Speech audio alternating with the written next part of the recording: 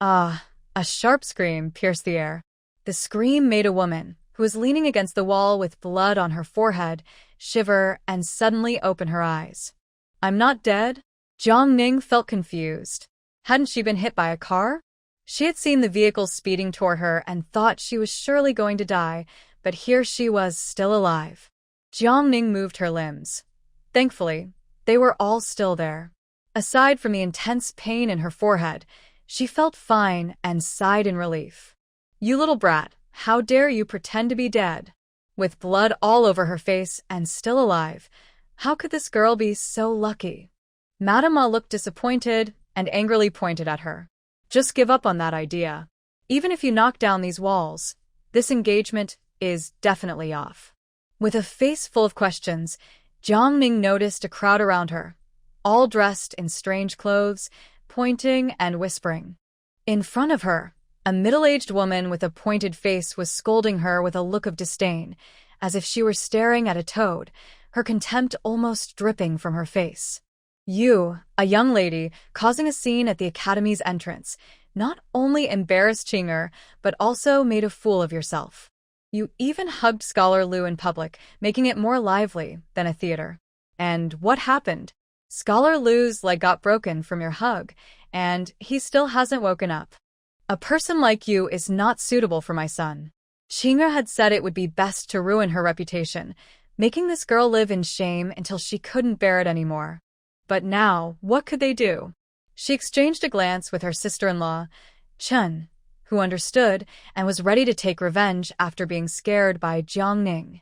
She pretended to check on Jiang Ning but actually planned to fall forward and deliver a final. However, when Chen lunged at Jiang Ning instinctively moved aside and kicked hard at Madame Ma's foot. Chen's heavy body fell to the ground, her hand scraped by the sharp stones, causing her face to twist in pain. Ouch! Madame Ma lost her balance and screamed as she fell heavily onto Chen, her nose landing right in Chen's backside. With a bounce, Chen tightened up in surprise and couldn't help but let out a loud, quickly rolling over in shock. Bang! Madame Ma's head hit the ground without support, landing hard and making a mess. It smells terrible. The villagers watching stepped back a few paces, holding their breath. The smell was so strong it was beyond words. Yunqing frowned. Where had she ended up? Before she could think much more, her head suddenly felt like it was being pricked by needles, and memories that weren't hers began to flood in. She realized she had traveled to another world. The scholar they mentioned, Lu Huai'an, was the elusive Lu Huai'an who lived by the back mountain. The original owner of this body had seen him from a distance while working on the mountain, but didn't know him well. The middle-aged woman was Ma, the mother of the original owner's fiancé, Yunqing. She was angrily jumping away from Chen, covering her nose while grabbing mud from the ditch and throwing it hard at Jiang Ning's face. Her eyes were filled with resentment. This woman had caused her to fall publicly and humiliated her. She had to teach her a lesson. The crowd gasped in shock. Suddenly, Jiang Ning swayed, quickly grabbing Chen by the neck and using her large head to block the flying mud. Chen's eyes widened in surprise. In the next moment, the muddy mixture, which included animal waste, splattered all over her face, sticky and messy, continuing to drip down. Only then did Jiang Ning let her go, afraid of getting dirty herself. Chen was in complete disarray, scrambling home while vomiting. Ma looked at Jiang Ning with venomous eyes. You. She didn't expect Jiang Ning to dodge. Jiang Ning coldly stared at her and scoffed. You all have tried to push me to my limit today. Now that I'm still here, you want to take matters into your own hands? The crowd was in an uproar. What was going on? Was there more to the story? You insolent girl, what nonsense are you talking about? Ma snapped, flustered at being exposed. Jiang Ning noticed she no longer looked weak and confused, but rather composed and clear-headed. Feeling uneasy, Ma immediately wanted to stop her from speaking further. What nonsense? Which part of what I said is untrue? Jiang Ning suddenly looked at Ma with feigned innocence. Your son has been involved with the mountain chief's daughter, Lu Huai'an, and has delayed fulfilling the marriage contract. I only went to the academy to demand an explanation, but your son, feeling guilty, injured someone with his cart. I had just arrived home when you came to break off the engagement. You really are taking bullying to a whole new level." The crowd erupted in excitement, like firecrackers going off, engaging in heated discussions. "Ma, is it true? Your son is involved with the mountain chief's daughter?" Mrs. Ma's face turned red and pale. Just as she was about to argue back, Jiang Ning softly replied for her. "Auntie, I swear it's true. I saw it with my own eyes. Otherwise, I wouldn't have been so desperate." As she spoke, she gently touched her bleeding forehead, her eyes glistening with tears. She looked so pitiful. The villagers around her exchanged sympathetic glances. Hearing their discussions, Mrs. Ma's face turned green with anger. She denied it fiercely. "You all shouldn't listen to her nonsense." Jiang Ning stepped forward, looking directly at Mrs. Ma, and pressed her with a sharp question. "Am I lying? Do you dare to swear that Zhuang Yunqing and Lu Huai'an are involved? If it's true, you will never pass the exams. Do you dare?" "You. How can you be so malicious?" Mrs. Ma trembled with anger at the thought that Jiang Ning would say such things to ruin her chances. Jiang Ning smirked slightly and interrupted her. "That's malicious? You and your son are plotting to harm me, but you don't call that malicious? To get out of the engagement, you first tried to run me over with a cart. I was lucky to be saved. Now you want to break the engagement this way, still trying to push me to my death. It's all connected. Zhuang Yunqing, you really have a clever plan, perfectly executed. You want to kill me and make it seem like I deserve it, right?" Pausing, Jiang Ning's voice grew louder, filled with sorrow and anger. "There are gods watching from above. What you are doing is seen. It's not that justice won't come, it's just not the right time yet. You must remember this." Mrs. Ma was startled and instinctively looked up at the clear sky, finally relaxing a bit. Realizing she was being manipulated, she angrily pointed at Jiang Ning and shouted, "You are spreading rumors. My son won't let you off." Hearing Jiang Ning's reasonable arguments, the villagers began to whisper among themselves, turning to point at Mrs. Ma and her son. In the crowd, various speculations and discussions arose. "Mrs. Ma, was this all part of your plan? How despicable. I can't believe Scholar Zhuang would be so cruel." They all wore expressions of disbelief and anger. The villagers still believed in oaths and divine punishment. Mrs. Ma clearly looked guilty, thinking they couldn't see through her. Ma saw this scene and clearly became flustered. She quickly defended herself, saying, "This isn't true. Don't listen to that nasty girl. She's just making things up because she doesn't want to break off the engagement." Jiang Ning leaned weakly against the wall to rest. While Ma was at a loss, worried whether the engagement could still be cancelled, Jiang Ning suddenly smiled and said, "Breaking off the engagement. Perfect. I don't even want that scoundrel, Zhuang Yunqing." Ma's expression stiffened. How did this girl suddenly become so bold? At that moment, the gate behind Jiang Ning swung open, and a frail old woman rushed out, shouting, "Ma, if you want to break off the engagement, you can't. If you want to cancel it, bring 20 taels of silver."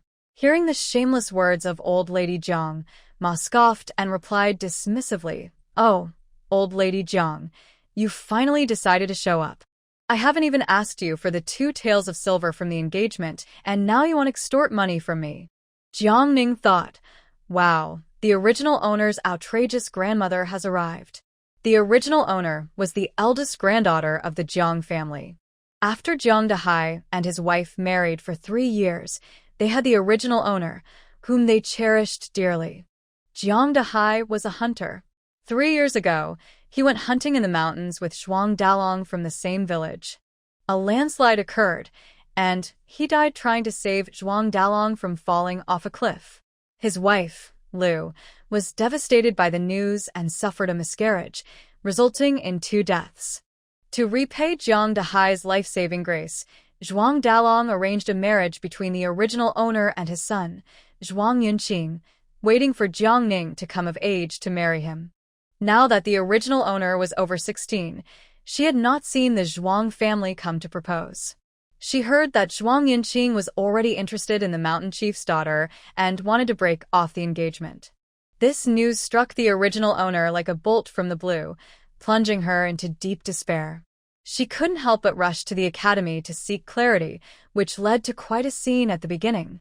The original owner had intended to threaten with her life, but she miscalculated her strength and ended up tragically dying right in front of her own door. Jiang Dehai was the biological son of the original Mrs. Jiang, and old lady Jiang never liked her stepson. She was even less fond of her quiet eldest granddaughter, often making her do chores and treating her like a servant. If it weren't for the engagement, she would have sold her off long ago. While a big scene unfolded at her doorstep, old lady Jiang hid away. Seeing that the Zhuang family was determined to break the engagement, she naturally refused. It wasn't that she cared for Jiangning, she just didn't want to give the Zhuang family an easy way out. If she weren't afraid of offending the mountain chief's daughter, she would have preferred to switch the engagement to her second granddaughter, Jiang Xiao. If you had let them get married earlier, we wouldn't be in this situation today. Don't think I don't know that your family has always wanted to break off the engagement. I'm not unreasonable. 20 taels of silver is my son's life-saving money. Old lady Jiang said, looking displeased. She was calculating that if the engagement was broken, she could sell that troublesome girl for a good price. Madame Ma was momentarily speechless. Every time she thought of this, she was angry at herself for marrying such a simple man. Who would know that the dead person who fell off the cliff died trying to save him if Zhuang Dalong didn't say anything? She never liked Jiangning, that dull girl who had been worn down by the Jiang family and was not worthy of her excellent son. Now that her son had a better choice, she certainly wanted to plan for him. Seeing that she hadn't managed to get rid of Jiangning today and instead got splashed with dirty water, Madame Ma didn't want to argue any further. So, she gritted her teeth, took out a prepared pouch of money, and said, 20 taels is too much. Give me back the engagement certificate, and this 10 taels will be yours. Old lady Jiang looked at the silver in Madame Ma's hand, her eyes flashing with greed. 20 taels was what she had aimed for, knowing that the other family supported a scholar, and the Zhuang family could probably only offer this much. She snorted and took out the engagement certificate from her pocket, handing it to Madame Ma. Take it. Old lady Jiang said coldly. Madame Ma took the engagement certificate, feeling mixed emotions. Finally, the engagement was broken. As for Jiangning, she would have to find another way.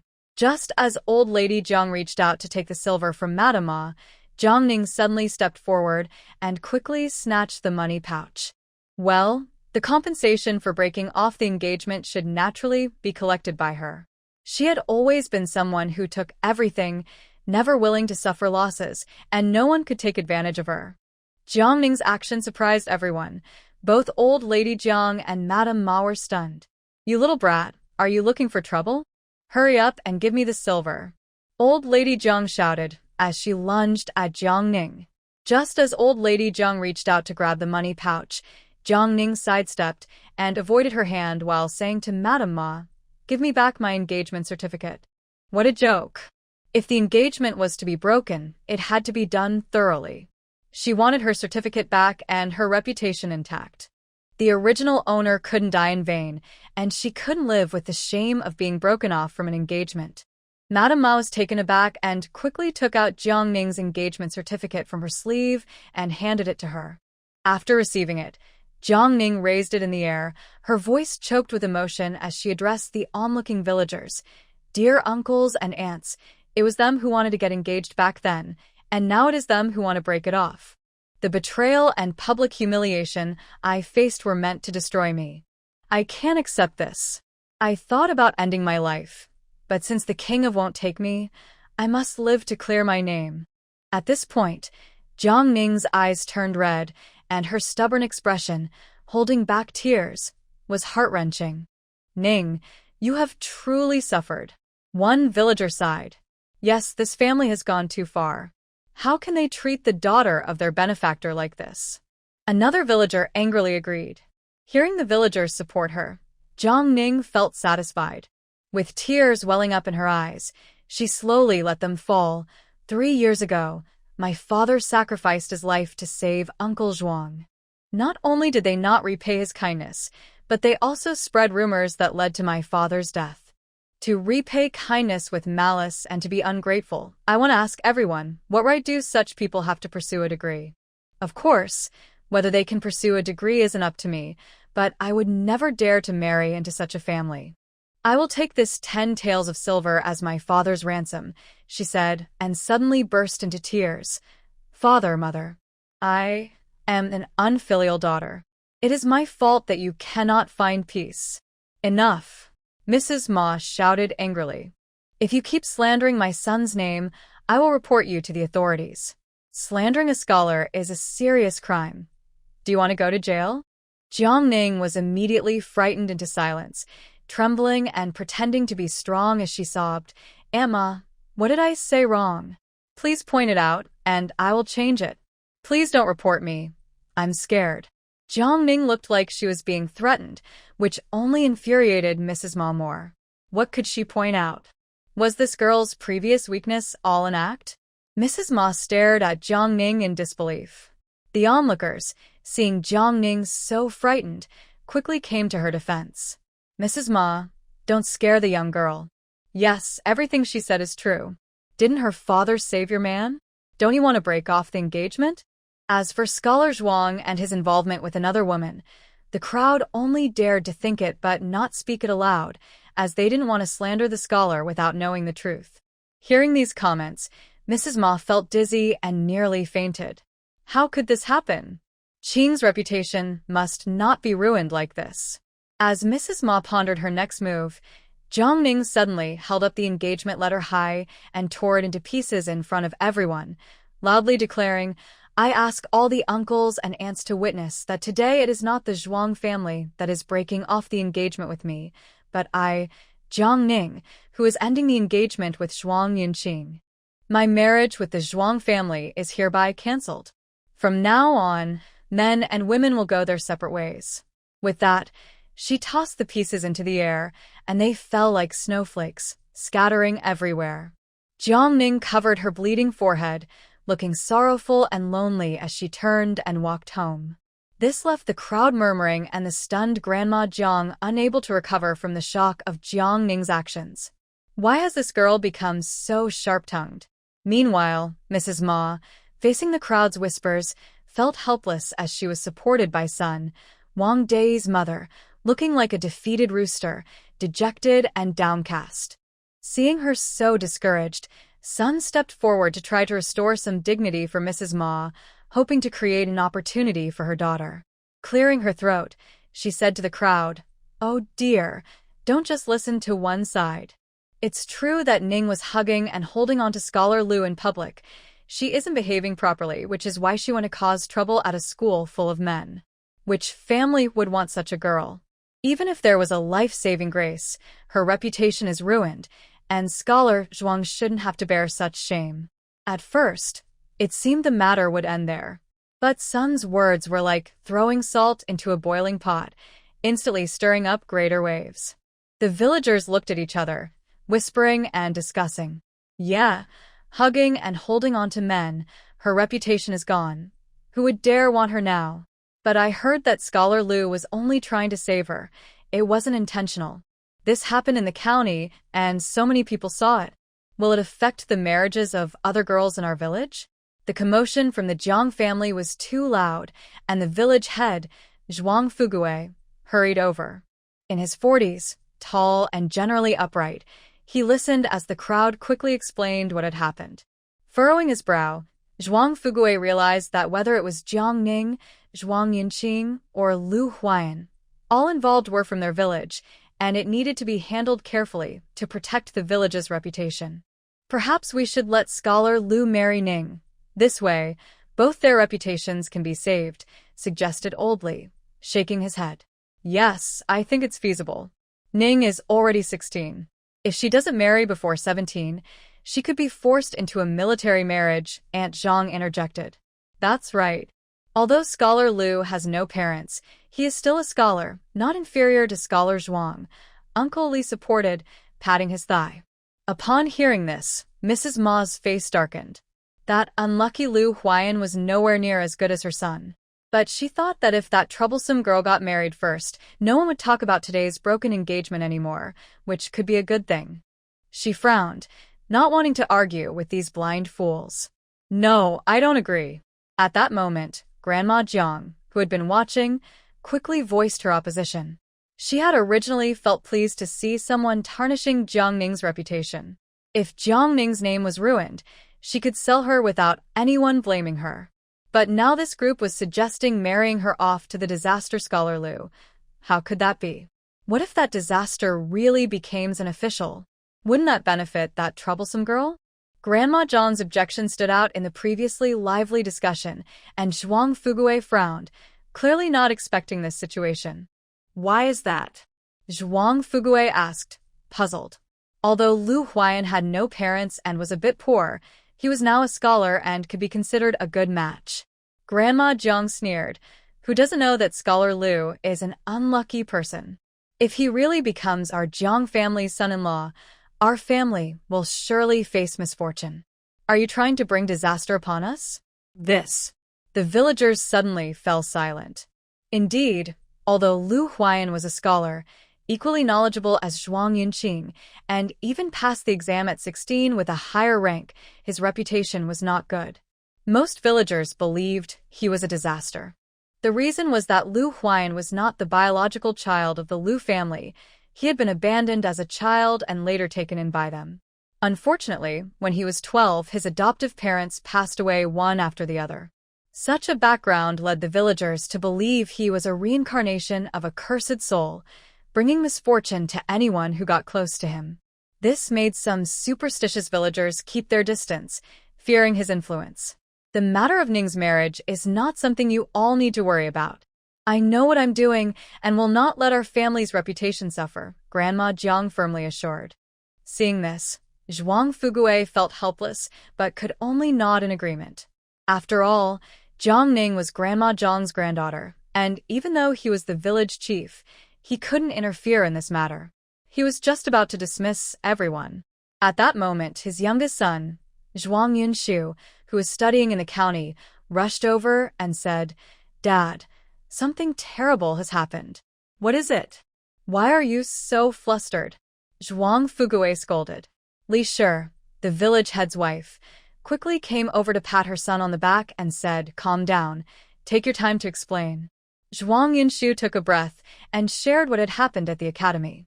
The villagers were shocked. They never expected the situation to be so intense. They regretted not witnessing it themselves. Zhuang Yunshu added, "Now, everywhere in the county, they are selling pictures of Scholar Lu saving a woman, and there are rumors that 2 scholars from our village are competing for a woman's affection. Also, the mountain master's daughter is jealous of Sister Ning and ran someone over with a carriage. There are all sorts of rumors, and it's not good for our village. That's why I rushed back. Dad, you need to think of a solution." He was feeling overwhelmed at the academy. Every classmate asked him about it, saying they heard it was someone from his village. He was fed up. Now, all the villagers were anxious. They didn't care about any bad luck anymore. This was affecting the village, regardless of the Jiang family's misfortune. Village head, "We must arrange for those 2 to get married. With the pictures out, it's practically confirmed." Exactly. Someone turned to old lady Jiang and advised, "You never liked Ning girl anyway, so why not marry her off to Scholar Lu? Then your families won't have to interact, and it will solve your problems." Immediately, others agreed, "Yes, Ning girl's reputation is ruined. It will affect your daughter's marriage too. It's better to marry her off." Old lady Jiang saw the situation changing and was furious at the villagers who were so unconcerned. But she couldn't think of a reason to argue against it. Sure enough, Zhuang Fuguei spoke up, and since the matter truly affected the village, he, as the village head, could make a decision. "Since the situation is confirmed, I will take charge and arrange for their wedding today." Just as he finished speaking, a hoarse voice suddenly interrupted from outside. "Father-in-law, is my granddaughter at home?" The newcomer smiled as he stood on a carriage outside the crowd, looking down at old lady Jiang at the door. Seeing that familiar yet unpleasant old man made old Lady Jiang angry. When they first arranged the marriage, she thought they would help her family. In reality, they showed no interest in Lu Shi and were completely indifferent to the old Jiang family. She didn't bother with pleasantries and pointed to the backyard, saying, "It's back there. You can find it yourself." Zhuang Fuguei recognized the person as Jiang Ning's grandfather, Lu Chunqing. He clasped his hands and asked, "Are you here for the Academy's matters, Manager Lu?" "Perfect. We also need to see her, so let's go in together." "That sounds great." Meanwhile, Jiang Ning staggered into the Jiang family home, but didn't see anyone else. Following her memory, she walked past the blue brick house in the front yard and headed straight for the thatched cottage in the backyard. Pushing open the rickety wooden door and looking around, she couldn't help but grimace. This treatment feels almost like camping in the wild. Inside the shabby house, there was only a bed made of 2 wooden planks and a broken box beside it. She walked to the bed and lay down. How much force did the original owner use to cause this injury? Right now, she not only felt dizzy and nauseous, but also had ringing in her ears, unsure if she had a concussion.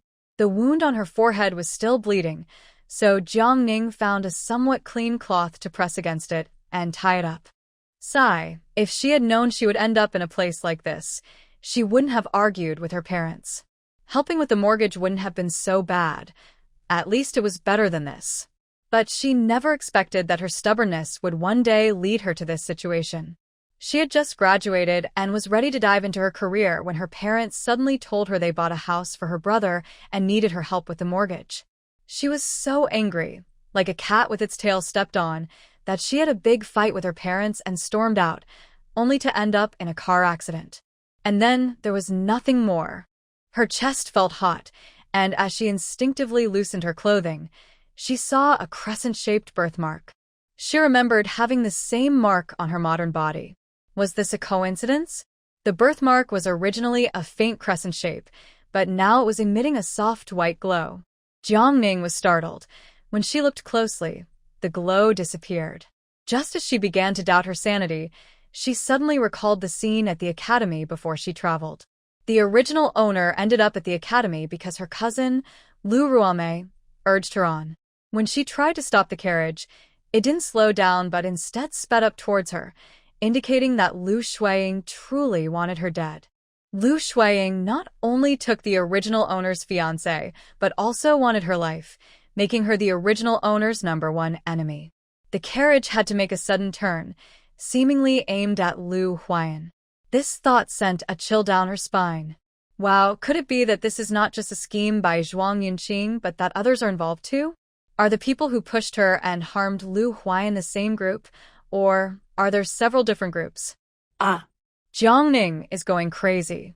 Even if this place is bad, she doesn't want to die again right after getting a new life. As Jiang Ning was carefully recalling every detail to find connections, a hoarse shout came from outside.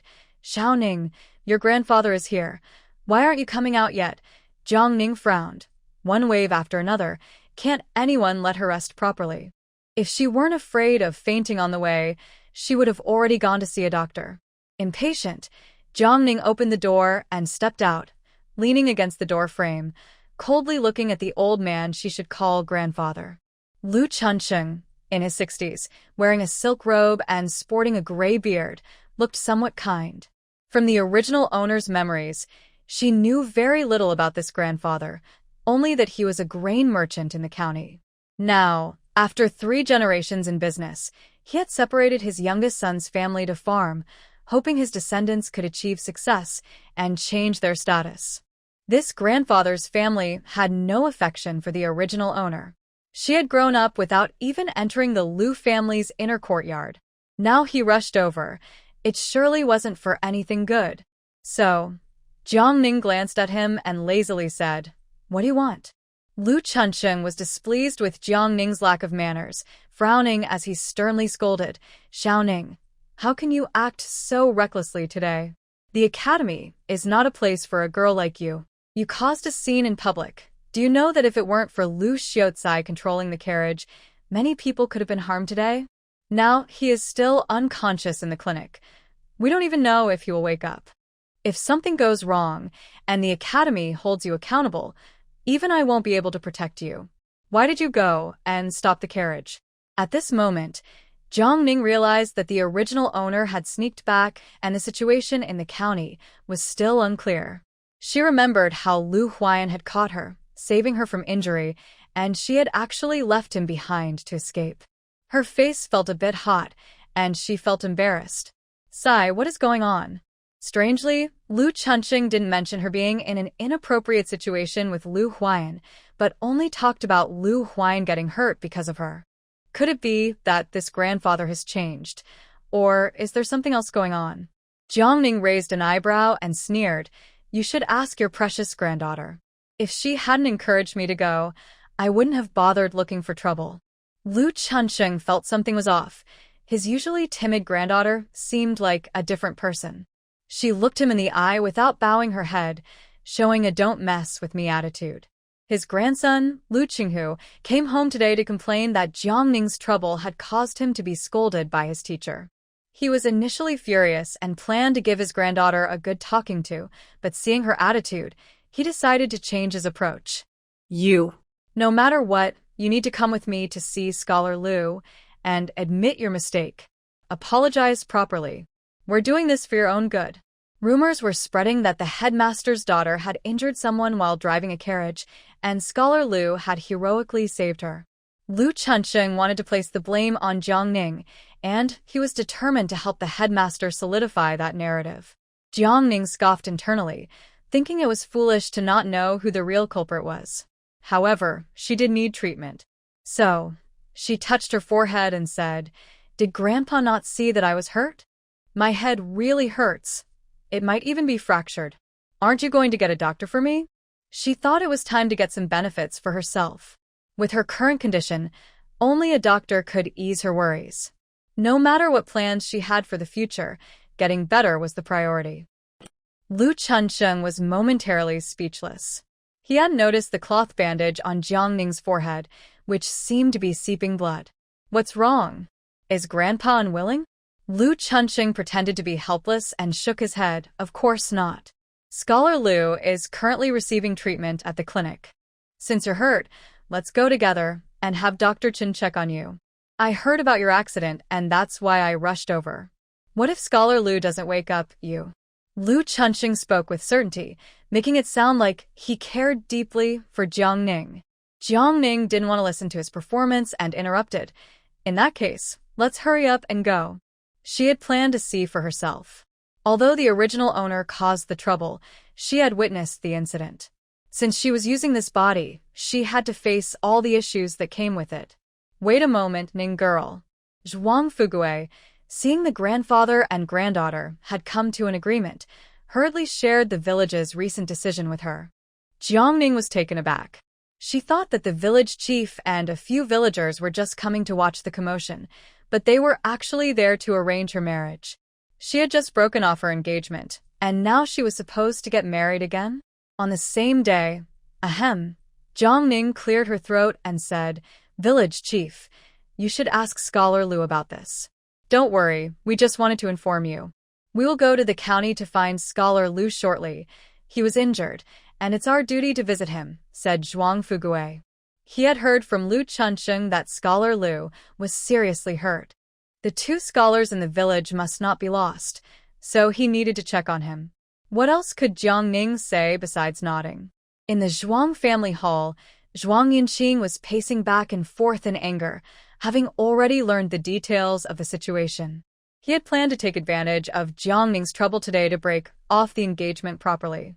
As for any debts of gratitude, he would just offer some money as compensation. When he heard that she had tried to harm herself by hitting a wall, he felt pleased, but to his surprise, she hadn't succeeded. Instead, she turned the blame back on him. It was outrageous. Zhuang Yunqing slammed his hand on the table in frustration. "Qing'er, I messed things up. What should we do?" "I'm sorry," said Madame Ma as she returned home and saw her angry son, feeling guilty and useless. "Calm down, mother," Zhuang Yunqing said as he helped her sit down in the hall, his expression dark. "We underestimated Jiang Ning in this matter. Yes, Chinger, that girl is very talkative and clever. She even left her mother speechless. We can't let her get away with this, Qinshe added. She had worked hard today, and her hands were still sore from it.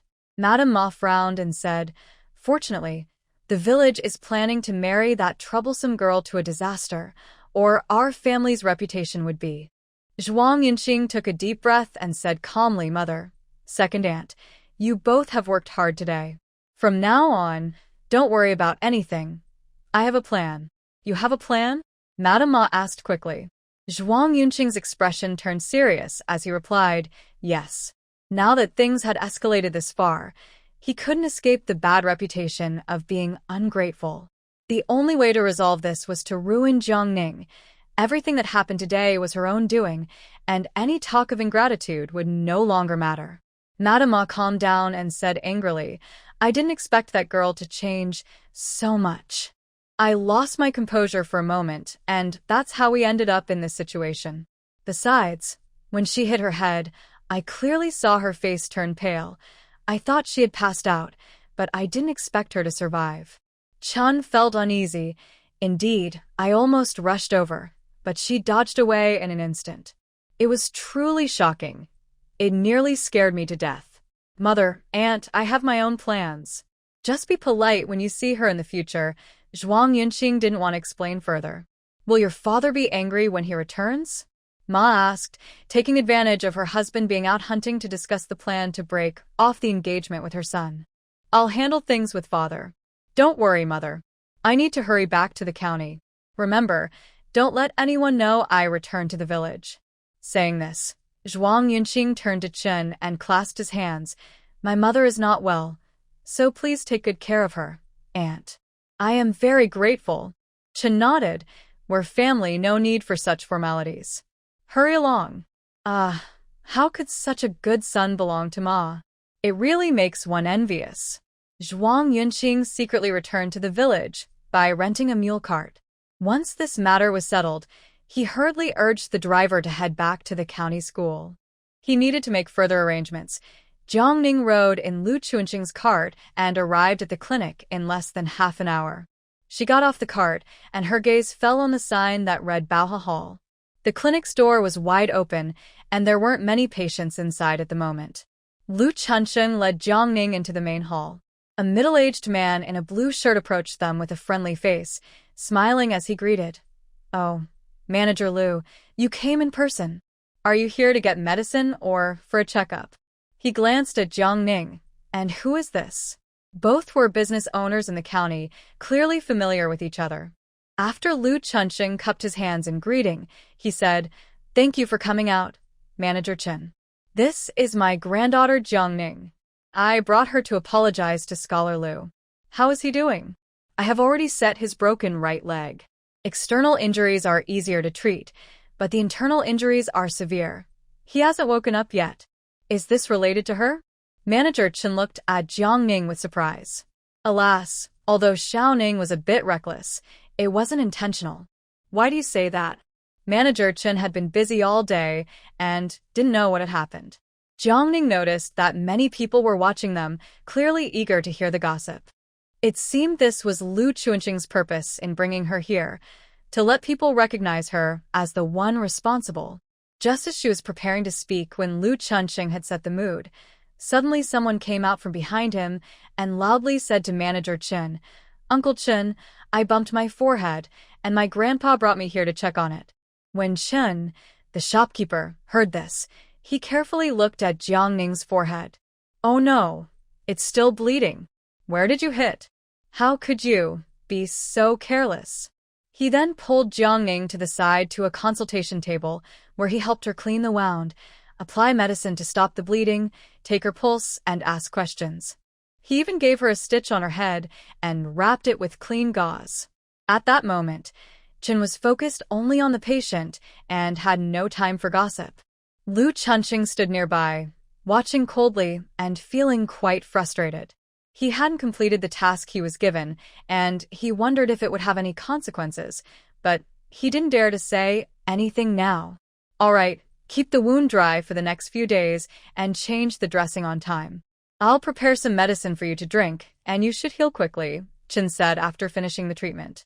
Yes, Uncle Chen, you're amazing. My forehead doesn't hurt as much now, Jiang Ning sincerely praised. Chen nodded and turned to the counter to prepare the medicine. The apprentice quickly packaged the medicine and handed it to Lu Chunqing, saying, "Shopkeeper Lu, that will be 2 taels of silver."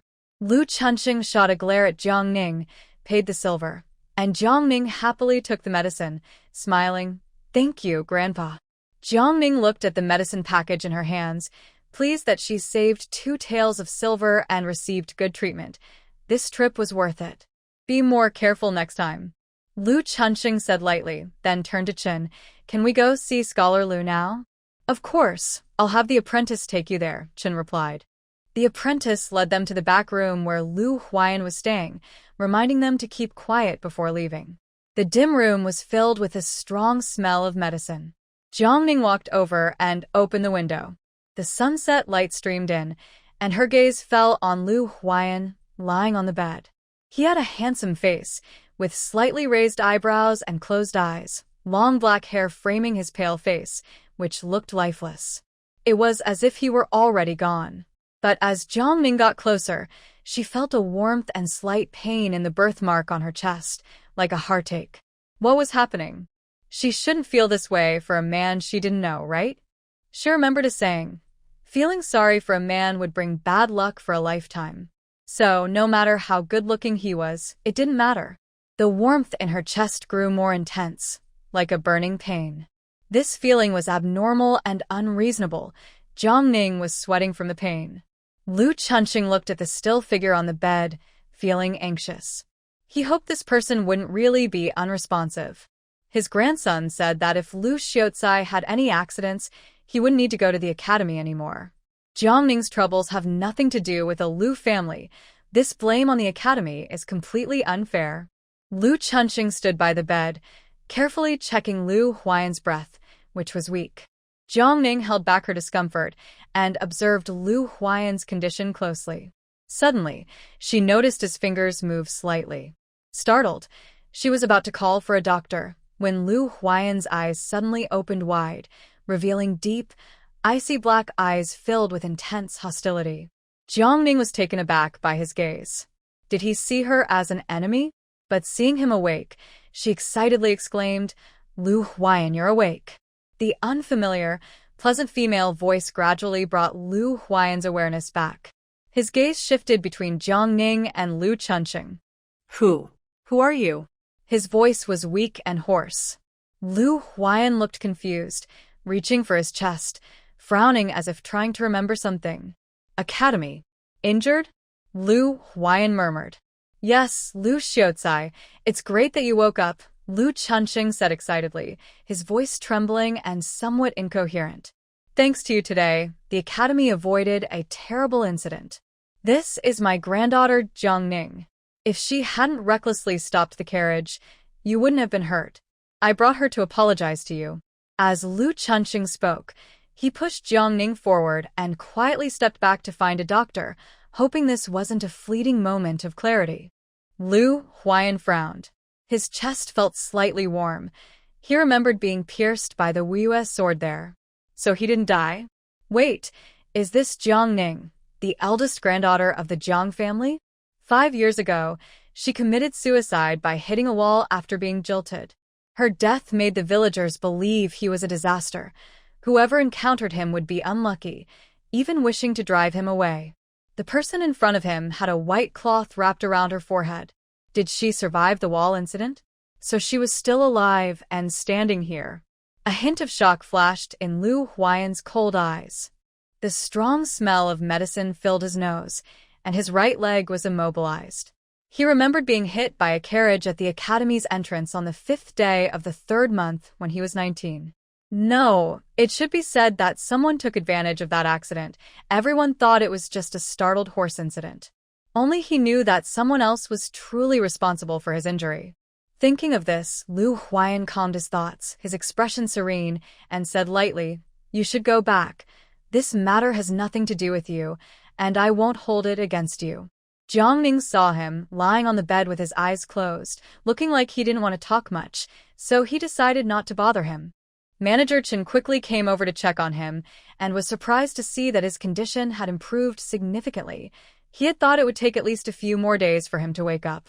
Seeing that the person was not in serious danger, Manager Chen told Jiang Ning and the others to go home early and not disturb the patient's rest. At that moment, Lu Chunqing finally relaxed, casually greeted them, and left without looking back, not giving Jiang Ning a chance to call him back. Watching Lu Chunqing leave in a hurry, Jiang Ning pondered deeply. The Lu family ran a prosperous grain shop in the county and had a good financial situation. Even though they already had 2 sons, Lu Yunqing was the only daughter of Lu Chunqing and his wife. Logically, even if she wasn't favored, she shouldn't have been hastily married off to the hunter Zhang Dehai. However, the reality was that the Lu family sent Lu Yunqing to the Jiang family with only a meager dowry. No matter how much old Lady Jiang pressed her, the Lu family insisted that she endure and serve her in-laws well. It seemed that the Lu family had never truly considered their daughter's happiness, and later on, even her right to return to her family was taken away. This also led to the original owner knowing very little about the Lu family. Jiang Ning shook his head in confusion, thinking about how to return to the village when Zhuang Fugui arrived with his wife and the village matchmaker, Zhuang Shipa, followed by a reluctant old Lady Jiang. Could they really be here to force a marriage? Jiang Ning was taken aback. As soon as they entered the hospital room, Zhuang Fugui placed a basket of eggs on the table beside the bed and cheerfully asked, Lu Xiaocai, are you all right? We are here on behalf of the villagers to see you. Lu Huai'an frowned slightly, wondering why the village head was also here. Zhuang Shipa joked, oh, look at this scholar. Even injured, he looks handsome. If I had a granddaughter, I would want her to marry him. She hadn't realized, after visiting the village, that Lu Xiaocai seemed even more outstanding than Zhuang Yunqing. Village head, what is going on? Lu Huai'an sensed something was wrong. Lu Xiaocai, we really have no choice. Zhuang Fugui explained everything to him. The more Lu Huai'an listened, the tighter his frown became. His already pale face turned even more ashen. After being forced into a marriage in his past life, he had just been reborn, and now he was being pressured into another marriage? He suddenly felt a surge of anger, wanting to eliminate everyone. Lu Huai'an's cold eyes were filled with endless rage, and an icy aura surrounded him, making everyone present feel a suffocating chill. The room fell silent. After a long moment, Lu Huai'an regained his composure. He coldly looked at Jiang Ning, who was huddled in a corner like an ostrich, his eyes dark. In his past life, he held some resentment towards her, knowing that her actions were also manipulated by others. But even so, it couldn't erase the troubles she brought him. Just thinking about how he lost a leg because of her and almost got kicked out of the village made him feel no fondness for her. Marriage, a slight smirk appeared on his lips as he thought about how she would handle that person's anger. Seeing Lu Huai'an's expression soften, Zhuang Fugui also sighed in relief. He had never realized how frightening Lu Huai'an could be when angry. If he hadn't known Lu couldn't move, he might have tried to escape. Clearing his throat, Zhuang Fugui regained his authority and aimed to resolve this troublesome matter quickly. He directly asked Lu Huai'an, Lu Xiaocai, did you hold Jiang Ning in the city today? Lu Huai'an answered plainly yes. However, he thought to himself that if he could go back to that moment, he would avoid it altogether and let her be. Since that's the case, you must take responsibility for her, Zhuang Fugui said with anticipation. At that moment, Lu Huai'an did not answer immediately but turned his gaze to Jiang Ning, seemingly seeking her opinion. Don't blame him for not giving her a choice. He was sure Jiang Ning wouldn't agree. After all, everyone knew her heart belonged only to Zhuang Yunqing. Zhuang Fugui noticed this and turned to Jiang Ning, asking, Ning girl, what do you think? In reality, Zhuang Fugui knew that asking the girl was mostly pointless. A woman's reputation was too precious. Sure enough, Jiang Ning replied, I will listen to Lu Xiaocai. Jiang Ning decisively passed the responsibility back to Lu Huai'an. It didn't matter to her whether she married or not. It was clear he was unwilling and looked like he wanted to harm her. Why should she create trouble for herself? She also understood that her opinion wasn't that important. Just look at the person the village had brought along. No matter what, he was determined to see this through. Of course, if Lu Huai'an firmly disagreed, the village head wouldn't be able to force him. Lu Huai'an narrowed his eyes. The whole village knew about Jiang feelings for Yunqing, and many of her classmates did too. She had even done many crazy things for him, yet she didn't directly oppose this. There must be something more to this. He was curious to see what game she was playing. Zhuang Fuguei showed a knowing expression and asked Lu Huai'an, "Are you going to take responsibility for her?" Lu Huai'an nodded, yes. Everyone present was stunned. They did not expect Lu, who had just looked unhappy, to agree to the marriage so quickly. They thought it would take some persuasion for him to reluctantly agree. After all, Jiang looked undernourished and seemed unworthy of him. However, Zhuang Fuguei was pleased with Lu Huai'an's cooperation and temporarily forgot his earlier discomfort. "Since that's the case, considering you have no elders at home, I will take charge. You two can sign the marriage contract today, how about that?" As for whether they would hold a wedding, that was up to them, since neither side had relatives. Okay. Lu Huai'an's response was still simple and clear. Grandma Jiang saw that the marriage was about to be settled and felt unwilling, so she spoke up. "Wait, if he wants to marry my granddaughter, he must first agree on the bride price. I raised her, so I can't just give her away." Grandma Jiang thought that as long as Lu Huai'an did not offer a suitable amount, the marriage would be off. Jiang would not let her succeed. This was a chance to marry a handsome man and escape the Jiang family. She could not miss it. So, she smiled at Grandma Jiang and said, "Grandma, whatever bride price you ask for, I want double the dowry. Not a penny less." This traitor.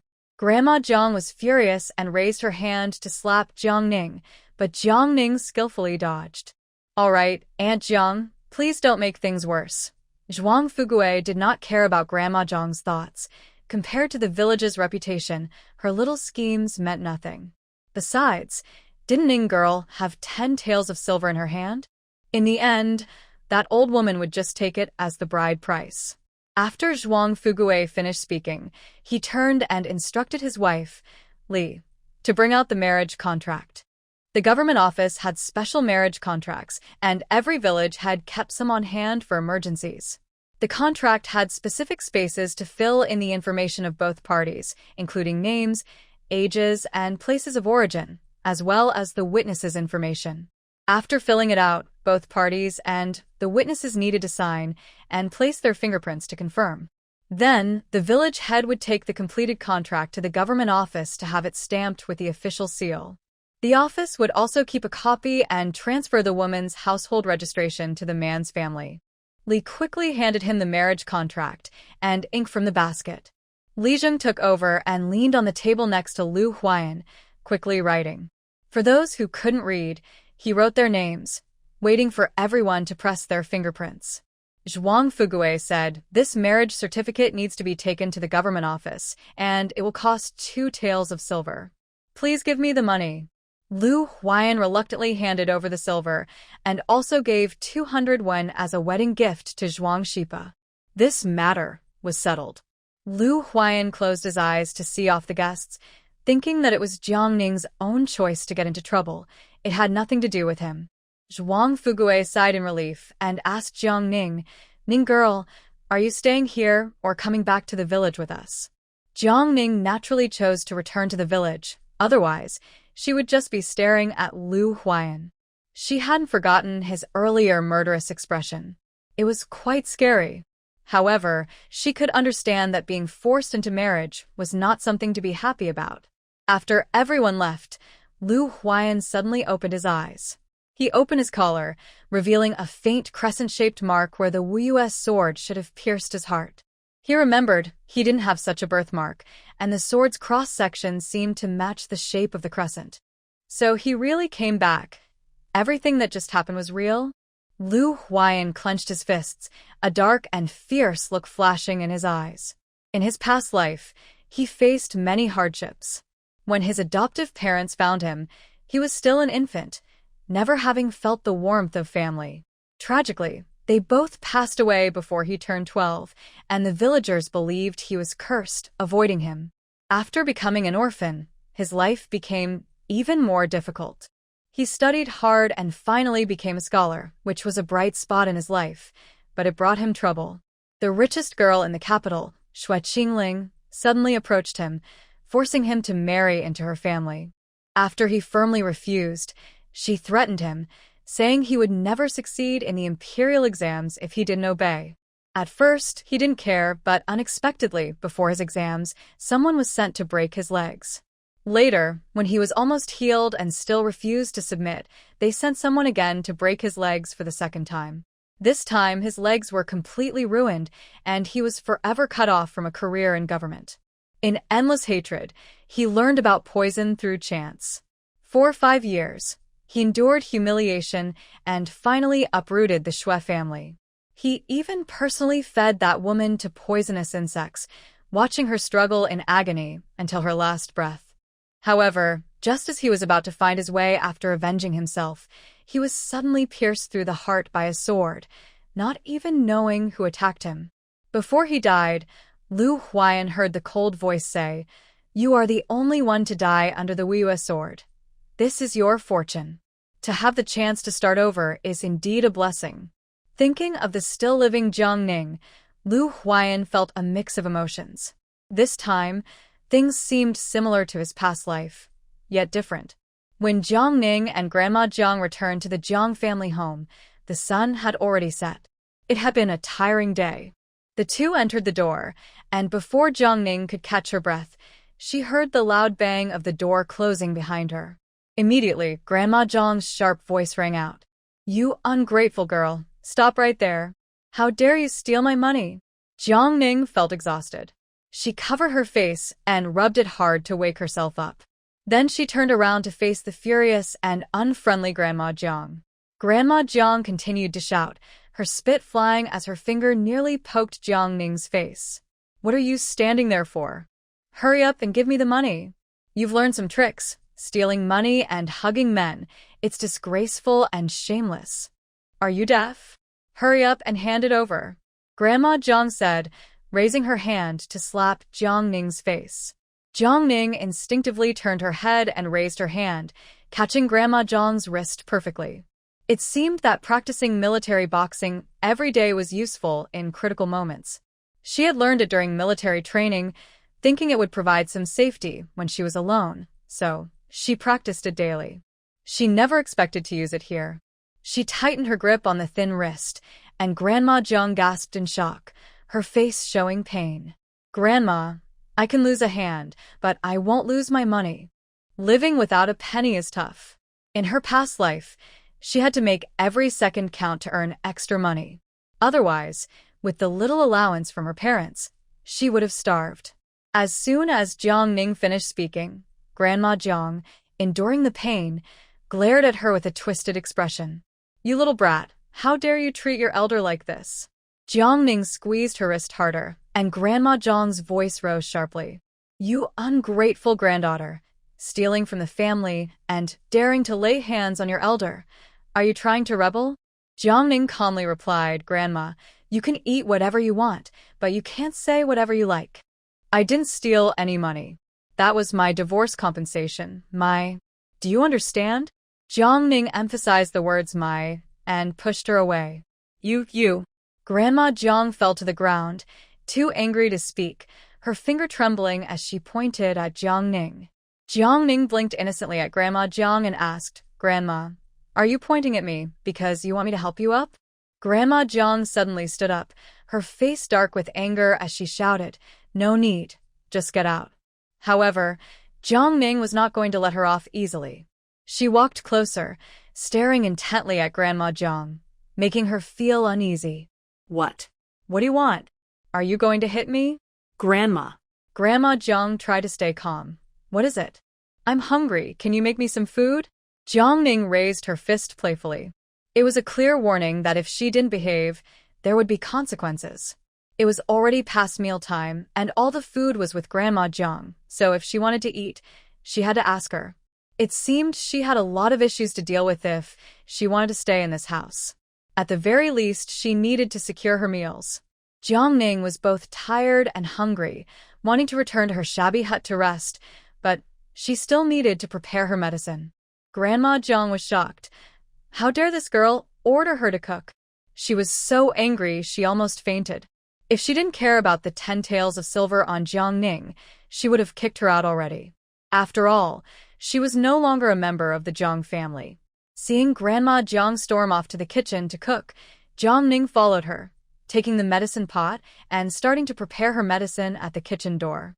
Thanks to the memories of the original owner, lighting the fire was not as difficult as it could have been.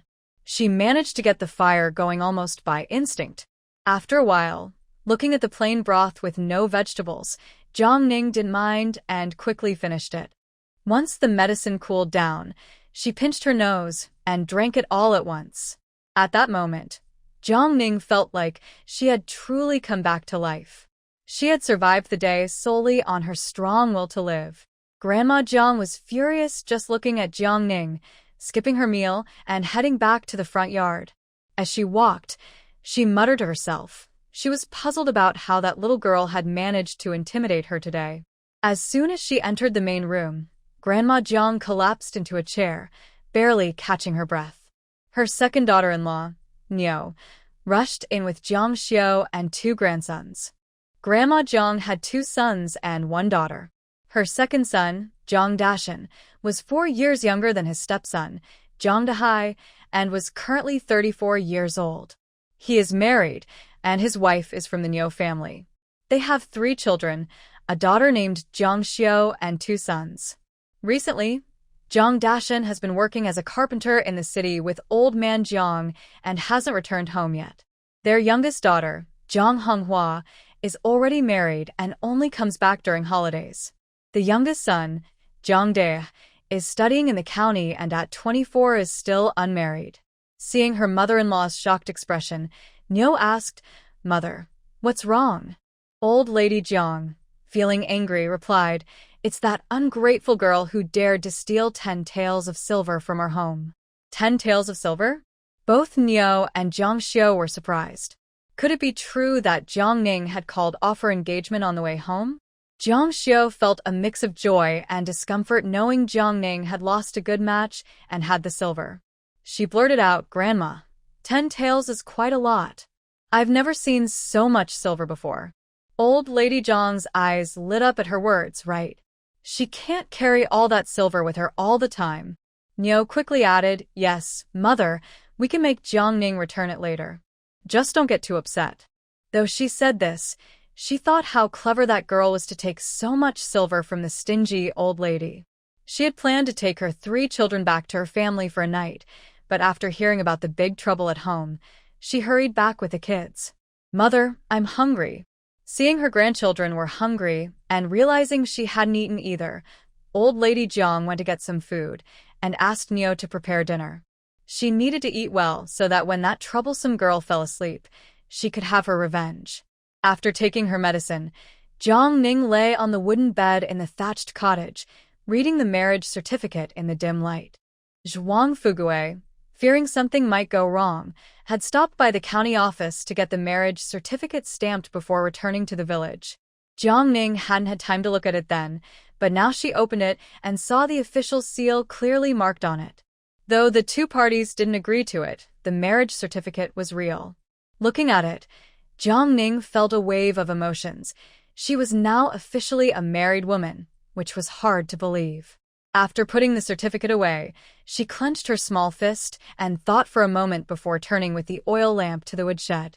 In the shed, she found a piece of firewood thicker than her arm and broke it with force.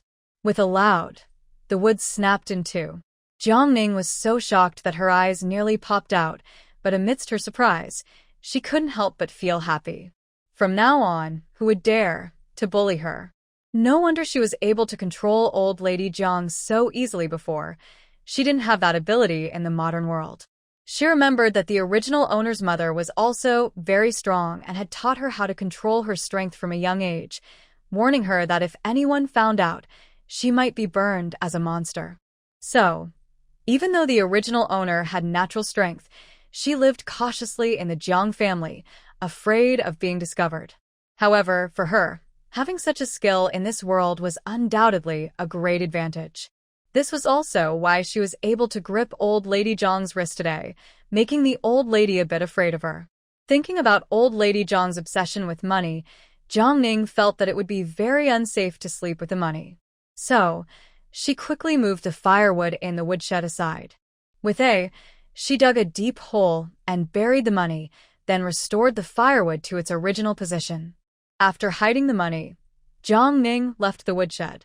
Looking at her dirty appearance, she decided to clean up a bit before sleeping. She rummaged through the original owner's room and found a set of clean clothes. Although they were torn, she decided to wear them, otherwise, she would smell bad. After cleaning up, Jiang Ning lay on the bed. She was probably too tired and soon fell into a deep sleep. In her dream, it seemed she returned to the modern world, witnessing her parents and brother crying as they burned paper money, surrounded by the low chanting of monks. This scene was likely her funeral. Jiang Ning found it amusing. Who else could witness their own funeral like this? Suddenly, she noticed someone throwing a large paper house into the flames. Jiang Ning glanced up and saw that the house looked exactly like the one her brother had. So, she only deserved a paper house? Jiang Ning was instantly furious and woke up. She irritably opened her eyes to find herself in a bamboo house, which was small, about 10 square meters, clearly not the thatched house she was used to. Jiang Ning gently pinched her thigh. It hurt, so this wasn't a dream. Could it be the legendary space? Inside the room, there was a wooden bed, a table and chairs by the window, and a half-meter-tall mirror on the table. Jiang Ning felt a surge of joy and hurried over. The mirror clearly reflected her appearance. It wasn't her modern look, but the original owner's face. The original owner was often mistreated at home, living in poverty and becoming almost skin and bones. Her face was pale, and due to hard work in the sun, she had freckles, resembling only a fraction of her modern self. Her eyebrows and eyes were not lively at all, but she was tall. This is too ugly, Jiang Ning thought. It seems I need to take care of my health to restore my original appearance. Jiang Ning looked out the window and saw a white mist surrounding her, with visibility of only about 10 meters. The ground was flat, and not far away was a well, emitting steam. Could it be a spring? Excited, Jiang Ning pushed open the door and walked over, feeling both thrilled and curious. A faint, pleasant fragrance surrounded the well, making her feel refreshed. As she approached the well, the mist seemed to thicken. There was a label at the well that read spring water, which could help remove impurities from the body and strengthen health with long-term use. If used for irrigation, it could speed up plant growth. It really is a good thing, Jiang Ning thought excitedly. She scooped a handful of well water and brought it to her lips, taking a gentle sip. The water was cool and sweet, like nectar, instantly refreshing every cell in her body, and her fatigue vanished. With this space, she felt a sense of security, and Jiang Ning felt very happy. It seemed her parents had indeed provided her with something good. At that moment, Jiang Ning did not know that her parents had no ability to give her a space. Everything was deliberately arranged by someone else. She tried to control herself with her mind, silently thinking go out, and she returned to the thatched cottage. She repeated go in her mind, and in the blink of an eye, she stood in front of the well again. Just as Jiang Ning was feeling pleased, she vaguely heard some noise outside the cottage. She stepped out of the space and hid behind the door, waiting. The door was quickly pried open and a small figure sneaked in, not yet having time to search around. Jiang Ning appeared behind her and swiftly knocked her out with a precise strike. Turning the person over, she saw it was old lady Jiang, seemingly trying to steal silver. Looking at the empty house, she was glad she had the foresight to hide the silver. However, thinking of her space, she felt her actions were unnecessary. To be honest, she wanted to give the old lady a good beating, but looking at her, she knew if she did, the village would likely punish her tomorrow. After all, being unfilial was a serious crime. Moreover, it was hard to accuse an elder of stealing silver, saying so might lead to her having to hand it over. In this era, A girl was considered part of her family's property, and holding a large sum of money was impossible. Jiang Ning thought for a moment and then dragged the old woman toward the main room. She came around the corner from the backyard and saw that Niu and Zhang Xiu were waiting there. When they saw her dragging someone, their eyes widened in shock. Just as they were about to scream, "Murder!" Jiang Ning quickly threw the old woman to the ground. She rushed forward and struck both of their necks, causing them to fall straight down. Jiang Ning piled all three of them onto the old woman's bed and turned to leave. After taking a few steps, she came back. With some space now, she figured she should collect some interest. So, she searched the old woman and found the keys, discovering the entrance to the cellar under the old woman's wardrobe. Although the cellar was small, it contained 3 bags of rice, flour, and millet. Jiang Ning happily accepted them. Great, now she had food freedom. If only there was a kitchen in her space, she could cook for herself. She looked around but couldn't find where the old woman hid her money, which was a pity. After putting everything back in place, Jiang Ning went to the woodshed, took out the silver, and stored it in her space. Then she returned to her room to continue sleeping. When she opened her eyes again, the morning sunlight was shining through the thatched roof window. She stood up and walked to the window. Just then, a heart-wrenching wail from the main room pierced the air. "My food. Who on earth stole my food?" In moments, the frantic voice grew closer. "Ah, my food." The old woman kicked open Jiang Ning's door with force. Squinting her eyes, she looked around the hut, searching for signs of her stolen food. Remembering that she and Niu hadn't found any silver last night and had been knocked out by this girl, she felt a murderous rage at losing her food. With her hands on her hips, she pointed at Jiang Ning and shouted angrily, "You little brat, tell me, did you steal the food and hide it? You're so loud." Jiang Ning complained, rubbing her ears and sneering, "If you haven't done anything wrong, you shouldn't be afraid of ghosts knocking at your door. It must be that you've done many bad things, and now heaven is punishing you." Before Jiang Ning could fully enjoy the first rays of sunlight in the countryside, the old woman's shouting shattered that beauty. It was really annoying so early in the morning. "Stop talking nonsense. There are only a few of us in this house. If it wasn't you who stole it, then who else could it be? Are you colluding with outsiders to sell the food? In short, today you either hand over the food or the money." What a stubborn old woman, pointing at herself and getting more worked up, thought Jiang Ning. Jiang Ning grabbed the old woman's hand and squeezed it slightly. The old woman immediately cried out in pain. "You little brat, trying to harm your own grandmother could land you in jail." She couldn't understand how Jiang Ning suddenly became so strong and couldn't break free no matter what. "What are you afraid of? I might as well take the whole family down with me. No one will have it easy." Yunqing. The old woman turned pale with fear. "Are you possessed? You weren't like this before. Curious about why I've changed? I'll tell you the truth. I visited the underworld yesterday, and the king have said I shouldn't die yet. He wants me to punish evil and promote good in the human world. So, this is the power given to me by the king of. Believe it or not, I could punish you right now and maybe even earn some good karma."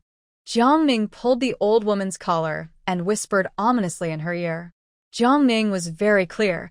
She had space and power now, so there was nothing to fear. Only by controlling these wicked people could she have a peaceful life. You can't fool me."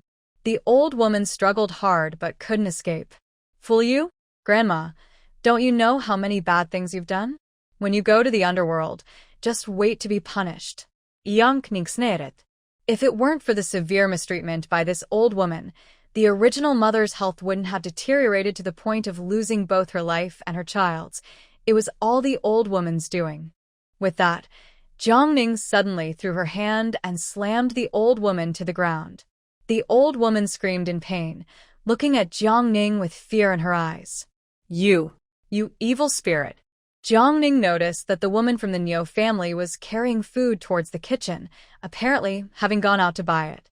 "Enough, I'm hungry. Go cook now." Some people just wouldn't listen to reason, so Jiang Ning ordered directly. "What kind of sin have I committed to raise such a worthless brat? The old woman cried out, reluctantly heading to the kitchen. The Jiang family had a decent living situation, with 2 carpenters in the house and Jiang Dahai having been a hunter in the past. The front yard had a house made of blue bricks and tiles, with 3 main rooms in the center and 3 rooms on each side. The dining room in the back was a renovation of the old main room, with the kitchen connected to the bathroom on the east side and a well nearby for easy access to water. To the west is the bedroom connected to the original owner's storage room. Behind that are the restroom, pig pen, chicken coop, and a small vegetable garden. Jiang Ning happily went to the kitchen to fetch water for washing up. The Jiang family wanted her to do laundry, cook, raise pigs, and work in the fields day and night like before, but that was not going to happen. Half an hour later, Jiang Xiu called her to eat with a dark expression. In the dining room, the Jiang family was sitting at the table waiting for the meal. When they saw Jiang Ning come in looking cheerful, they all glared at her angrily. Jiang Ning found their frustrated yet helpless expressions quite amusing. At the head of the table sat Grandma Jiang, her triangular eyes filled with dissatisfaction, as if she wanted to swallow Jiang Ning whole. Jiang Ning ignored her. Second Aunt Nyo was serving the food, and just like before, she gave the least to the original owner. She called out to Jiang Ning, "Ning girl, hurry up and eat." Jiang Ning replied with a soft and found a spot to sit. She reached for the only 2 eggs on the table and started eating them with a bowl of barely filled grain porridge. Everyone stared at her in shock, unable to believe their eyes as she took the eggs. Just as they were in disbelief, 1 egg was already in her stomach. "You! How dare you eat my precious grandson's eggs?" Grandma Jiang instinctively began to scold her. As soon as she finished speaking, Zhang Debao and Zhang Erbao snapped back to reality and started crying loudly. Those were their eggs. How dare she take them? Jiang Ning blinked and said in a soft, weak voice, "I got hurt yesterday, and I'm still feeling dizzy. What's wrong with eating some eggs to recover?" In truth, after drinking the spring water, she felt much better, except for a bit of pain from the wound on her forehead. Still, she had no intention of going hungry. Eating enough is a basic need for living, right? "You!" Shut up. Jiang Ning impatiently interrupted Grandma Jiang. She wasn't in the mood to listen to her scold. Grandma Jiang was so angry that she swallowed her words. After finishing the last egg and slurping down half a bowl of rice porridge, Jiang Ning put down her bowl, feeling satisfied as she wiped her mouth. Finally feeling a bit full, it was a pity that this body had never truly been satisfied before. Jiang Xiu had been staring at Jiang Ning, her neck still hurting. She couldn't understand how this person had changed so much. Seeing Jiang Ning eat the eggs that she couldn't even have, she sourly remarked, "Sister, how could you take the brother's eggs? That's really not right." Jiang Ning turned her head, her gaze sharp as she looked at Jiang Xiu, a mocking smile appearing on her lips. "You have a lot of free time. Since you're so free, why don't you wash the clothes I changed out of last night? Otherwise, I'll hit you." Jiang Ning showed her little fist to Jiang Xiu. Jiang Xiu used to make the original owner do a lot of work for her, even asking her to wash her menstrual supplies, which disgusted Jiang Ning. Now it was just time for her to return the favor. After all, she wasn't a good person. "What gives you the right?" Jiang Xiu's expression froze, staring at Jiang Ning in disbelief. "How dare she?" "What gives me the right?" "My strong fist. From now on, you'll wash my clothes.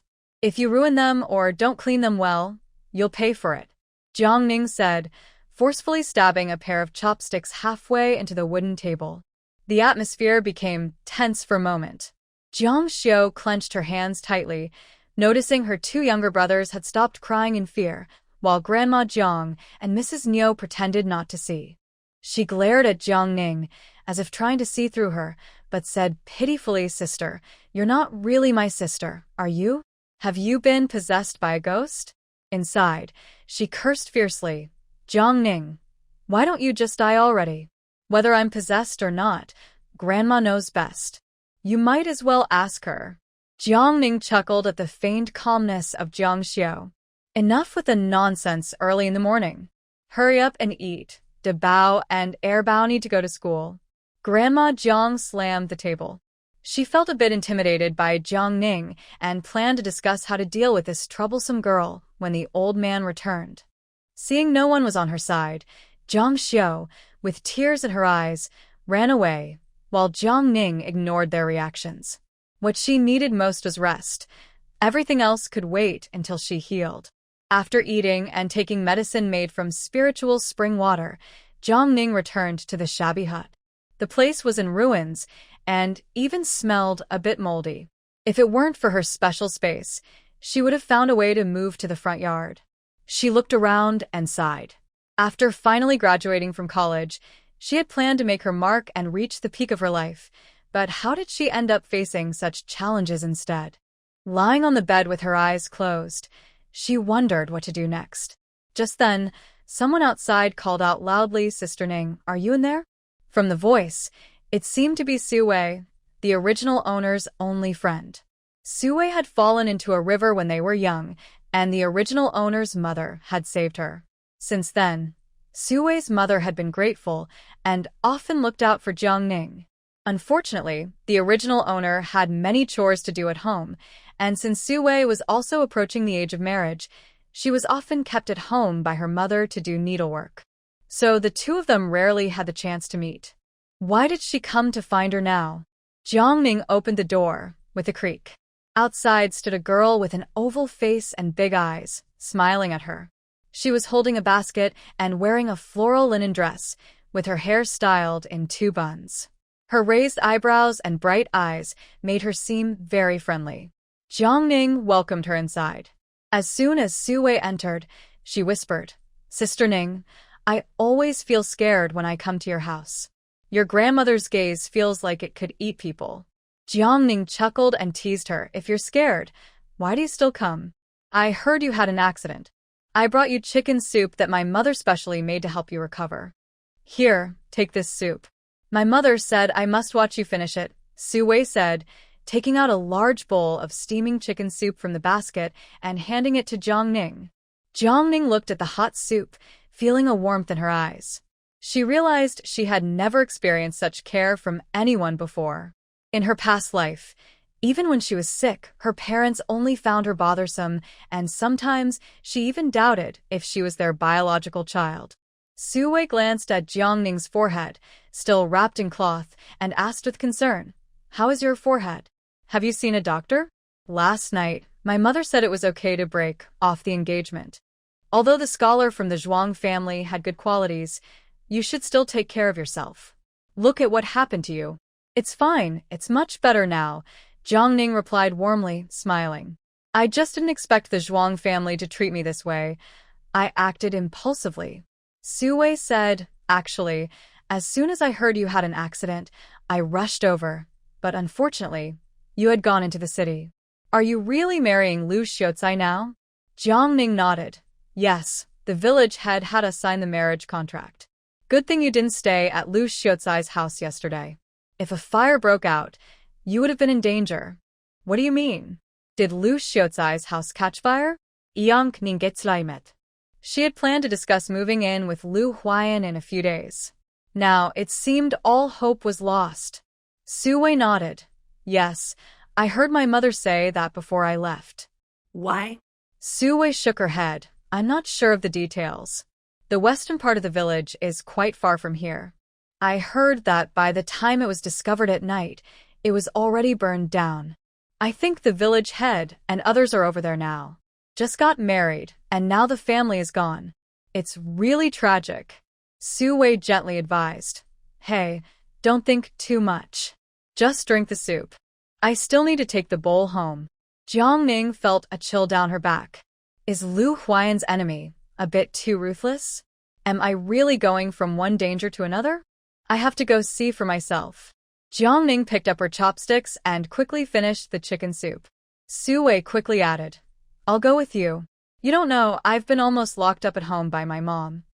After finally getting out, she didn't want to go back so soon. Jiang nodded, and after finishing the soup, she tidied up the bowls and took Su Wei with her to Lu Huai'an's house at the west end of the village.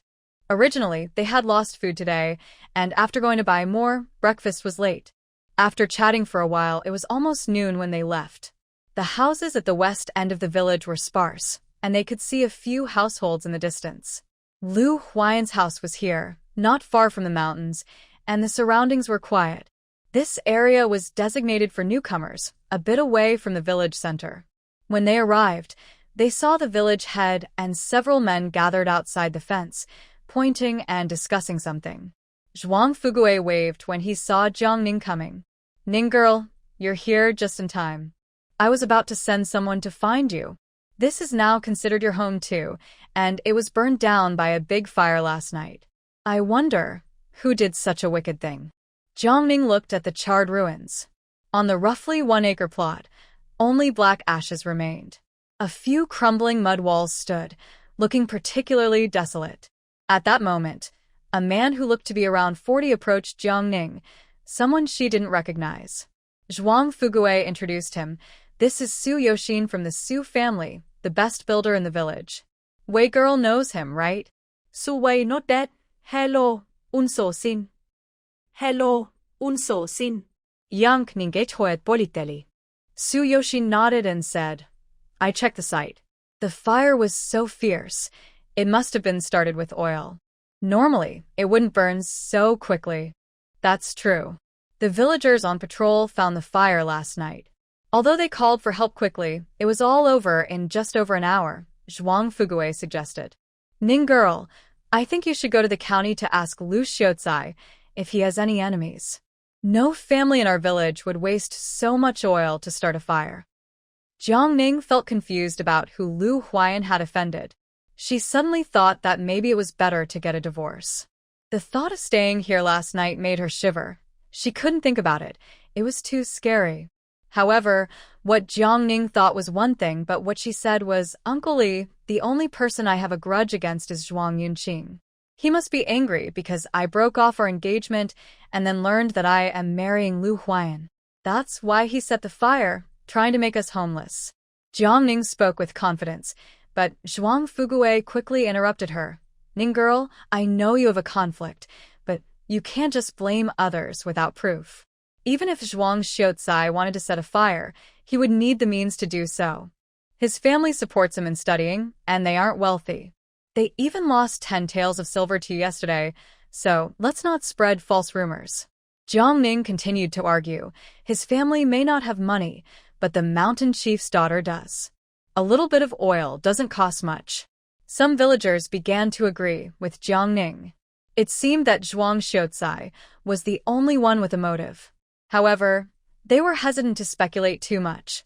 After all, he was a scholar, and if he really became connected to the mountain chief's family, they would be people they couldn't afford to offend. Seeing the villagers' mixed expressions, Zhuang Fugue anxiously said, "All right, no matter what, you should go inform Lu Huai'an, and everyone else can disperse." If Jiang Ning kept talking, Zhuang Xiaozai might be wrongly accused. "I understand, Uncle Li. I will go to the city tomorrow," Jiang Ning replied readily, not feeling regretful about failing to pin the blame on Zhuang Yunqing. Su Wei initially wanted to accompany her, but then thought it wasn't appropriate since it was a family matter, so she decided against it. Seeing that there was nothing more to investigate, Jiang Ning and Su Wei went home separately. On the way back, Jiang Ning silently reassured herself that things weren't as bad as she imagined. After all, wasn't it said that gold shines everywhere? She decided to focus on making money first, and then find a way to deal with those who wanted to harm the original owner. As for Lu Huai'an, she would ask him for clarity tomorrow. The east and west sides of the village were far apart, and in ancient times, walking was the only way to get around, which was quite difficult. Especially in such a large village, it took almost 2 hours to go back and forth. By the time Jiang Ning reached the Jiang family home, the sky was getting darker, and the dining hall seemed lively, filled with laughter from time to time. Jiang Ning was just feeling hungry and quickly walked to the dining room. Today, the family was all together. The men had returned home. Jiang Ning sat down next to Jiang Xiao. However, her arrival instantly disrupted the warm atmosphere of the family. As the head of the family, Old Man Jiang sat at the head of the table and didn't even glance at Jiang Ning. Next to him was Old Lady Jiang, followed by second uncle Jiang Dashan and Niu Shi. Beside Niu Shi sat her two sons, Jiang Daba and Jiang Erbao, and then their daughter, Jiang Xiu. Third uncle Jiang Dai was studying in the county and usually came home every 2 weeks, but for some unknown reason, he was home today. He sat next to old lady Jiang, glaring at Jiang Ning with disgust.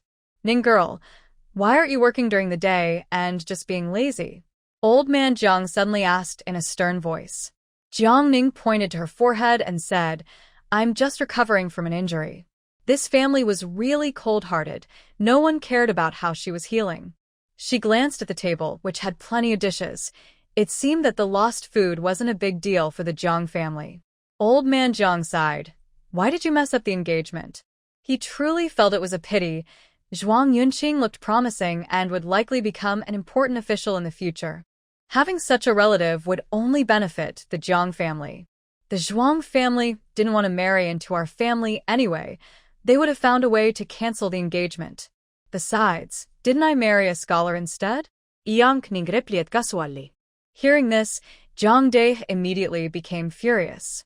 "With what you did, if it were me, I would also cancel the engagement. Dad, you don't know how big of a scene she caused at the academy. Not only does Scholar Zhuang feel embarrassed, but I, as her third uncle, have to keep my head down when I go out, afraid of being recognized. And don't even get me started on Scholar Lu. He's been rumored to be competing for a partner with Scholar Zhuang. He's thrown his reputation away. As for being a hero saving a beauty, that was nonsense." Jiang Dai firmly refused to accept that. Old man Jiang silenced his son with a look and then asked, "Did you receive 10 taels of silver for canceling the engagement?" "Yes." Jiang Ning was speechless. It was always about money. "Wasn't 10 taels enough? Give me the silver, and I'll keep it for you as your dowry in the future." "There's none left," she boldly claimed, as if she was already married and didn't need a dowry. Old man Jiang's expression darkened immediately. "How can there be none? I used it to pay for Scholar Lu's medical fees." Jiang Ning said nonchalantly, knowing they wouldn't dare to verify it. "You are talking nonsense. The fees for Lu Xiaozai's treatment come from the mountains, and everyone in the hospital knows it. Don't think you can hide it," Jiang Dai said, excitedly banging on the table, raising his voice a bit. "That's right, you little brat. I didn't see you give any money yesterday," Jiang Laodai added. Jiang Ning calmly replied, "I gave it before you all arrived." "Enough?" Jiang Laodai took on a serious demeanor, scanning everyone in the room before tapping the table. "Time to eat." Hearing this, Jiang Ning immediately picked up her chopsticks and started eating quickly. She was really hungry. Having only 2 meals a day was hard to get used to. The men looked at her in shock, while the women, including Jiang Laotai, were not surprised. As Jiang Ning was about to finish the only plate of stir-fried meat on the table, Jiang Dai could no longer hold back and shouted, "You shouldn't eat before the elders have started." Jiang Ning looked up and retorted, "If you don't eat eagerly, there's something wrong with you." She thought about finishing her meal quickly, so she could rest. She didn't want to hear this family nagging any longer. "With behavior like yours, you have no respect as a child. It's no wonder you were rejected." Jiang Dai was frustrated. How had this girl become so uncultured after the engagement was called off? Did she really think that Lu Huai'an, that down-and-out scholar, could tolerate her? Wrong. "I was the one who called off the engagement." After swallowing the last bite, Jiang Ning put down her bowl and chopsticks. Jiang Dashan, who had been silent, cautiously asked, "Ning, you seem different from before?" Jiang Ning looked him in the eye and replied, "Yes, I'm not the same person I used to be." She was speaking the truth. Whether they believed it or not was none of her concern. Everyone was confused. "If you want to know the reason, you might as well ask Grandma. I'm done eating. You all enjoy," Jiang Ning said, as she stood up to leave. "Children shouldn't speak of strange things. Jiang Ning, don't try to scare us." Jiang Dai had heard her mother talking about the girl's strange behavior since she returned today, and he didn't believe her mother. Who was she trying to fool? Jiang Ning looked at Jiang Dai with a half-smile and said, "Oh really? Uncle knows so much. No wonder you're a scholar." Seeing her favorite son being challenged by Jiang Ning, Jiang Laodai quickly changed the subject. "You little brat, Since you're married now, you should move to the Lu family. Since they couldn't get the money, she shouldn't stay at home eating for free. Move? Yunqing smilet. I can't move. The Lu family was burned down last night. She suddenly felt that the Jiang family might actually be safer, and she didn't want to move out anymore. Besides, she didn't have to spend her own money. Someone was cooking for her and doing her laundry. Where could she find such a good life? In this era, without running water, gas, or washing machines, cooking and cleaning were very troublesome. You ungrateful girl. What do you mean by that? Grandma Jiang's face turned sour. She stood up, pointed at Jiang Ning, and shouted, I don't care if you are really sick or pretending. Either way, you need to move out now. The Jiang family does not support freeloaders. Lu Huai'an had a bad reputation, so few people talked about him. Plus, the west side of the village was far from the east side, so it was no wonder the Jiang family didn't know that Lu Huai'an's house had burned down. But even if they did know, they would probably just gloat. I'm not moving. Jiang Ning faced Grandma Jiang's anger without fear. Seeing Jiang Ning's defiance made Grandma Jiang even angrier. She raised her hand to slap Jiang Ning, but Jiang Ning skillfully dodged. Grandma Jiang used too much force and ended up falling down. You unfilial child. Everyone was stunned by this scene. How did this girl become so bold? She used to just stand there and take the hits. Mom, please don't be angry. Jiang Dashan quickly went to help Grandma Jiang up, smiling to ease the tension. Xiaoning is still young and doesn't understand. We can teach her slowly. Yes, Mom. Please don't be upset, Niu also chimed in. No matter how Grandma handled that girl, she was just enjoying the show. Cough, Xiaoning, you are already married, so there's no reason to stay at your mother's house. People will talk. We are doing this for your own good. Jiang Dashan acted as a peacemaker. Jiang Ning was speechless at this group. They were talking about the burned house, but it seemed they didn't hear her. Were they planning to make her sleep on the streets? No way, Uncle is right, but I haven't had the wedding ceremony yet. Besides, if I'm moving out, it should be when Lu Huai'an comes to marry me, and you all need to prepare my dowry. As soon as Jiang Ning finished speaking, Lu Huai'an's pale face and cold expression suddenly flashed in her mind. She shook her head quickly, feeling scared. She always thought that lying down Lu Huai'an gave her a chilling, world-weary vibe. However, when she first saw him at the academy entrance, although he was indifferent, he still had a hint of warmth. Grandma Jiang could hardly believe what she heard and angrily shouted, Dowry? What dowry? You shameless girl! I raised you all these years for nothing.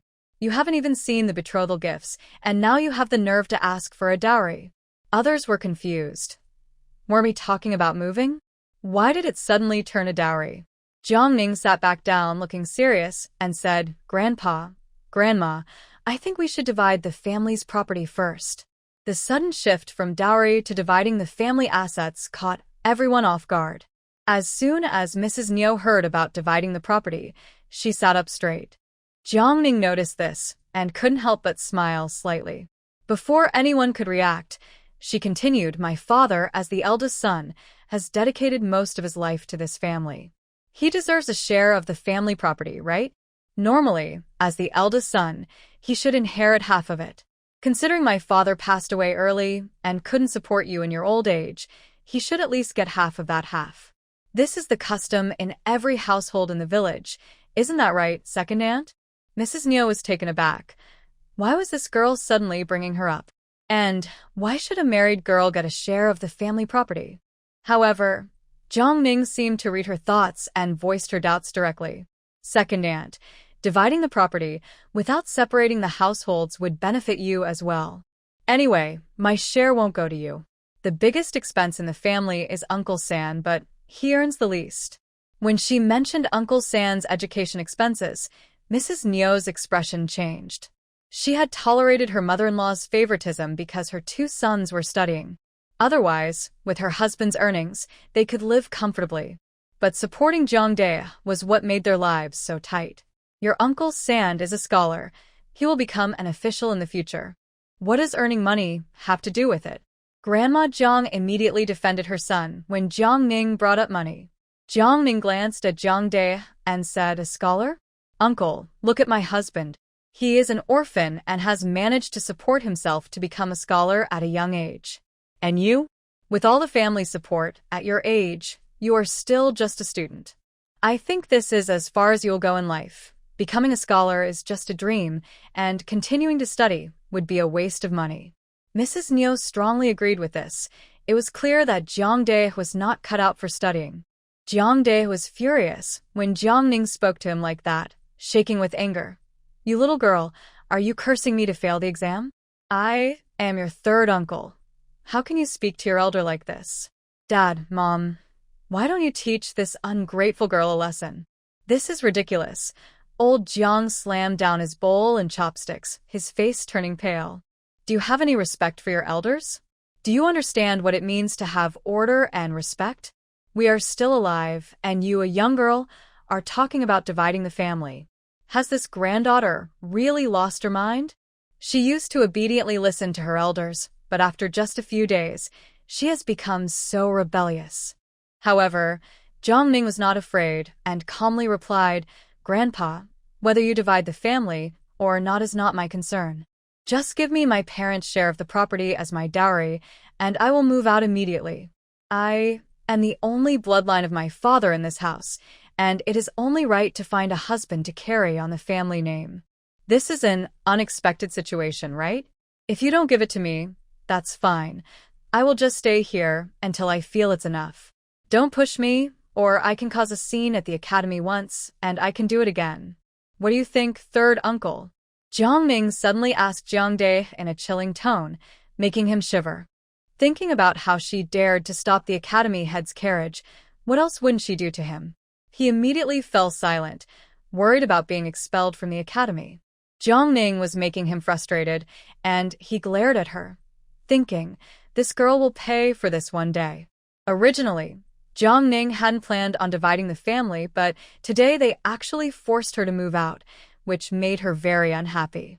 She could choose to leave on her own, but she would never allow anyone to push her out. She wouldn't accept such humiliation. Just like how her parents forced her to help her brother pay off the mortgage, she didn't want to. Jiang Ning suddenly felt a bit rebellious. Along with Jiang De, there was also old Jiang, who was furious. "Do you even know how to respect your elders anymore?" Jiang Ning laughed. Elders, of course, deserve a bit of respect. Since reasoning was useless, she didn't want to waste her breath anymore. She stood up and slammed the table, and with a loud, the table broke, dishes followed, crashing to the ground. Everyone instantly erupted into chaos, shouting and fleeing in all directions. The scene was thrown into complete disorder. Old Lady Jiang let out a sharp cry, trembling as she pointed at Jiang Ning. You are going against the heavens, you ungrateful girl." She looked at the mess around her, her heart aching. All of this was money. Jiang Ning clapped her hands and said to Old Lady Jiang with satisfaction, "I want steamed eggs tomorrow. Don't forget. And if you want me to move out, you need to prepare my dowry. Otherwise, enough with the nonsense. Why would you move? Since the house burned down, just stay here." Old man Jiang had no choice but to compromise. "Still, Grandpa loves me," Jiang Ning said with a big smile.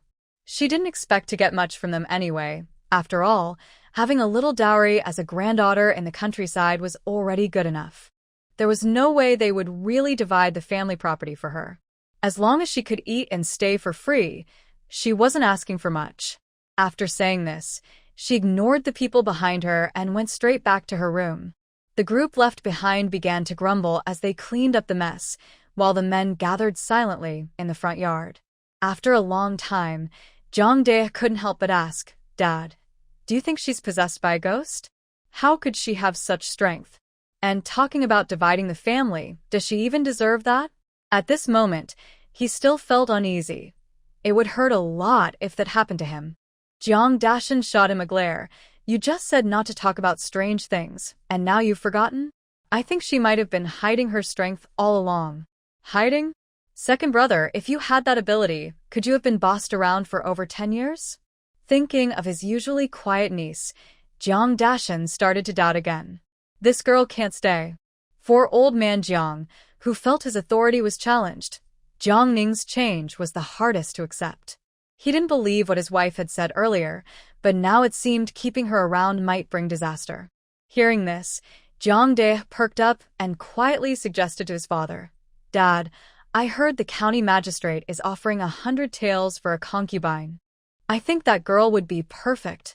He had overheard his classmates talking about it at the academy and had come back specifically for this. Thinking about how Jiang Ning caused trouble and embarrassed him, he thought it would be better to sell her off. Then he could even get a little pocket money from his mother. If he could connect with a county magistrate, that would be great. He could teach that girl a lesson for thinking she could become a scholar's wife. Jiang De and Zhuang Yunqing were in the same academy, and the matter between Zhuang Yunqing and Lu Huai'an was no secret. He believed Jiang Ning would be rejected soon anyway, so it was better to sell her for a good price. Originally, everything was planned well, but as soon as I returned, I heard from his mother that the girl was arranged to marry Lu Huai'an. There wasn't even a penny in betrothal gifts. It was like giving her away for free.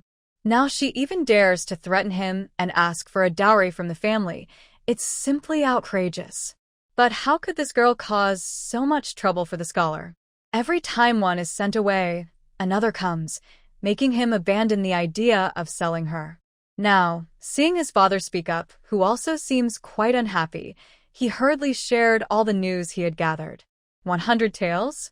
Grandma Jiang exclaimed as she walked into the hall. Things were broken, but cleaning up was quick. Just throwing them away would do. Mrs. Niu took a few children to the east wing, and Grandma Jiang went to the hall, not expecting to hear such big news. "Mother, keep your voice down." Jiang De pointed towards Jiang Ning, signaling her to lower her voice. He didn't want that girl to find out he was the one stirring things up. "Are you talking about the county magistrate Jiang, who enjoys tormenting women and has already caused the deaths of several concubines?" Grandma Jiang asked quietly. This was common knowledge in several nearby villages. The magistrate feared trouble, so he targeted young girls from those villages. "That's right," Jiang De confirmed. "I think it's a good idea," Grandma Jiang said fiercely. "It would be best to torment her to death. Getting a large sum of silver while getting rid of an annoying girl would be killing two birds with one stone." Grandma Jiang thought this idea was simply excellent.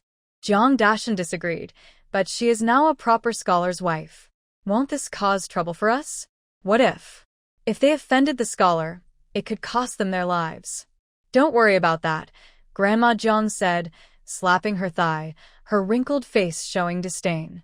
"Lu the scholar is only marrying her out of obligation. He doesn't even like her at all. I saw it clearly yesterday. If it really comes to it, we can marry our girl to him instead. She is much prettier than that girl." Old Jiang thought Jiang Ning would be hard to control, and even if she succeeded in the future, she wouldn't help her family much. Their girl would be better. He thought Grandma's idea was quite good. But can she be controlled by us? What if she angers the magistrate? We would all suffer. Jiang Dashan said cautiously, now wary of Jiang Ning. Can the magistrate really be outmatched by a little girl? Grandma Jiang doubted. Exactly. The magistrate has a whole bunch of servants. No matter how strong that girl is, she can't fight them all. Jiang De increasingly felt the idea was good. We can inform them in advance so that the county magistrate can prepare early.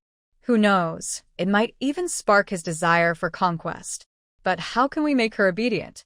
Jiang Dashan raised a key question. Jiang De thought for a moment and then suggested, let's find a chance to knock her out and take her directly to the county magistrate's residence. Once she's there, she'll have no choice but to accept her fate. After all, Scholar Lu is still at the clinic. They could hand her over to him, and he might even be grateful. Let's not rush into action. We need to find a way to have Scholar Lu divorce that troublesome girl. Zhang Laotu, who often worked for wealthy families, knew that a scholar's wife shouldn't be treated lightly. When will that be? Jiang De was quite frustrated, seeing the money slipping away. All right, we need to plan this carefully and not let her find out. Everyone, disperse. Zhang Laotu waved his hand, signaling everyone to leave. Seeing the head of the family had spoken, Everyone quickly left the main room and went back to their own quarters. Meanwhile, Jiang returned to her thatched cottage and was pleased to see her clean clothes neatly laid out on the bed. She stepped into her space and, after drinking some spring water, felt her health improving. Suddenly, she noticed that 2 new plots of land, each about 10 square meters, had appeared in her small yard of 100 square meters. Upon closer inspection, one plot was labeled Spirit Field, suitable for growing various plants, while the other was labeled Herb Field, ideal for cultivating medicinal herbs, which could grow quickly with the spring water for irrigation. Jiang felt energized. This was a gift of wealth. She planned to go to the county tomorrow to buy seeds.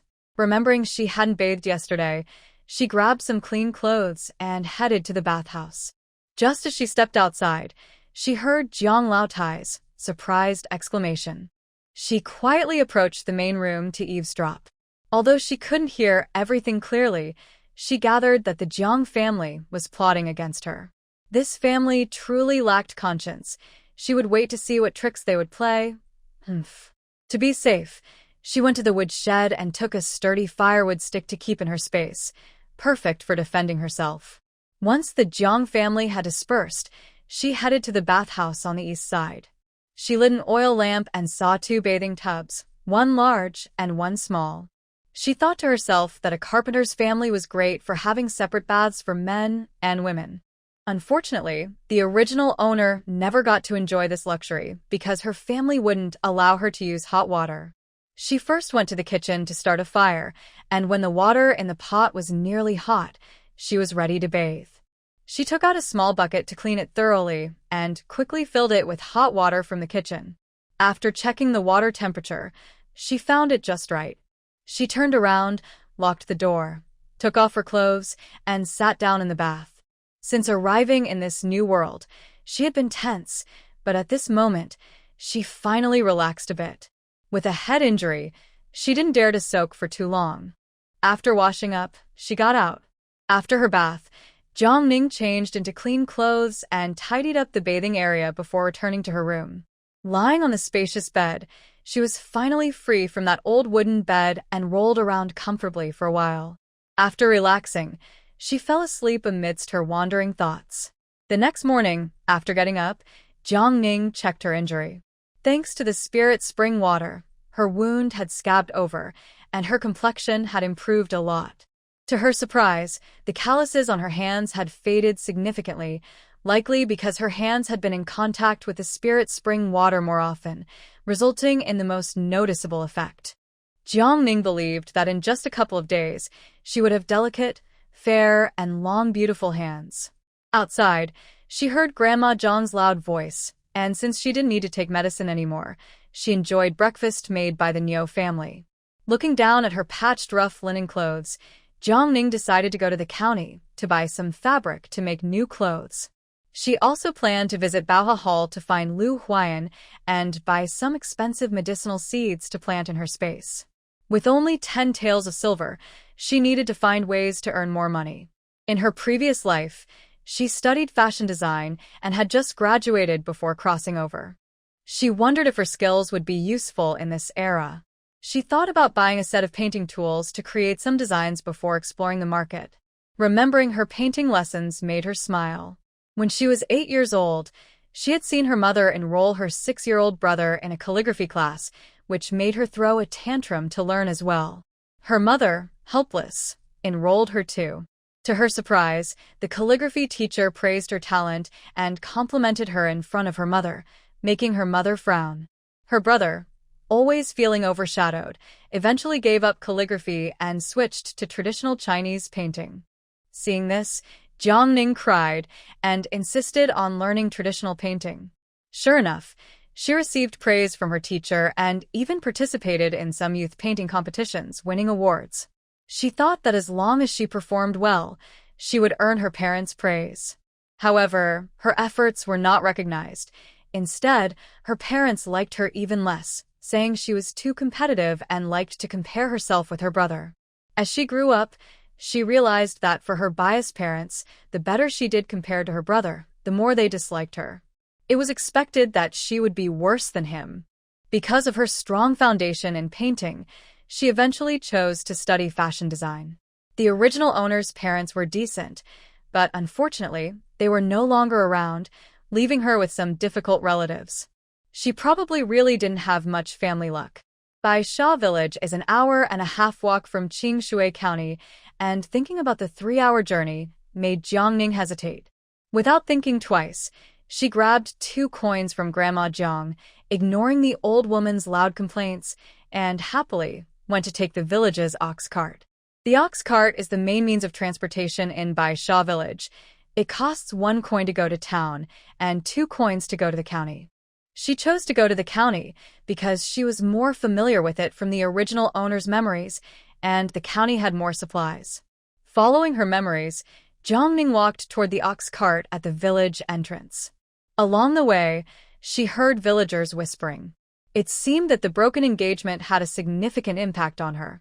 In ancient times, no matter the reason, a broken engagement had a devastating effect on a girl, which was why the original owner fought so hard. When Jiangning reached the ox cart, she saw several people already waiting there. The driver was Uncle Lu from the village. She paid 2 coins and climbed onto the cart. She found a corner to sit in, and one of the aunts asked in surprise, "Ning girl, are you going to the county?" Jiangning usually walked to the county, so it was unusual for her to take a cart today, which sparked curiosity. "Yes, Aunt Wang. Look at my clothes. They are so torn I can't even mend them. I want to buy myself a couple of outfits," Jiangning replied, pretending to be shy. That makes sense. In recent years, everyone's lives have improved, and it's rare to see a girl dressed so poorly, Aunt Wang sighed, her tone laced with sympathy. Others nearby felt that the Jiang family was not treating her well. If they had taken care of Jiangning properly, Scholar Jiang wouldn't have wanted to break the engagement. They all remembered how beautiful Jiangning was when she was younger. Who would have thought she would end up looking so malnourished? I think the Jiang family's conditions are among the best in the village. If it weren't for Jiang Dahai being a stepson, their only daughter wouldn't have been treated this way. Stepmothers are truly not good. Keep your voice down. Be careful of Grandma Jiang coming after you. Can you handle her fierce temper? I think ever since the son of the Ma family became a scholar, her attitude towards the villagers has changed. She now looks down on everyone as if no one is good enough for her. When the conversation shifted to the Zhuang family, Jiangning quickly chimed in, jokingly saying, "I am not worthy of Scholar Zhuang. The other day, I saw the mountain chief's daughter, and they truly are a perfect match. But I feel wronged. He has clearly changed his heart but refuses to talk to me openly. Instead, he secretly meets with other women to provoke me. He tries to shift the blame onto me and push me to my limits," Jiangning said, wiping her tears with a torn handkerchief. In reality, the original person had never even seen Lu Huai'an's dress. Jiangning was just making things up. It turned out there was some truth to this. Some people in the carriage who were not present the other day became even more convinced that the Zhuang family was not behaving properly. If it weren't for your father's life-saving grace, Scholar Zhuang would not be able to study so peacefully. Girl, it's okay to be sad, but don't mistreat yourself. You are your parents' only child. Jiangning shook her head and smiled softly. I know. I have already faced death once, so I have come to terms with these matters. It would be best if the troubles of the Zhuang family were known by everyone. If it could affect Zhuang Yunqing's examination, that would truly be a of luck, Jiangning thought to herself.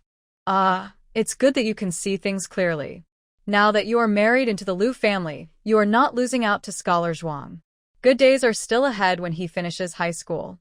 I just wonder who could be so malicious as to burn down Scholar Lu's house. Actually, those who knew about the fire were privately speculating that Scholar Zhuang was responsible, but it was just idle gossip. Jiangning shook her head, realizing this was not something to discuss here. She pretended to look disappointed and fell silent. Soon, the carriage was full, and the driver called out as the ox cart slowly started moving. After more than an hour, they finally arrived at Qingshui County. Qingshui County has 2 markets, one in the east usually visited by the wealthy and the other in the west, which is the best choice for common people. Jiang glanced at the 10 taels of silver in her space and headed straight for the Western market. Even hesitating for a second would be disrespectful to poverty. As soon as she stepped into the Western market, it was bustling with activity. The narrow streets were lined with various stalls, and the sounds of vendors calling out filled the air, mixed with the delicious aromas of different foods. Jiang didn't wander around much, but headed directly to the fabric shop. As for the ready-made clothing store, she decided not to think about it for now. She felt she couldn't let her skills in fashion design go to waste. Finally, she entered a fabric shop called Zhou's Fabric Store, mainly because the shopkeeper was a woman. The shopkeeper, seeing a girl in tattered clothes come in, did not mind and smiled, asking Miss, "What would you like to see?" Jiang glanced around the store and finally focused on the linen and cotton fabrics. "Do you have cotton fabric suitable for making bed sheets?" She did not plan to sleep on the bed at home. She wanted to buy 2 bed sheets for the bed in her space for easy changing. "Yes, miss, right this way." The shopkeeper led Jiang to a corner of the store, where various types of cotton fabric were displayed. These cotton fabrics are soft and durable, perfect for bed sheets. Seeing that the widths of the fabrics seemed to be about 2 feet, she asked about the length. "Is this roll 10 lengths?" "Exactly. Generally, a bed sheet needs 3 feet wide and 6 feet long, but it depends on your needs." Indeed, many beds in ancient times were less than 1 meter wide, but the length was similar to modern beds at 2 meters, with some even longer for a longevity meaning. She estimated that the bed in her space was about 1.5 meters wide, and 1 roll of fabric could make 4 bed sheets. She chose 1 roll of white cotton and 1 roll of light blue cotton, planning to use the blue for bed sheets and the white for inner clothing, and later buy some linen for outer clothing. "How much for this roll?" The shopkeeper was a bit surprised. The girl didn't seem wealthy, but she patiently replied, "Miss, the 2 rolls you have are fine cotton. The blue is a bit more expensive than the white. The light blue is 7 coins per foot, and for the whole roll, I can give it to you for 600 coins. The white is 6 coins per foot, and the whole roll is 500 coins. Jiang calculated in her mind. 500 coins for 1 roll of fabric was indeed not cheap. At this time, the lowest quality rice cost 5 coins per pound, while better quality rice was 8 to 10 coins per pound. 1 roll of fabric could buy 100 pounds of rice. A mu of land could produce just over 200 pounds of rice in a season. So, after a year of hard work, one could earn enough for just 2 rolls of fabric. One laborer could farm a maximum of 3 mu of land in a year. Farming more might lead to exhaustion. "What about the linen over there?" Jiang pointed to the gray-yellow linen nearby. "The linen is 300 coins per roll, or 4 coins per foot. I'll take these 3 rolls, and could you throw in a set of needles and thread?" Jiang wasn't very good at bargaining, but asking for a little extra shouldn't be too much. She didn't want to skimp on her clothing and necessities, so she believed in spending wisely. When shopkeeper Zhou heard this, he immediately smiled and quickly wrapped up 3 pieces of cloth, along with some needles, thread, socks, and a few scraps of fabric, handing them to Jiang. "Miss, you are very straightforward. These 3 pieces of cloth cost a total of 1 tael and 4 coins. As for the needles and thread, since you asked, I will give them to you for free. I will also give you 2 pairs of cotton socks and some scraps of cloth. I hope you will visit my shop often in the future." Jiang took the package from shopkeeper Chen and placed it in her basket. She then took out 2 taels of silver from her space and gave it to the shopkeeper. "Here is your change of 600 coins, keep it safe." "Shopkeeper, do you know where I can buy shoes?" Jiang asked, looking down at her worn-out shoes. "Miss, if you walk to the right, there is a Li's shoe shop over there. The shoes are of good quality and reasonably priced." After bidding farewell to shopkeeper Zhou, Jiang left the fabric store and walked to the shoe shop, where she spent 60 coins on 2 pairs of cloth shoes. She then went to a nearby grocery store and spent 300 coins on some daily necessities, such as an oil lamp, fire sticks, a water pouch, a cup, a bath sponge, and some salt. After a busy morning, her basket was full. She found a quiet alley and stored everything in her space. By now, it was past noon, and feeling very hungry, Jiang decided to buy something to eat from a nearby food stall. She chose a bustling bun and wonton stand. "Boss, I'll have 2 meat buns and a bowl of wontons." The boss smiled and replied, "Sure, miss. 2 meat buns are 8 coins, and a bowl of wontons is 12 coins, totaling 20 coins. Jiangning took out the money from her space and handed it to the boss, receiving the steaming meat buns and wontons in return. She found a corner to sit down, eating while observing the crowd passing by. Just as she finished her meal, she heard a familiar voice exclaim, "Cousin, what are you doing here? And you actually have money to eat out. You didn't spend the betrothal money the family gave you, did you?" This shout attracted the attention of everyone nearby, filled with curiosity about the situation. What was going on? Betrothal? Eating out? Many curious eyes turned toward Jiangning. Jiangning looked at the person who spoke. It was her cousin Lu Huai'an, who had caused trouble for the original owner. She replied without hesitation, "What's wrong? Do you have a problem with that? Or do you want to treat me?" "Well, that's not out of the question," Lu Huai'an said pretentiously, sitting down across from Jiangning. "I just didn't expect to see you here. I'm quite surprised." "You don't mind, do you?" Lu Huai'an smiled, trying to lighten the mood. "I do mind." Jiangning stood up, ready to leave, not wanting to have any connection with the person who caused the original owner's downfall.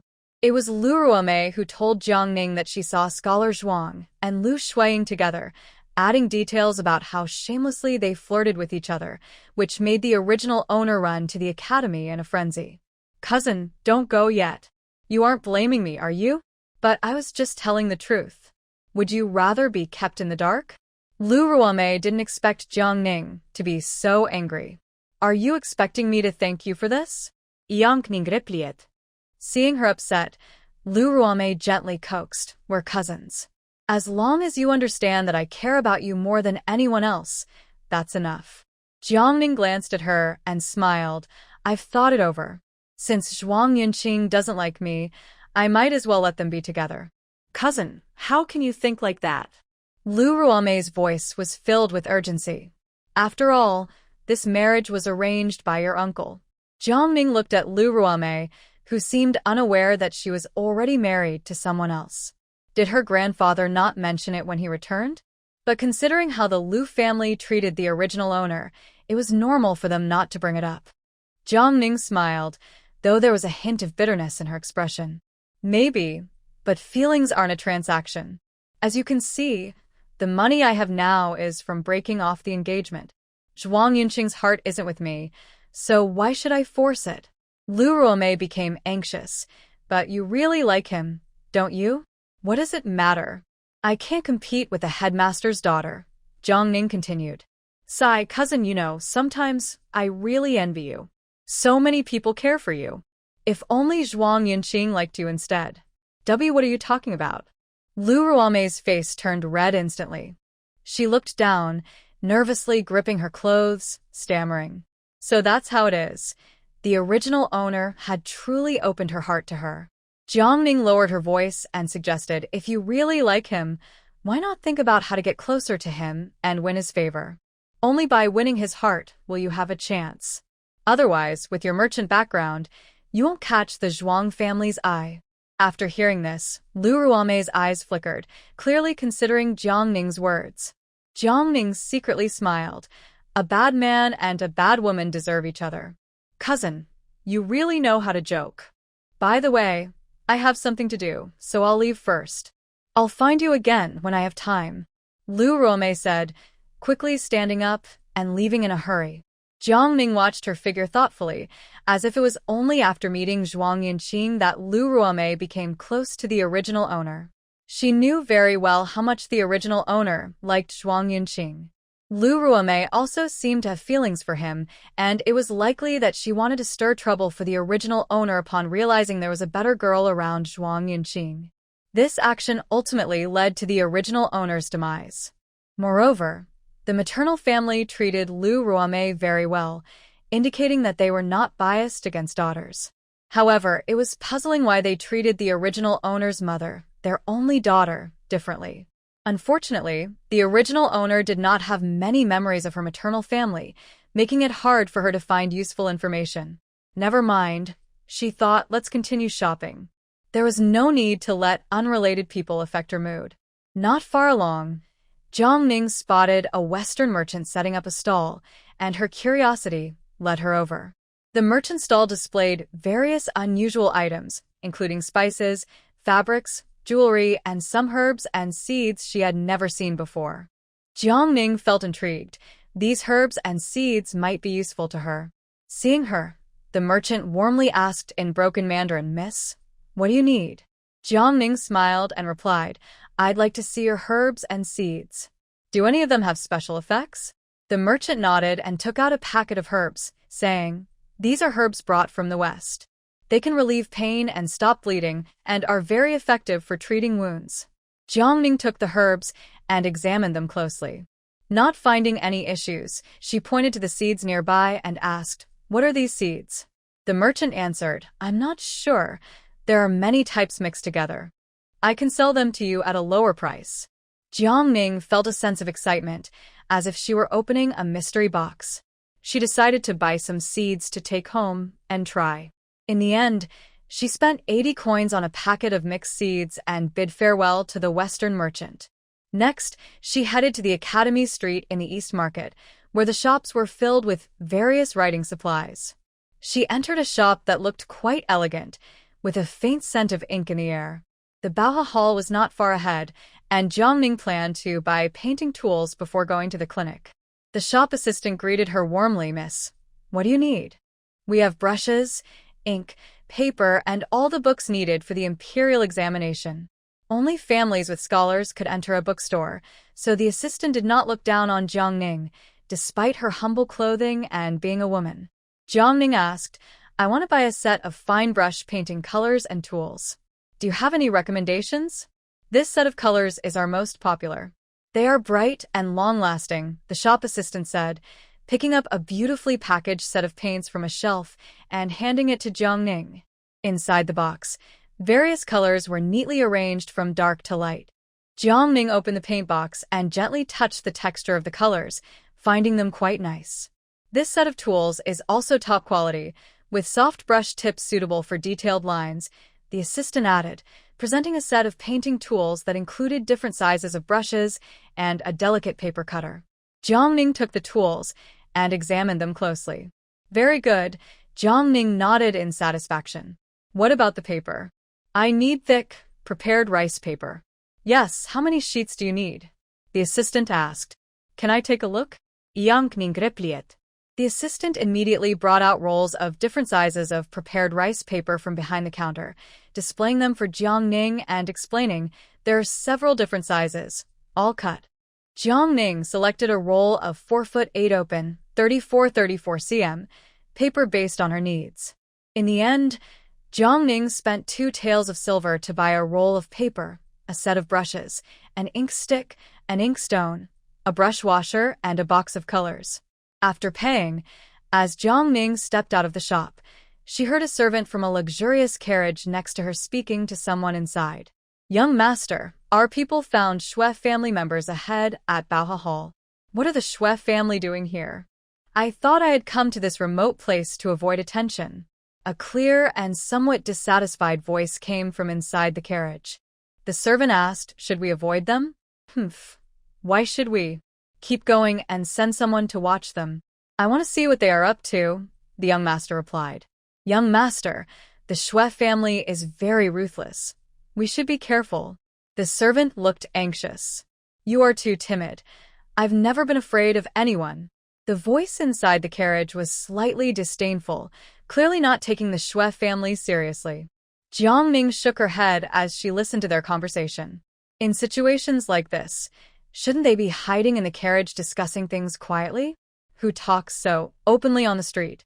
Just as the master and servant finished speaking, the carriage suddenly sped up, throwing dust in Jiang Ning's face. She spat and cursed under her breath, annoyed. At that moment, the entrance of Baohe Hall was crowded with people. Lu Huai'an was roughly thrown onto the stone ground in front of the clinic by a servant, scattering his clothes and books everywhere. People's gazes pierced him like needles, and their whispers and laughter reached his ears clearly. He wanted to sit up, but his body felt as if it had been struck by a heavy, with every muscle resisting him. He remembered, in his previous life, his injuries were treated at the clinic, and he was not thrown out afterward. Why was this life different? Not far away, on the second floor of a tavern by the window, two people were watching the scene. The woman in white looked shocked as she turned to the cool woman beside her and said, "Are you crazy? If the patrolling officers come and see us treating the scholar like this, the county magistrate won't let us off. What are you afraid of? I already sent someone to distract them. There won't be any officers around for a while."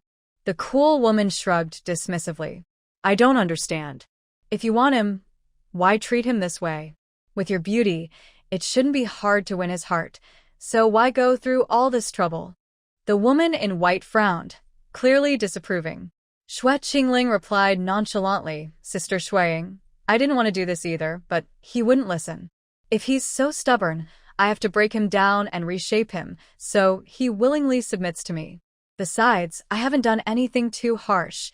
I'm just pushing him a bit. Since he doesn't appreciate my efforts, he should see what Sister Qingling is capable of." Lu Huai'an's voice carried a hint of bitterness. "But his injuries aren't healed yet. If you force him out like this, what if he gets worse? Didn't you say you only wanted to teach him a small lesson?" Lu Huai'an felt pity for Lu Huai'an's miserable state, but she couldn't show it. If it weren't for this annoying woman suddenly interfering, she wouldn't have had to settle for Zhuang Yunqing. Lu Huai'an was originally a student from her family's academy. Why should he be given to Xue Qingling? Just thinking about it made her grit her teeth in frustration. Xue Qingling sneered. "With his intelligence, he'll surely guess I'm here. If he crawls over to ask for my help, I'll make sure he's well taken care of. If he refuses to submit, then whatever happens to him is his own doing. He's just a man. If she couldn't control him, then she would ruin him. If it weren't for his talent and good looks, she wouldn't waste so much time on him." On the other side, Jiang Ning reached the entrance of the Baohe Hall and squeezed into the crowd to take a look. Goodness, lying on the ground in just his undergarments, covered in dirt, was none other than Lu Huai'an. What a mistake. He dared to be humiliated in public. Jiang Ning felt that this enemy was someone she couldn't afford to provoke. She immediately turned around, planning to escape. Lu Huai'an's cold eyes showed a hint of surprise. For him, the grievances of his past life had already been settled, and whether he lived or died in this life didn't matter. No one would care about his fate anyway. He was originally contemplating how to end things with Xue Qingling when he unexpectedly saw Jiang Ning again under these circumstances. But before he could do anything, he saw her suddenly turn to run. Annoyed, he immediately called out to the fleeing figure, "Wife, help me." Lu Huai'an weakly reached out his hand toward Jiang Ning. His call, filled with a touch of helplessness, made the crowd instinctively part, revealing Jiang Ning, who had her back turned. That gentle voice sounded sweet and captivating. But to Jiang Ning, it felt like a death sentence, and she was furious. She felt like she could kill someone. Seeing the space around her suddenly clear, Jiang Ning had no choice but to stiffly turn back. "That scoundrel, just wait." Jiang Ning's face immediately showed a shocked expression as she quickly walked over, gritting her teeth and asking in a high-pitched voice, "Oh dear husband, who did this to you? It breaks my heart." Then, feigning confusion, she asked the shopkeeper Chen, who was standing at the entrance of the clinic, "Uncle Chen, why are you treating him this way? If you need money, we can find a way." "Alas, girl, don't worry about it. It's not just about money. You should leave quickly." Uncle Chen replied with a hint of helplessness, shaking his head as he turned to walk into the clinic. After 2 days of rest, although Lu Huai'an's body had recovered somewhat, he was still very weak. He struggled to prop himself up, looking extremely pitiful as he murmured to her, "Wife, they are driving me away. Can you take me home?"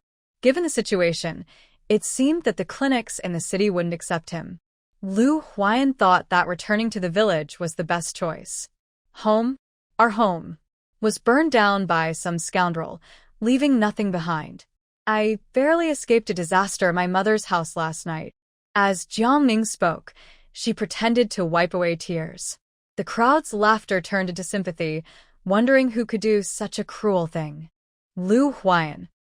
So, the loss of his home was the price for starting over?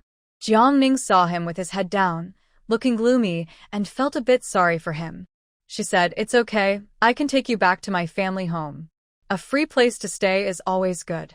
Besides, bringing an enemy to the Jiang family might let her see some interesting drama unfold. After all, she had her own space, so what was there to worry about? Jiang was calculating in her mind. Isn't that too much trouble? Lu Huai'an didn't expect her to take him home. He remembered that she wasn't very well liked there, judging by her tattered clothes. No trouble at all. Really? You're so kind to me. You're my husband. If I don't treat you well, who will? Everyone praised this young man for his good fortune. Although his wife wasn't the prettiest, she was loyal to him, and they advised him to cherish her. Lu Huai'an's expression suddenly changed. Jiang found it amusing. He was putting on a show. She didn't want to be a target for enemies hiding in the shadows, so she thought about leaving quickly. After finishing her act, she helped him put on his outer garment, picked up the scattered books, and prepared to escape. Seeing that his broken leg made it impossible for him to walk, she considered for a moment, then tossed the items into her backpack and bent down to lift him up.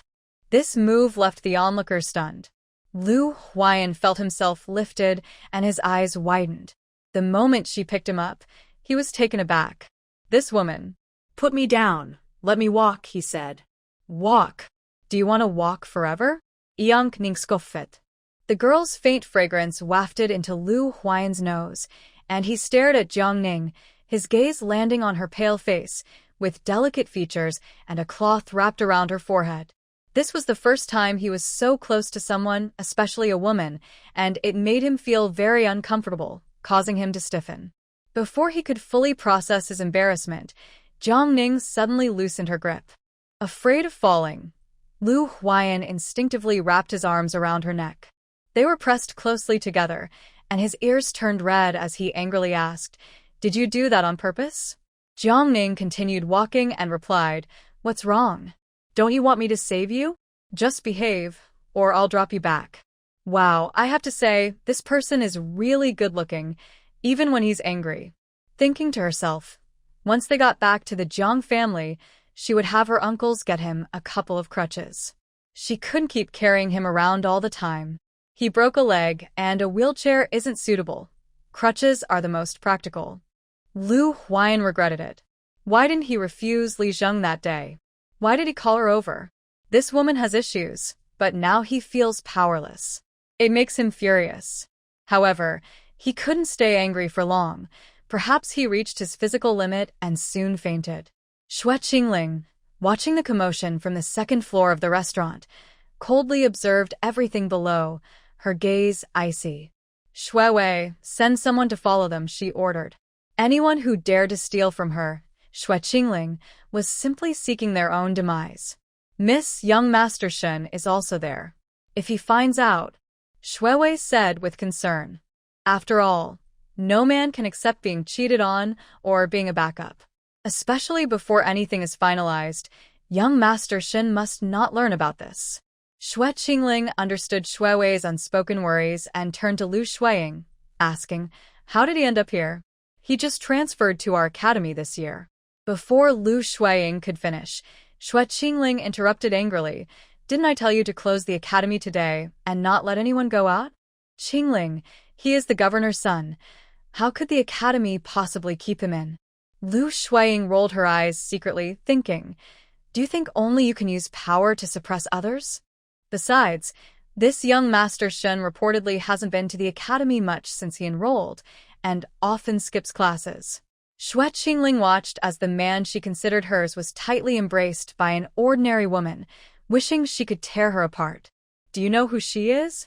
"She's Jiang, Zhuang Yunqing's former fiancée." Lu Huai'an looked equally furious. How could Lu Huai'an let that ugly woman get close? In the past, whenever she sought him out, he always kept a distance of 3 steps. Is she the woman Lu Huai'an saved a couple of days ago? Qingling's voice turned colder. "Yes." "Despicable." Qingling fumed. That day, an oblivious student even drew and sold a picture of that scene, infuriating her. She had to quell the rumors of Lu Huai'an holding another woman. Now this woman was ruining her plans again. What are you angry about? Is Lu Huai'an really going to turn the tables on you? Lu Huai'an said mockingly. To be honest, she completely didn't understand Xue Qingling's actions. In her view, the more a man is suppressed, the more he will resist. If it weren't for today's situation, Jiang Ning wouldn't have had the chance to step in. Although she hated Jiang Ning, she didn't want to see Lu Huai'an, who was as gentle as a clear moonlit breeze, being humiliated. He was like the bright moon in the sky, deserving of nobility and purity, not to be trampled in the mud. Lu Huai'an, don't think that just because Yunqing called off the engagement, you can relax, Xue Qingling said, clearly unhappy with Lu Huai'an's attitude.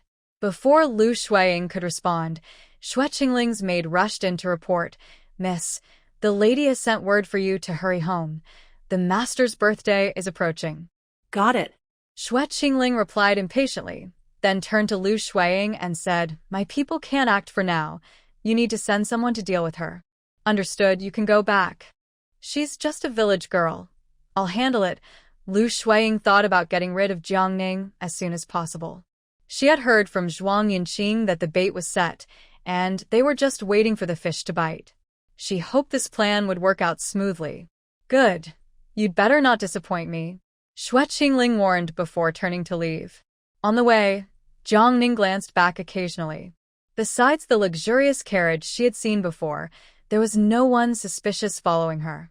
Jiang Ning wondered why no one was trailing her, allowing her to pick up the persons so easily. Song Gongzi. I wish I could send someone to follow her. Shun Gongzi. Would they dare? Jiang Ning quickened her pace, heading straight for the city gate. There was a carriage rental nearby, and since Mr. Lu's ox cart wasn't available, it was more convenient to rent a mule cart.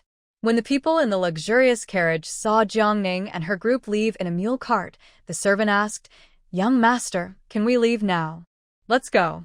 What a pity they missed the excitement. By the time the mule cart arrived at Jiang's home, the sun had already set. Jiang Ning paid 100 coins for the ride and got out, holding Lu Huai'an, who was now awake but still a bit dazed. Jiang Ning kicked her own courtyard door and shouted, Open the door, hurry up. After a moment, there was some rustling from inside the yard. Jiang Xiu opened the door and looked at Jiang Ning, who was holding a large man. She widened her eyes in disbelief and said, Elder sister, why are you back so late? And holding a strange man? Jiang Ning ignored her and pushed past her with her shoulder, entering the house. Jiang Xiu stumbled back, a flash of discontent to her eyes, but she quickly regained her composure. She called towards the main room, Grandma. Elder sister is back. Grandma Jiang was impatiently shouting in the main room, If you're coming back, just come back. Do I need to personally welcome you? As Grandma Jiang stepped out, she was shocked to see her eldest granddaughter carrying a man. She exclaimed, You silly girl. What are you doing bringing a strange man home? Jiang Ning replied calmly, This is your granddaughter's husband, Mr. Lu. I brought him back to recover from an injury. Grandma, please tidy up Uncle San's room for Mr. Lu to stay in. Upon hearing it was her son's room, Grandma Jiang immediately objected. No way. But when she saw Jiang Ning glaring at her, she hesitated and changed her mind, saying, Take him to your room instead. Jiang Ning scoffed. Her room wasn't fit for anyone. If you don't want to clean it, I'll just throw everything out. With that, she carried him to the West Wing room. You troublemaker. Grandma Jiang trembled with anger. Lu Huai'an lowered his eyes and said softly, I can just sleep in the woodshed. Enough, be obedient. Jiang Ning tossed him onto the bed. Now that they were home, she didn't want to keep pretending. It must be said that Jiang Dai's room was the best in the house. The 3 rooms in the West Wing were converted into a suite. Upon entering, there was a small hall in the middle, with a study on the right, fully furnished with a desk and chairs, plus a long couch. On the left was the door to the bedroom, which was also well furnished and bright. Jiang Ning's actions stirred quite a commotion in the Jiang family, and everyone gathered around. Seeing this, Jiang cheerfully said to Lu Huai'an, "Come, let me introduce you. This is Grandma, Uncle Heir, and Aunt Heir." Jiang introduced everyone, and the Jiang family looked at Lu Huai'an with various expressions. Some were angry, some were cautious, and others seemed thoughtful, while Lu Huai'an politely nodded. When she introduced Jiang Xiao, Jiang noticed she suddenly became shy, a suspicious blush appearing on her face. Jiang couldn't help but ask, "Jiang Xiao, why are you acting shy?" Jiang Xiao looked down, her voice barely audible. Nothing at all. She hadn't expected Mr. Lu to be so handsome. That girl had really hit the jackpot. Jiang frowned and instructed her, "Since there's nothing wrong, go invite Dr. Li from the village." The Jiang family usually called the nearest doctor, Dr. Jiang. However, Dr. Li was the best in the village, though he lived a bit far on the west side.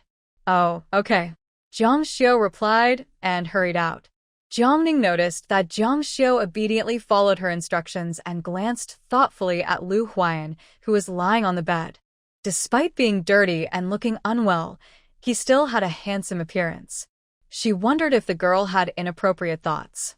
After Jiang Xiao left, Jiang said to Jiang Dashan, "Uncle, could you please make 2 crutches for Scholar Lu?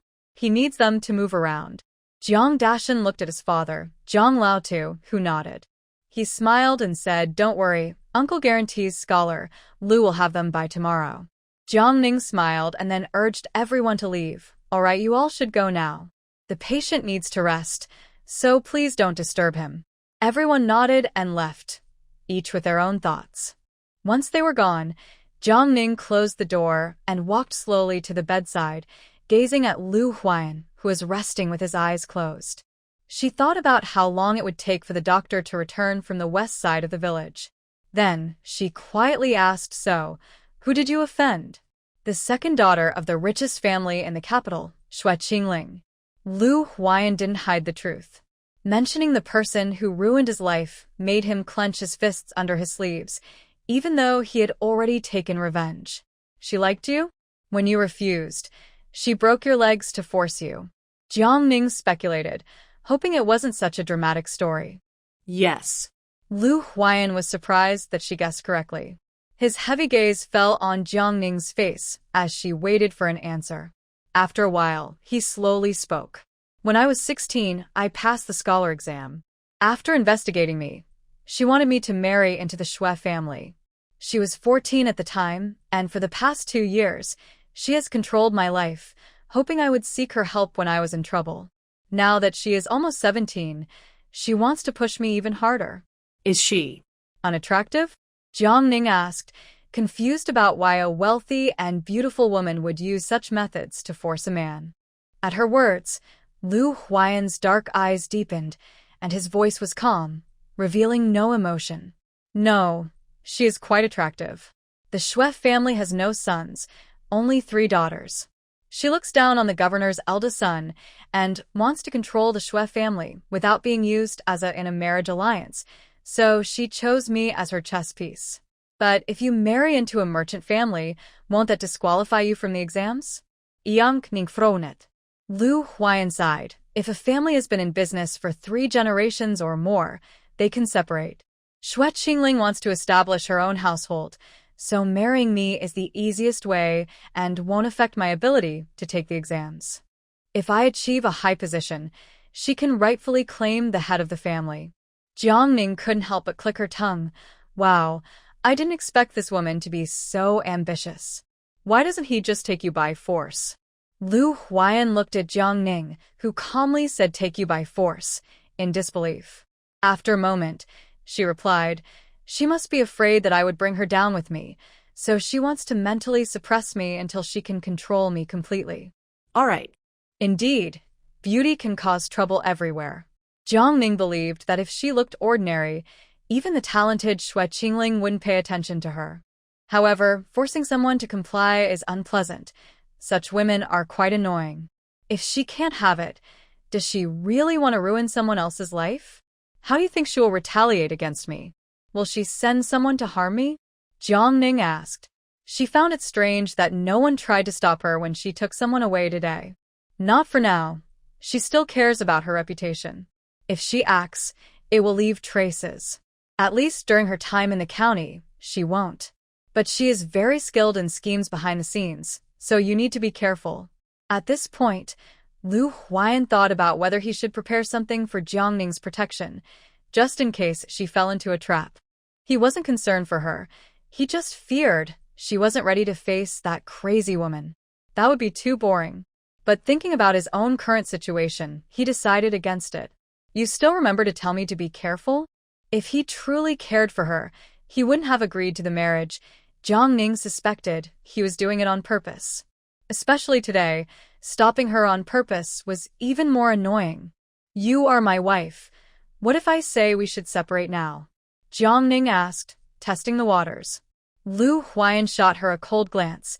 Once you enter the Lu family, there is only widowhood, not divorce. Jiangning was frustrated, took a deep breath, and continued. They burned your house and kicked you out of the clinic. What are your plans now? Even if I temporarily bring you back, will they let you go? Lu Huai'an calmly replied, she shouldn't do anything to me until my leg heals. This was just a warning. In her past life, Xue Qingling's next appearance was in May. Jiangning was speechless. What was the use of saying something so uncertain? Lu Huai'an added with a hint of mischief, but whether they will let you go is another story. Jiangning cursed inwardly. This guy was in trouble himself and still dared to provoke her. Do I have a grudge against you? Why are you trying to harm me like this? You came to me on your own. I didn't force you. Jiangning was once again frustrated. How could she have forgotten that he had enemies? What should we do now? Face whatever comes our way, Lu Huai'an replied casually, though he was just as unsure about what that crazy woman might do. After all, it was only his third day since being reborn, and things were not going as they did in his past life, catching him off guard. Jiangning glared at his smug face, wishing she could tear him apart. You said you don't even like the daughter of a wealthy family, so why did you agree to marry me? You didn't refuse either. I couldn't refuse. I have to think about my reputation in the village. Well, I have my own reasons too. Let me tell you, I never let myself get taken advantage of. You made me suffer a big loss this time, so I need to get it back from you, Jiangning said fiercely. And how do you plan to do that? Seeing her angry yet unable to do anything about it, Lu Huai'an felt a bit smug. Jiangning was so angry that she paced back and forth in the room. When she turned around, she caught Lu Huai'an looking at her with a smug expression. She had initially thought about getting a divorce in the future. But since he was making things difficult for her, it wouldn't make sense to just let him go. After all, she was risking her life for him. Fuming, she walked over and grabbed his collar. I haven't settled the score with you yet. How dare you laugh at me? Of course, I will get back at you, literally. With that, she leaned down and gave him a firm kiss on the lips. Seeing Lu Huai'an's shocked expression, his face turned pale, as if he had been insulted. Jiangning instantly felt her anger fade away. She was happy. Now that I've sealed the deal, you belong to me. Lu Huai'an's muscles twitched, and he gritted his teeth. You shameless woman. No one had ever dared to treat him like this. Lu Huai'an thought that if he weren't so injured and weak, he would have dealt with her right then and there. You came onto me first. Besides, it's only natural for me to kiss my husband. How is that shameless? In a good mood, Jiangning covered him with a blanket and went to the kitchen to fetch a basin of water to help clean him up. As Lu Huai'an felt her not-so-gentle cleaning methods, he watched her busy figure and found his anger slowly fading away. In its place was an indescribable feeling. Jiangning didn't have time to ponder his emotions. After cleaning him up, she sat outside waiting for the doctor to arrive. In the Jiang family's main room, Mrs. Jiang was still angry. Her sharp eyes narrowed as she said to Mr. Jiang, "Old man, aren't you going to say something? Are you just going to let her act like this?" Jiang De was her pride and joy, the only child they had worked hard to support. Now, this troublesome girl had brought a disaster into his room. How could she be happy about that? Mr. Jiang sat nearby, frowning. What's the big deal? It's just one room. Can he stay there forever? Mr. Jiang had his own thoughts. They were worried about how to get close to Scholar Lu, and now this girl had brought him home herself. Besides, Lu Huai'an was a scholar. If he did well in the future, he would surely remember their kindness. Hearing this, Mrs. Jiang's anger flared even more. What do you mean? That's our Dae's room. How can you not care that this girl brought a stranger into it? Mr. Jiang interrupted her with a stern look. Dae is studying at the academy and hardly comes home. Scholar Lu is not just any stranger. He is our granddaughter's husband. He is injured and needs to rest.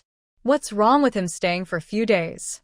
Besides, if you don't let her stay, she'll cause a fuss about wanting her dowry. You know how she is. Once she decides something, we can't stop her. Do you want her to go to the academy and make a scene with Dae? Exactly, Mom. It's not a big deal. Dad, I'll go make a cane for Scholar Lu right now. Jiang Dashan thought his clever father would surely find a way to protect their family's interests. Seeing that the men were not on her side, Mrs. Jiang felt frustrated, but didn't know what to do. Dr. Li was soon called in. After carefully examining Lu Huai'an, he frowned and concluded seriously, "Your internal injuries are quite severe. Did you use your internal energy today?" Yes. Lu Huai'an looked at the familiar face, feeling a warmth in his eyes. Master, I thought I would never see you again. In his past life, after his leg was broken and he was left to fend for himself in the village, he had lost all hope. It was his master who took pity on him, recognizing his talent, and took him as a disciple. However, driven by a desire for revenge, he focused on studying poisons after becoming skilled in medicine. When his master discovered this, he was furious and expelled him from the school, then disappeared from Baisha village without a trace. He searched for a long time but could never find his master, feeling deep guilt. His master had always been kind, while he had chosen to harm others. Fortunately, the treatment was timely, and it's not life-threatening. Dr. Li's voice pulled Lu Huai'an back to reality. Dr. Li looked kindly at Lu Huai'an and said with a hint of concern, "Let me give you a few needles. Please open your clothes." Lu Huai'an obediently opened his clothes, closed his eyes, and felt the slight pain of the needle piercing his skin, but he felt peaceful inside. He knew that as long as his master was there, he would be fine. After finishing the acupuncture, Dr. Li checked his leg. Seeing that there was no serious issue, he secured it again. He stood up, looked at Lu Huai'an, and said, "Take good care of yourself. I will prescribe some medicine for you. Remember to take it on time, and you will get better." "Yes, thank you, Dr. Li," Lu Huai'an replied, pressing his lips together, his attitude respectful. Dr. Li nodded in satisfaction and turned to leave the room. Jiang Ning approached and asked with concern, "Dr. Li, how is Scholar Lu doing?" "I gave him acupuncture. He has some internal injuries and needs to take more medicine. He should avoid moving his leg too much and just rest," Dr. Li explained. "I didn't bring enough herbs, so come back with me to get more medicine," Dr. Li said as he walked outside. "Sure, thank you, Dr. Li," Jiang Ning replied. Dr. Li, named Li Yuan, was from Baisha village. In his youth, he traveled and learned medicine, then wandered around before returning to settle in his hometown as he grew older. He was kind-hearted and, despite having some quirks, was always willing to help villagers in need. Soon, they arrived at Li Yuan's home. As the door opened, Jiang Ning immediately noticed the yard filled with various herbs. She felt inspired and asked Dr. Li about seeds. "Dr. Li, do you have any herb seeds, especially valuable ones?" "I do, but those with high medicinal value are not easy to grow, as each herb has its own growing conditions." Li Yuan began to explain herbal knowledge seriously. "Do you have ginseng seeds?" Jiang Ning asked, thinking that one type would be enough since she didn't know much about growing many. "I do, but there aren't many seeds." "How many do you need?" "Just 10 will be fine." Jiang Ning thought about the limited space and resources. Li Yuan quickly packaged the seeds and handed them to Jiang Ning, jokingly adding, "If you can't grow them, don't come crying to me." Got it. "All right, wait here while I prepare your medicine." After getting the medicine and paying the consultation fee, Jiang Ning hurried home. Meanwhile, In the Jiang family's kitchen, Mrs. Niu and Jiang Xiu were preparing dinner. Mrs. Niu noticed her daughter seemed distracted and gently asked, "Xiu, what's wrong? Do you have something on your mind?" "Mom, I'm fine," Jiang Xiu replied hesitantly. "You silly girl, if you were fine, I would know." Jiang Xiu glanced at Mrs. Niu and quickly looked down again, her voice barely audible. "Mom, do you really think Lu Huai'an is a disaster?" Mrs. Niu understood Jiang Xiu's feelings immediately. She smiled and gently patted Jiang Xiu's shoulder. "I don't know if he's a disaster, but people in the village have been talking about it these past 2 years. Everyone used to think highly of him. After all, it's not easy to pass the exam at 16. Just look at your third uncle." Mrs. Niu glanced nervously towards the door, hoping her mother-in-law wouldn't hear. "If you like him, I think it's fine. Your grandfather hasn't opposed him staying at home to recover, so it must not be a problem." Jiang Xiu's face turned even redder, and she quickly denied it. "Mom, I don't. Don't say that." Okay, I won't say anything." Mrs. Niu smiled to reassure her, "But if you really like him, you should find more chances to be around him." "But if my sister finds out?" Jiang Xiu thought about how handsome he was and felt upset that he would become Jiang Ning's husband. "Don't worry, your father said your grandfather can't stand that girl anymore and will sell her soon. Then you can take her place as the scholar's wife." Jiang Xiu felt a bit hopeful upon hearing Mrs. Niu's words. She had always been jealous of Jiang Ning for having a fiancé like Shuang Yunqing. If she could marry Lu Huai'an, she would one day become a lady of status. After dinner was ready, Mrs. Niu specially made a bowl of meat porridge for Jiang Xiu to take to Lu Huai'an. Jiang Xiu carefully took the porridge and went to Lu Huai'an's room, gently pushing the door open. Lu Huai'an heard the noise and thought it was Jiang Ning returning.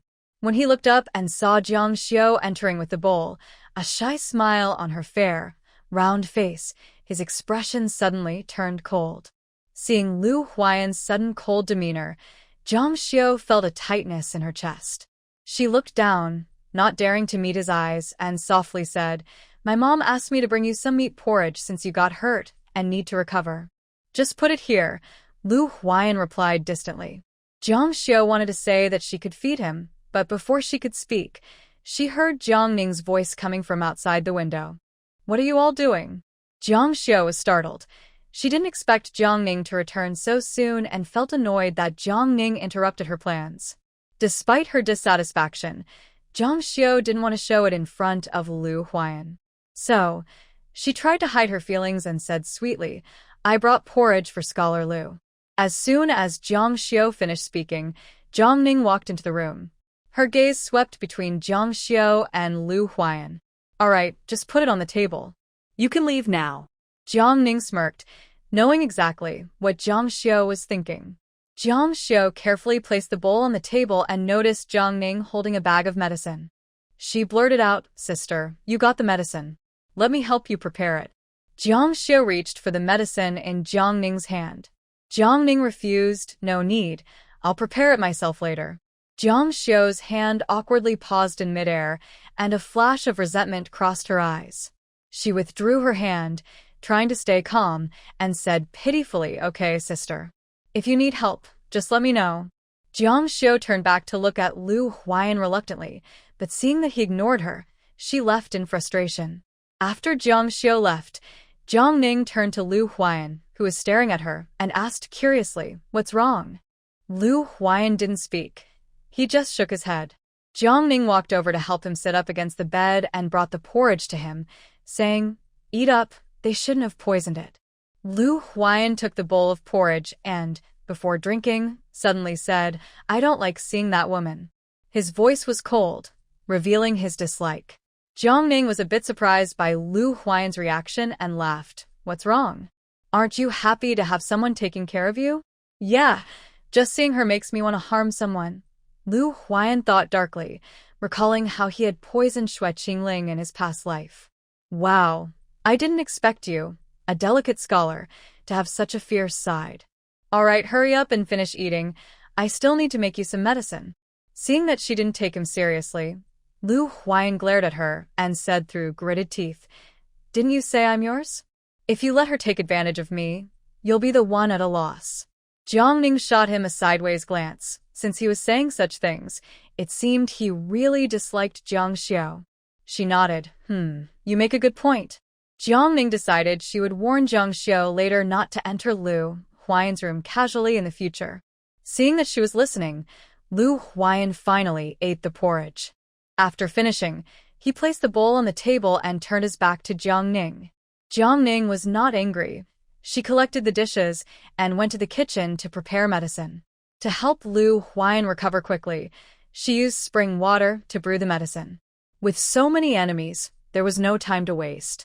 Meanwhile, Jiang Xiao, who had been told not to approach Lu Huai'an, was in her room angrily throwing things around. She couldn't understand why Lu Xiao would have such a strong bias against her.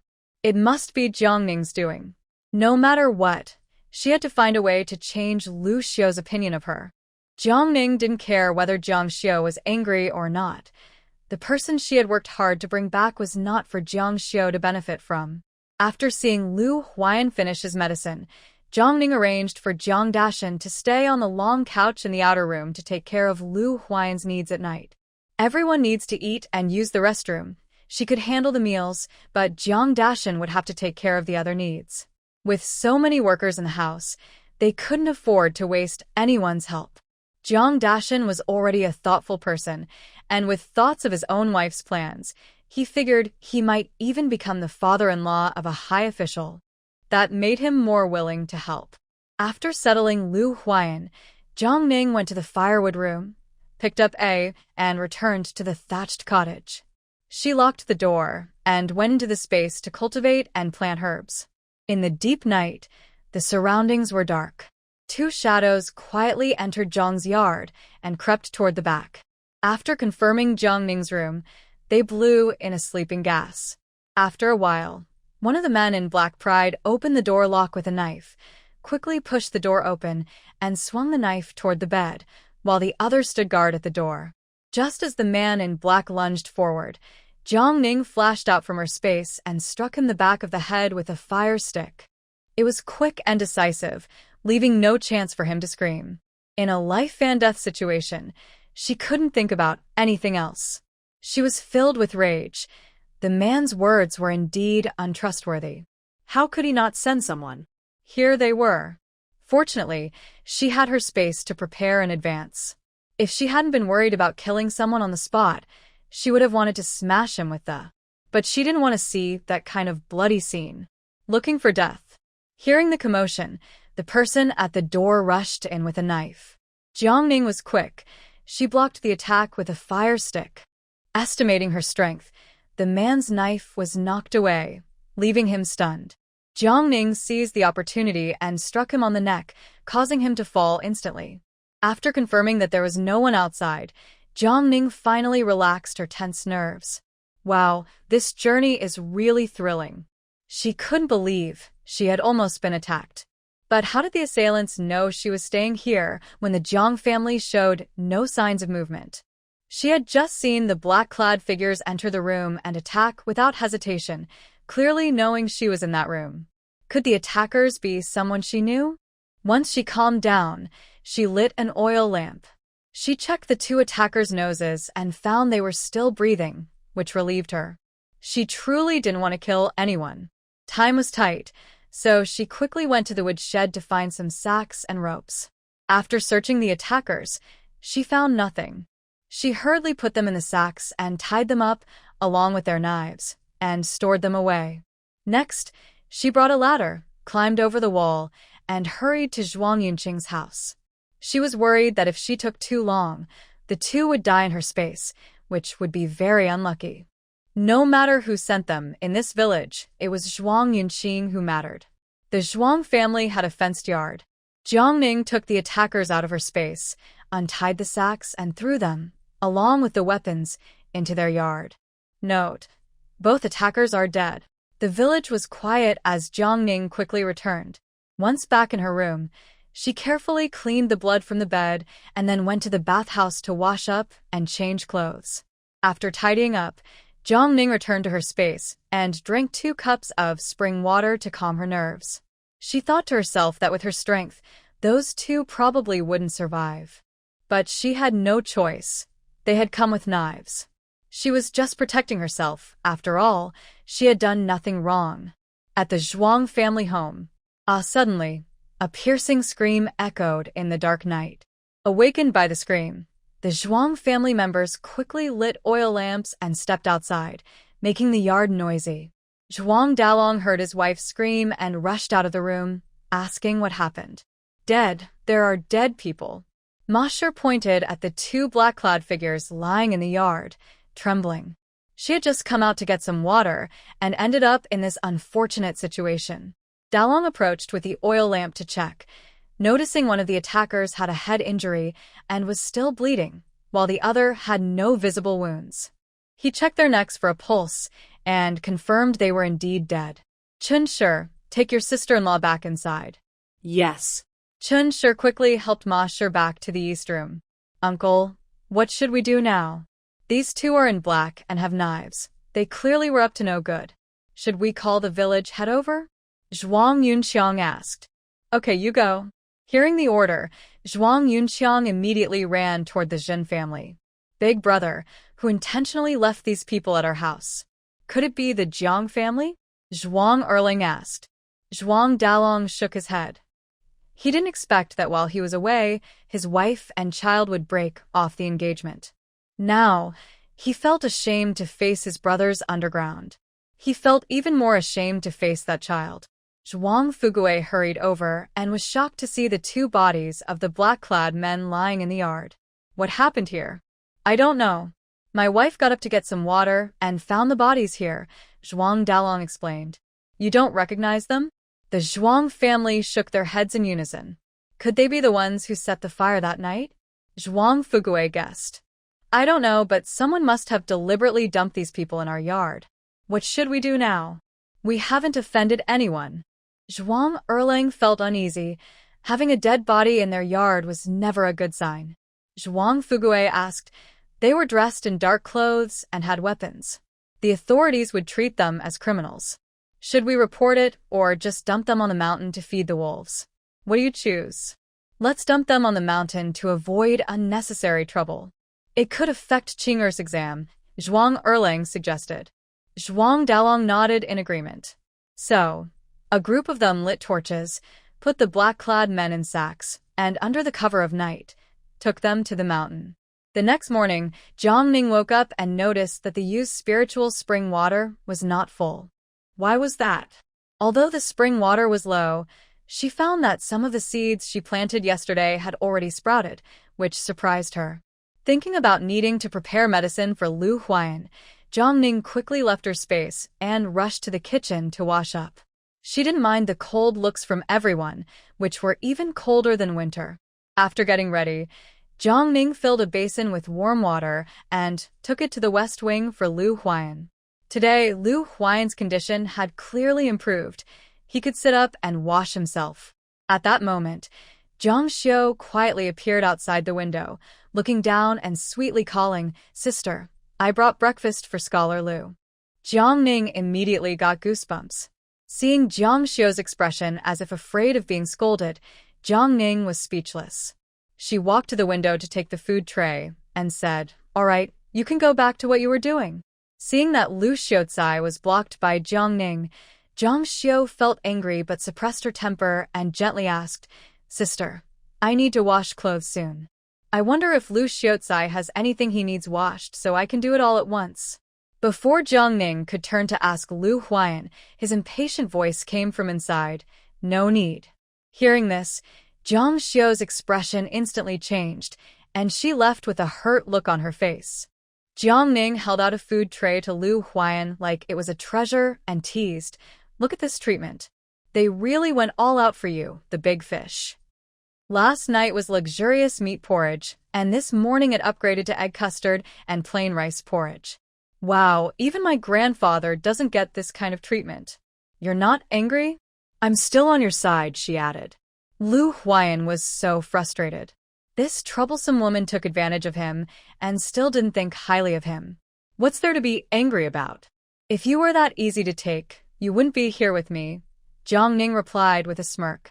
Lu Huai'an didn't want to talk to her and focused on eating. Jiang Ning's gaze landed on Lu Huai'an's dirty, worn clothes, and she couldn't help but ask, "How long have you been wearing that outfit?" Lu Huai'an paused while drinking his porridge, his face turning red. He glanced away and squeezed out a few words. "None of your business. Don't you think it smells?" "Humph, it smells as much as you want." The troublesome woman actually complained about him. "Let me buy you a couple of outfits?" "I have no money." How can a scholar be so poor? In the original memories, Zhuang Yunqing seemed to dress decently, unlike him now, with clothes that were old and worn out, even without patches. Lu Huai'an didn't want to respond. This annoying woman was just trying to frustrate him. "Last night, 2 men in black came with knives. I knocked them out and sent them to Zhuang Yunqing's house," Jiang Ning said casually. "Are you okay?" Lu Huai'an paused, looking at her with concern. He suddenly felt guilty for causing her trouble and for his bad attitude. Jiang Ning shook her head. "Those 2 should be dead by now. I just don't know who sent them. They clearly knew where I lived. Do you think it could be Xue Qingling?" The Zhuang family was surprisingly quiet, with no movement at all. Jiang Ning thought there would be a good show, but it was disappointing. "I don't know." Lu Huai'an felt a headache coming on. If it was Xue Qingling, she would usually just wipe out the whole family. But the current situation was chaotic, and he couldn't make a judgment. Shouldn't a girl be scared in such situations? Why was she so calm? "Forget it. It's just one of those who want to harm me. Don't think about it anymore. Just eat quickly." After Lu Huai'an finished his meal, Jiang Ning went to the dining hall, but the Jiang family was gone. She went to the kitchen to prepare some food, and then used the medicine pot to brew medicine for Lu Huai'an. Once the water boiled, she reduced the heat and simmered it for half an hour. After filtering out the herbs, she brought the medicine to Lu Huai'an. The medicine bowl covered Lu Huai'an's face. As he drank, he slightly raised his eyebrows. Indeed, the issue was with the water used for brewing the medicine. No wonder he felt his recovery was much faster than expected. This woman had something off about her. Despite everything he said yesterday, she only seemed angry, not scared. She even dared to take drastic actions last night, which was very strange. After finishing the medicine, Lu Huai'an took out a money pouch and handed it to her. "This is money for clothes. It's all I have for now, but I'll earn more when I recover." "Weren't you just saying you were broke? How about I make you some clothes instead? It would be cheaper than buying them," Jiang Ning replied, surprised that he was offering money. "Do as you wish." Lu Huai'an felt his ears heat up. This woman was quite bold, always wanting to make clothes for men. A sudden image of her kissing him flashed in his mind, and he closed his eyes, frustratedly pushing her image out of his thoughts. Jiang Ning took the money pouch, poured it out, and counted. There were 3 taels of silver and some copper coins. Aren't scholars supposed to have subsidies and earn money from copying books? "You shouldn't be this poor," Jiang Ning said, puzzled. Lu Huai'an shot her a glance and replied gloomily, "Do you think that crazy woman will let me live easily?" Xue Qingling had warned the county's bookshop not to give him any copying work. The scholar subsidy was only 6 dough of rice per month, and that was only for the top 5 scholars in the exams, just enough to avoid starvation. So he had to rely on middlemen to get work who would take a 40% commission, leaving him with very little. "All right, I forgot," Jiang Ning said, rubbing her forehead. For someone living in peaceful times, the concept of enemies felt quite foreign. Lu Huai'an. "However, you're my responsibility now, so don't worry about that woman. Focus on healing, and we'll deal with her together later." Before Jiang Ning could finish, Lu Huai'an interrupted her. "The Xue family has powerful connections in the capital. Even the governor has to bow to them. Otherwise, Xue Qingling wouldn't look down on her son. Just take care of yourself. If she captures you, I won't come to your rescue." "Fine, then I won't save you either. Let you stay limping forever, so you won't attract attention," Jiang Ning replied, annoyed. "You're..." Lu Huai'an took a deep breath, feeling that this woman would eventually drive him crazy. He wondered if he would still worry about her in the future, or think of her at all. After all, he could deal with the Xue family once, so he could do it again. Once his injuries healed, everything would be easier to handle. But it was the unknown enemy lurking in the shadows that truly worried him. He didn't even know why they wanted to kill him. Could it be related to his background? His parents had told him that when they found him, he was wrapped in a piece of torn cloth, which didn't suggest he came from a powerful family with strong enemies. This was also why he had never thought about investigating his origins. After all, a piece of cloth wouldn't lead to any answers. Not knowing the answers was frustrating, so Lu Huai'an decided to set those thoughts aside. He needed to have some money, and remembering what Yunqing had mentioned about copying books, he shifted the topic. If it's convenient for you, could you help me find some work copying books? I can pay you a commission. Lu Huai'an thought it was better to give the job to Yunqing than to someone else. Yunqing paused, looking doubtful. How much did you pay others before? 40%. Who was that? That's outrageous. Yunqing couldn't believe it. It felt like taking advantage of someone in a tough situation. That's pretty normal, Lu Huai'an replied calmly. It's just human nature to take advantage when possible. He had been targeted for 2 years, and everyone in the county knew about it. It was good that no one had tried to take advantage of him before. It was risky for others to take on work for him, and he didn't see anything wrong with it. Yunqing looked at him with sympathy and sighed. All right, I'll help you check it out. You don't need to worry about the commission. It's just a small favor. By the way, how long does it usually take you to copy a book? With small script, I can do about 10,000 characters a day. If I rush, I can manage 15,000, but it takes a lot of oil for the lamps. Yunqing understood that it meant staying up late, which wasn't necessary. A patient should prioritize rest. So, how much would it cost to copy a book? Lu Huai'an thought for a moment. In his previous life, people charged about 200 coins per 10,000 characters. He wondered if his improved writing would cost a bit more. He replied, it depends on the handwriting and each book has a different word count, so the price varies. I can write a sample for you to take and ask. Okay. Yunqing went to the study to get some ink and paper, setting it up on a low table before moving it to Lu Huai'an's bedside for his convenience. Lu Huai'an picked up the brush and started writing.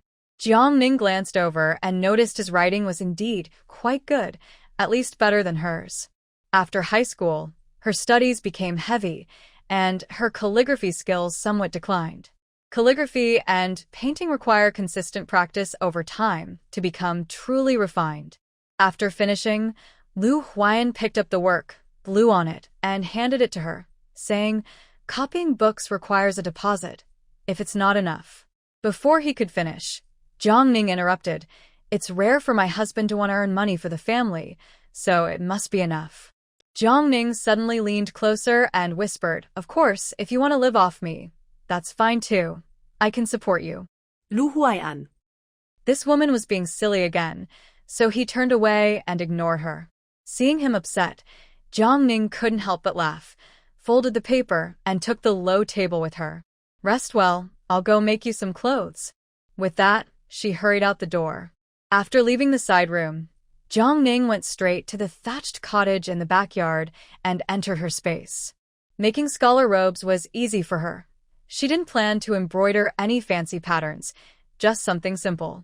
She estimated the size roughly. It didn't need to be as precise as modern clothing. In less than 2 hours, the clothes were ready. She took them out to wash and hang to dry. Yunqing hadn't designed clothing patterns for a while. She laid out the drawing paper and took out the painting supplies she bought yesterday, then went to the kitchen to get some warm water to prepare her brush. While waiting for the brush to soak, she began to think about what to draw. At the end of spring, it was the perfect time to design summer styles.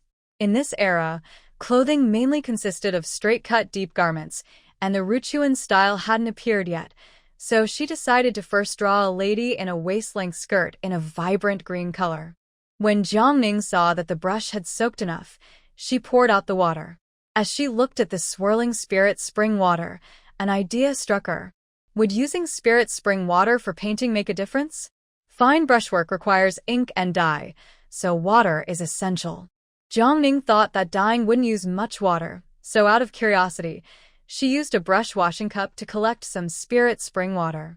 Then she opened the paints, arranged them, picked up the outlining brush, and began to sketch the outline she had in mind. Outlining is a detailed task, and it took Jiangning over an hour to finish the lines, especially the hair, which was quite challenging. Once the ink dried, she started to add color. Dyeing requires the painting to be completely dry, so she could only add color slowly, bit by bit.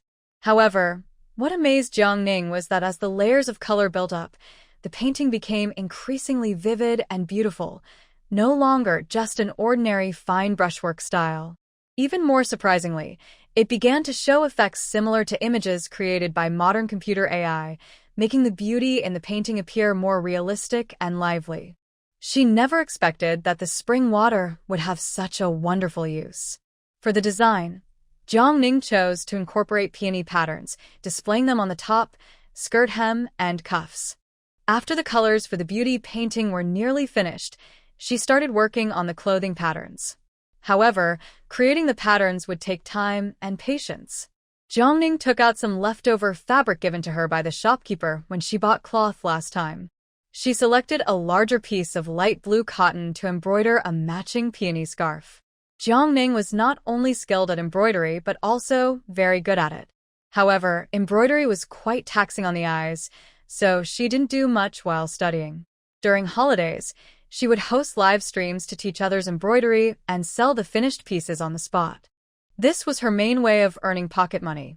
Embroidery is a delicate task, and thankfully, no one disturbed her in the space. By the time dinner was ready, both the design and the scarf were completed.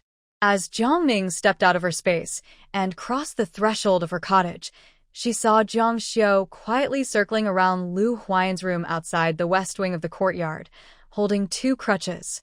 Jiangning's eyes lit up as she walked toward Jiang Xiu. Clearly, this was what she had asked Jiang Dashan to prepare for Lu Huai'an yesterday, and she hadn't expected Jiang Dashan to be so efficient. Seeing Jiangning approach, Jiang Xiu spoke in her usual soft tone. "Sister, the crutches for Scholar Lu are ready. Okay, give them to me and please thank Uncle for me." Jiangning reached out to take the crutches. Jiang Xiu stared at Jiangning, a hint of resentment flashing in her eyes. She pretended to be kind and advised, "Sister, although you and Scholar Lu have a marriage contract, you are not officially married yet. How can you frequently enter a man's room? It could harm your reputation. Also, you told me not to get close to Scholar Lu, yet you keep coming over here. That's not proper either. Listen to my advice. Let my father take care of Scholar Lu. After all, he is a man, and it would be more convenient." Smack. A sharp sound echoed as Jiangning impatiently scolded, "Get lost, you. You hit me." Jiang Xiu covered her face, looking at her in shock. "What's wrong with that? What made you think you could boss me around?" "Huh?" Jiangning asked coldly. Indeed. How had she let jealousy cloud her judgment and forget how formidable Jiangning had become? Jiang Xiu couldn't find the words and ran away, covering her face. At this moment, laughter came from the room where Lu Huai'an was. Jiangning walked in and saw Lu Huai'an leaning on the bed reading. His face was a bit pale, but he seemed to be in good spirits. She glared at him. "What's so funny?" "Well, now I understand why they are afraid of you," Lu Huai'an said, noticing her annoyance and deciding it was better not to provoke her. "They're all a bunch of troublemakers," Jiangning said, handing him a cane. "You look pretty good. Want to give it a try?" "Sure." Jiangning supported Lu Huai'an as he carefully moved his right leg and slowly got out of bed. He placed the cane under his arm, stood up, and took a couple of steps, finding the cane's length and weight just right, making him feel very comfortable. "Not bad," he praised. "Yes, once your injury heals, it will be even easier to use," Jiangning said, noticing he was struggling to stand and helping him back to bed. "Rest for now. I'll go to the kitchen and get some food. I just smelled chicken soup." With that, Jiangning turned and walked to the kitchen. Mrs. Niu had indeed made chicken soup, which was now giving off an enticing aroma. She had also prepared a bowl of white rice and a small dish of pickles. It must be said that Lu Huai'an was getting quite the treatment. Soon, Jiangning walked back with 2 servings of food under the watchful eyes of Mrs. Niu and her daughter. Back in the room, she placed the food on the table beside the bed and gently nudged him, Hurry and eat while it's hot. You need to eat more to recover faster. Seeing him not moving, Jiang shoved a pair of chopsticks into his hand and sat down on a chair by the bed. Lu Huai'an. Jiang took a sip of soup and curiously asked, "Does the head of your academy really not care about you? After all, you are his student, and his daughter has a responsibility too. It's strange they haven't come to bother me. Does Yunqing really have that much influence?" In his past life, Lu Shanchang had always paid for medical expenses until Lu Huai'an's leg was broken again, so he had no complaints about the head. However, the person who should not be present was now rambling in front of him, causing Lu Huai'an's expression to darken. He remembered that after Jiang died in his past life, Zhuang Yunqing observed a mourning period for a year, gaining a lot of reputation. A year later, he married Lu Huai'an. Later, Zhuang Yunqing passed the imperial examination and used the Lu family's connections to stay in the capital, and what happened afterward was unknown. Who knows? Lu Huai'an said dismissively. Maybe the head just thinks highly of him. Thinks highly of him as a son-in-law while using me as a tool. Yunqing snorted. Thinking about someone using the original owner to plan all these incidents and framing her makes her angry. Aren't you upset? Lu Huai'an asked cautiously. Why should I be upset? I don't want a wishy-washy man like that. Jiang said with a look of disdain. Lu Huai'an looked at Jiang and felt she really didn't care. Is she still the same Jiang? Considering he was reborn, could she have been possessed by a spirit? It's not impossible. After dinner, Lu Huai'an finished his medicine and was about to rest. At that moment, Jiang came over with a set of clothes. I've prepared the clothes and washed them. Then she brought a large basin of water and a cloth. You can't take a bath right now, so just clean yourself up a bit. If you need help, I can call my uncle. Lu Huai'an's face turned red. This woman, is she really going to manage his bathing too? He instinctively held his collar. I can do it myself. No need for help. Jiang looked at him, noticing how he seemed afraid of being bullied. She rolled her eyes in disbelief. If it weren't for the fact that he smelled, she wouldn't bother with him. Call me when you're done. I'll be in the study next door, Jiang said before walking into the study. She stood by the door to prevent any trouble from the Jiang family. After all, a man's reputation is important too. When Lu Huai'an finished washing up, she walked in and saw that he looked even more handsome in the new clothes. Lu Huai'an felt uncomfortable under her gaze and cleared his throat, saying, "Okay, you can leave now." Throwing him away after use. What a selfish man, Jiang thought to herself. After admiring him enough and seeing the clothes fit well, she took the basin and left. That night, Jiang Dashan was assigned to take care of Lu Huai'an again. Jiang Xiao was in the Niu family's house, crying in distress. Niu thought she was being bullied and quickly asked what happened. When she learned that her daughter had been hit by that nasty Jiang and was not allowed to approach Lu Xiaocai, she was furious. Why are you so useless? If they tell you not to go near him, you just listen? I've never seen you so obedient before. Niu was determined to find a good husband for her daughter. She had only heard of Lu Xiaocai's name before, and since their families lived on opposite ends, plus Lu Xiaocai spent most of his time at the academy, she had never seen him. Now that Jiang brought him back and he looked so handsome and was a scholar, she didn't care about any bad luck anymore. Jiang Xiao said with a trembling voice, "But I'm scared. What if she hits me?" Seeing her daughter's good match slipping away because of Jiang Niu was determined to find a way to help her daughter. At that moment, Grandma Jiang walked in from outside and said fiercely, "Why are you crying at this hour? If he's so great, you should take the chance to win him over. We can't let that girl have him." Grandma Jiang was upset that Scholar Lu was staying in her son's room and couldn't sleep. While taking a breath of fresh air, she overheard Niu and her daughter discussing Scholar Lu. Since her granddaughter liked him, she naturally wanted to help her win him over. She had never agreed to Jiang marrying him, so why should that girl get him? Hearing Grandma Jiang's words, Jiang Xiao blushed and shyly said, "Grandma, we don't know Scholar Lu's feelings yet. What if he doesn't want to? And what about my sister?" They haven't even been together yet. As long as you make sure to be with him first, he'll have to take responsibility. Then we can make him send that girl away, and maybe Scholar Lu will even be grateful to us." Grandma Jiang glared at her, thought for a moment, and then said, "Isn't your father taking care of him? Tonight, you should be in the same room as him. He won't be able to back out then. But Jiang Xiu's heart raced, and she bit her lip, her cheeks turning bright red. Although Niu felt that this plan might not have a good reputation, she thought that as long as it stayed within the family, who would know? So, she was somewhat pleased. Grandma Jiang felt it was risky and instructed her daughter-in-law, "Niu, it's late. You should go see Dr. Jiang tomorrow." Dr. Jiang was the village's barefoot doctor, known for selling various remedies.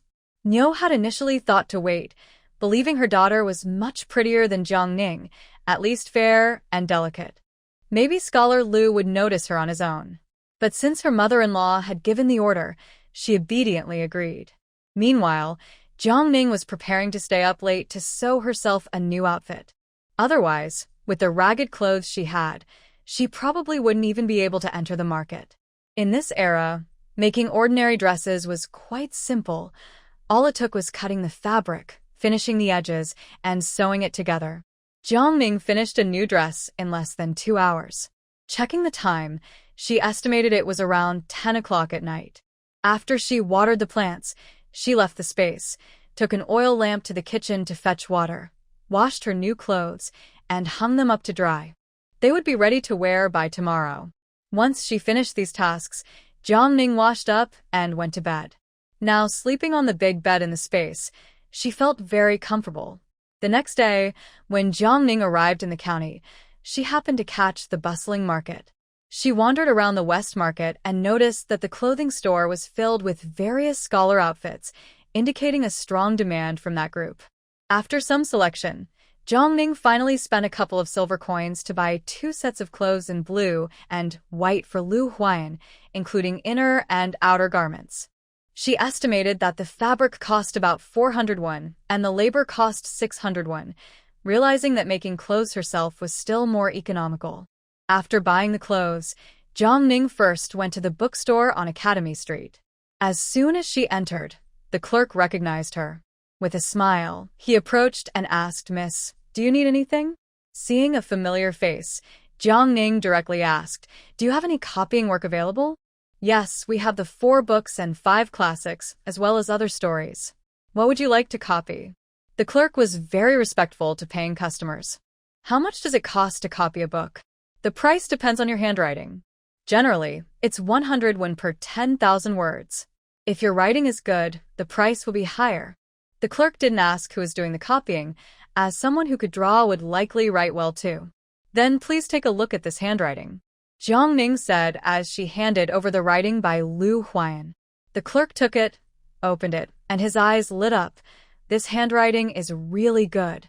While the clerk was thinking of words to describe the quality, a young man dressed in fine clothes, looking as beautiful as a woman, walked into the store. He tossed a stack of books onto the counter and said to the clerk, "Call your manager out." Yes, please wait a moment, young master." The clerk quickly ran to the back. In a little while, a middle-aged man of average height, wearing a satin long gown, came out with the clerk, smiling broadly at the young man in fine clothes. "Young Master Shin, what brings you here? Do you need something?" The young man pointed at the storybooks on the counter and complained, "What could I possibly need?" "Manager Li, take a look at the storybooks you have. I come to enjoy stories, not to find something unpleasant." Jiang Ning recalled that ancient books often told stories of talented scholars and beautiful women, like a rich girl repaying a poor scholar or a fox spirit offering herself. These tales shouldn't be unpleasant, right? Jiang Ning suspected that this young man was intentionally causing trouble. However, his clear voice sounded somewhat familiar, as if Jiang Ning had heard it somewhere before. Yet, the shopkeeper, Li, did not seem upset by his complaints and continued to smile, saying, Yes, we have released quite a few new stories lately. There's a set called Strange Tales from Another World that might suit your taste. I'll have someone bring it to you." As soon as Li finished speaking, a clerk quickly brought out a set of books and placed them in front of the young man. He casually flipped through them, a hint of surprise flashing in his eyes, and ordered, "Take these to the carriage. I'll read them later. If they aren't good, you might as well close the shop." After saying this, he waved his fan and left, with the clerk hurriedly following him with the books. Jiang Ning frowned slightly, pondering to himself. This young man, dressed in a fine robe and exuding an extraordinary presence, didn't seem like an ordinary person. Why was he so concerned about these common stories? Suddenly, Jiang Ning had a thought. Writing stories must be more profitable than copying books. Just look at modern writers. Those who write well can even make it onto wealth lists. Surely, ancient times couldn't be that far behind. He decided to suggest this to Lu Huai'an when he returned. After Li and the others left, Jiang Ning turned to see Lu Huai'an's writing on the counter. He picked it up, nodding as he stroked his beard while reading. Indeed, it's good writing. The strokes are both strong and gentle, a perfect balance. Who wrote this in your family? Li asked Jiang Ning with a smile. My husband wrote it. Hearing Lu Huai'an being praised made Jiang Ning quite happy. You're quite lucky, young lady. How about I take one copy of poetry and one of books for you? I can give you 3 or 2 silver coins for them. At that moment, the clerk returned and exclaimed upon hearing the shopkeeper's offer. Boss, this price is probably unmatched in the county. Jiang Ning, realizing she had intended to ask how many words were in the 2 books, decided not to ask and agreed immediately. So, she happily paid a four-tael deposit, took the 2 books along with some ink and paper, and promised to deliver them within 10 days as she left the bookstore. After exiting, Jiang Ning left Bookstore Street and headed towards the main street of the East Market. Unlike the bustling West Market filled with various vendors, the East Market's main street appeared much more upscale, lacking the crowded scenes. Under each shop's golden sign, it seemed to say, "No money, please don't disturb." Jiang Ning strolled leisurely, looking around, and soon stopped in front of a shop called Jinxiu Pavilion. The shop had 5 sections and 2 floors, with 2 stone lions at the entrance, giving it a grand appearance. Compared to other shops, its decorations were more refined and elegant. What caught Jiang Ning's eye were the display windows on both sides of the door, featuring wooden mannequins dressed in beautiful clothing, standing or sitting in lifelike poses. Behind the mannequins hung various colorful fabrics, showing that the shop owner had quite modern ideas. Jiang Ning stepped inside, and immediately a shop assistant approached her. He looked her over in her simple linen clothes and smiled, asking, "Miss, how can I help you?" Jiang Ning was surprised not to be turned away, as her outfit clearly did not match the shop style. Her impression of the shop improved greatly, and she smiled, saying, "I'd like to ask if you buy embroidery?" The assistant replied, "Of course, if it's good quality, we buy it." "Then could you take a look at my embroidery?" Jiang Ning said without hesitation, pulling out a double-sided embroidered handkerchief from her basket and handing it to him. The assistant took it and saw that it featured a large and a small peony, surrounded by leaves in different shades of green, looking very lifelike. He had never seen such embroidery before, where both sides displayed the design, and the stitching was excellent, better than what his own embroiderer could do. Recognizing its value, the assistant didn't want to make a decision himself. He folded the handkerchief and said to Jiang Ning, "Miss, please wait here for a moment while I fetch the shopkeeper." After saying this, he led Jiang Ning to a quiet seating area on the east side of the hall and poured her a cup of tea. After a while, the assistant returned with a refined middle-aged man. The man had a friendly demeanor and warmly said to Jiang Ning, "Miss, my surname is Zhao. May I ask your name?" "I'm Jiang, from the Jiang family in Baisha village," Jiang Ning replied, surprised by his politeness as she stood to introduce herself. "Ah, so you are Miss Jiang. Please have a seat." Once seated, shopkeeper Zhao took out the handkerchief and asked, "Did you embroider this?" "Yes." Jiang Ning suddenly realized that she might not have enough samples, feeling a bit less convincing. "Sure enough," shopkeeper Zhao then asked, "Is this the only piece you brought?" "Yes, I came to see if this handkerchief could sell for a good price. After all, this embroidery technique takes a lot of effort, and as you can see, it's just ordinary cotton fabric, so it wouldn't be worth it to do too much." Jiang Ning randomly made up an excuse. The shopkeeper nodded. What you said makes sense. Your embroidery technique is indeed unique. I have never seen anything like it before. But I also brought some designs. I wonder if you accept designs? It's the perfect time to create summer clothing, and I have designed a new collection. Would you like to take a look? Jiang took the drawings out of her embroidery basket and handed them to shopkeeper Zhao. He opened them and looked through them. When he saw the vibrant images of ladies and noticed that the clothing designs were lively and not the stiff patterns he was used to, his eyes lit up. Miss, how did you create these? Even if they weren't used as designs, the artwork itself could sell for a high price. I have never seen such vivid colors before. And your clothing styles are also different from the current trends. They are very elegant and lively. Shopkeeper Zhao thought for a moment and then said, "Here's what we can do. You can leave the handkerchief and designs with me, and I will show them to our young master.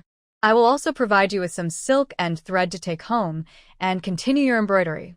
Of course, if possible, you could create a few more pieces of the new summer clothing designs. On the 15th of this month, you can bring the finished products back, and we will ensure you receive a satisfactory price. What do you think?" Seeing that Jiang was not one to be taken advantage of and realizing he couldn't easily assess the value of her work, he proposed this plan, hoping the experienced young master could provide insight. With summer approaching, the shop also needed new products, making it a perfect opportunity for her to prepare more styles. Jiang thought this was a good idea and nodded. "All right, I will come back in a few days." Shopkeeper Zhao quickly instructed his assistant to bring some of the best silk and thread from the store for Jiang. After receiving the items, Jiang prepared to return to her village, only to find that she had just over 2 taels of money left. Money really doesn't last long. The sun was almost setting, and seeing that there was nothing else to buy, she got on the ox cart heading back to her village. Once Jiang arrived at the Jiang family home, she headed straight to the west wing. Today, she didn't see Jiang Xiu wandering around. She noticed Lu Huai'an leaning against the headboard reading a book, looking quite well. She smiled at him. "Lu Huai'an, I'm back."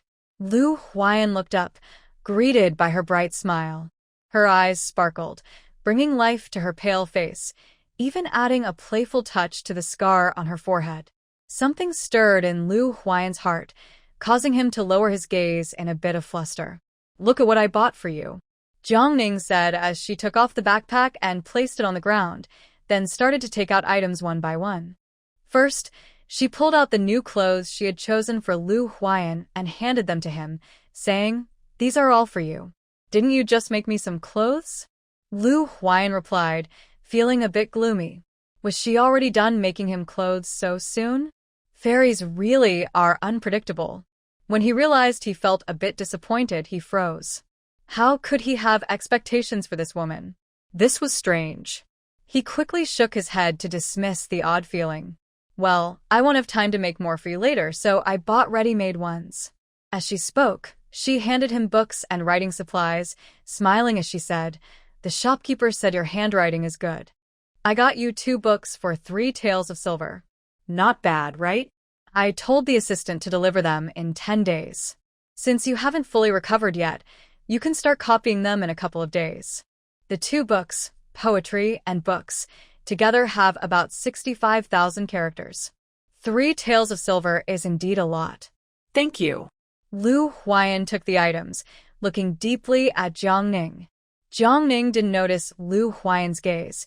She suddenly remembered the storybooks and quickly asked, "By the way, can you write stories?" She recounted what she had seen at the bookstore that day. Even wealthy young masters love reading these. If you can write, it might earn you more than copying books. Writing stories? Lu Huai'an had never tried it, but he did know about that young master Shen.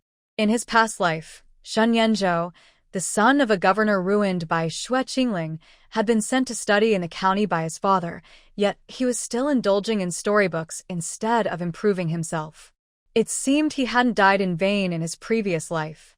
Thinking about how his leg had been injured and how Shui Qingling had to marry into the Shen family, teaming up with the mother of the illegitimate son to eliminate all the legitimate heirs, he felt a chill. In the end, she hadn't controlled the Shui family, but she almost took over the Shen family. In this life, He couldn't let her have the chance to gain power and do harm.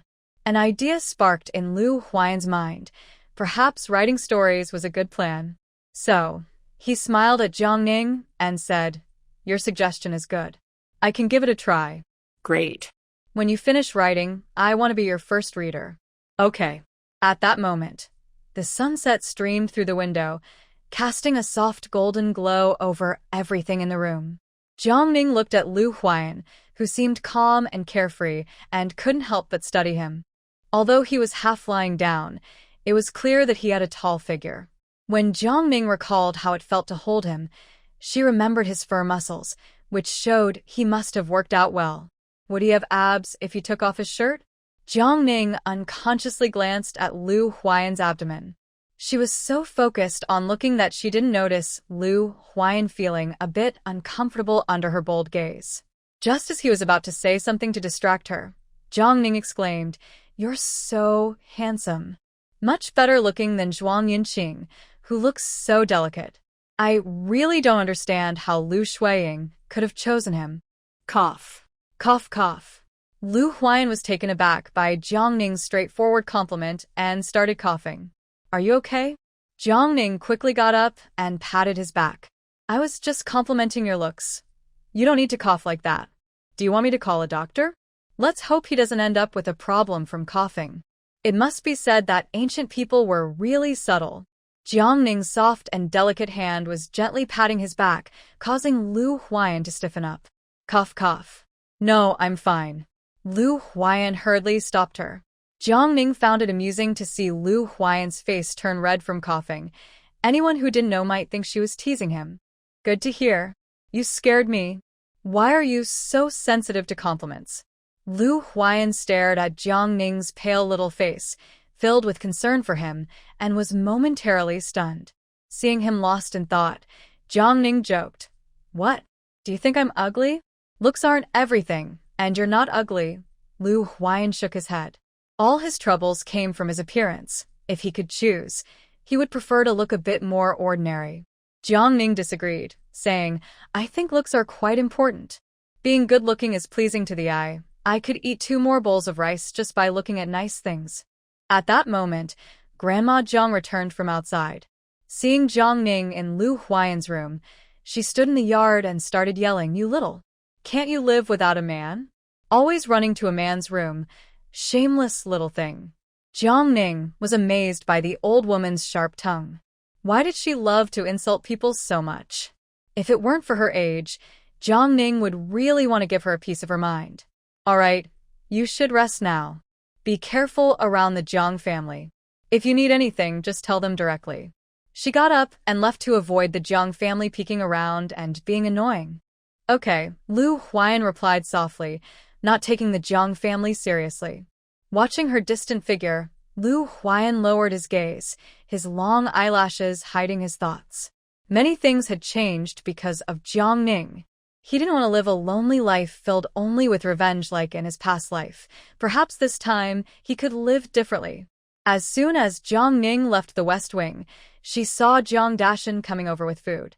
It was clear that the Jiang family truly cared for Lu Huai'an. Jiang Xiu was shyly waiting outside the door and, surprisingly, smiled and called Yunqing to join her for dinner.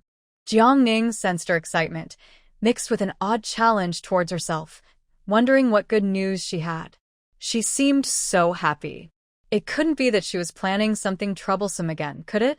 Yunqing frowned and, as usual, asked her to wash her clothes before heading to the dining hall.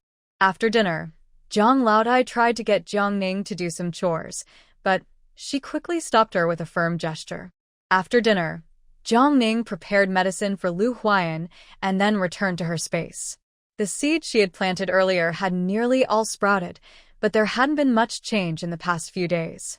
The spiritual spring water in the well was also running low, and checking her marked spot, it didn't seem to have risen. Yunqing felt that something was off. She couldn't understand why. After practicing some punches, she took a bath. It was still early, and the night without a phone felt particularly long. Yunqing sat at her desk to continue her drawing work. Since she had taken on the task, she wanted to do it well. After all, it was related to her livelihood, and she should take it seriously. Meanwhile, in the West Wing, Lu Huai'an's room still had a faint light. After reading for a while, he closed his eyes and lay on the bed, pretending to rest. His long eyelashes lay quietly in the shadows, and his hair spread across the bed like a beautiful painting. At that moment, the door was gently opened. Lu Huai'an suddenly opened his deep eyes, sat up straight, and frowned. He coldly looked at Jiang Xiao, who walked in with flushed cheeks and unsteady steps, as if she were drunk.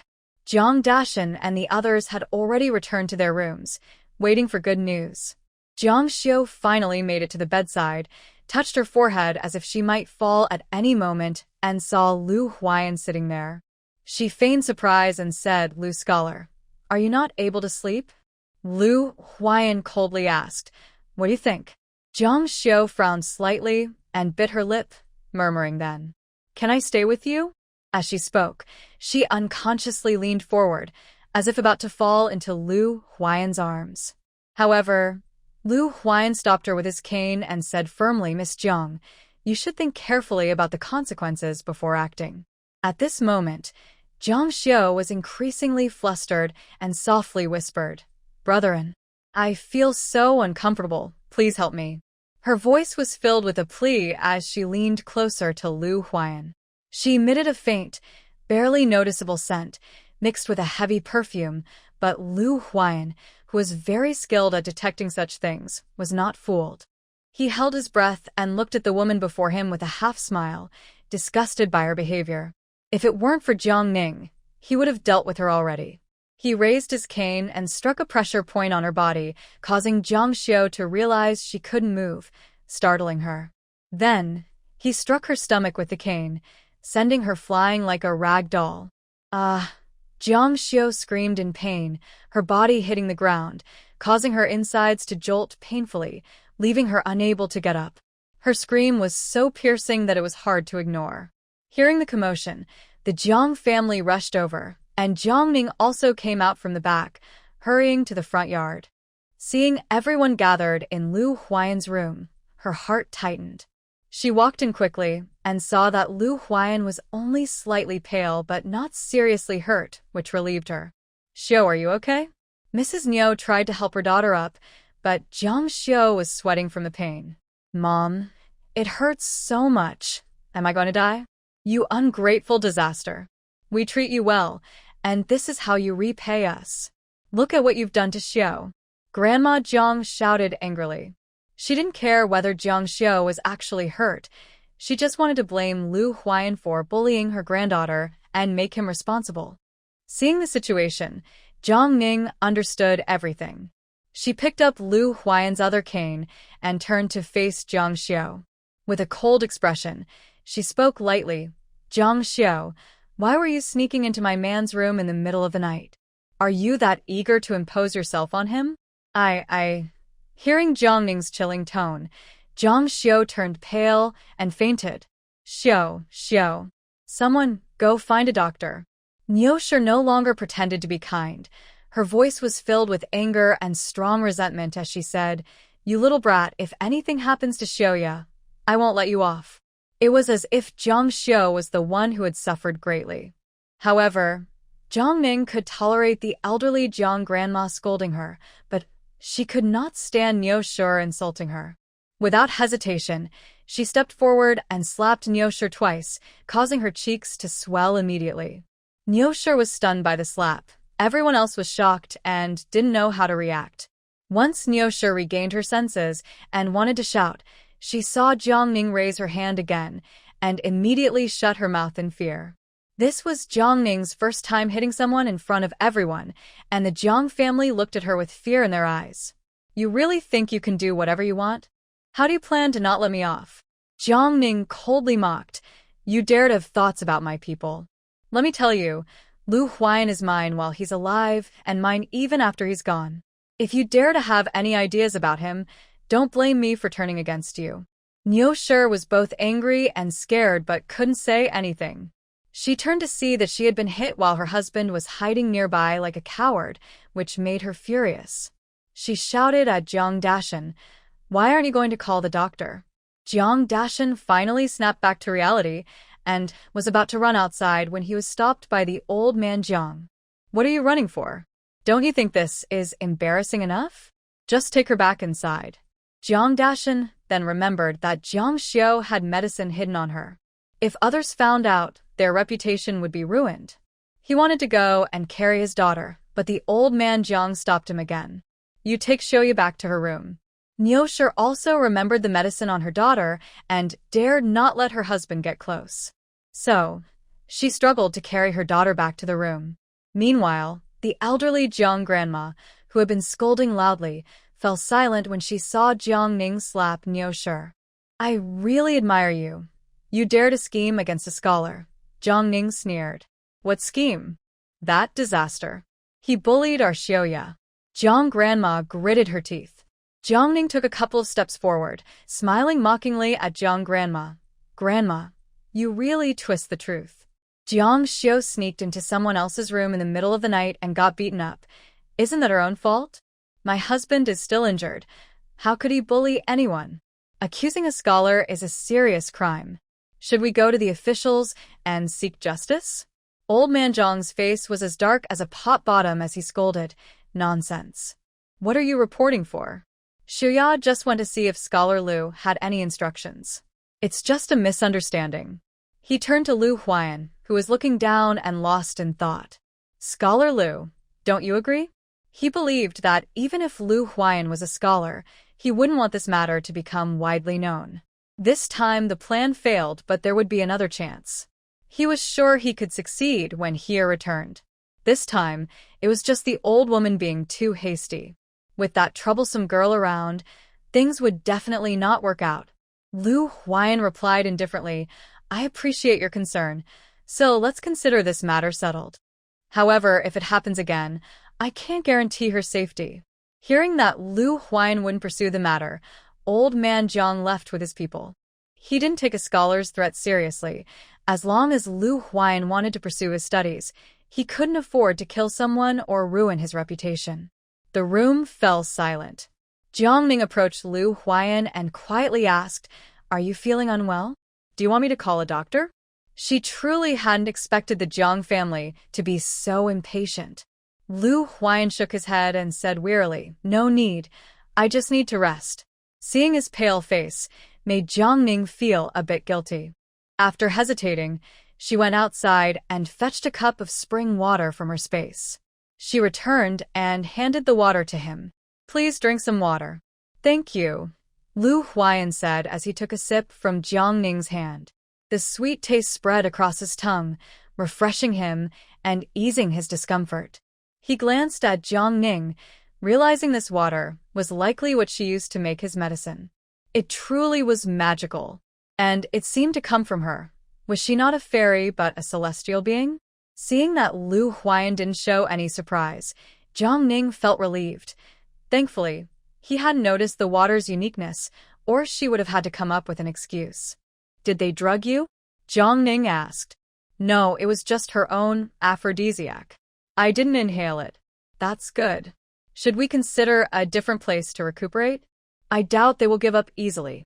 The greed of the Jiang family was evident on their faces, making it hard to feel safe. Jiang Ning was thinking about a suitable place when Lu Huai'an replied, "No need. This place is fine." He was used to being alone, but for some reason, he didn't want to leave Jiang Ning. It's unsafe here for him, and it's just as unsafe for Jiang Ning. If he needs to leave, he will take her with him. He won't let her face this family of wolves alone. I'm worried about you. If you're not afraid, then stay here. Once you're healed, we still need to rebuild your house," Jiang Ning thought, knowing that having land is too valuable to waste.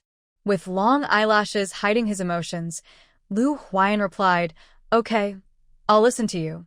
Jiang Ning felt something was off but didn't dwell on it. She helped him lie down to rest.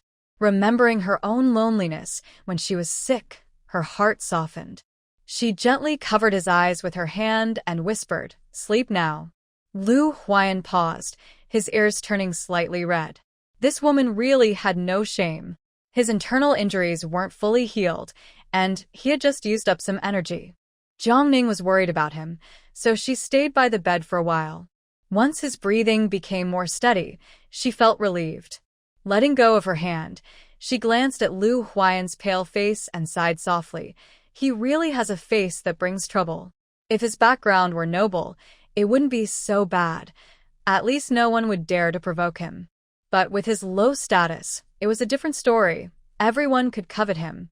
Meanwhile, Grandma Jiang and Mrs. Niu were quite angry.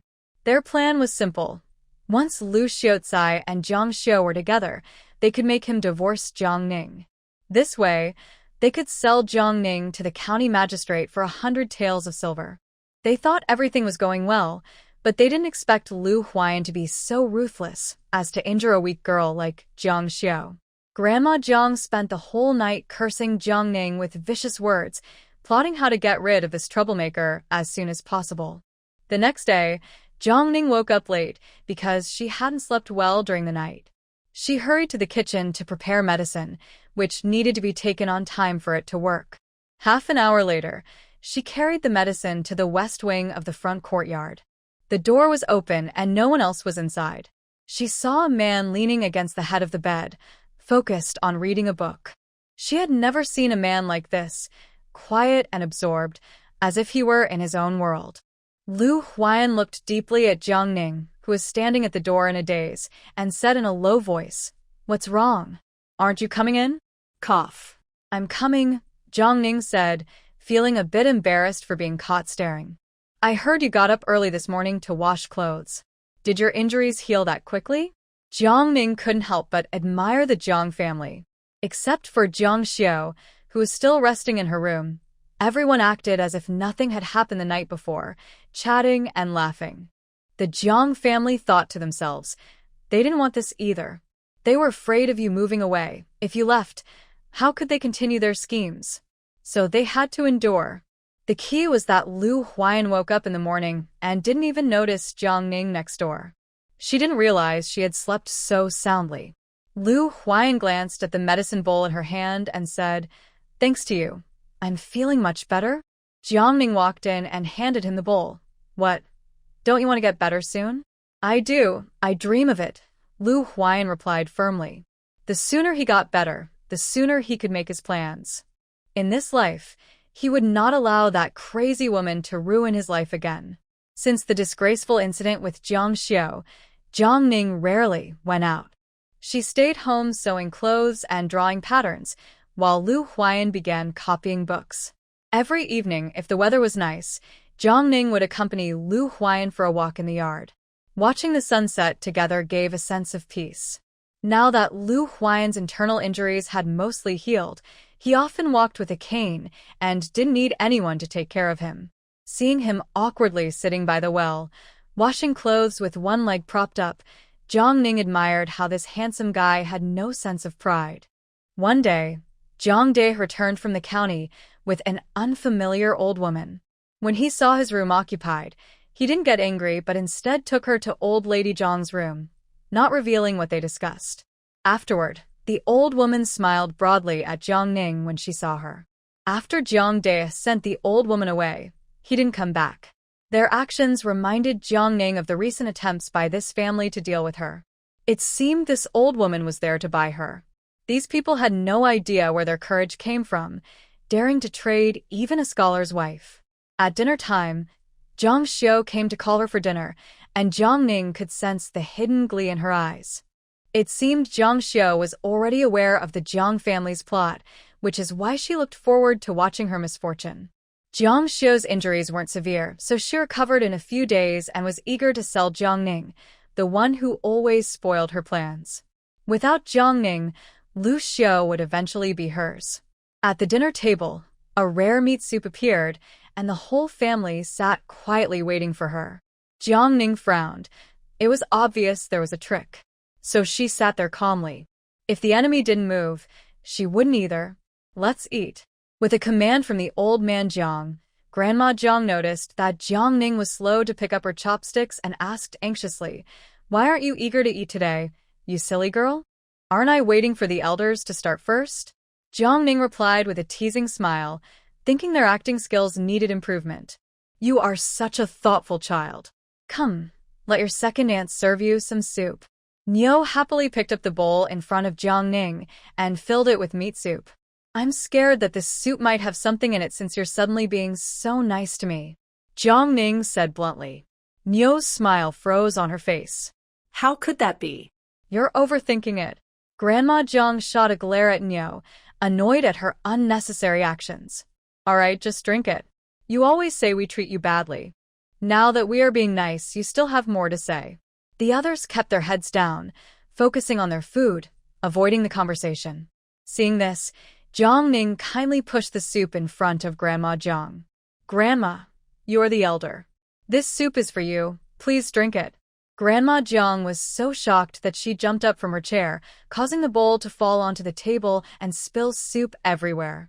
Furious, Grandma Jiang pointed at Jiang Ning and scolded, You troublemaker. Look at what you've done. Such good soup wasted. Grandma, that's unfair. I was trying to honor you, but if you don't want it then fine, I won't drink it either, Jiang Ning replied with a cold smile. Enough. Old man Jiang said firmly, seeing that the situation was escalating. Can we not eat in peace? Once Jiang Ning was sure that only this bowl of soup was problematic, she took another bowl and sat down to eat. The meal ended in silence. After eating, Jiang Ning saw that there was nothing happening with Lu Huai'an, so she returned to the thatched house and entered her space. The spiritual spring water was still calm, and fearing it might run out, she mixed some regular water with the spiritual water to water her vegetable garden. Back in the bamboo house, she checked her recent work and was pleasantly surprised to find that she had completed 5 sets of designs. She had not only detailed the clothing patterns, but also created separate designs and details for accessories. Thinking that 5 sets were enough, along with the detailed designs, she had quite a thick stack. She glanced at the silk fabric set aside and decided to use it to make embroidered handkerchiefs for her new designs. At the start of the night, around 9 p.m., Jiang Ning was still busy threading her needle. Suddenly, she noticed some movement at the window of the thatched house, clearly indicating that the Jiang family was still not giving up. She immediately stopped sewing, used her mind to check for any disturbances in the thatched house, and quickly put on her outer clothing. She heard sounds outside but couldn't see anyone coming in. Jiang Ning was puzzled when she heard someone whispering outside the thatched hut. Don't too much. If you suffocate someone, they could die. Is this enough? They shouldn't wake up. Okay, let's wait a bit until the smell goes away before going in. Great, the troublemakers have arrived. After a while, she heard the sound of the door being pried open. Jiang Ning grabbed a fire stick and came out from her hiding place, waiting inside the hut. The first person who rushed in quickly received a from Jiang Ning. The person cried out in pain. Before the second person could react, Jiang Ning swiftly struck again. That person fell to the ground, unable to get back up, and Jiang Ning kicked them. Then, Jiang Ning swung the fire stick around, hitting one person after another. Whoever got hit was to blame. No one was innocent. She seemed to be hitting carelessly, yet everyone was trapped, scrambling around the room. Stop hitting me. It hurts. Please stop. Various pleas for mercy filled the air. After she had enough, Jiang Ning lit an oil lamp, sat steadily on the bed, and smiled at the people lying on the ground. All right, let me see who you all are. Jiang Dashan looked pale and stiff. Old man Jiang closed his eyes, knowing their plan had been exposed. They had originally planned to drug Scholar Lu and the troublesome girl, then use a pre-prepared divorce letter to get Scholar Lu's fingerprint. After that, they would sell the troublesome girl, and everything would be resolved. Even if Scholar Lu woke up and found out, he would be too weak to fight back and would have to accept it. They would then threaten Scholar Lu to marry Xiuya, or they wouldn't take care of him, leaving him to fend for himself, or even threaten to harm him so he couldn't take the imperial exam. As long as he married Xiuya and had children, everything they did would be forgotten. They would be one big, happy family. Unfortunately, all of that was ruined. This troublesome girl was a disaster. Old Lady Jiang still wanted to struggle a bit.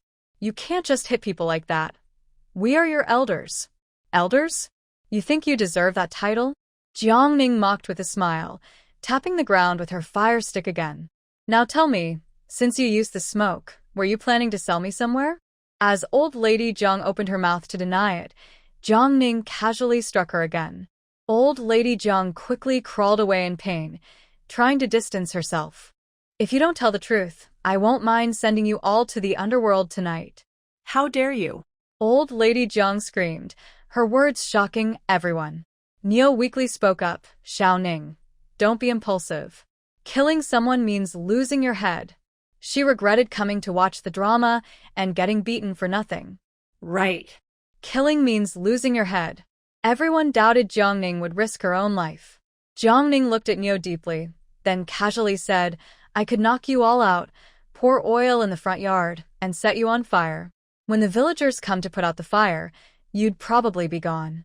As for me, I'd be fine because I live in the backyard, far away. She smiled and stretched her tone. What do you think? Enough. Old man Jiang suddenly shouted, not looking at anyone.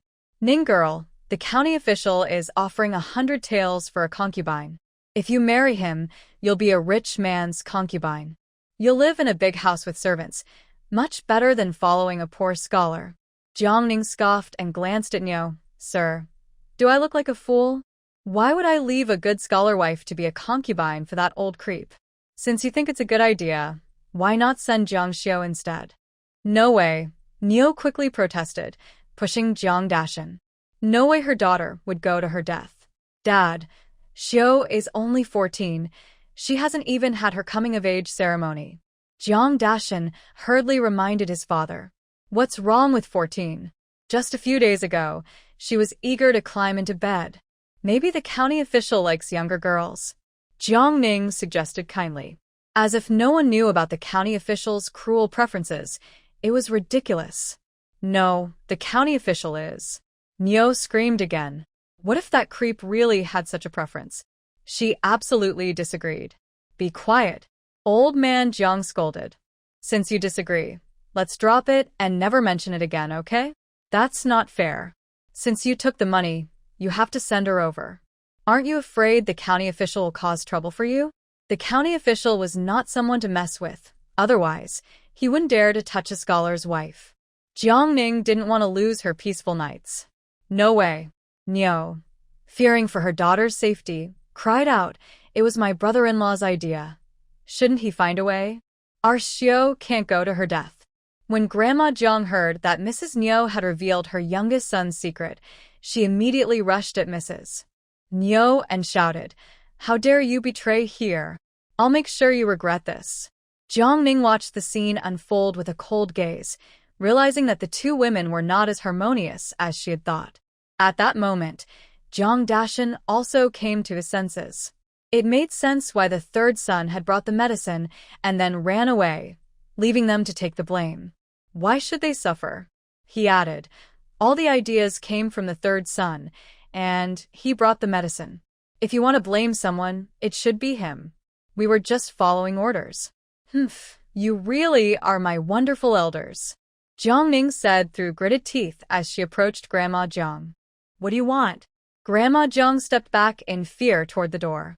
Nothing much, Jiang Ning said as she grabbed her wrist and twisted it, forcing her to turn away. Then she reached into her arms. Ah, that's my banknote. Stop. You heartless person. Grandma Jiang cried out as she struggled when she saw Jiang Ning reaching for the banknote. Jiang Ning happily waved the banknote in her hand, having obtained 100 taels. She suddenly pushed Grandma Jiang away, causing her to fall to the ground, her eyes fixed on the banknote as if ready to pounce to get it back. Jiang Ning tucked the banknote into her clothes and said slowly, the banknote is mine now. As for who you marry, that's up to you. Now hurry and leave, or I'll hit you again. Everyone turned their attention to the old man Jiang, who was sitting on the doorstep, sighing deeply. Let's go. With that command, everyone left Jiang Ning's hut in tears. They had taken a beating and lost 100 taels. What were they after? Once they were gone, Jiang Ning picked up a smoke tube that someone had dropped. This might come in handy, so she took it with her. Back in her space, she placed the banknote on the table. The feeling of being poor vanished, and she felt more confident. Feeling a bit thirsty, Jiang Ning decided to get some spring water, only to find that the spring was full. When she looked at the spirit field, she was shocked to see that all the herbs had grown to about the height of a small arm. That was quite impressive. Could it be because she had confronted the Jiang family? Jiangning thought she might try it again next time. Just then, her third uncle was still hiding in the academy and hadn't returned. Meanwhile, Lu Huai'an, pretending to be unconscious, heard the commotion and leaned on his cane to check the backyard. He had also been affected by the smoke in the room, but he hadn't inhaled it. When he heard the mournful cries of the Jiang family from the cottage, a smile crept onto his lips as he slowly walked back to his room. Soon, the old woman who had come earlier entered the yard with 6 strong men, cheerfully bringing a red bridal sedan chair. Seeing the Jiang family members bruised and downcast, she asked with a smile, "What happened here?" Old Lady Jiang immediately began to wail, recounting how Jiangning had beaten them. "Auntie, we really can't handle her. Why don't you take your people inside and teach her a lesson?" "Oh dear, who do you want to teach a lesson to?" Jiangning emerged from the cottage, holding a firewood stick. "You troublemaker, hurry up and go with Auntie Sun. Are you waiting for someone to invite you?" Old Lady Jiang seemed to have found support and became more assertive. "That's right, girl. Once you enter the county magistrate's residence, you'll be treated well. If you come with us, you can avoid suffering, right?" Auntie Sun said with a smile. Jiangning looked around at the people Auntie Sun had brought, realizing they were trying to use both threats and persuasion. How shameless. She also wanted to test how strong the original owner's abilities were, as she hadn't dared to use her full strength against the Jiang family before. With a smirk, she coldly replied, "What if I don't go? Look, the contract is with me. You're now part of the county magistrate's household, so whether you want to or not, you have to come with us," Auntie Sun said, pulling out the contract. "Oh, I want to see who has the power to sell me," Jiangning said darkly, swinging her stick and sweeping it across the Jiang family members. The Jiang family members scattered in fear, rushing to hide behind Auntie Sunday. Seeing this, Auntie Sun shouted, "Get her for me." The 6 strong men charged at Jiangning with fierce intent. Jiangning focused her energy, readying her firewood stick. But just as she swung it, the 6 men fell to the ground like puppets with their strings cut. Is that it? It ended before it even began? The fight was over too quickly for Jiangning to process. She had put on such a show for nothing. The silence in the air was overwhelming, and Jiangning's gaze fell on Lu Huai'an standing quietly in the west wing. She hadn't expected him to be so impressive. Lu Huai'an, seeing so many people rushing towards Jiangning, worried she might get hurt or lose control of her strength and accidentally harm someone, which would lead to a messy situation. Without hesitation, he took action and knocked everyone down. He was skilled in medicine, so hitting vital points with stones was easy for him. Seeing her people fall without a fight, Granny's son shouted angrily, "Who is it? Come out." The master was still waiting for the wedding in the mansion. Who dared to ruin his plans? Lu Huai'an stepped out from the side room, standing at the door under the cool moonlight, looking handsome like a celestial being. Jiangning's eyes sparkled as she gazed at his striking appearance, feeling a rush of emotions. Lu Huai'an tried not to look at Jiangning's shining eyes. His gaze was cold, but he smiled slightly, saying, "I am Lu Huai'an, a scholar from the year 30 of Yunqing. Please give me your guidance." You are that." Granny's son wanted to call him a disaster, but hesitated to say it out loud. "I have not yet taken office, but I have witnessed the great power of County Magistrate Jiang, forcing the innocent, buying and selling people, and disregarding lives. You have committed many offenses against the laws of the Great Zhou. Forcing the innocent is not allowed by the Great Zhou laws, meaning that good citizens can sell themselves voluntarily, but cannot be forced. Of course, in most cases, if the people do not report, the officials do not investigate, and it all ends there. Jiangning, after all, was a proper scholar's wife. She never expected that a county magistrate could be so lawless. Sure enough, when Granny's son heard this, she looked at Lu Huai'an nervously and said with a fierce tone, "What do you mean by forcing the innocent? We're just taking a concubine in a normal way. Don't speak nonsense." Taking a concubine normally? Do you know she is my first wife, already a member of the Lu family? Forcing a scholar's wife to be a concubine is to insult my status as a scholar. You brought a contract to sell her and forced her against her will. I have seen it with my own eyes and heard it with my own ears. If you want to argue, we might as well go to the county magistrate and discuss it there. Lu Huai'an's voice was cold and his presence commanding. Granny Sun was so scared that she wanted to hide the contract. However, Yunqing quickly stepped in front of Granny Sun and snatched the contract from her hands.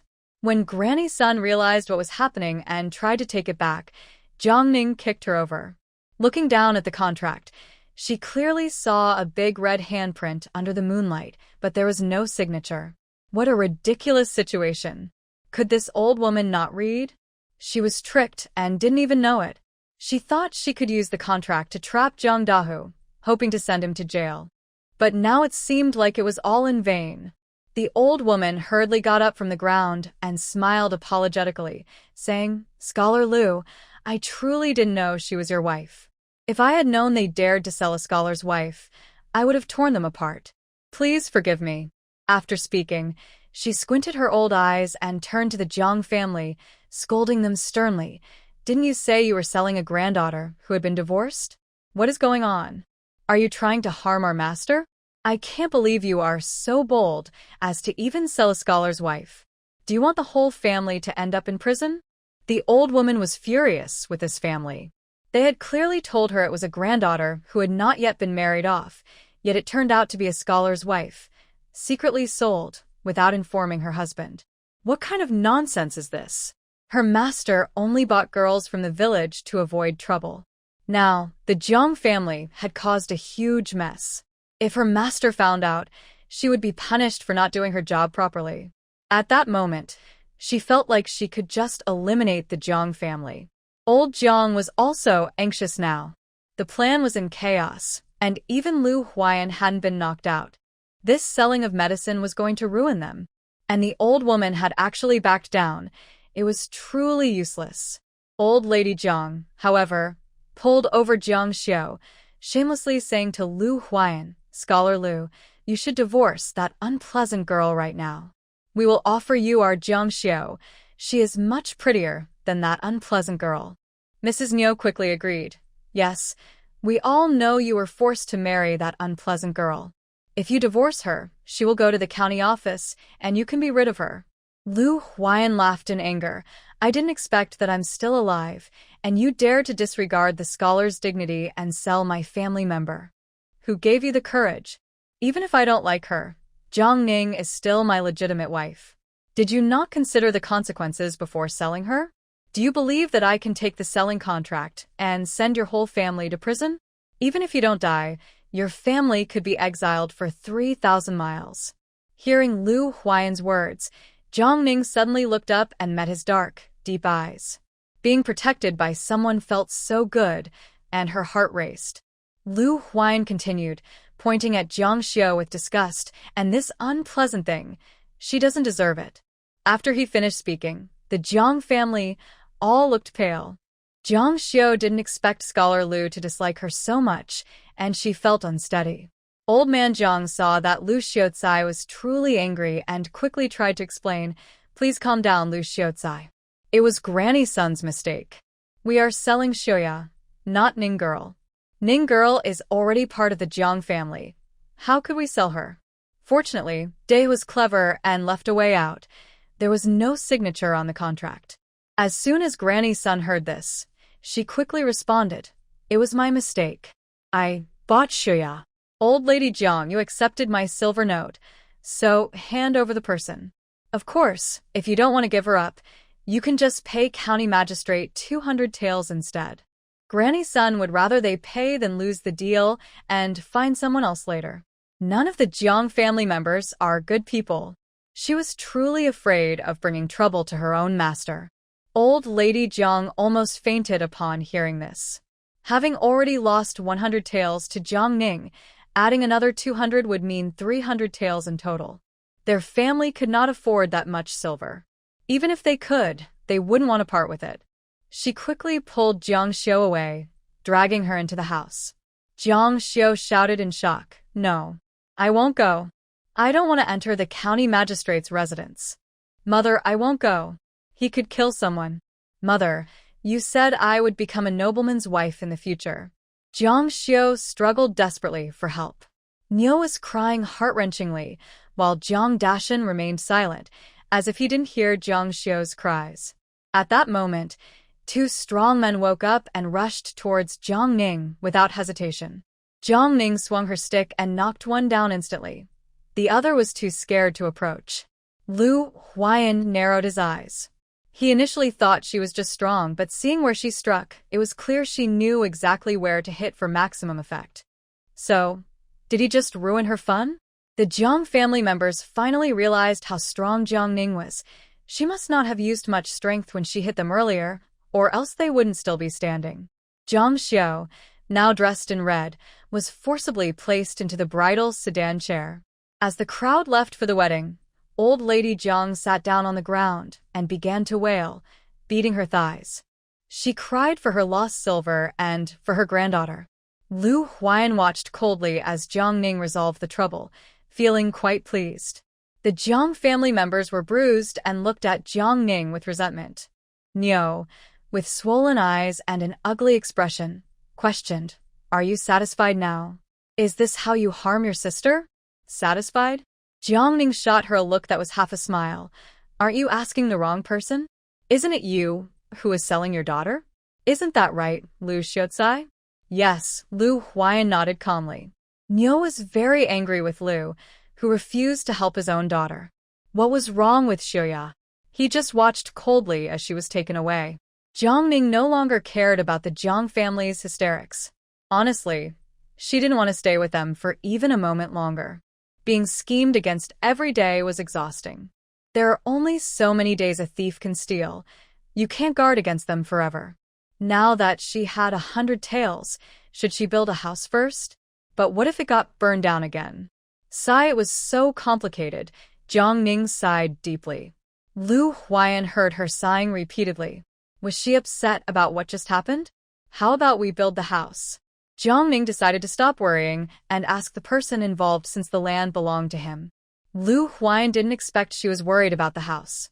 Since he wasn't going to the county for now, fixing the house was fine. He nodded. "We can start with a simple earthen house. It's cheap and quick. We might not even live here for long, so it doesn't need to be too nice. But what if they come to burn it down again?" Jiang Ning raised an eyebrow. Lu Huai'an's expression was a bit complicated. "Don't worry. Before we move in, I'll make sure to take precautions. If they dared to come again, they wouldn't come back. All right, I'll go to Su Wei's house tomorrow to ask Brother Su about the house." Okay. "Then let's sleep." Lu Huai'an replied with a and after watching Jiang Ning head back to the thatched house, he turned to go back to his room. He didn't even spare a glance at the Jiang family. Jiang old lady, who had been crying, stopped when she heard they were going to build a house. She felt sorry for the money they couldn't get back, but also hoped they would move out soon. They shouldn't waste food and cause trouble at home. Jiang old man glared fiercely at Lu Huai'an's retreating figure. He would remember this grudge. He rubbed his old back, supported by Jiang Dashan, limping toward the main room, and didn't forget to instruct, "Second daughter-in-law, help your mother back to the house." At that moment, Niu went over to help Jiang old lady, even though she resented the old woman for pushing her daughter to take the blame. She knew the real culprits were Jiang old third and that Jiang Ning. She only hoped Xiuya would suffer less over there. Inside the main house, the oil lamp flickered dimly, reflecting the heavy mood of the Jiang family. Jiang old lady lay in bed groaning, while Niu helped her apply medicinal alcohol. Oh. "My old life almost slipped away because of that troublesome girl. I'm sorry, I can't assist with that." Jiang Xiu felt an unprecedented humiliation, tears streaming down her face, making her feel that life was worse than death. Time seemed to freeze as Jiang Xiu lay helplessly on the bed, her face marked with tear stains and her body covered in bruises, a pitiful sight. Behind her, a man leisurely tidied his clothes, smacking his lips in satisfaction. "Not bad. If you serve me well, you will be rewarded." At that moment, Jiang Xiu hated her family intensely, especially Jiang Ning. Why should she suffer like this? She silently vowed, "One day, I will make you regret this." The next morning, Jiang Ning went to the dining hall as usual after washing up, seemingly forgetting the chaos of the previous night. After breakfast, with Jiang Xiu absent, she had to wash her clothes by herself. Lu Huai'an refused to let anyone else wash his clothes, so the two of them washed their garments separately by the well. Jiang Ning quickly finished washing and hung both their clothes out to dry. She then returned to her room to pack the tailored clothes, preparing to take them to Su Wei's house for sewing. Since she needed to discuss building a house with Su Dege, it was better to address this matter sooner rather than later. After washing his clothes, Lu Huai'an went back to his room to copy books, and they both busied themselves with their own tasks, which was nice. When Jiang Ning left, she picked some vegetables from the garden, feeling a bit awkward to go empty-handed. Bai Sha village is a large village with over 2,000 people. Besides the Zhuang family, the Jiang family, and the Su family are the most populous. Su Wei's house is located near the center of the village, a sturdy brick house, only slightly less grand than the village chief's. Su Wei's grandfather is an old scholar who currently teaches in a private school in the village. He has two sons, neither of whom excel in studies. The elder son and his wife run a shop in town, while the younger son, Su Chuan, who is Su Wei's father, works on the farm. Su Wei also has an 18-year-old brother named Su Beisheng, who helps with the crops and assists villagers in building houses during his free time, as he is skilled in writing and calculations. However, he is still too young to work independently and must follow experienced craftsmen. There is also a 12-year-old brother, Su Beichen, who studies with their grandfather in the private school. He is currently the only hope for Su grandfather, as they hope he can pass the exams and become a good official for the country and the people. The Jiang family lives on the eastern side of the village. As Jiang Ning walked toward Su's house, it was almost 10 o'clock. The road was quiet, as it was the spring planting season, and most farmers were in the fields. Thus, the entire village was very peaceful. As Jiang Ning walked towards the Su family, following her memories, she suddenly heard shouting from a nearby house. "You young Ergo, think you can get away with this? I'll teach you a lesson. Stop hitting me, I'll pay. A disheveled man rushed out of the room, with a strong woman chasing after him. Jiang Ning recognized the woman as Widow Wang and stopped in her tracks, familiar with such situations. After her husband passed away, she had been raising her two sons alone. Jiang Ning had seen this happen several times before, always with different men. Widow Wang had a bad reputation in the village for being fierce. She was tall, probably around 5 feet 7 inches, and strong, which made people think twice before crossing her. Her two sons were now 12 and 10 years old, taller than most boys their age. "You think you can hide money from me?" Widow Wang shouted as she hit him harder. The man tried to dodge while searching his pockets.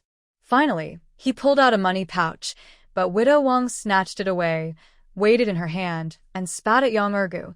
"Get lost, or I'll really make you regret it."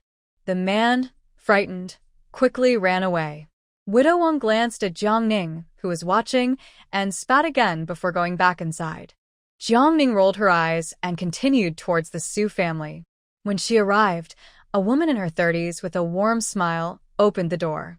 It was Wang Xiuji, Su Wei's mother. Upon seeing Jiang Ning, she quickly pulled her into the yard and closed the gate behind her. "Oh my, I thought you had been sold. I heard that last night someone took a wedding sedan out, heading towards your village. I even saw a carriage at the village entrance. I was so worried." Wang Xiuji wiped away tears, clearly anxious. Jiang Ning comforted her by patting her back and explained, "They were going to sell me, but I managed to escape." It was Jiang Xiu who got into the sedan. The Su family lived a bit far from the eastern part of the village and usually kept to themselves, which is why they only just learned about it. "Thank goodness you're okay. But didn't that showgirl say?" Wang Xiuji recalled how Mrs. Niu often mentioned wanting Xiu to marry a government official, so why was she being taken as a concubine? "Aunt, I'm looking for Xiao Wei. Is she home?" Jiang Ning asked, handing a bundle of vegetables to Wang Xiuji. This child, Why are you bringing things over? Don't let your grandmother scold you. I planned to have dinner at your place, so I had to bring some food, right? Jiang replied with a smile. You child, when did you become so mischievous? Go to the west room. Xiao Wei is inside stitching a handkerchief, Wang Xiuji said as she took the vegetables brought by Jiang Ning and led her to the room where Su Wei lived. At that moment, Su Wei also came out and was very happy to see Jiang Ning. She quickly pulled her into her room to sit down. Xiaoning, I'm so glad you're okay. Come here. Once inside, Su Wei eagerly asked Sister Ning, is it true that Xiao was sold? I heard it was to that scary county official's family? Yes, it's absolutely true, Jiang Ning confirmed. Su Wei felt a bit sad. Jiang Xiu usually acted so proud. She never expected this would happen to her. But how did you have time to come out? I thought you were just talking about it, but you really came. Don't your family take care of you? They don't. I'm married now, so they can't control me, Jiang Ning replied, then asked, by the way, where's your brother? Su Wei was curious. What do you need my brother for? I want to fix up the house from the Lu family. I don't want to live in the Jiang family anymore. Isn't your brother doing that kind of work? I just wanted to ask. Wait a moment, Su Wei said, then shouted loudly, brother, come here for a second. Oh, that voice was so loud it almost deafened Jiang Ning. What is it? Su Beixing quickly came out from the east room and stood at the door looking at the two of them. He was tall and, although only 18, was quite strong. Jiang Ning explained the house-building plan to him, and Su Beixing immediately agreed. Sure. Brother Lu is like a childhood friend to me. If your family needs to build a mud house, I can help you arrange it after I finish my current work. It should only cost 1 or 2 silver coins per room, depending on how many you want. He had learned the trade from his uncle since he was 10, and while he would need to find his uncle for brick houses, he could easily build a mud house with his eyes closed, especially since the farm work at home was almost done. He gathered some helpers to assist them. Jiang Ning was surprised by his calling her sister-in-law, reminding her that in the village, people saw her as married now. After thinking for a moment, she sketched out a plan with her needle and thread. All right, I want the main house to have 3 larger rooms and 3 smaller rooms on each side. The bathroom can be at the back, and please help me dig a well. Jiang Ning remembered that the Lu family did not have a well. Digging a well requires a specialist. I'll help you find someone, and you can discuss the payment with him directly. For building the house, we usually pay 30 per person per day, which includes 1 lunch. Su Beixing was talking about the usual prices in the village. Jiang Ning had no objections to the wages. She understood that building houses was hard physical work and required skill, and there wasn't work every day. 30 was not too expensive. Okay, but I can't provide meals. Can we convert that into money? Just as Su Beixing was about to answer, Wang Xiuji came over and interrupted. Why bother with that? I'll help you cook. With Wang Xiuji's help, Jiang Ning felt relieved. Thank you, Auntie. I'll calculate 15 a day for you. What do you need wages for? You silly girl, Auntie is helping you no charge. Wang Xiuji Yunqing. Jiang Ning didn't want to take advantage, so she quickly said, if Annie won't take money, then I'll find someone else. This isn't just a day or 2 of work. It can't be free. Then let's make it 10 Auntie will keep it fair. I won't take advantage of you. All right, I'll give you the money in a couple of days. So it was settled, and Jiang Ning still had over 2 taels of silver left. She decided not to use the banknotes for now and would wait until the day after tomorrow to settle accounts in the county. Su Beixing hurriedly said not to worry. He would find someone to set the start date and went off to get busy. Jiang Ning stayed behind to do some sewing with Su Wei. Seeing Jiang Ning take out the cut fabric, Su Wei curiously asked, are you making clothes? Yes. Su Wei glanced at it and complained, this is too plain. Why didn't you buy some floral fabric? I don't like floral patterns. This color is more practical. Jiang Ning said as she started sewing. Seeing this, Su Wei picked up her embroidery frame and began to stitch as well. Jiang Ning noticed how focused she was and asked, are you planning to sell that handkerchief you're stitching? Yes. This pattern is simple, and I can sell a handkerchief for 8 yuan. A yard of fine cotton cloth costs 6 won and can be cut into 2 handkerchiefs, making a profit of 10 won. Su-wei said proudly. Her dowry had grown thanks to her embroidery skills. If I work quickly, I can finish 2.5 sets in a day. My mom doesn't let me stitch at night. Otherwise, I could make at least 3 handkerchiefs a day. You silly girl. Always blaming your mother. If I weren't worried about your eyes, I wouldn't care. Wang Xiuji brought them some cool water from outside. Yes, yes, yes. Mom is the best. Su-wei stuck out her tongue. Look how steady Xiaoning is, unlike you, so careless. You'll end up in trouble one day. Wang Xiuji sighed and turned to Jiangning, saying, It's getting hot. Don't just sit there. Get up and move around a bit, drink some water. Yes, Auntie, we understand. One must say, Su-wei had a good mother, and Jiangning felt a bit envious. All right, you all continue with the embroidery. I'm going to make dinner, Wang Xiuji said as she turned and left the room. Su-wei watched her mother's back, feeling a warm surge in her heart. As they worked with the thread, Jiangning noticed that Su-wei was often distracted and pricked her fingers with a needle. Concerned, she asked, Do you have something on your mind? Su-wei paused for a moment and replied, Sister Ning, is Lu Huai'an good to you? Yes, he is. Why do you ask? Su-wei looked at Jiangning with a hint of envy and said, Yesterday, Brother Heng came for his regular visit. Jiangning understood. He had come to collect his monthly allowance. She remembered that Su-wei had been betrothed to Qin Zihong from the neighboring village when she was 10 years old. It was quite a sensation at the time because Qin Zihong's family was poor, but he was very smart. They had sold everything to send him to study with Master Su. After a few years of learning, Master Su believed Qin Zihong was ready to take the entrance exam for young scholars. However, a tragedy struck his family when his father became disabled and they could no longer afford his education. Master Su felt it was a shame to lose such a promising student, especially with his own children not living up to expectations. So, he decided to unite the two families and promised to provide 1 tael of silver each month to support Qin Zihong's studies. With such a good opportunity, the Qin family had no reason to refuse. Qin Zihong was lucky to have such a wonderful future in-laws. After the engagement, Qin Zihong worked hard and passed the young scholar exam. 3 years ago, he also passed the scholar exam alongside Lu Huai'an and Yunqing. When the county learned that these 3 scholars had been taught in Su-wei's village school, Master Su gained a lot of recognition. Jiangning asked, He came to see you, but you don't seem happy. Why do you look so worried?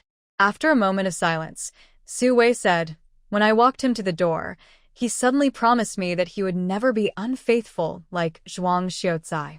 He told me not to worry, that I would always be his wife. I sensed he was a bit upset, so I asked him what was wrong, but he just left without saying anything. Later, I asked my mother and found out that my grandfather had talked to him. They were worried about Brother Heng's feelings changing because of Zhuang Yunqing's sudden change of heart. After a pause, she continued, I asked him if he envied Zhuang Yunqing, and he said it would be a lie to say he didn't. No man wants to be without a strong support. But he is a man of his word. As long as I don't change my mind, he won't break his promise. Does that mean he doesn't have any feelings for me? Since he became a scholar, I feel like he isn't as close to me as he used to be. I asked him, and he said he isn't married yet and needs to be careful. Sister Ning, you said that Brother Heng and Scholar Zhuang have always had a good relationship and are in the same academy. Although he isn't as handsome as Zhuang Yunqing, he is becoming more refined. Could it be that he feels a bit dissatisfied inside? Seeing Su-wei looking worried, Jiangning felt a bit anxious for her too. She thought that if Qin Zihong needed the old master to intervene, there might be some issues. However, if the other party keeps their promise, their marriage should go smoothly. What worried her was if the other party had a new interest, and this engagement became a hindrance. With the Su family's current reputation, if Qin Zihong were to be ungrateful, it would ruin him for life. If that were the case, the marriage would likely be very difficult, and love would be out of the question. Has your grandfather sent someone to investigate? They have checked, but found nothing wrong. However, Su Wei glanced at Jiang Ning before continuing. Scholar Zhuang has been getting closer to Lu Huai'an these past 2 years, which has disappointed my grandfather. After all, Zhuang Yunqing was once a student he favored. Since there's no problem, don't overthink it. You're not even 15 yet. Why are you in such a hurry? Jiang Ning comforted her. Su Wei said with some worry, I'm just a bit concerned. What if he treats me poorly after we get married? That would be terrible. It still depends on his character. Your family will definitely look out for you. Don't worry. Whether you can be a couple ultimately depends on fate, Jiang Ning replied. Su Wei thought about it and realized that worrying wouldn't help. At that moment, there was a knock at the door, and soon a plain-looking girl walked in. Su Wei asked, Wang Dia, why are you here? Jiang Ning had no prior interaction with Wang Dia, so she just glanced at her without speaking. Wang Dia smiled and pointed to the back mountain, saying, Sister Weiwei, the honeysuckle is blooming now. Sister Yunfin has invited everyone to go pick flowers tomorrow morning. Do you want to join us? It was a rare chance to go out, and picking honeysuckle wouldn't hurt her hands. After drying it, they could exchange it for a good amount of silver, so Su Wei was excited and immediately agreed. Sure. I want to bring Sister Ning along. Is that okay? She then turned to Jiang Ning and asked, Sister Ning, will you come with us? Zhuang Yunfin? She seemed to be the village chief's daughter. The original owner had some memories of her, but didn't remember her well. Of course, Sister Jiang Ning can come along. It will be more lively with more people, and dried honeysuckle can sell for at least 80 coins per pound. Wang Dia also tried hard to persuade. Jiang Ning thought that after spending some days here, it was time to explore, get familiar with the surroundings, and meet more people, so she agreed. Seeing that both of them agreed, Wang Dia said she needed to invite others and left. When Jiang Ning returned home, Zhang Laosen still had not come back, so it seemed she would have to go to the county town to find him. Lu Huai'an no longer needed to take medicine. After dinner, Jiang Ning went back to her room to continue embroidering a handkerchief. The morning sunlight shone through the mist. After breakfast, Jiang Ning took her basket and went out to the entrance of the back mountain in the west of the village. To get to the back mountain from Zhang's house, she had to pass by Su's house. So, Jiang Ning first went to Su's house to meet Su Wei. The two chatted happily along the village path towards the meeting point in the west. At the foot of the mountain, many young women had already gathered in small groups, inevitably discussing the latest gossip in the village. Hey, did you hear? Jiang Ning is coming today. The biggest gossip in the village lately was about the Jiang family, especially since the proud Jiang Xiao had been sold as a concubine. And the less favored Jiang Ning had broken off her engagement and married a scholar. Zhuang Yunqing stood in the shade and asked Wang Dia beside her, Are you sure she will really come? She will. I told her that a pound of honeysuckle can sell for 80 coins, so she will definitely come, Wang Dia confidently replied. Li Fongfong, who was nearby, turned around in surprise and asked, Yunqing, didn't your family already break off the engagement? How did you invite her? Zhuang Yunqing adjusted her dress and smiled. My father said that even if she is married, we should treat her well, so of course we should invite her to good events. Zhuang Yunfin, who was joking with others, turned around after hearing this and asked, Your family is really something, one moment breaking off an engagement, the next moment seeking peace. It's like a joke. Yunfin, tell me, would you agree to have that ugly girl as your sister-in-law? Her family doesn't even have a proper dowry. Zhuang Yunqing pouted in dissatisfaction. Didn't you say your brother was liked by the mountain chief's daughter? But I also think Jiang Ning is not good enough for brother Zhuang. He is so handsome. I can't decide my brother's matters, Zhuang Yunqing mumbled. Just then, Jiang Ning and Su Wei arrived together. Why did you two take so long? We've been waiting for you, Zhuang Yunfin said, looking at the latecomers with some displeasure. Sorry, Yunfin. I came a bit late. Don't be mad, okay? Later, I'll share half of the honeysuckle I picked with you. How about that? Su Wei stepped forward with a playful smile. Zhuang Yunfin didn't care much for the little bit of honeysuckle. She called everyone to go up the mountain just to gain a good reputation. However, seeing Su Wei trying to please her, she hid her dissatisfaction. You silly girl, Zhuang Yunfin said with a hint of laughter. Why would I want your things? Since everyone is here, let's get going. Her words immediately won the favor of everyone present, and the atmosphere became relaxed and cheerful.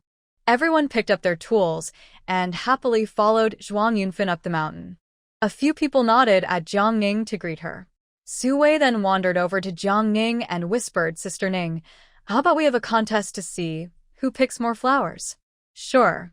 Jiang Ning accepted the challenge. The two followed behind the group, and Jiang Ning quietly observed everyone, noticing that most were girls around 13 or 14 years old. Leading them was Zhuang Yunfin, who had a pretty face, wearing a loose apricot-colored cotton top and a long green cotton skirt, with a simple silver hairpin in her hair. Next to Zhuang Yunfin was a girl in a pink dress, about 12 years old. Jiang Ning recognized her as Yunqing, Zhuang Yunfin's younger sister. She had always liked to follow Zhuang Yunfin around, and they seemed quite close. As for the others, she didn't have much of an impression. Soon, the group reached the halfway point up the mountain, where fields of golden and silver flowers swayed in the wind. Everyone laughed and spread out, heading toward their favorite flower patches, chatting, and enjoying the lively atmosphere.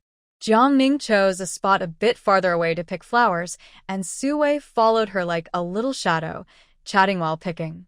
The sun was just right when Su Wei suddenly looked Jiang Ning up and down and exclaimed, Sister Ning, you look so much prettier than before. Your face is filled out a bit, and your spots have faded. Even the scar on your forehead looks lighter. How did you do it? Jiang Ning turned to Su Wei and teased, good food and drink make you look good. She had recently noticed that the spirit spring water had beauty benefits, though the effects weren't immediate. Su Wei pouted, I don't believe you. Sister Ning, don't keep secrets. Share your tips, so we can all become beautiful together. As they were chatting, Wang Dei came over to call Su Wei, Sister Yunfin wants to see you. Oh, wait a moment. Su Wei greeted Jiang Ning, and then went with Wang Dai to find Zhuang Yunfin. As they left, Jiang Ning was about to continue picking flowers when she noticed a shadow sneaking up on her. The figure moved slowly and quietly, seemingly holding something in their hand. Jiang Ning immediately became alert. Using the flowers as cover, she carefully took out a stick from her bag. She furrowed her brow and held her breath, not daring to relax. In the next moment, the person reached out quickly, trying to cover Jiang Ning's mouth and nose. However, Jiang Ning was quick. She grabbed the stick and turned around, swinging it at the person before they could react. With some force, she struck, and she heard the sound of a bone breaking. Ah! A piercing scream broke the silence. The cry was more chilling than a ghost in a horror movie, likely heard within a 10-mile radius. Jiang Ning looked at the person on the ground, who was moaning in pain. It turned out to be Yang Ergu, a troublemaker from the village who was known for his gambling and bullying. Jiang Ning's eyes narrowed, and without giving him a chance to breathe, she struck him in the face again, causing blood mixed with teeth to spray from his mouth. Anyone who dared to target her would face her wrath. She continued to swing the stick, this time with less force, but each hit still made him cry out in pain. No. Please stop. The sound of the stick hitting him mixed with his cries, creating a terrifying scene. Yang Ergu, dragging a broken leg, desperately tried to dodge. At that moment, voices approached from a distance. Daya, is there someone crying up ahead? A young girl asked. Then Su Wei's anxious voice called out. Sister Ning was just there. Is she in trouble? Let's go check. A group of people hurried over, and as they got closer, they saw Yang Ergu, bruised and crawling away, trying to escape Jiang Ning's stick while calling for help. Help! That girl is trying to kill me. The girls were shocked at Yang Ergu's condition and exclaimed, Isn't that Yang Ergu? What happened to him? What's going on? Someone asked in panic. Jiang Ning remained calm and explained, Yang Ergu tried to attack me, but I caught him in the act. You all should go get the village head. There's evidence of his wrongdoing here. Now, we still don't know who wants to harm her. To prevent others from spreading rumors, Jiang Ning pointed to the handkerchief on the ground and explained the situation first. Several people were stunned, while Zhuang Yunfin calmly ordered someone to call her father over. Today was her gathering, and if she didn't handle it well, who would dare to associate with her in the future. Jiang Ning, how could she hit someone? Wang Daya whispered. Zhuang Yunfin shot her a glare, and Wang Daya timidly fell silent. Seeing Yang Ergo lying on the ground in pain, Zhuang Yunfin said to Jiang Ning, "All right, let's tie him up and wait for my father to handle it." Yang Ergo was notorious, and if she had been in this situation, she couldn't imagine the consequences. Therefore, Zhuang Yunfin admired Jiang Ning's decisiveness. Jiang Ning, however, scrutinized Wang Daya with sharp eyes, her mind racing. She had no connection with Wang Daya, but Wang Daya was obedient to Zhuang Yunfin. Today, after Wang Daya deliberately sent Su Wei away, Yang Ergo just happened to appear. The intention behind this was clear: to ruin her reputation. Damaging her name only benefited one person, the mastermind behind it all, Zhuang Yunqing. They say that those who act justly often end up suffering, while those who betray are usually educated. This saying fits certain people perfectly. Not only did he want to break off the engagement, but he also resorted to such a vicious scheme. As the girls worked together to tie up Yang Ergo, they heard the sound of hurried footsteps and the noise of a crowd coming from the mountain. Li Zheng Zhuang Fugui rushed over with a group of villagers. Seeing Yang Ergo's bruised face, he showed no sympathy and loudly asked, "What happened?" "Yang Ergo, how did you end up here?" A known troublemaker suddenly appearing in a place full of girls raised suspicions. He quickly checked on his daughter and, seeing she was fine, let out a sigh of relief. The other villagers also hurriedly looked at their own daughters. Yang Ergo was in so much pain that he could barely moan, his head hanging low, afraid to speak. Jiang Ning stepped forward and clearly explained, "We were here to pick honeysuckle today. Originally, I was with Su Wei." Then Wang Daya called Su Wei away, saying Zhuang Yunfin was looking for her. At that moment, Yang Ergo suddenly appeared, holding a handkerchief, seemingly trying to cover my mouth and nose. Luckily, I reacted quickly. Otherwise, the consequences would have been unimaginable. He was well prepared, and I couldn't tell if he was targeting me specifically or planning to go after all the lonely girls. If this matter isn't handled seriously today, there's no guarantee he won't set his sights on other girls. Uncle Li, you must punish him properly. Jiang Ning's words resonated with the villagers who had daughters, and they all looked at Yang Ergo with sharp eyes. The villagers began to express their dissatisfaction to Uncle Li, all speaking at once, demanding strict punishment for Yang Ergo. If he wasn't punished severely, what would happen if he truly became reckless and harmed their daughters? Yang Ergo, tell us what happened. What is this cloth doing here? Zhuang Fugui glanced at the cloth on the ground and immediately questioned him sternly. If you don't tell the truth, I'll make someone cover your face with it. Wait, I'll talk. Last night, someone gave me 5 taels of silver and some medicine, asking me to wait here at noon today to deal with Jiang Ning. They said if I succeeded, they would give me another 5 taels.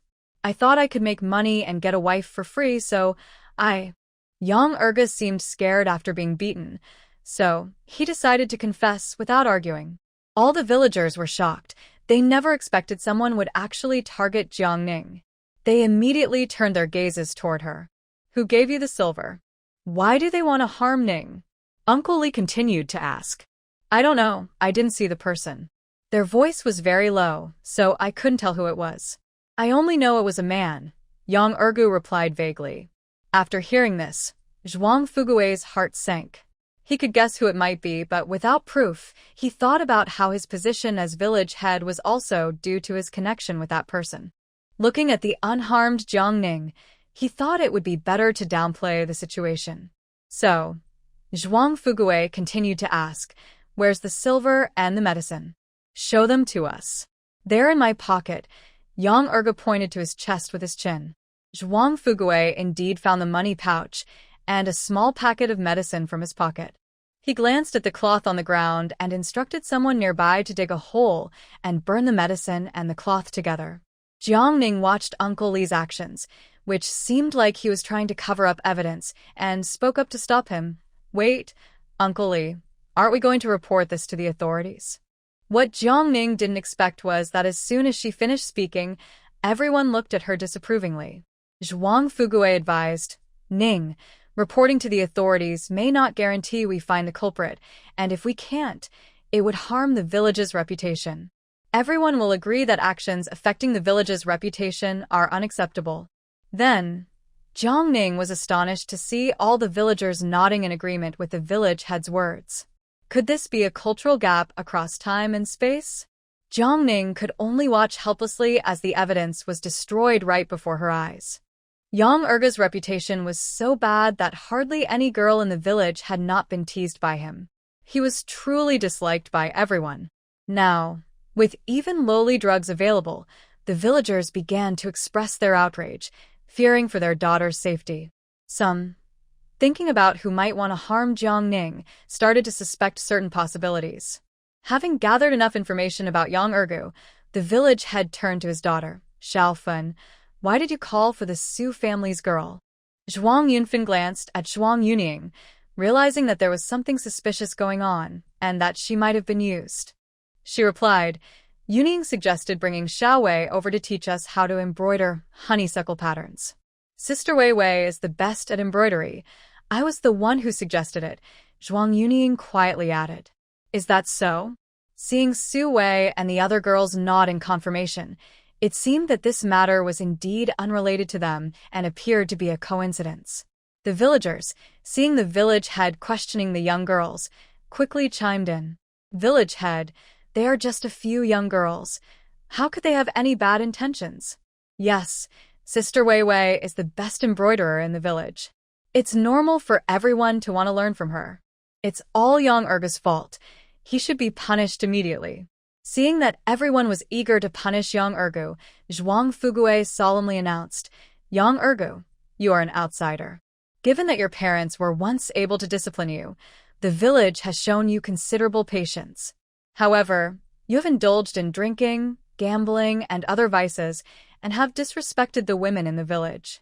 You have committed many wrongs and have not changed your ways.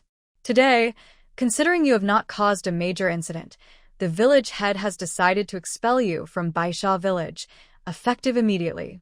Upon hearing he was to be expelled, Yang Erge panicked. No, village head. I know I was wrong. I promise I won't do it again. Please don't kick me out. Without a place to go, he would become a drifter. If you don't want to leave, then we will send you to the authorities and let them judge you. Don't think that the destruction of evidence means you are in the clear. Remember, we are all witnesses. Knowing he would never want to face the authorities and fearing he might get beaten again, Yang Ergu realized there was no way to turn back. He stopped resisting and allowed several villagers to drag him toward the village entrance. Seeing this, Jiang Ning reluctantly suggested to the village chief, Uncle, why don't we report him to the authorities? They will surely find out who is behind this. Zhuang Fugui paused for a moment and advised seriously, Ning, think carefully. The government offices only help those with money. Even if they can find the culprit, you would have to testify in court. If he turns against you, it could harm your reputation even more. I understand you feel wronged.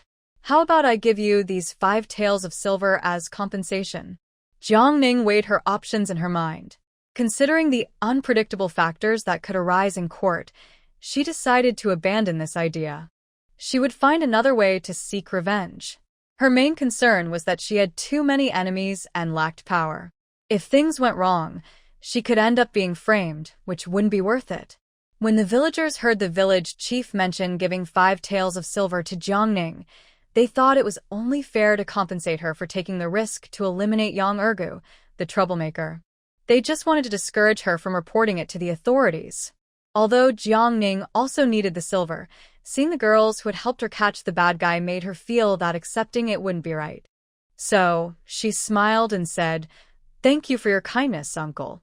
But capturing Ergu was a team effort by all the girls. I don't want to take all the credit. Since everyone missed out on flower picking today, why don't we share this silver equally? Zhuang Yunfin was surprised by Jiang Ning's generosity and looked at her with admiration. Everyone was delighted by Jiang Ning's words, praising her for being understanding and fair, showering her with compliments. In the end, the village chief divided the 5 taels of silver among the 20 people who went flower picking that day, giving each person 250 coins. This amount was quite amusing. After this, Jiang Ning's popularity increased significantly, and the girls gathered around her, chattering excitedly about returning to pick flowers in a few days, until the village chief dispersed them. On the way home, the village chief quietly told Zhuang Yunfin, "Stay away from that Yunqing girl in the future. At such a young age, she can be so cunning. It's not a good sign." Zhuang Yunfin nodded, indicating she understood. She realized that Jiang Ning had been invited by Yunqing, and if she thought it was a coincidence, even she wouldn't believe it. But since the matter was settled, she didn't want to stir up trouble. At the back, Jiang Ning was suddenly hugged by Su Wei, who said with a trembling voice, "Sister Ning, I was so scared just now. I didn't expect something like this to happen. I promise I won't leave you alone again." She couldn't imagine what she would do if Jiang Ning really got into trouble. Jiang Ning gently patted Su Wei's back, soothing her softly, "Don't worry, see? I'm fine. But from now on, we shouldn't go out alone. It's too dangerous." "You're right. Let's head back." Su Wei finally sighed in relief, and the two walked back together. As soon as Jiang Ning opened the gate to the Jiang family home, she was met with a harsh scolding from Grandma Jiang. "Oh, look who's back. Out during the day with strange men? Why did you come back at all? You should be ashamed of yourself, bringing disgrace to the Jiang family. You should be kicked out of the village, like Yang Ergu." Grandma Jiang glared at Jiang Ning with a venomous look. The family had long wished for her to disappear, seeing her as a burden who wasted food. Jiang Ning noticed the whole Jiang family sitting at the stone table in the yard, all looking unfriendly. Ever since Jiang Xiu was sold, Niu had dropped her pretense of kindness and cruelly added, "You're just a bad omen. If it weren't for you, our Xiu wouldn't have suffered." "Mom, don't you think the older brother and sister-in-law were cursed by her?" In a voice loud enough for everyone to hear, she muttered, "Born to be worthless, only causing trouble. Troublemaker, burden, bring back my sister." Two younger siblings cried out, having just learned that their sister was sold and joining their mother in scolding Jiang Ning. "Want to drive me away? I want to ask if the black-clothed person Yang Erga mentioned is you?" Jiang Ning approached them with a half-smile. Grandma Jiang exploded at this. "What nonsense are you talking about, you disgrace? You brought trouble upon yourself. Don't blame us." She stepped back, still nursing her injuries, not wanting to face Jiang Ning again. Jiang Ning scoffed, "I don't know who I've offended. The only ones against me are you. You must think that since you couldn't sell me, you want someone to ruin me. That seems like a good enough reason." Grandma Jiang was furious. Even if she wanted to ruin this girl, she couldn't bear to spend money. Stuck for a comeback, she shot a desperate look at her husband for help. "Enough. Why are you all shouting? Is there not enough chaos in this house?" Grandpa Jiang shouted, his face dark. His brows were tightly knitted, feeling restless inside. Recently, nothing had gone well at home. It was truly an unhappy household. He wondered if he should visit the family grave to burn incense and dispel the bad luck. The two grandsons were so frightened that they didn't dare to make a sound. They were called back inside by Mrs. Niu to practice writing, and everyone else dispersed. After the others left, Jiang Ning turned and unexpectedly met a pair of deep-set eyes. Lu Huai'an was leaning against the doorframe, standing tall. He slightly lowered his head and discreetly looked Jiang Ning up and down, gently asking, "Are you okay?" I'm fine. "Why are you worried about me?" Jiang Ning asked with a playful grin. Lu Huai'an thought to himself that he shouldn't have asked. Seeing that he was ignoring her, Jiang Ning continued, "How did you get the news so quickly?" The west and east sides of the village weren't close, so the news spread fast. It's been several hours since the incident, and there are still many people around. "It's normal for the news to spread quickly," Lu Huai'an replied casually. In reality, as soon as he heard that Jiang Ning was in trouble, he immediately dropped his pen, grabbed his cane, and hurried to the west side of the village. After hearing that the issue was resolved, he returned, having smudged several pages of freshly copied text in the process. "Did I cause you trouble?" Lu Huai'an asked in a lowered voice. Jiang Ning shook her head. "It should be the Zhuang family's doing, but unfortunately, there's no evidence. Though the incident seemed accidental, it was clearly planned. Zhuang Yunqing might have escaped unscathed, but Jiang Ning felt that the Zhuang family was the most suspicious. Jiang Ning walked past Lu Huai'an and stepped into the study behind him. She noticed the books he was copying and picked one up to glance through it. She had to admit that the scholar's handwriting was quite good. She set her basket down on the floor and then sat on the long couch beside the writing desk.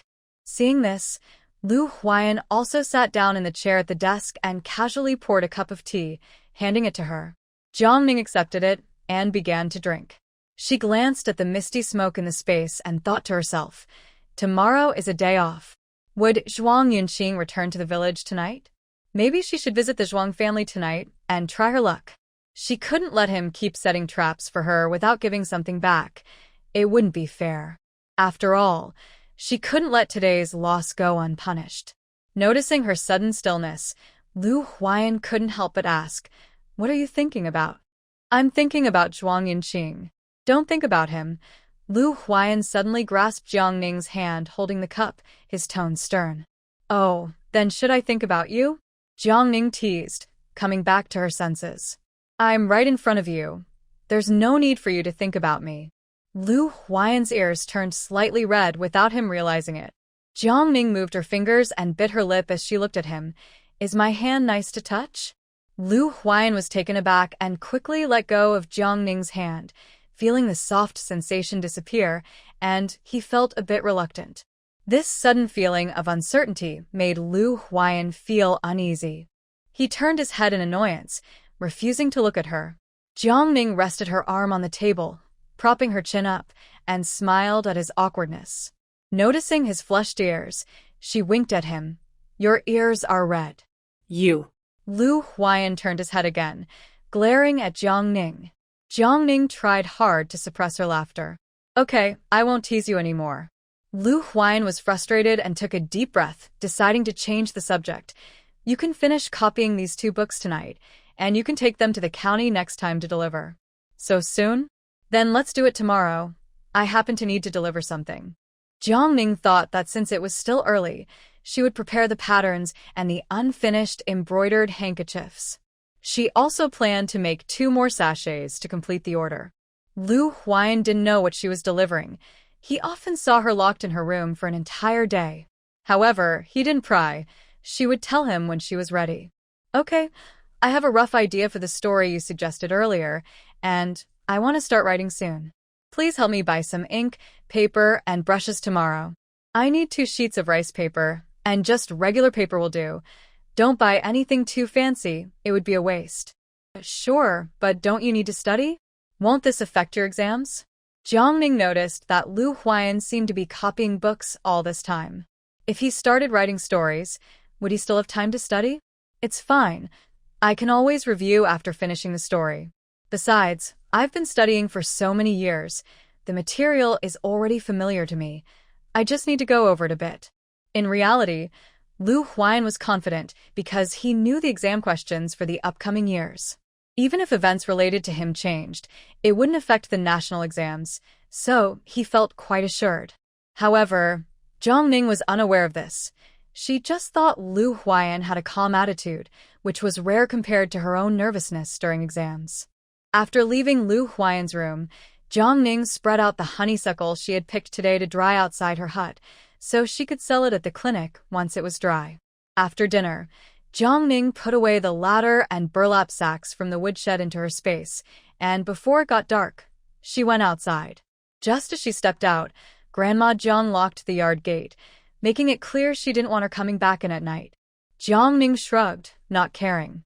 When she reached the center of the village, it was completely dark. The moonlight was bright tonight, so she chose a shadowy corner to wait. Before long, she saw Zhuang Yunqing approaching from a distance. The villagers all came out to greet him, clearly showing their respect. "Yunqing smilet."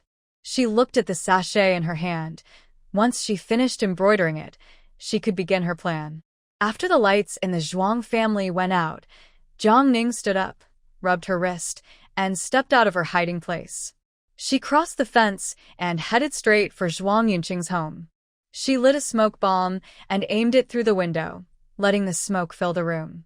After a while, she put away the smoke bomb, pried open the door, and approached the bed, wrapping Yunqing in a large sack. She lifted him and walked out, remembering to close the door behind her. Avoiding the villagers on night patrol, Jiang confidently carried Yunqing to Yang Erge's house and tossed him onto the ground. She took out a stick and swung it at the sack. With a loud, she wasn't sure if she had broken a bone. Yunqing woke up in pain, shouting, "Who dares to attack a scholar?" Jiang ignored him, controlling her strength. She didn't want to cause serious harm. She was just an ordinary person without any backing, and if things escalated, she worried she wouldn't be able to handle it. Yunqing cried out in pain, but the western part of the village was quiet, so Jiang wasn't worried about being heard. The louder he yelled, the more satisfaction she felt in hitting him. After all, he had tried to frame her. "Jiang, is that you?" Yunqing suddenly remembered what his sister had said about Jiang beating Yang Ergu. Only she had a reason to attack him. Jiang remained silent, releasing her pent-up anger. After one final to knock him out, she opened the sack, stripped him of his clothes, and set them on fire. As she left, Jiang spat on the ground. So, what if they knew it was her? Yunqing had no evidence, just as she had none to prove he had plotted against her. Yunqing, left with only his underwear, was abandoned in Yang Erge's house, and Jiang didn't even leave the sack behind. The feeling of revenge before dawn was truly exhilarating. The next day, before dawn, Yunqing woke up again, finding himself on the floor of Yang Erge's house, in severe pain. Especially his left hand, which he felt. Thankfully, it wasn't broken, but it seemed to be fractured. He still doesn't understand anything. The one who beat him must be Jiang. She came to get revenge on him. Worried about being seen in such a messy state, Yunqing didn't dare to stay long, and hurriedly got up. He found a dirty piece of clothing in Yang Erge's room, and quickly ran home. By the time he got home, it was completely bright outside. When Ma Shi saw her son stumbling into the house in torn clothes, bruised and battered, she rushed over and asked, "Qing'er, what happened to you? Weren't you sleeping inside? Why are you back from outside all hurt? What happened to your arm?" Ma Shi felt like the sky was falling. Who dared to hurt her son like this? Chun Shi, coming out of the kitchen, caught a strong, sour smell and frowned, following after them. As soon as Yunqing entered his room, he locked the door and struggled to change into clean clothes. He then handed the dirty, smelly clothes to Ma Shi, saying, "Mother, please take this to the kitchen and burn it." "I'll burn it," Chun Shi said, grabbing the clothes and calling out to the west room, "Chang'er, hurry and get some ointment for a Qing." After shouting, she rushed to the kitchen, worried about the awful smell. She couldn't believe how her usually clean son ended up in such a state. Although Yunqiang didn't understand what happened, he obediently brought out the ointment. Seeing the bruises on Yunqing's face and the cut on his lip, he was shocked. "A Qing, what happened? Who hit you?" His cousin, usually proud and self-assured, had never looked so helpless before.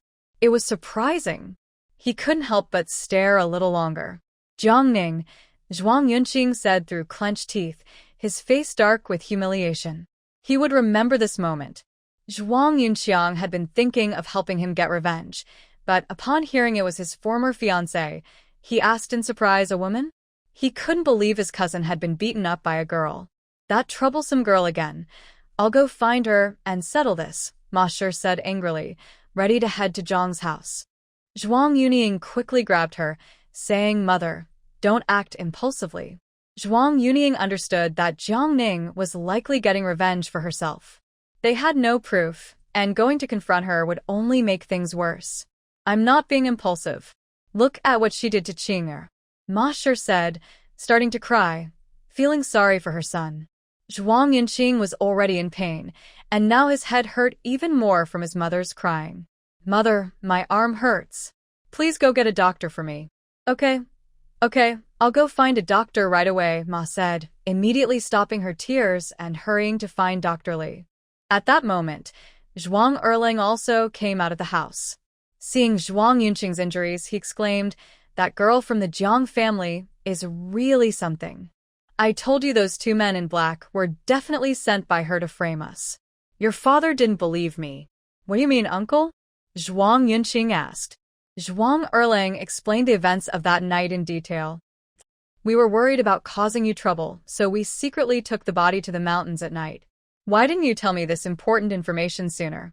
Zhuang Yunqing's face turned pale.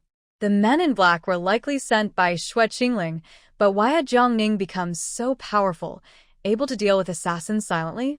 If he had known Jiang Ning was this capable, he would never have only sent Yang Ergu. It was a mistake that led to more mistakes. Zhuang Erlang was intimidated by Zhuang Yunqing's expression. His nephew looked quite frightening when angry. He said nervously, "I thought it was all resolved. Who knew? In the future, for any major matters at home, you must inform me." "Yes, I understand, uncle." Zhuang Erlang nodded in agreement. "What should we do now?" Zhuang Yunqing asked, unsure of how his cousin would proceed. "Give me the medicine oil." "Oh, okay. Here." Zhuang Yunqing handed the medicine oil to Zhuang Yunqing. The anger in his cousin's eyes made him a bit uneasy, so he decided to keep his distance. At that moment, Zhuang Yunqing wished he could punish Jiang Ning severely.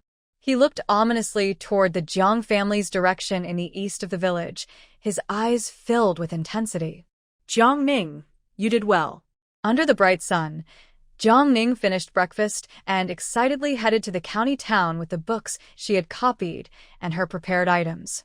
Upon arriving in the county town, Jiang Ning went straight to the Jinxiu Pavilion. This matter was crucial for her future, so she took it very seriously. The shop assistant saw her and quickly led her to the guest room at the back, serving her tea and snacks before rushing to call the shopkeeper. When shopkeeper Zhao learned she had arrived, he greeted her with a joyful expression. "Miss Jiang, you're here?" "Shopkeeper Zhao, I brought everything. Please take a look," Jiang Ning said as she opened her embroidery basket and handed him a stack of drawings along with the embroidery pieces. Shopkeeper Zhao took the designs, squinting as if trying to see the patterns within. He originally had some concerns, worried that the girl had only given him a sample. After all, since the young master came personally from the capital, he naturally wanted to check the goods first. But now, upon looking, he found that each outfit design had its own unique features and characteristics. The images were vivid, and the embroidery was exquisite. Each piece was excellent. Zhao, the shopkeeper, smiled broadly and said, "Miss, please wait a moment. I will go and invite our young master out." He didn't understand why his master would come in person, as the brocade pavilion was one of his secret businesses. Normally, he wouldn't show himself.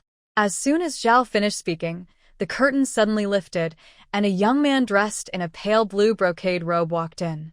This young man had an elegant demeanor, appeared to be in his early 20s, with handsome features and a tall, slightly slender build. His pale complexion revealed a certain delicate beauty, resembling a frail but attractive young man. Seeing him, Zhao respectfully bowed, saying, "Young master." Then he turned to Jiang Ning and introduced, "Miss, this is our young master of the brocade pavilion, Master in Shiweng." Jiang Ning smiled and politely responded, "Hello, Masterin. I am Jiang Ning from Baisha village." And Shiweng's gaze lingered on Jiang Ning for a moment. He noticed her simple clothing, yet her demeanor was graceful, showing no signs of rusticity, which surprised him. He had expected the embroiderer to be an older woman, but instead, she was such a young girl. He smiled and nodded, signaling Jiang Ning to sit down, and then he took a seat himself. Zhao discreetly stepped aside to avoid interrupting them, and has just rushed over from the capital and took some time. "I apologize for making you wait," Mississippi Master, and is too polite. Zhao placed all the designs and embroidery in front of Shiweng. "Masterin, these are the designs and embroidery that Miss Jiang has brought." And Shiweng picked up the drawings and examined them carefully, his expression serious. "These designs are exquisite, and the clothing is refined. However, we cannot produce them in bulk. We can only take custom orders. Moreover, during the customization process, There will be revisions, meaning that not many will be made from the original design.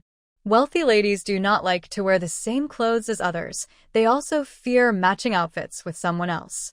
This is also why they keep embroidery workers at home. When they see something they like outside, they can easily make changes at home and wear different new clothes. However, your design is truly unique. If you're willing, I can offer you a price of 20 taels for each set of designs. If you want to work together long-term, you can provide 5 different sets of designs each month, and we will buy them at this price. Jiang listened to his earlier words and thought there was no chance, but when she heard he was willing to pay 20 taels, she felt overjoyed. She quickly nodded, "Yes, I agree." To be honest, 20 taels could cover the expenses of an average family for 2 years in this era. Plus, he wanted 5 sets of designs each month, which meant she could earn 100 taels a month, a steady income. Oh my, in modern times, a good designer just starting out might earn around 10,000 a month. This was like earning 10 years' worth of income for an ordinary family in just 1 month. It was hard not to be excited. However, she tried to keep a calm expression. And Zaiwen watched the young girl trying to hide her excitement and smiled, continuing, "As for these small embroidery pieces, we can price them uniformly at 1 tael each to avoid complications.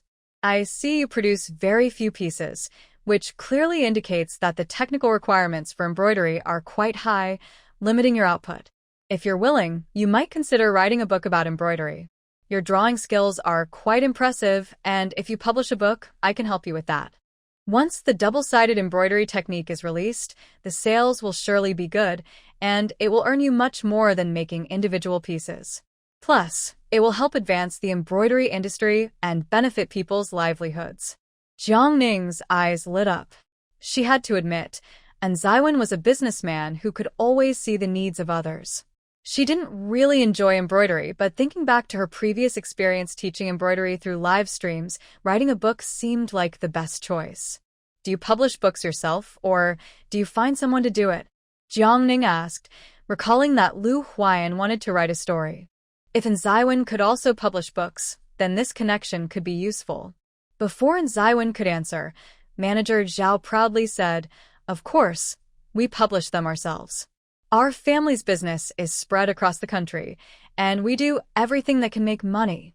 However, to avoid unnecessary trouble, the store names are not the same." "That's great. A friend of mine wants to write a story. Can I ask you to publish it too?" Jiang Ning inquired. And Zaiwen smiled and replied, "If it's well written, of course. That's no problem. Just have him send it to the Jinxiu Pavilion." After saying that, he pointed to the design book. "Zhao Qian, please calculate the account for Miss Jiang." Yes, Zhao Qian organized the albums and embroidery on the table and said, "There are 6 sets in total, 6 embroidered handkerchiefs, 2 sachets, totaling 128 taels. And Shiwing nodded. "All right, give the money to Miss Jiang."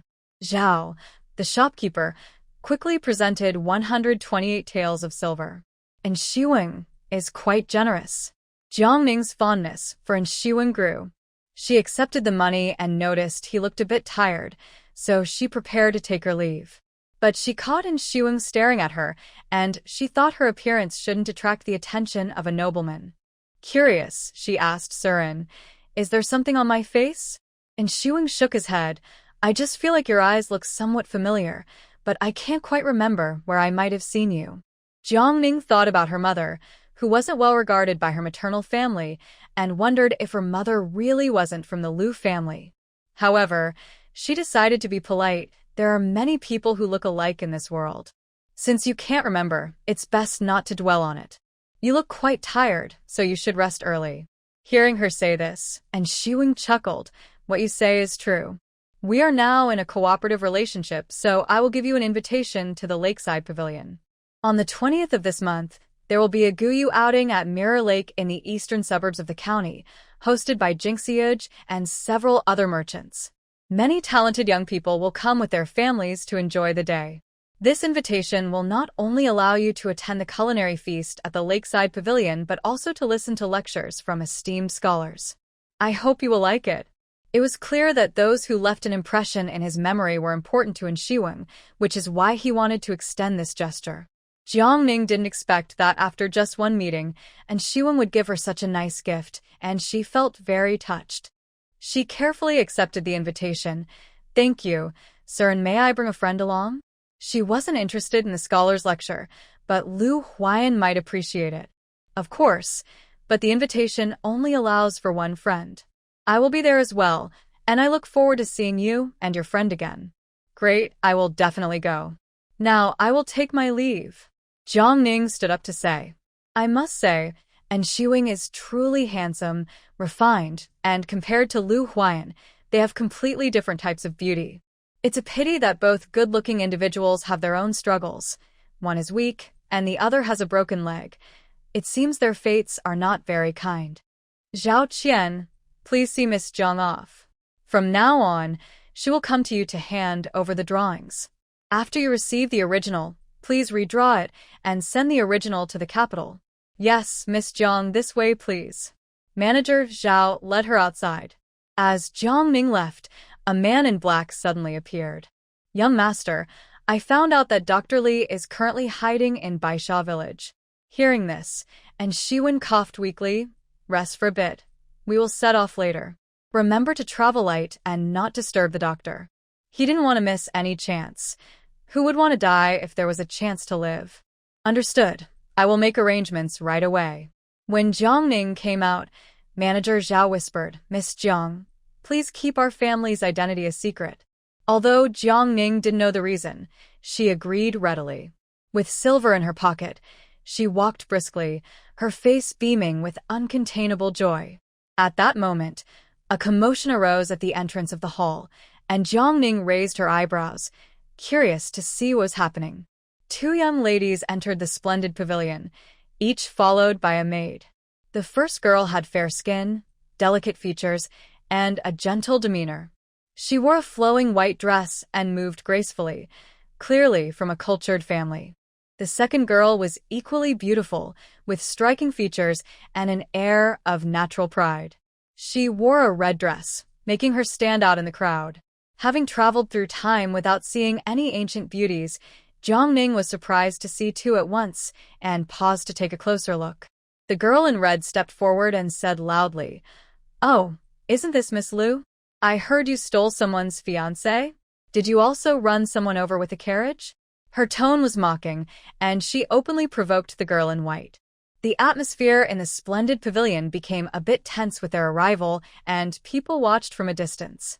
Seeing that the girl in white ignored her, the girl in red continued cheerfully, I heard that the fiancé came looking for you. TSK, who would have thought that you, who usually looks so pure, could be so reckless behind the scenes? Let me meet your sweetheart at this year's Guyu festival. Well, it seems that even gossip can come back to bite her, Jiang Ning thought. Clearly, the girl in white was Lu Huai'an, who had taken the original owner's fiancé. With her looks, it wouldn't be hard for her to win over Zhuang Yunqing. Men Kuro, don't go too far. Spreading false accusations will get you in trouble, even if you are the county magistrate's daughter.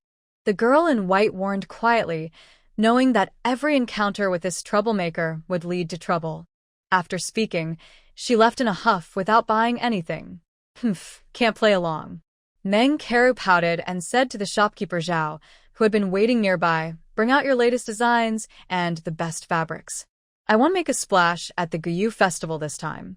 She was about to come of age, and her mother said she had grown more beautiful in recent years. With a good outfit, she could surely outshine Lu Huai'an. Driving away her rival made her feel proud. Of course, Miss Meng, please follow me to the VIP room upstairs. Shopkeeper Zhao smiled as he led her upstairs. She was an important customer, and they needed to treat her well. Once she left, Jiang Ning pondered.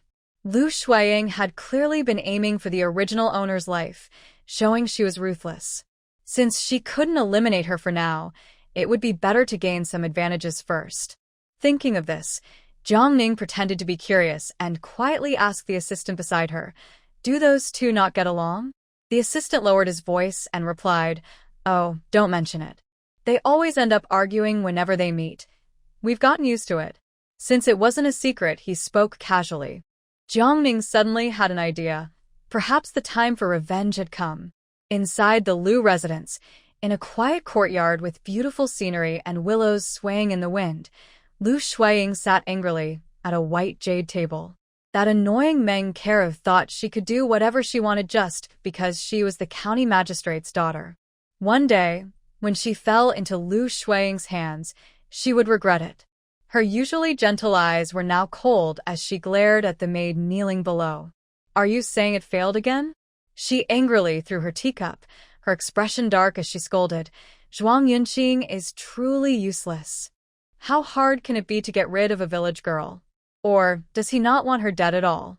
The maid trembled, not daring to speak, her head lowered even more. Thinking of that charming man, Lu Huai'an clenched her fists. He was the one she had set her sights on first. Why should she back down? Now, she was being blamed for stealing someone else's fiancé. "Xue Qingling, if I can't have him, do you think you can? And Jiang Ning, how dare you take him away? You deserve to pay for this." But the two assassins she sent earlier had not returned, as if they had vanished. Nothing was going her way, and it was infuriating. "Have Lu Qi and Lu Ba reported back yet?" The maid shook her head and replied softly, "No, they haven't returned, and there has been no news from Baisha village either." Lu Huai'an's expression changed frequently. After a long while, she instructed her maid beside her, "Go, let the Jiang family know that Lu Huai'an has offended someone in the capital. Whoever takes him in should be ready for revenge." "Miss, do you want the Jiang family to drive him away?" the maid on the ground asked cautiously. After venting her anger, Lu Huai'an returned to her usual gentle demeanor and said softly, "Yes, when he has nowhere else to go, we will go and bring him back." "But what if Miss Xue finds out? Won't that be bad?" "She is too busy with her own problems right now. Besides, as long as we delay a little longer, she will have to marry into the Shin family in the end. Remember to send someone to watch the city gate. As soon as he enters the city, come report to me immediately." Lu Huai'an smiled, but her eyes did not reflect the joy. "Yes, I will take care of it right away." Soon, Jiang De accidentally heard from a classmate about Lu Huai'an having enemies. He didn't care about the consequences with Jiang Ning and hurried home. After all, his family was on the brink of ruin. He couldn't worry about anything else. However, he wisely chose not to go directly to the Jiang family, but instead went to the fields to find old man Jiang. "Father, second brother, it's terrible." Jiang De ran breathlessly, shouting loudly at old man Jiang, who was working in the field. Old man Jiang, caught off guard, nearly hit his own foot with the. He sat down on the edge of the field and scolded Jiang De. "What happened? Look at you running around. You don't look like a scholar at all." Gasping for breath, Jiang De approached and whispered, "Father, second brother, we need to hurry and get rid of Lu Huai'an.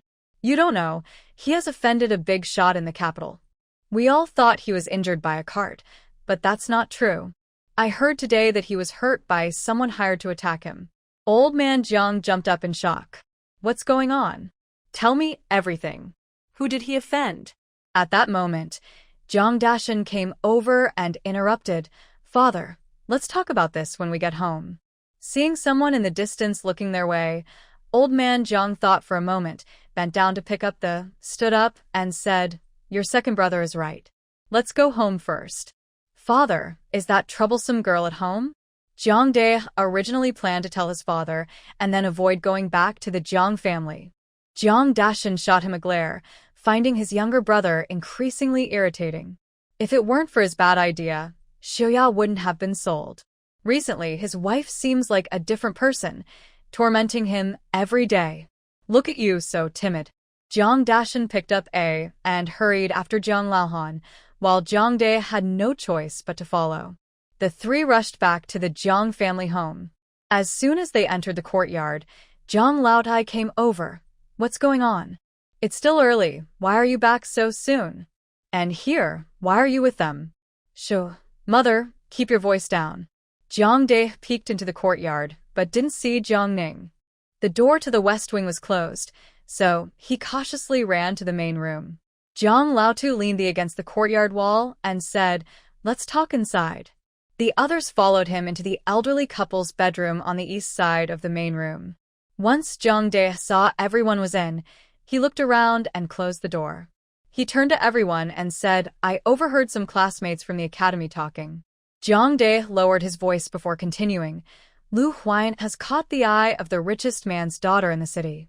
He doesn't want to be a son-in-law, so they sent someone to hurt him. I heard they also burned down his house to force him into a corner. If we take him in, and it's discovered, we might all be in trouble." After hearing this, Zhang Laotai became furious and shouted, "I told you that girl was trouble. What do we do now? That girl has a marriage certificate with him. Will our family be dragged down by her? That shameless girl brought him back, and now she might bring disaster to our home. I think she did it on purpose to ruin us all." I have to say, Zhang Laotai was right this time. Jiang De quickly tugged at Zhang Laotai's sleeve and pointed toward the west wing. "Mother, be quieter. What if he hears us and seeks revenge? You said he offended someone. How could he take revenge on us? We should deal with him. Maybe we can even win favor with the rich family." Jiang Laotai already had a bad impression of Lu Huai'an, who was living off their hospitality. So, she started to think of something malicious. "Don't." Jiang De stopped his mother's bold idea. "Mother, he's someone the richest family is interested in. What if one day he changes his mind and really becomes part of that family? We can't afford to offend him." As Jiang De said this, he felt a wave of frustration. Why wasn't the richest man's daughter interested in him? "I don't think he will yield. Scholars value their pride, or else they wouldn't get seriously injured." Old man Jiang pondered.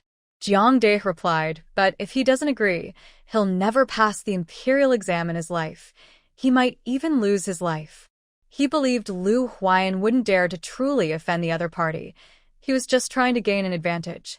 Jiang De was getting older, and his mother always said she wanted to find him a good wife, but there was still no sign of one. If only the daughter of a wealthy family would notice him. This thought made him feel heavy-hearted. Then, why do we want to drive him away? If we get rid of him, he won't seek revenge. Old Lady Jiang was confused. "Don't interrupt. Let the third one continue." Old man Jiang interrupted his wife's rambling. "That girl is trying to force him into a corner, but our family not only became relatives with him, but also took him in. This is practically offending the wealthy family completely. Speaking of which, the village is also to blame. It was the village that made Lu Huai'an marry that awful girl, which has nothing to do with us. So we need to get the whole village to help drive them away. The law doesn't punish the crowd, so the wealthy family won't do anything to everyone in the village, right?" Jiang De said. These two had made him unable to return home. Now he wanted to make them homeless. Moreover, being driven out of the village would leave a mark on his record, making it difficult for him to take the imperial exam later. Importantly, if he wanted to climb the social ladder, he would have to divorce Jiang Ning, and then they could sell that awful girl.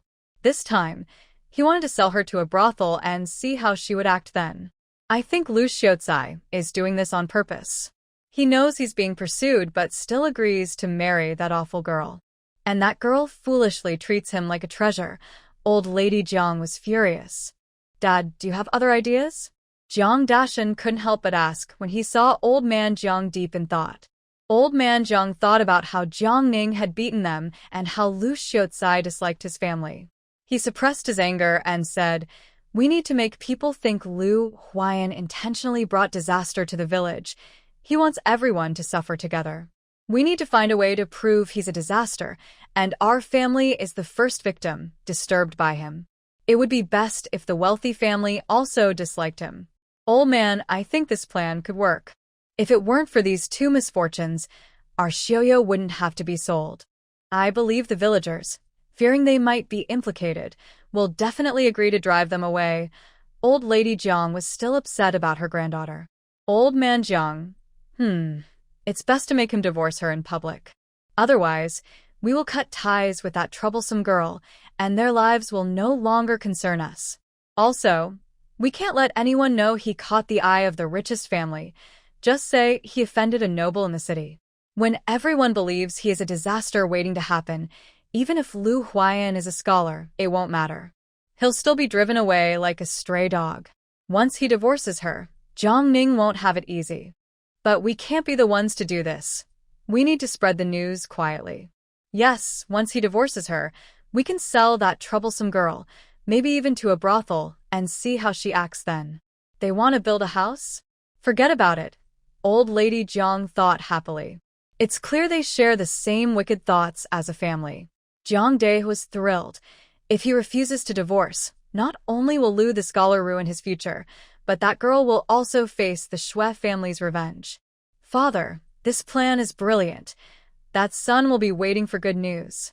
Jiang Dae felt relieved thinking about Lu Huai'an not being able to connect with the Shui family, and his jealousy faded away. He stood up and looked out the window, realizing that an hour had passed. It was too late to return to the city, so he would need to stay with a friend for the night. He was eager to see Lu Huai'an and that girl being kicked out of the village. Just thinking about it excited him. Are you leaving again?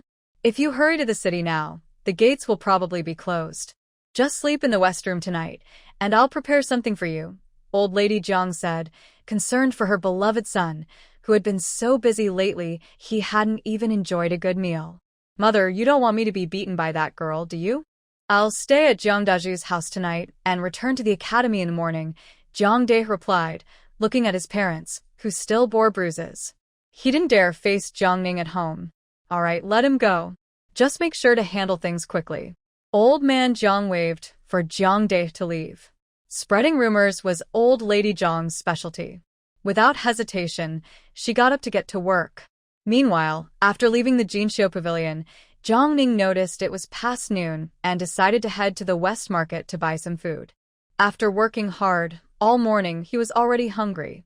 After lunch, he went to the grocery store to buy a few burlap sacks. One day, he would need them for Jiang Dae. He was curious how long he could hide. After leaving the grocery store, Jiang Ning first went to the bookstore on Shiyuan Street. As soon as she entered, a clerk greeted her. Manager Li was also at the counter. Jiang Ning handed over the book copied by Lu Huai'an. Manager Li took it, opened it, and carefully examined it, his expression showing increasing admiration. Miss, I have someone looking to order a complete set of the 4 books and 5 classics, 9 books for a total of 20 taels. Would you like to take this job? 20 taels made Jiang Ning a bit tempted. She wished she could take it. But thinking about copying hundreds of thousands of characters made her feel overwhelmed, so she decided against it. With that time, she could create more embroidery pieces. It seemed that Master and had raised her expectations. She reminded herself that this mindset wasn't good. She smiled and politely declined.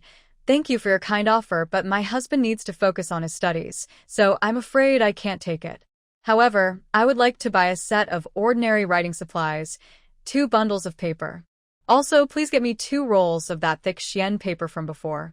All right, just come back when you have time, Manager Li replied kindly. At that moment, the clerk quoted her prices. Miss, ordinary paper is 50 won per bundle, and the thick xian paper is 200 won per roll. Including the ink and brush, I'll charge you 1 tael of silver. Jiang Ning nodded in agreement. The clerk then packed her items and returned her deposit and earnings from the copying job, totaling 7 taels of silver.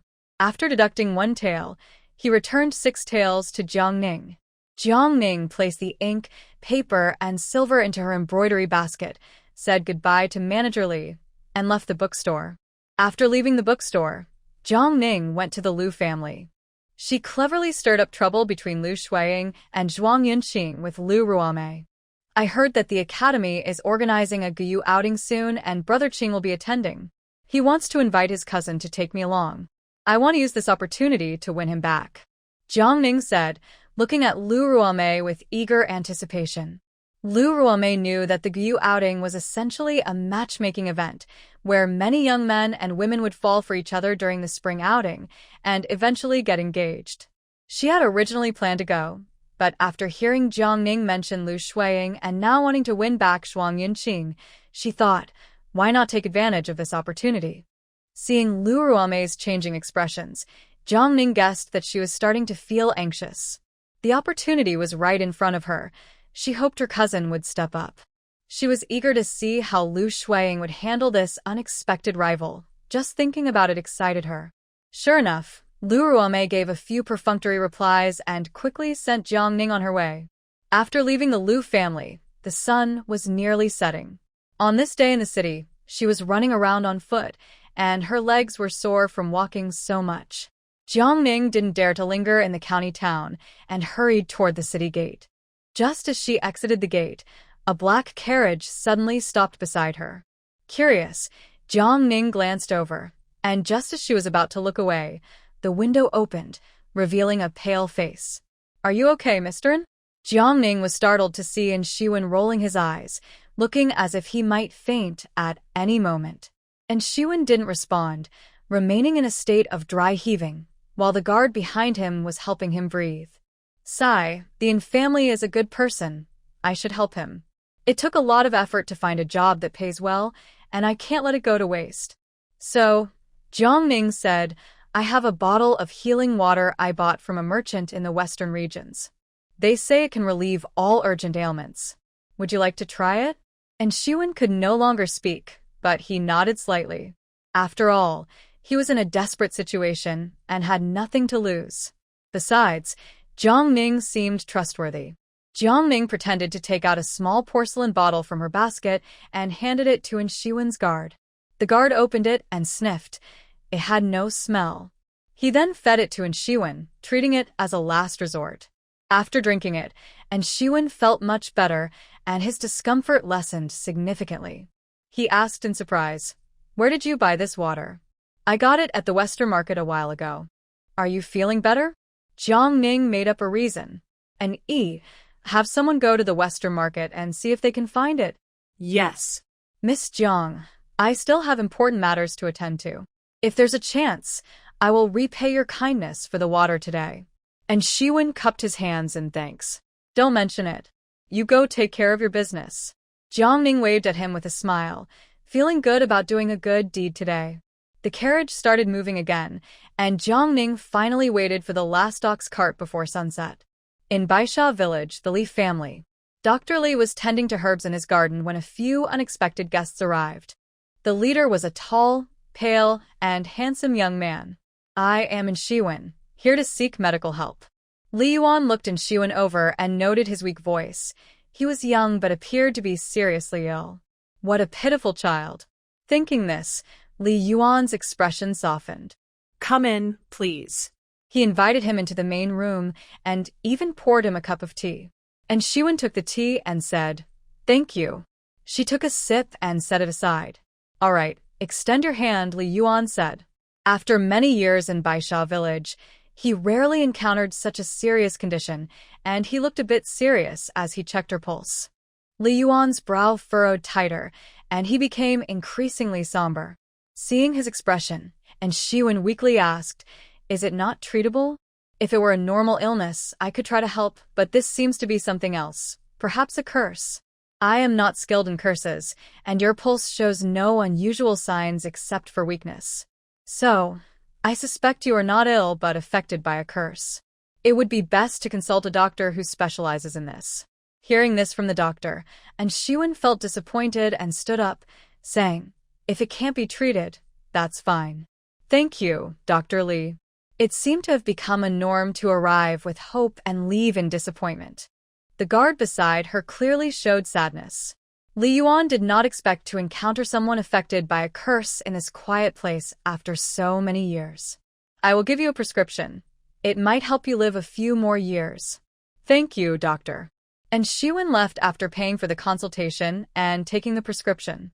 Li Yuan sat heavily for a while.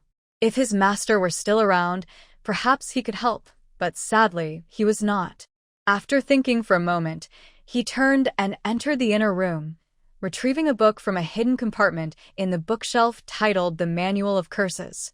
He looked at it for a while before putting it back. He had promised his master never to learn about poisons, and this book was left to him by his late master, who had harmed many people through curses and ultimately met a tragic end himself. This was precisely why his master forbade his disciples from studying poisons. At the village entrance in the north, near the west end, there was a small river with a gentle bank. People in the village usually came to this river to wash clothes in the early morning or at dusk. As the evening breeze blew gently, a cart arrived at the village entrance, and Jiang felt a bit drowsy. Hey, isn't that Jiang's Ning girl? Do you remember why she was rejected before? Some villagers began to gossip as they saw the cart approach. Uffed, wasn't it because she caused trouble at the academy? Oh, and she was seen getting close to that Lu scholar, making a fool of the Zhuang scholar. Before, I thought she was rejected because the Zhuang family was heartless, but now it seems Ning girl is quite something. She broke off with the Zhuang scholar and immediately found the Lu scholar. What a smooth transition. A group of village women and a few young girls were washing clothes by the river, but their eyes were on Jiang in the cart. This girl used to wear ragged clothes and walk to the county. Now, she wears nice clothes without any patches and rides in a bullock cart every time, making some people envious.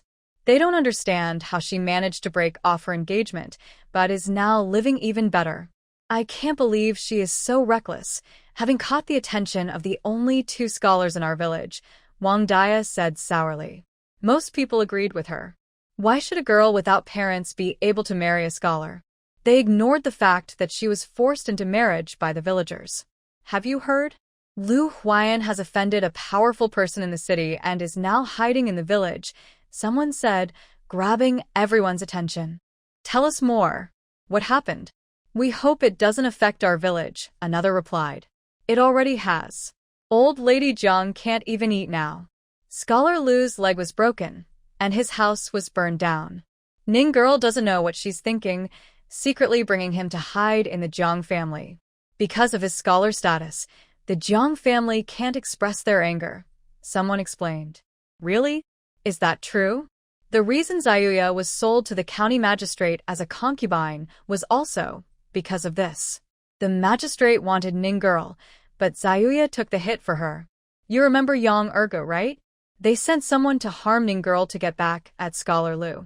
In short, the Jiang family is suffering now, but we don't know who will be next. Hearing them slander Jiang Ning, Su Wei jumped up angrily. You're spreading rumors. I'm going to tell the village chief. She couldn't understand why everyone suddenly started talking badly about Sister Ning. Wang Dia quickly advised her. They're not lying. My mother went to the Jiang family today, and Scholar Lu is really hiding there. We all thought he was recovering in the county. It turns out he was kicked out of the clinic, and Jiang Ning secretly brought him back to the village. Others chimed in. Yes, Xiao Wei, you shouldn't get too close to her. Otherwise, your family might face retaliation too. But how did Scholar Lu offend a powerful person? Could there be a mistake? In girl, do you know anything about this? Your brother is in the same academy as Scholar Lu. He should know. Zhuang Yunqing lowered her head in silence. Last night, her brother was beaten badly by Jiang Ning, and their whole family was furious, planning how to take revenge. In the afternoon, rumors about Lu Huai'an and Jiang Ning suddenly spread through the village, and their family added fuel to the fire. The broken engagement did affect her brother, but if they could tarnish their reputation, her brother would be seen as a victim, making the broken engagement reasonable. This way, her future sister-in-law could enter the family with honor. However, she would not directly participate in these rumors and would let others speculate freely. Wang Dai chimed in. Zhuang Ge wouldn't dare say anything. Lu Xiaocai has offended the richest man in the city. He might not live to see another day. I think we should talk to the village leader about this. If something happens, it will be too late. You're talking nonsense, I don't believe it, Su Wei said, listening to their words, feeling extremely frustrated. She had no time to wash clothes now, and decided to ask about it herself, quickly heading home with her basin. Su Wei dropped off her things at home, ignoring her mother calling her, and hurried to the Jiang family. Jiang Ning was unaware of the village rumors. As soon as she returned home, she went straight to Lu Huai'an's room. You're back? Seeing Jiang Ning enter, he stopped writing and asked. Yes, I bought you something. Jiang Ning handed him the ink and paper, saying, the shopkeeper thinks your writing is good and wants you to copy a set of the 4 books and 5 classics for 20 taels, but I turned it down for you. Lu Huai'an took the items and placed them on the table, replying, Thank you, you've worked hard. He then poured her a cup of tea. Jiang Ning took the tea, drank it quickly, and then mysteriously pulled out an invitation from her embroidery basket, waving it in front of Lu Huai'an. Guess what this is? When Lu Huai'an saw the golden words Huxin Xiaozhu on the invitation, his eyes narrowed slightly. He recalled fragments from his past life, when that crazy woman had sent him an invitation to a spring garden party, claiming that Master Fu's lectures would help him with the imperial exam. He had refused, and later he hadn't heard if she attended the event. But why did Jiang Ning have an invitation? How did you get this? Lu Huai'an asked calmly. Jiang Ning smiled and replied, "It was given to me by the young master of Jinxiu Pavilion. I'm now considered an external employee of their family, or you could say his half-partner. He gave me this invitation and said there would be a great scholar giving a lecture that day. You should come with me. It might help you with your exam." Lu Huai'an asked, "The young master of Jinxiu Pavilion in Shiwen?" "Yes, do you know him? Have you met?" "But isn't his identity supposed to be a secret?" Jiang Ning asked him curiously. Lu Huai'an's eyes flickered. "I don't know him, but I heard by chance that you were working with him on embroidery." He didn't realize that in Shiwen's identity needed to be kept secret. But he was in such a bad state at the time that it didn't really matter. "Yes, but I'm collaborating with him on clothing design patterns. He pays 20 taels for each set, and I produce 5 sets every month. That means I can earn 100 taels each month now. I finally have a stable income," Jiang Ning said happily, holding up a finger to emphasize her point. Seeing her excitement, Lu Huai'an thought about how he needed to find ways to help her earn more money, so she could stay this happy. Suddenly, he froze. Why was he having such thoughts? He quickly shook off the strange idea and changed the subject. "Your third uncle returned in the evening. He just left not long ago, so he probably won't make it back to the county." Jiang Ning's eyes lit up. "Are you saying he will be in the village tonight?" "Great." It was like finding something valuable without any effort. She had her bag ready. She couldn't wait to confront him to ease her frustration. After chatting for a while, Jiang Ning returned to her thatched cottage, as she still had many tasks to complete. She looked at the cotton fabric she had bought earlier and decided to make 2 bed sheets first. Otherwise, she wouldn't have any replacements, which would be inconvenient. At that moment, Sue arrived, and Grandma Jiang welcomed her in with a smile for the first time. As she passed by the door of the West Wing, she saw Lu Huai'an focused on writing. She was taken aback. Could the rumors outside be true? She had always thought Lu Huai'an was recovering in the county. That day, Lu Huai'an was brought back by Jiang Ning in a mule cart, and since he had difficulty moving, almost no one in the village knew he was staying at Jiang's house. Now that she saw him here, many villagers believed the rumors that Jiang Ning had secretly brought him back. Sue snapped back to reality and walked toward Jiang Ning's thatched cottage. Jiang Ning was busy sewing the bedsheets and was surprised that Sue came to find her. When Sue told her about the rumors circulating outside, Jiang Ning fell silent. Seeing her not speak, Sue asked, "Is what they say true?" "Not entirely. It's more like a mix-up of events." Jiang Ning explained everything that had happened to Sue in detail. "Well, do you have a plan? The rumors are really harsh. If this continues, you might not be able to stay in the village," Sue said with concern after hearing the news. "Today my uncle came back. With things spreading like this, it must be related to the Jiang family." Jiang Ning sighed, feeling overwhelmed by the ongoing troubles. "What should we do now?" Sue asked anxiously, unable to understand why the Jiang family couldn't accept her. "Xiaowei, thank you so much. I truly appreciate your kindness. Please go back for now. I need to think about this matter carefully." Jiang Ning was genuinely grateful and promised to repay her kindness in the future. "All right, take care of yourself." Sue knew the Jiang family didn't welcome Jiang Ning and felt helpless, so she stood up to leave. After Sue left, Jiang Ning went to the West Wing to find Lu Huai'an and told him everything that had happened. After listening, Lu Huai'an said thoughtfully, "As soon as your uncle returned, he spread harmful rumors about us. Don't you find that suspicious? Are you suggesting that my uncle knows about your situation? The news must have come from the academy." Was it Xue Qingling who spread it? Yunqing quizzed. No, it wasn't her. She has been keeping everything secret in the county. Lu Huai'an recalled that no one knew what Xue Qingling had done to him in the past. So who told Jiang De? Especially since she wasn't even in Qingshui County. What was the purpose of this? Jiang Ning frowned. Could it be Lu Huai'an or Zhuang Yunqing? Aren't they afraid of offending Xue Qingling by revealing this? That's hard to say. Maybe they have some leverage. When did you offend them? Lu Huai'an shot her a glance. Isn't it because of you? In his past life, he was still receiving treatment at the clinic at this time. Hee. Jiang Ning chuckled awkwardly, suddenly realizing she had quite a few enemies. Thinking of Jiang De made her grit her teeth. That guy had harmed her more than once. My uncle is such a fool, being used by others. What do you plan to do? Of course, I will use magic to defeat magic, Yunqing said angrily. Lu Huai'an looked at her pouting face and couldn't help but laugh. Do you know where he is? Do you know? Jiang Ning had been wondering where Jiang De would spend the night.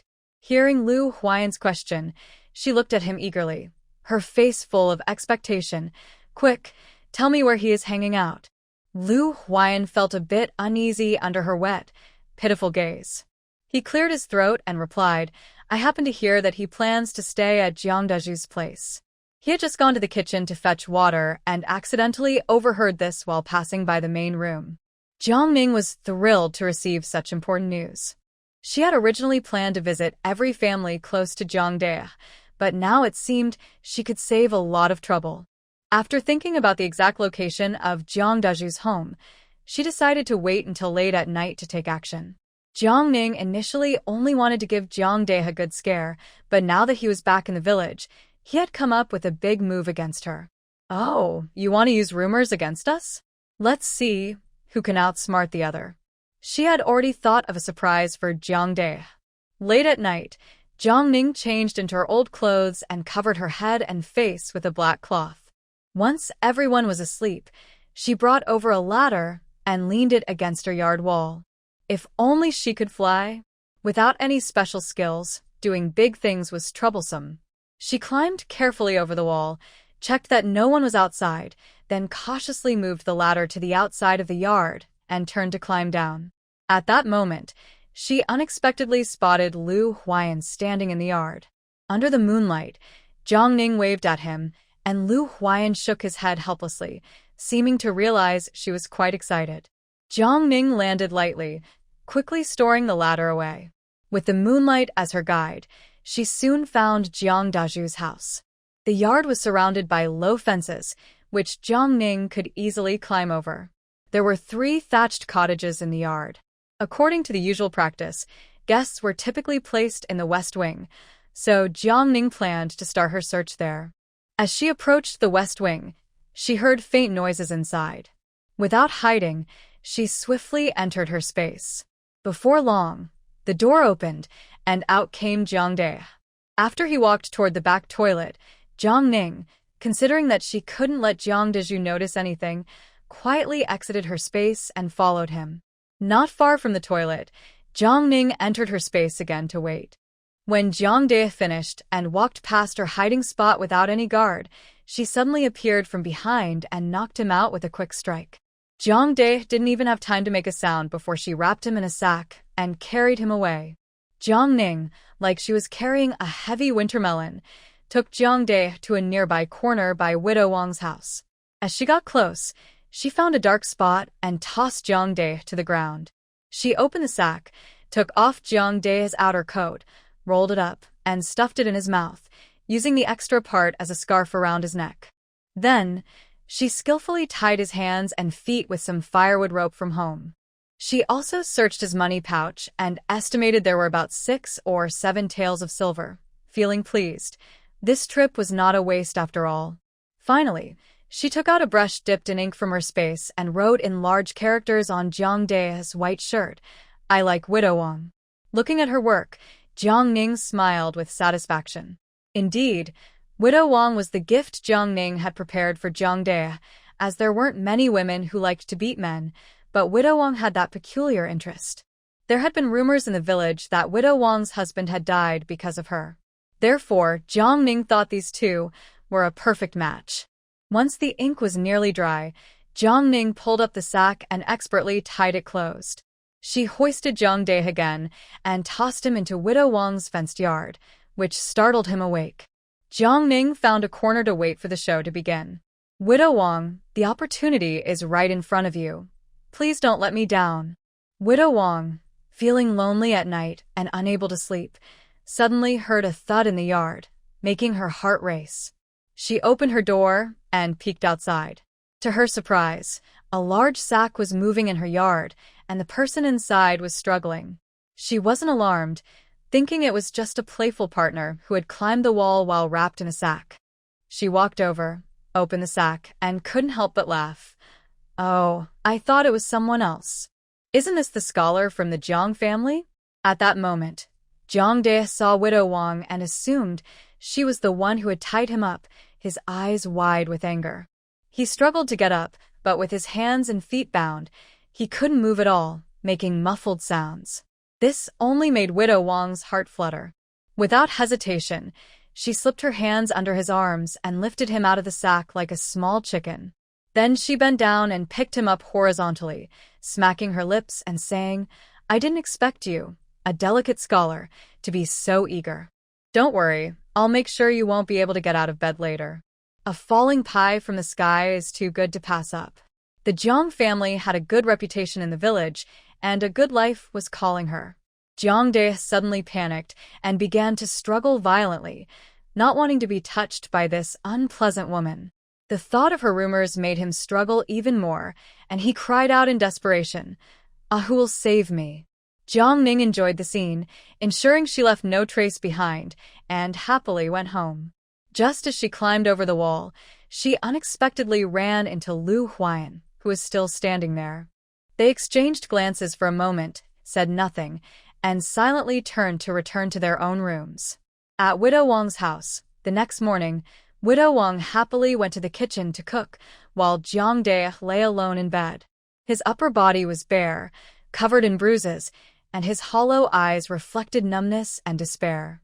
Widow Wang's family also had the surname Jiang, and at that moment, her two sons, Jiang Dalong and Jiang Erling, entered the kitchen together. Seeing their mother up early to cook, Jiang Erling curiously asked, "Mom, what are we having for breakfast today?" "We're having vegetable porridge, it's almost ready." "You two go wash up and get ready to eat," Widow Wang replied. Once the boys were clean, she took out a white garment from her pocket and handed it to Jiang Dalong. "Dalong, can you read what's written on this shirt?" At first, Jiang Dalong thought it was a new shirt made by his mother, and when he realized it wasn't, he felt a bit displeased. Widow Wang impatiently nudged him. "What are you waiting for? Just look." Reluctantly, Jiang Dalong opened the shirt and read the words one by one. "I like Wang." "What?" He paused. "Mom, there's a word I don't recognize." "Mom, it must say I like Widow Wang," Jiang Erling guessed. "Mom, whose shirt is this?" Jiang Dalong asked. Widow Wang immediately burst into laughter, snatching the shirt back, thinking about how she would dress Jiang De in it later to show the villagers. "Your stepfather, Jiang De, I always said that scholars love to put on airs. If he likes me, he should just say so. Before, he acted all high and mighty." Humph. She thought about Jiang De's soft skin, which felt delightful to touch. "Mom, can he really be our stepfather?" Jiang Dalong asked, imagining the impressive Jiang family mansion and the children studying in the village school, thinking having such a stepfather might not be so bad. But he also wondered if Jiang De would agree. The Widow Wang smiled proudly. "Whether it happens or not is not up to him. My bed is not so easy to get into. After dinner, you go call the village chief, and Erlang will borrow a set of drums." One was thinking that if she could marry into the Jiang family, her two sons would have a future, whether they continued their studies or learned carpentry. So, no matter what, she had to succeed. Her two sons, hearing their mother's orders, quickly finished their meal and went off to act. Before long, in the middle of the night, Jiang De climbed into Wang's bed, and rumors spread that he had written, "I like Widow Wang" on his clothes. Such a scandal quickly attracted a crowd of onlookers. Jiang Ning didn't go out that day. She had a full stomach early in the morning. While sewing bed sheets, she waited for news from Jiang De. The rest of the Jiang family also got up early, thinking that the gossip about Lu Huai'an and Jiang Ning must have spread throughout the village by now. They were all waiting for the village chief to come and drive them out. Widow Wang, holding the exhausted Jiang De, along with the village chief and her 2 sons who were beating drums, marched fiercely towards the Jiang family. Behind them followed a crowd of relatives from the village, eager to see the commotion. The noise outside was overwhelming, and old lady Jiang was overjoyed. It must be trouble for Scholar Lu. She couldn't help but open the courtyard door, only to see her son being held limply by Widow Wang. She immediately cried out and rushed towards Jiang De. "My son, what happened to you? Wang Suihua, what have you done to my son? He was fine just yesterday. How did he end up like this?" Upon seeing his mother, Jiang De's tears flowed like a broken string of pearls, and he weakly cried out, "Mother." Sob. That sound pierced old lady Jiang's heart, making her feel immense pain.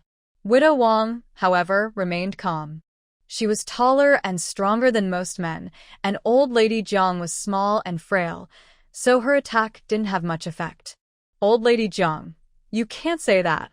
Jiang De was quite lively last night. He's just exhausted now and needs to recover. You don't know, he tied himself up in my yard last night to confess his feelings to me. If you don't believe me, look at his clothes. There are words written on them." Today, Widow Wang aimed to make a good match, so she didn't want to argue with old lady Jiang and explained in a calm manner. Old lady Jiang couldn't believe her son would be interested in a rough widow. She was convinced that Wang Suihua had forced herself on him and was trying to spread rumors. She jumped up, pointing a finger at her, and shouted, "Wang Suihua, you shameless woman. Look at yourself in the mirror before you think you can have my son." At that moment, the entire Jiang family had come out of the courtyard. Jiang Ning also joined in to see what was happening. Seeing his youngest son's miserable state, old man Jiang frowned and said, "All right, Nio, go get a doctor to see what's going on. Dashan, hurry and bring your brother back inside." Nio quickly went to fetch a doctor. Just as Jiang Dashan was about to help Jiang De, Wang Suihua refused to let him go. She crossed her arms and said, "Wait a minute. If you think I'm just going to let him go, you're mistaken. Since Jiang De has come to me, he needs to take responsibility. If you want to take him back, you need to settle the marriage first." As she spoke, she deliberately pinched Jiang De, who immediately cried out in pain, shouting, "Mom, help me." Old man Jiang glanced at the village head, Zhuang Fugue, who had been silent, and asked in frustration, "Zhuang, can you explain what's going on?" Zhuang Fugue looked very troubled. "I've investigated this matter. Jiang De first said that Wang Suihua kidnapped him, then he claimed someone put him in a sack and left him at her house. Wang Suihua, on the other hand, said he came willingly and they had a relationship. I did see Jiang De in her room this morning, and the writing on his clothes was clear." Others, enjoying the spectacle, chimed in, "Yes, we all saw it. Jiang De even wrote that he liked the widow.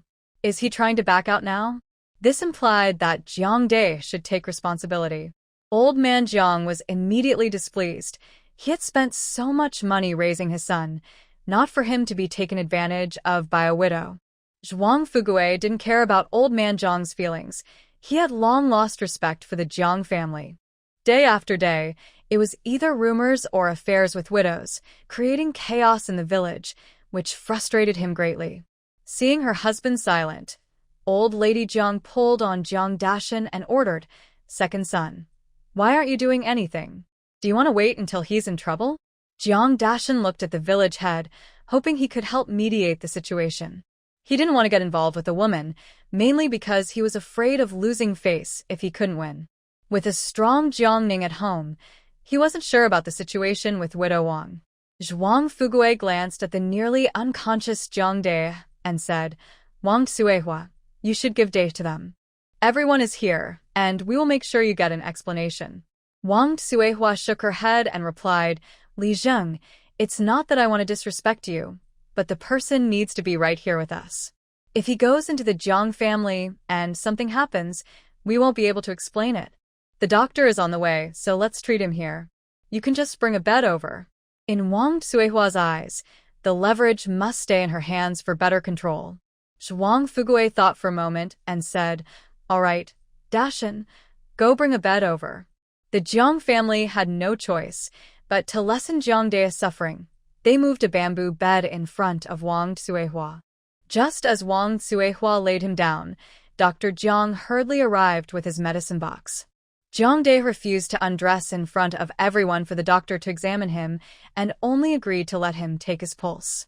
After checking, Dr. Jiang confirmed that he was just overly exhausted and had no serious issues. He prescribed some tonics and then left. Jiang Laotai was relieved to hear her son was fine. However, seeing his pale and worn-out appearance made her heart ache. She was furious with Wang Suihua and shouted at Li Zheng without holding back. "Li Zheng, it must be Wang Suihua who my son. She definitely wrote that letter herself. You have to give us an explanation." Wang Suihua's expression darkened as she retorted, "What nonsense are you talking about? Li Zheng has investigated thoroughly. Besides, I can't read, so how could I write that?" Zhuang Fugui became displeased upon hearing this. He had skipped breakfast to come to Wang Suihua's house and had done all the necessary checks before arriving at the Jiang family. He was surprised that Jiang Laotai dared to question his findings and shot her an annoyed glare. Wang Suihua can't read. The only person in her family who knows a few characters is her eldest son. She can't write, and they don't have money to buy ink and paper. There are only a few families in the village that can read, and I've asked each one. There's no evidence of anyone being framed, and others in the village can testify. The onlookers began to chatter among themselves, especially those who had ink and paper at home, supporting Li Zheng. Seeing that the villagers were on his side, Zhuang Fugui felt a bit more at ease. He raised his hand to signal everyone to be quiet. Once there was silence, he spoke. "Jiang Da, it's true that you took advantage of Widow Wang. Now, she wants you to take responsibility. What do you plan to do?" To avoid marrying Wang Suihua, Jiang Da quickly replied, "It's not me who slept with her. It's her who slept with me. If anyone should take responsibility, it should be her." He was desperate and almost admitted he was the one being pressured. As soon as he said this, everyone around burst into laughter. Someone in the crowd shouted, "You confessed. If you don't want to marry her, do you plan to be a son-in-law instead?" This made the crowd laugh even more. Grandma Jiang frowned. Grandpa Jiang was frustrated with his son for being so foolish.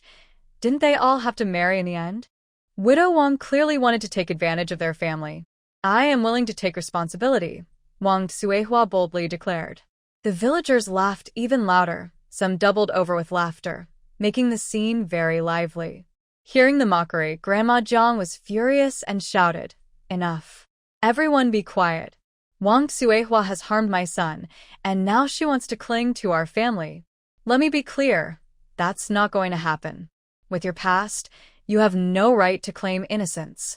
I won't blame you for ruining my son's reputation. That's already a blessing." The villagers agreed with Grandma Jiang, as Wang Suihua had a bad reputation in the village. Seeing Wang Suihua about to lose, Jiang Ning spoke up, "Grandma, in situations like this, it's usually the woman who suffers. If Aunt Wang gets angry and goes to the authorities, claiming that Uncle forced himself on her and won't take responsibility, Uncle might never be able to take the exams again. He could even lose his chance to be a scholar." Grandma Jiang had finally turned the situation around, but Jiang Ning's comment made her furious. She rushed over to hit her, shouting, "You traitor! You're only bringing trouble to your uncle." Seeing this, Jiang Ning ran through the crowd.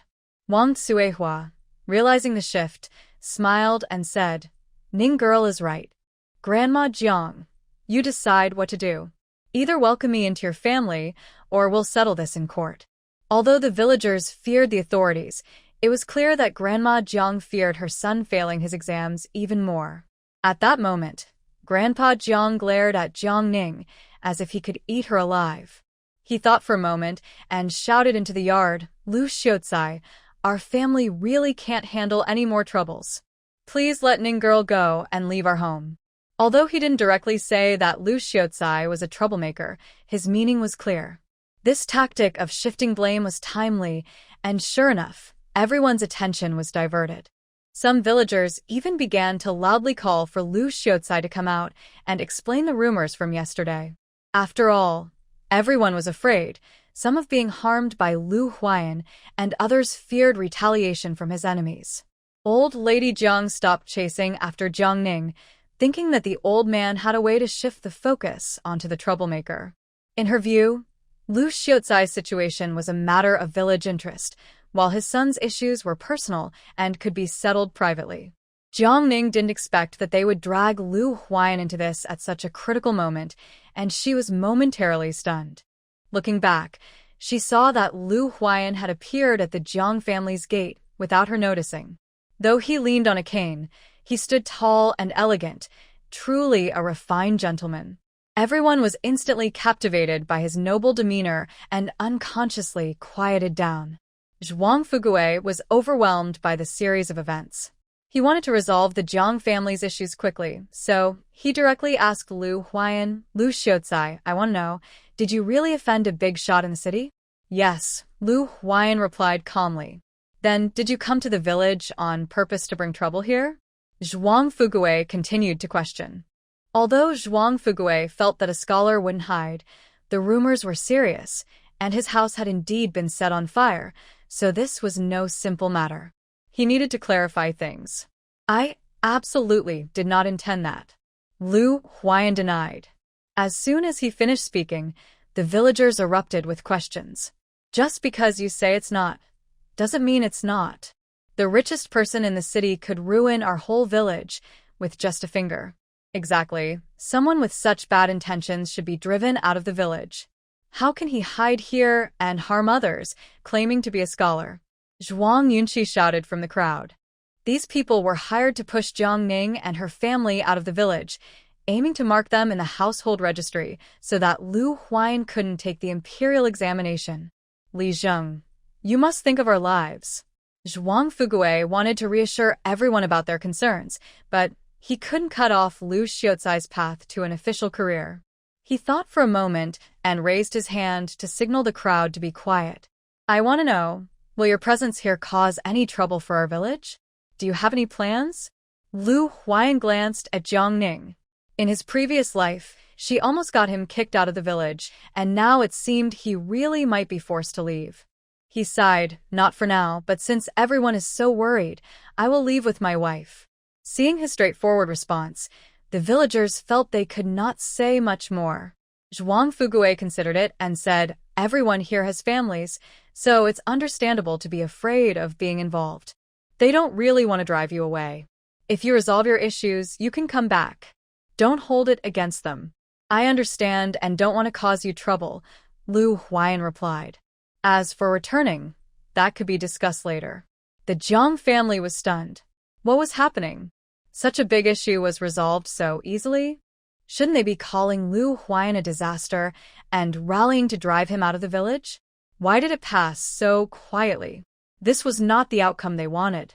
Yunqing and Lu Huai'an were not expelled from the village, and not only were the Jiang family disappointed, but the Ma family members hiding behind also felt let down. They had worked hard to spread the word, and this was the result? It was all Jiang Da's fault for causing trouble at the wrong time, making things worse instead of better. Seeing that the situation was about to settle, Grandma Jiang was anxious and sweating. She glared at Lu Huai'an, speaking without thinking. "You really are a disaster. Whoever gets close to you is unlucky.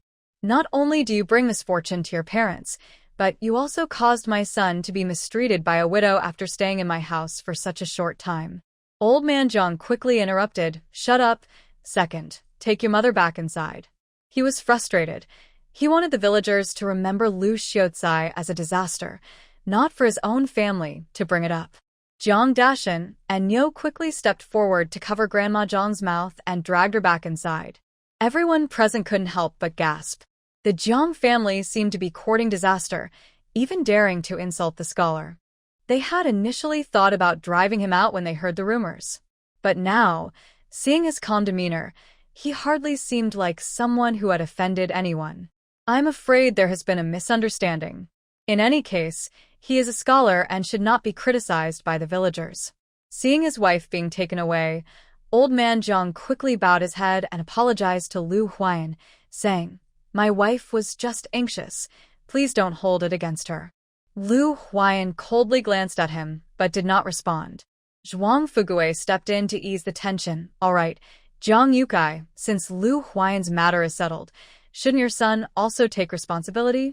Old man Jiang had nothing to say, and could only close his eyes and nod. His face was extremely gloomy. He never expected to be pushed to this point by a widow, and he felt powerless to do anything about it.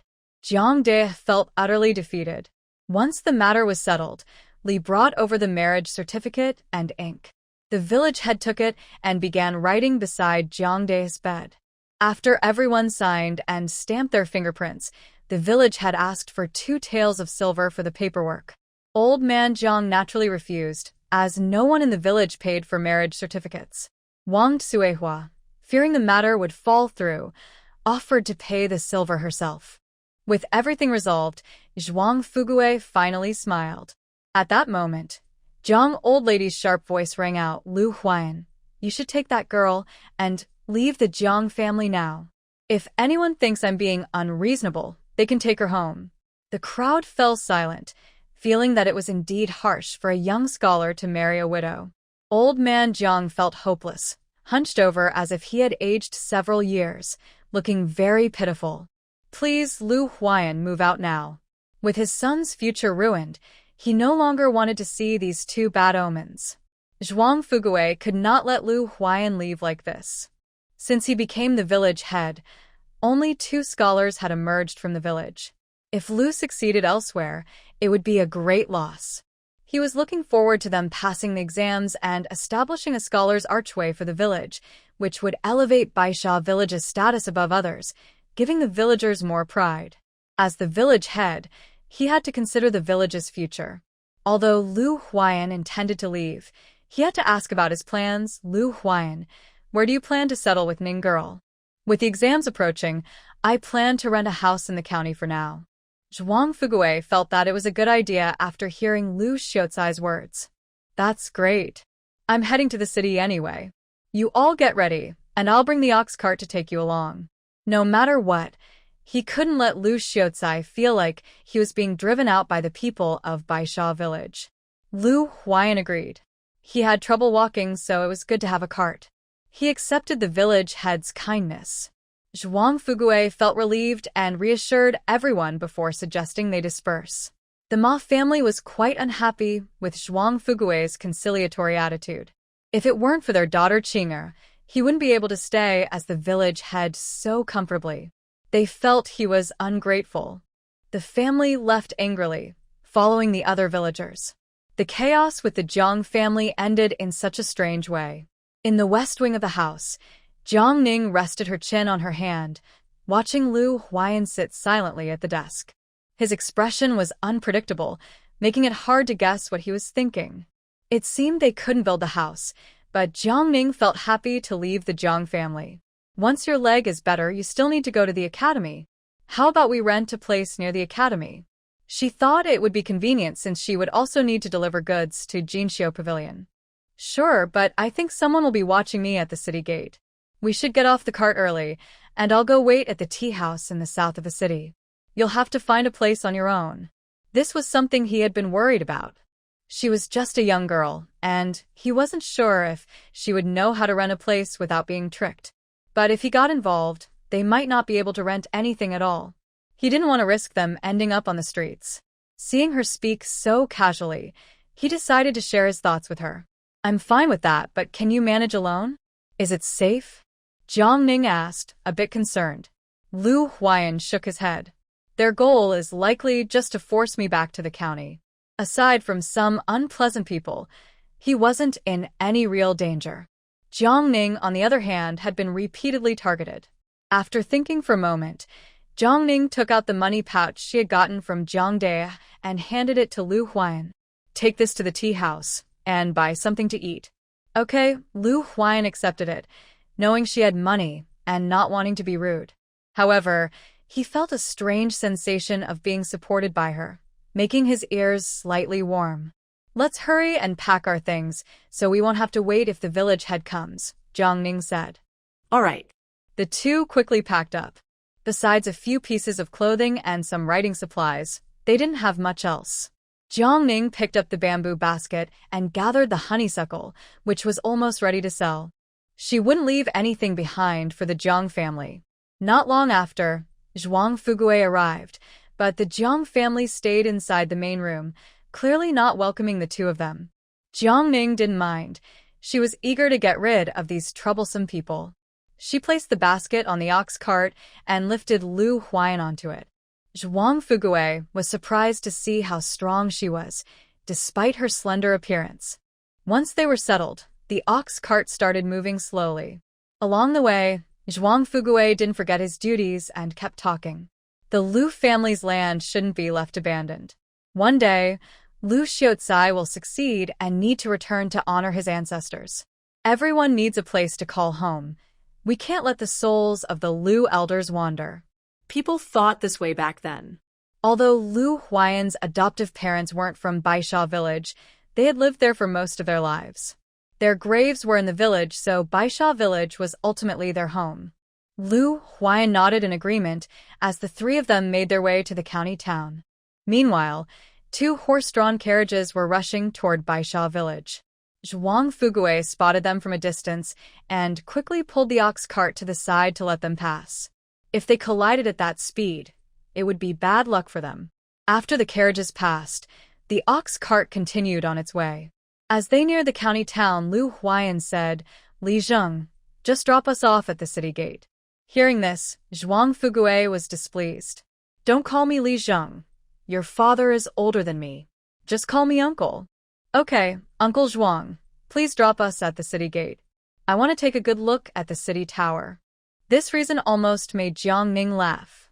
Zhuang Fuguei thought Lu Huai'an was showing a sense of hometown pride and felt pleased. "You should take a good look. We're not in a hurry. I'll accompany you." "Uncle, you can go ahead and don't need to wait for us." Lu Huai'an declined his kind offer. "All right, I understand." Before Jiang and the others entered the city, the two carriages had already arrived at Baisha village. Once in the village, the carriages slowed down, and the maid pulled up the window. Inside, they could vaguely see Jiang Xiao, adorned in gold and silver. She had returned to the village today, accompanied by a maid and bodyguards, clearly wanting to show off. The villagers gradually gathered around and followed the cart to the Jiang family. Today was quite lively at the Jiang household, and the villagers whispered among themselves. When old lady Jiang heard the commotion outside, she came out and was surprised by the large crowd. She thought Jiang Xiao had returned to honor them and happily welcomed everyone inside, closing the gate behind her. Jiang Xiao entered confidently with a maid and 6 guards. The Jiang family recognized the guards as the ones who had come to pick someone up that night. Before old man Jiang could say anything polite, he saw Jiang Xiao glaring at them and ordering the guards, "Take everyone here to the yard and give them a good beating. Don't let anyone escape." Old lady Jiang was stunned by these words and quickly asked, "Xiao, what are you doing?" But the 6 guards had already drawn their whips and began to strike the Jiang family, the whips cracking loudly as they cried out in pain. The heartbreaking cries echoed, alarming the villagers who hadn't left yet. Unfortunately, the walls of the courtyard were too high for them to see inside, but they guessed that Jiang Xiao had come back for revenge. At that moment, the maid brought a chair and placed it under the eaves at the entrance. Jiang Xiao sat down. After a few days, she looked much more beautiful, with delicate makeup and fine clothing. She coldly watched the Jiang family in the yard, crying and begging for mercy. During her time at the Jiang residence, she had worked hard to please the county magistrate, hoping to return and deal with those who had harmed her. Despite her glamorous appearance, she felt broken inside. The magistrate was cautious and usually didn't show his emotions when he acted. These people were her family. She had suffered, so shouldn't they share the burden? "Xiao, you should seek revenge on Jiang. She is the one who harmed you." "We are innocent," old lady Jiang said, protecting her younger son while enduring the lashes, crying and pleading. Although the guards' whips were not fatal, they hurt terribly. The Jiang family's clothing was already torn. By the way, where is that wretched girl? Jiang Xiu then realized that the key person was missing. She and Scholar Lu were just driven away today, saying they were going to rent a house in the county. A guard replied, "Aunt Jiang, I did see an ox cart heading to the city just now." "Yes, Zuya, you must deal with her properly. Mother has no choice. My eyes are swollen from crying since you left. Please spare me," Niu begged, holding back her pain. Jiang Xiu did not expect that the lowly woman would move away so quickly after she arrived, which made her furious. How could they leave so suddenly? Jiang Xiu ordered to stop the beating for a moment. "Go and bring them back to me." The Jiang family members were speechless. Could they say it was their trap? If they had known this would happen, why did they drive them away? They had only helped that nasty girl avoid Zuyu's revenge. Why was it always them who suffered from these schemes? It was so unfair. The Jiang family cried in despair, partly from pain and partly from frustration. Another guard quickly replied, "Aunt Jiang, we cannot hit the scholar's wife." All the guards knew that the person they were referring to was Scholar Lu's wife. Everyone remembered what happened that night. When they left, County Magistrate Jiang had instructed them to teach the Jiang family a lesson, but not to make it too messy or it would cause trouble for him. If they truly harmed the scholar's wife, Magistrate Jiang would definitely face consequences. Currently, Qingshui County was still a small county without a county school, mainly due to the low number of scholars. This led to the county magistrate's performance being poor year after year, so scholars were quite valued in the county. Moreover, if the other party were to succeed in the future, it would bring great trouble to the magistrate. "What did you say?" Jiang Xiu trembled with anger. How could that lowly woman be so lucky? She pointed at Jiang De and the others, gritting her teeth as she commanded, "Then whip them well, especially my dear third uncle." If it weren't for his brilliant idea. As soon as the guards heard this, they started whipping again, mostly targeting Jiang De.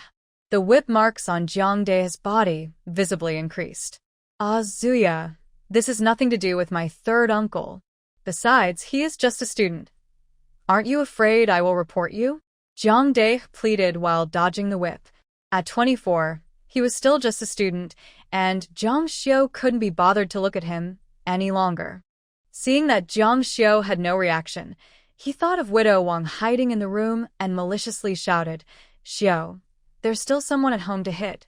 Don't just hit us." Jiang Xiu glanced at him and sat back down, coldly asking, "Oh, who else?" "Widow Wang." "Good for you, Jiang De. Just wait until I give you a beating." Wang Xuehua, hearing Jiang De expose her, angrily rushed out from the side room and slapped Jiang De twice. Her sudden action surprised even the guards, who stopped their whips. "Widow Wang, what are you doing here?" Jiang Xiu was also a bit surprised. "Hey Xiu, I'm your third aunt now. Your third uncle needs a lesson, so hit him hard, just don't hurt anything important." Wang Xuehua rubbed her hands, trying to please Jiang Xiu, looking very humble, which made Jiang Xiu feel good inside. Thinking about Widow Wang's habits, Jiang Xiu suddenly burst into laughter, tears coming out. "Huh, my dear third uncle, look at you now. I thought you would marry someone noble, but this is quite the surprise. Third aunt, you must train my third uncle well, so he doesn't cause trouble." "Xiu, how can you say that? I'll report you for being unfilial." Old Lady Jiang screamed angrily. Jiang Xiu coldly glanced at her and said nonchalantly, "Go ahead and report me. I want to see who will take this case. Besides, how can you blame me? If I'm enjoying a good life, shouldn't you, as family, share in it? A family should share blessings together, right? I think this family should be managed by third aunt from now on. Third aunt, make sure they work hard and don't let them be too idle." "Sure, I'll take care of it," Wang Xuehua said with a flattering smile, not expecting that marrying into the Jiang family would give her support and authority. This was a huge surprise. Jiang Xiu looked at Wang Xuehua, realizing she needed to find someone trustworthy to help her live well and take revenge on those who harmed her. She said to Wang Xuehua, "Come with me. I have something to discuss. You all keep hitting." With that, she stood up and walked toward the main room. Okay. Wang Xuehua hurriedly followed, even closing the door to the main room behind her. Jiang Xiu felt satisfied with Wang Xuehua's quickness. She gestured for her to come closer, and when she did, Jiang Xiu lowered her voice and said, "Third Aunt knows my current situation. I might not be here one day. While I'm here, I'm your support. I'm afraid that if I'm not around, you won't be able to handle them alone. Dear niece, if you have any requests, just say it," Wang Xuehua asked directly without wasting time. "Please help me find out if there's something that can excite people without being deadly or noticeable. Most importantly, after taking it, they should see strange things and not have the energy to torment others." Wang Xuehua felt a tightness in her heart, thinking of the ruthless methods of Jiang County Magistrate, which had led to many deaths. She nodded and replied, "Don't worry, Aunt San, I will find out for you." "Very good. Keep it a secret. In the future, the Jiang family will belong to you. You know the county magistrate cannot survive. Raise your son well, and I won't treat you unfairly." Jiang Xiu felt angry that the Jiang family only cared about her uncle and her brother, and she wanted to take her frustration out on them. Wang Xuehua was thrilled to hear Jiang Xiu praise her son and quickly pledged her loyalty. "Thank you, dear niece. I will make sure they listen to you and respect you." "Great," Jiang Xiu said, satisfied as she glanced at Wang Xuehua. She walked out of the main room and addressed the Jiang family in the yard. "From now on, I will come to see you whenever I can, so you all better listen to Aunt San." With that, Jiang Xiu left. "As for Jiang Ning, one day, I will make sure you pay," Jiang Xiu thought bitterly. The gate of the Jiang family opened, and Jiang Xiu led the group back to the carriage. In the yard, except for Wang Xuehua, the other Jiang family members were lying on the ground, their bodies and faces marked with bright red whip scars. The villagers, seeing this, quickly stepped aside. Meanwhile, Jiang Ning and Lu Huai'an got out of the carriage at the city gate. They walked separately into the city until the ox cart of the village chief disappeared from sight. Lu Huai'an entered the city first, aiming to draw away those who were lurking and waiting for him, to prevent them from discovering Jiang Ning was with him. Once inside, Lu Huai'an leaned on his cane and walked slowly down the main street. After a short while, he sensed someone following him. As expected, Lu Huai'an smirked, looking around before intentionally heading towards the West Market. Passing by a dental clinic, he saw a large man being pushed out. The man had curly short hair and his bare skin was covered in burns of various shades, looking extremely frightening. Instead of leaving, he knelt down and pleaded, "Please, have mercy on me. I can do anything. I beg you, give me a chance to live." The burned face cried out, but instead of evoking sympathy, it only added to the fear. Soon, a crowd gathered to watch, and Lu Huai'an found himself stopping nearby to observe. He remembered that he had bought this man's body in his past life and had studied it thoroughly. However, this was the first time he saw him alive. The big man continued to plead, and two young assistants from the shop came out, bowing to the crowd and saying, "Everyone, this man's family suffered a fire, and he is the only survivor. He sold his land just to stay alive, but now he can't find work. While he is unfortunate, we are not a charity, and in his current state, no one wants him. We can't help him." After saying this, they turned back to the big man and added, "I advise you to leave quickly.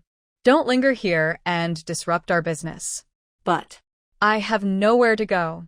I am really burned, not sick." The big man continued to plead. Although the people outside the shop felt a twinge of sympathy, they instinctively took a few steps back.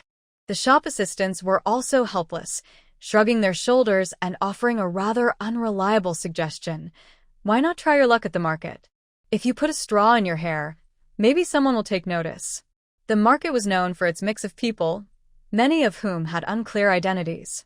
Someone like him might not stand out much there. However, those who could buy people there were often of questionable character, possibly engaging in illegal activities. Hearing this, the big man bitterly smiled.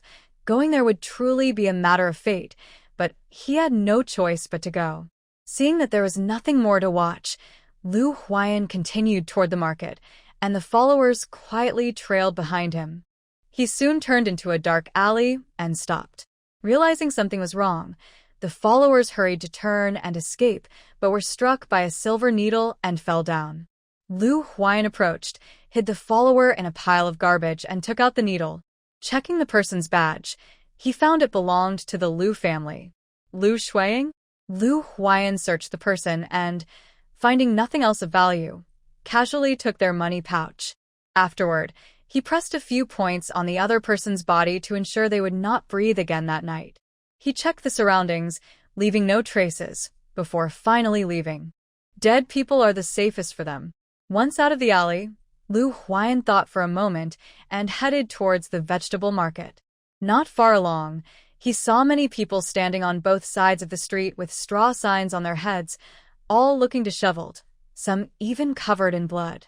Even in daylight, there was a chilling and frightening atmosphere here. Lu Huai'an didn't pay much attention and walked towards a large man squatting nearby. Noticing someone in front of him, the strong man looked up and saw a very handsome scholar. He was taken aback, unable to believe that such an outstanding person would be in such a filthy place. Lu Huai'an ignored his surprise and asked calmly, "Are you willing to follow me?" "Sir." "Are you going to buy me?" The strong man stuttered with excitement. "What is your name?" "My name is Li Tiniu. I'm 20 years old, from Taohua village." "How much silver do you want?" "Sir, just give me what you think is fair. As long as I can eat and stay warm, I can do any work." Li Tiniu was so happy, he almost cried. Finally, someone normal wanted him. A few others had tried to buy him because of his size, but he refused. Those people clearly weren't good. He just wanted to live and didn't want to die for no reason. The person in front of him clearly was a scholar. Even with a cane, he had a strong scholarly aura. Following him would at least ensure his safety. However, Li Tiniu later realized that the more attractive a person was, the more dangerous they could be, like a beautiful flower that is actually poisonous. Lu Huai'an handed him a pouch of money, saying, "See if this is enough?" Li Tiniu didn't even open the pouch and hurriedly replied, "It's enough." He quickly took out a pre-prepared contract and handed it to Lu Huai'an, afraid he might change his mind. Lu Huai'an accepted the contract and asked, "Can you read?" "I learned a few characters with the village teacher when I was young." "Good. Go eat something first, then get yourself 2 sets of clothes and tidy yourself up," Lu Huai'an said, taking out 3 pieces of paper and a few silver coins from his sleeve, handing them to Li Tiniu. He continued, "Go to 3 different pharmacies, buy the herbs listed on the paper, and deliver them to the tea house in the south of the city for me." In his past life, Li Tiniu had a tragic end a year later. Since he had met him early, he would help if he could. Now, he cannot freely enter the pharmacies or bookstores in this county, so he needs someone to run errands for him. Having a helper would be great. Li Tiniu took the items, stood up, removed the straw from his head, and respectfully said, "Yes, I will definitely take care of it for you, young master." Lu Huai'an nodded and then headed to the tea house in the south of the city. After he left, Li Tiniu opened his money pouch and saw over 2 taels of silver inside, finally feeling relieved. He had no idea how he had managed to get through these days. No matter where he went, people avoided him. Villagers kept their distance, and strangers were scared to approach him. Without earning any money, he could only go hungry. Now, he had finally met someone who didn't fear or dislike him. He was determined to follow this young master wholeheartedly from now on. At each city gate in Qingshui County, there were shops that dealt with horse and carriage rentals, making it convenient for customers. Yunqing, who entered the city a bit later, headed straight to the nearest rental shop in the south. The rental shop is somewhat like a modern real estate agency. When Yunqing was in modern times, she rented a place near her school to earn some pocket money by live-streaming embroidery lessons, so she was not unfamiliar with renting. Seeing someone enter, a young servant quickly approached and asked, "Miss, what are you looking for?" Yunqing replied, I want to rent a house near Lishan Academy. Do you have any suitable options? Upon hearing she was looking to rent, the servant called over the person in charge of rentals. The rental agent, Mr. Qian, was short and had a sharp look in his eyes. Is it a young lady looking for a house? Do you have any specific requirements? Yes, my husband and I are looking for a small, private house with a courtyard. It would be best if it is furnished and has a well and a restroom. We prefer it to be close to Lishan Academy. Do you have anything suitable? Jiang thought it would be more convenient to rent a place that was ready to move into since they wouldn't be staying long. Mr. Qian thought for a moment and said, "You've come to the right person. Finding a house with a well is not easy. There are very few small houses with wells. I happen to have one that has a courtyard available. The previous tenants moved to the capital for their studies, so it's ready to rent out. It's fully furnished, perfect for you too. There's also another house a bit further from the academy if you're interested in that as well." "What are the rental terms?" Jiang asked. The rent for the first courtyard is 15 taels of silver per year, and for the second courtyard, it is 24 taels. Since you require a fully furnished place with a well, the price will be higher. If you are looking for a smaller courtyard without these features, it would be around 6 taels. This is true. Not every household in the city has a well. Many people have to buy water, and there are those who sell water. Of course, you can also go to a public well, but that requires some payment as well. Jiang was eager to find a house and didn't know much about the market. Thinking she could afford it, she didn't think too much about it. "All right, let's go take a look." The house is on Academy Street. "Miss, do you plan to take a carriage or walk?" the driver asked. "I'll take a carriage." Academy Street is in the northeast, and Jiang wanted to finalize the housing situation quickly, so taking a carriage was more convenient. The driver called for a carriage and Jiang got in. The driver sat next to the coachman and told him where to go. Upon arrival, Jiang began to observe carefully. Academy Street has wide, clean roads, much quieter than the busy main street in the south. It is indeed an area for studying, and the people passing by seem to have good manners. The house introduced by the driver is in a great location, right in the middle of the street. Entering the courtyard, which is close to the academy, it takes about 15 minutes to walk there. The main entrance is on the east side, and there are 3 servant rooms on the west side. As soon as you enter, you can see a wall with carvings of plum blossoms, orchids, and bamboo. Beyond the wall is a spacious courtyard, with a stone table and benches on the east side, and 2 osmanthus trees planted nearby. Past the courtyard, there are 3 main rooms facing south, with a central living room and bedrooms on either side. The east wing has 3 rooms, a dining room, a kitchen, and a storage room, along with a well. The west wing also has 3 bedrooms, and there is a restroom in the southwest corner. The house seems to have been renovated and is well maintained, with all the necessary furniture. Jiang estimates the total area to be around 400 square meters. With a large space, a good location, and a relatively new house, it's no wonder the rent is 15 taels of silver. The second courtyard is estimated to be over an acre, with 5 servant rooms, a dining area, kitchen, and restroom. The second courtyard is where the owner lives, with 3 main rooms and additional rooms on both sides. This is clearly designed for a family with servants, but the house seems a bit older and is farther from the academy. Jiang didn't hesitate much and chose a house right at the entrance of the courtyard since there were only 2 of them for now. Although the house looked clean, she noticed a bit of dust on the furniture. So, she didn't negotiate the price and simply asked the landlord to send someone to thoroughly clean all the furniture and windows, treating it as a deep cleaning service. Seeing Jiang so agreeable, the landlord quickly agreed, as there were still many unsold servants in the shop who could help. The 2 signed a contract and went to the government office to register it. The rent was to be paid every 6 months, along with a deposit for the house and furniture, totaling 12 taels of silver. The landlord promptly arranged for a maid to clean, and since Jiang needed to buy some daily necessities, she continued to rent a carriage for convenience. She took the carriage to the Western Market. First, she entered a general store.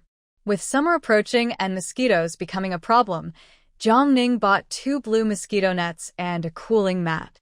As for bed sheets and pillowcases, She had already sewn a blue sheet while at the Jiang family, which was perfect for Lu Huai'an to use. She planned to finish her own later. She also bought several sets of toiletries, knowing these items were consumables, and it was good to have extras. Remembering that Lu Huai'an often enjoyed tea, she realized that the tea and teaware belonged to Jiang Dai. So, she decided to buy a new set for Lu Huai'an, thinking it would taste better with spring water. Not knowing much about tea, she bought a pound of green tea. Next, Yunqing purchased cooking essentials like oil, salt, soy sauce, and vinegar. She had already taken 3 bags of rice and flour from the Jiang family, so she bought another 20 pounds of each, knowing they wouldn't spoil in her space. She also bought some bowls and chopsticks since her new home had nothing. Noticing it was getting late, Yunqing decided to buy some ready-made meals from a restaurant to take home. There were many restaurants in the Western market, and she chose one that looked appealing. As soon as she entered, a waiter greeted her with a smile. Yunqing ordered 3 meat dishes, 1 vegetable dish, 1 soup, and 4 bowls of rice. Once the meals were ready, she had the carriage driver take her to the Southern Tea House. When she arrived at the Southern Tea House and got off the carriage, she saw Lu Huai'an walking out, followed by a strong man carrying a large bundle. The man looked intimidating and was taller than Lu Huai'an, probably close to 2 meters tall. Standing together, they seemed quite mismatched, and it took Yunqing a moment to adjust to the sight. Lu Huai'an, over here. Yunqing smiled and waved at him. Lu Huai'an slightly raised the corners of his mouth and walked over. You've come. This is my new servant, Li Tiniu. Tiniu, this is my fiancé. Lu Huai'an thought that even though they had registered at the government office, they hadn't held a proper ceremony yet, so he would refer to her as his fiancé for now. Li Tiniu didn't expect his handsome master to have such an ordinary fiancé. However, he didn't think much of it. He just glanced at her and then knelt down, giving a deep bow. I greet the young lady. These gestures were things Li Tiniu had learned from various places recently. He used to be a farmer and didn't know about such customs.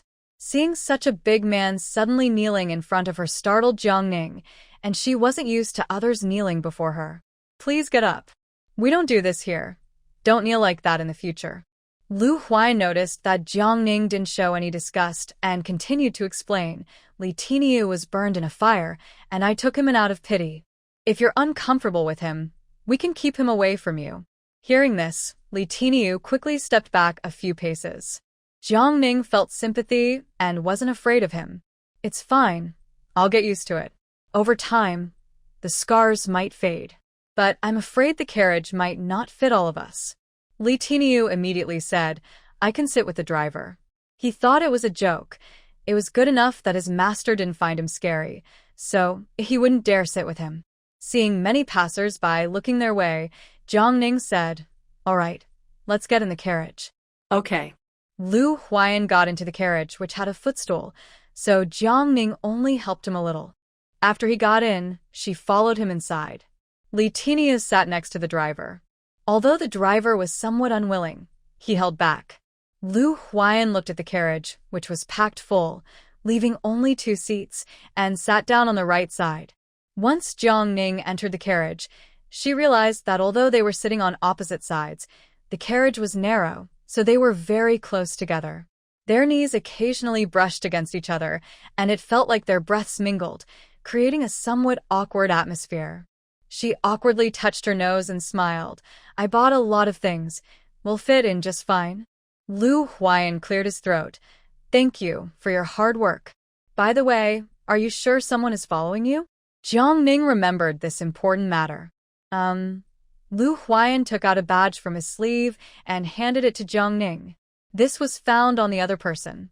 Yunqing glanced at the character, Lu, on the badge and then returned it to him. If it's from the Lu family, it should be Lu Huai'an. Does she have feelings for you? Lu Huai'an replied calmly, maybe.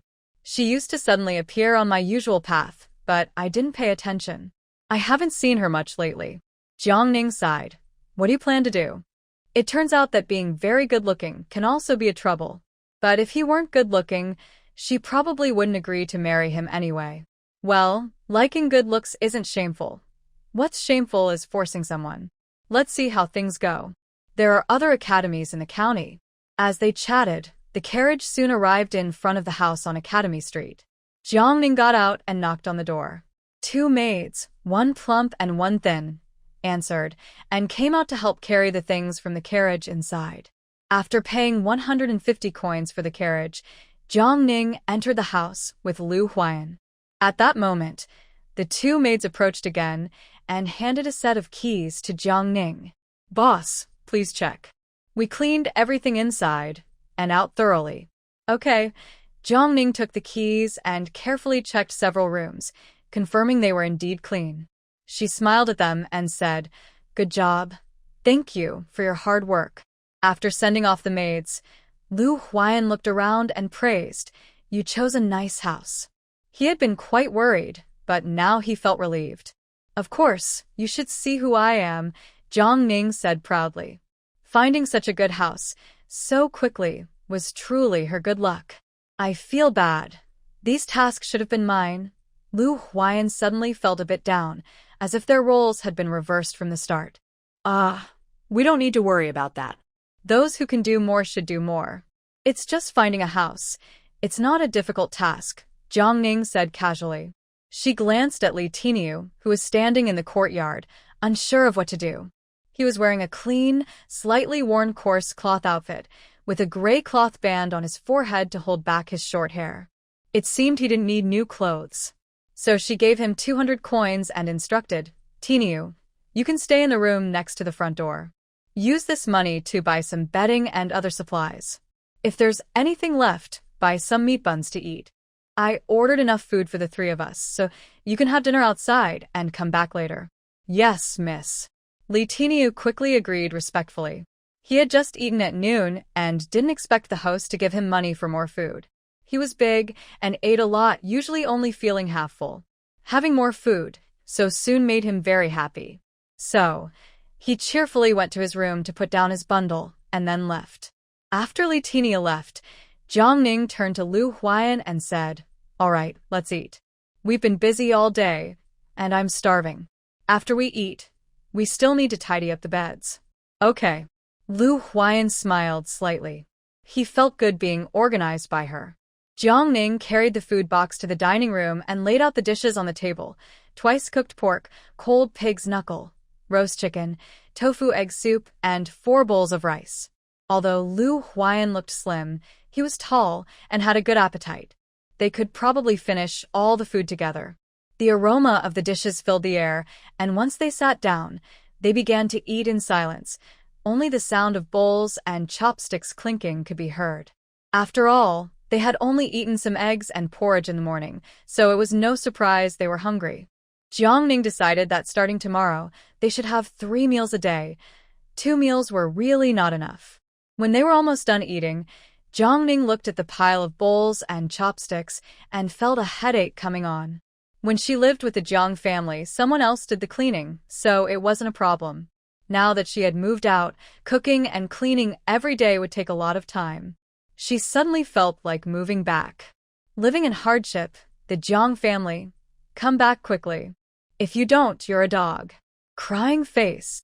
Seeing her staring blankly at the dishes, Lu Huai'an said, "I'll clean up later. You go rest." "Let's hire someone," Jiang suggested. She would soon be busy, and hiring help would be the easiest solution. She didn't see anything wrong with hiring someone. After all, there are part-time workers and nannies in modern times, so it was just like hiring help, and they would still pay for it. Lu Huai'an nodded in agreement. "Yes, cleaning this house every day is indeed time-consuming. I have other plans for Li Tiniu. He won't be here much longer, so having a maid to help with chores would be good. Let's hire someone tomorrow. Older people probably won't cost much. What do you think about the 2 who just cleaned for us?" Jiang silently thanked the Jiang family for their help and the generosity of the Jinxiu Pavilion, which allowed her not to worry about money for now. "They seem fine. Do you like them?" "Yes, I think they worked hard and even filled the water tank for us," Jiang replied. "Okay, if you think they're good, that's what matters." Lu Huai'an had no objections. He just felt that he needed to make money quickly to end his reliance on others. After finishing their meal, The two tidied up the dishes and went to the main house, which had a reception area in the middle. On either side were 2 rooms, each 4 meters wide and 6 meters deep, with a small partition at the back for a clean area that currently only had a bathing tub and a basin stand. The difference was that the room on the east side had a desk and bookshelf, a wardrobe, and a bed, while the west room had 2 chairs and a square table by the window, along with a dressing table, and also had a wardrobe and bed. Given this layout, Jiang decided that Lu Huai'an should stay in the east room. He had no objections and moved his belongings in, placing his books and writing materials on the desk. Since Lu Huai'an had difficulty moving, Jiang helped him set up the bed curtains and bedding. The pillow was a square one made of straw matting, which was perfect for the season. Once the east room was organized, Jiang returned to her west room to continue tidying up, quickly finishing the bed making.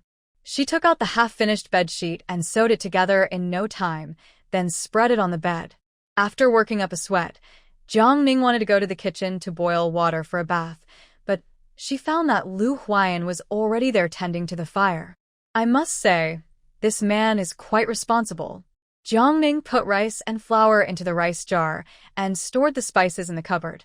At that moment, Li Tinyu returned. He had bought 2 bedding sets and some toiletries, and he still had a few coins to return to Jiang, but she declined to take them. She asked him to make the bed first, and then come back for water. Li Tinyu happily agreed, and the 3 of them worked together, quickly finishing their washing and returning to their rooms to rest. After Jiang closed the door, she went straight into the space, and the changes there made her squeal with joy. The originally 10 square meter bedroom had not only expanded, but also had new furniture. The bunk bed had turned into a more than 2 meter tall bed. There was now a dressing table beside it, and a wardrobe on the other side. Next to the desk was a display shelf, and all the furniture was intricately carved from Wangwali wood. It looked luxurious and high-end. Most importantly, there was now a bathroom behind the bedroom, complete with a sink, toilet, and bathing tub, all equipped with faucets, but designed in a classic wooden and antique brass style. This was simply delightful for Jiang. After seeing the changes in the room, she hurried outside to check the courtyard. To her surprise, the originally 100 square meter courtyard had more than doubled in size. A small stream appeared in front, with a wooden sign by the bank that read Spirit Stream, similar to the Spirit Spring.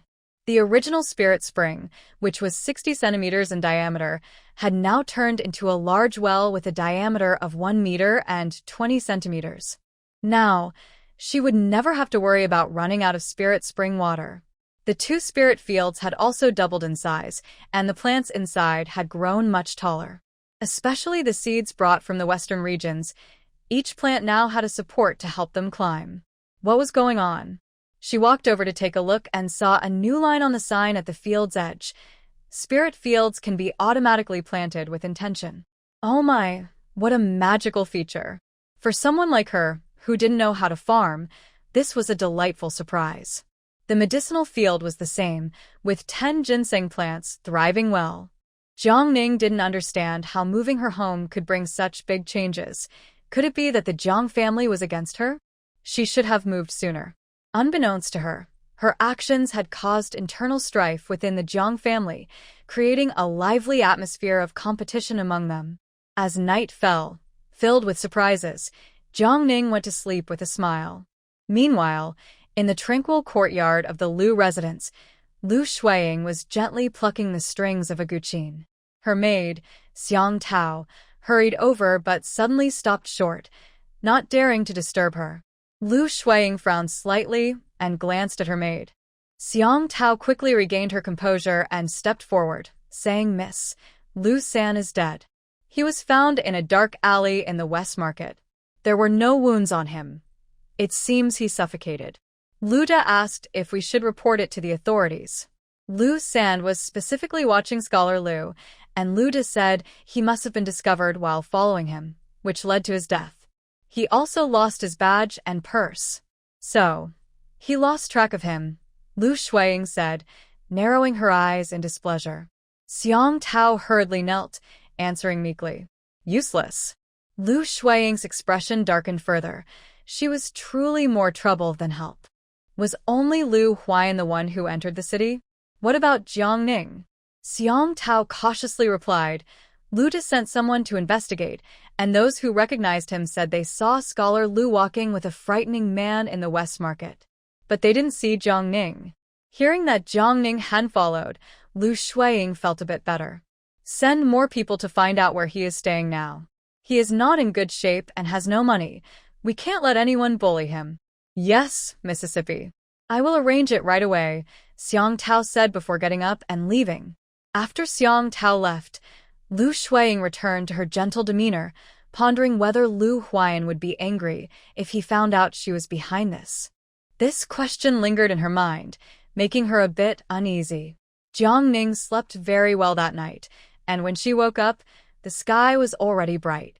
Good morning, Jiang said, stretching and greeting Lu Huai'an, who was sitting on a stone bench in the yard writing. Lu Huai'an looked up and was momentarily taken aback by her even prettier face. After a while, he nodded and said, breakfast is in the pot. Very diligent, Jiang smiled and complimented him, then pretended to wash up before heading to eat breakfast. Having a bathroom made washing up much easier, especially since she didn't have to use the outdoor toilet. She didn't like the chamber pot either, because it needed cleaning after use. Seeing not only rice porridge but also 2 eggs, Jiang asked in surprise, where did you get the eggs? I remember we didn't buy any yesterday. She was mainly worried about too many items getting damaged, so she planned to go to the market later to buy vegetables. There was an old lady selling them outside, so I bought 10, Lu Huai'an explained. Oh. What about Li Tiniu? Jiang noticed it was just the 2 of them at home and asked curiously. I sent him out to take care of something. He'll be back later. After finishing breakfast quickly, Jiang picked up her basket and got ready to leave. Before she left, she asked Lu Huai'an, do you need anything or want something? I can bring it back for you. Lu Huai'an paused his writing, thought for a moment, and shook his head. Not for now. All right, then I'm off, Jiang said cheerfully as she stepped out. Jiang walked leisurely and unexpectedly ran into the moneylender from yesterday on the main street. She hurriedly called out to him. Moneylender, where are you going? Oh, it's Miss Jiang. I was just heading back to the shop. Do you have any instructions for me? The moneylender recognized her as the friendly customer from yesterday and greeted her quickly. Jiang approached and asked, I want to know if those 2 women from yesterday are still for sale? Of course they are. They are both poor souls. The plumper one has already been bought. The taller, thinner one is named Zhou, known as Old Lady Zhou. She survived a disaster in her hometown, and she's the only one left in her family. To survive, she sold herself to a household in this county as a servant. However, within 3 years, her master lost all their money to gambling, and she was sold again. Because she looks honest and isn't from a wealthy family, it's hard for her to find a buyer. If you want her, I can let her go for 5 taels of silver. Can she cook? Jiang asked. She should be able to make simple dishes since she comes from a farming background. But if you want her to cook well, she might not know how. Besides, good cooks are quite rare, Qianyaran said honestly. Jiang thought the person made a good point, so she agreed. All right, but I need to go to the West Market to buy some things first. I'll come find you later. There's no rush. If someone is at your home, I can send Aunt Zhou over to your place first. I'll prepare the contract for you, and you can pick it up at the shop later. Qianyaran was in a good mood after completing a deal while walking, so he helped Jiang plan. Jiang thought it was nice not to have to run back and forth. Thank you very much, my husband is at home. After saying goodbye to Qianyaran, Jiang quickly arrived at the West Market. She bought 5 pounds of green vegetables, 5 pounds of pork belly, and 5 pounds of fatty meat to make lard. She also bought some green onions and garlic and passed by a bun shop where she bought 20 meat buns. Seeing it was almost noon, she went to the southern shop, paid 5 taels of silver, and received Aunt Zhou's contract. After checking to make sure she hadn't forgotten anything, she headed home. At the southern tea house, Lu Huai'an's maid, Xiang Tao, heard that Lu Huai'an had been there drinking tea yesterday and had spent a long time with a scary-looking man.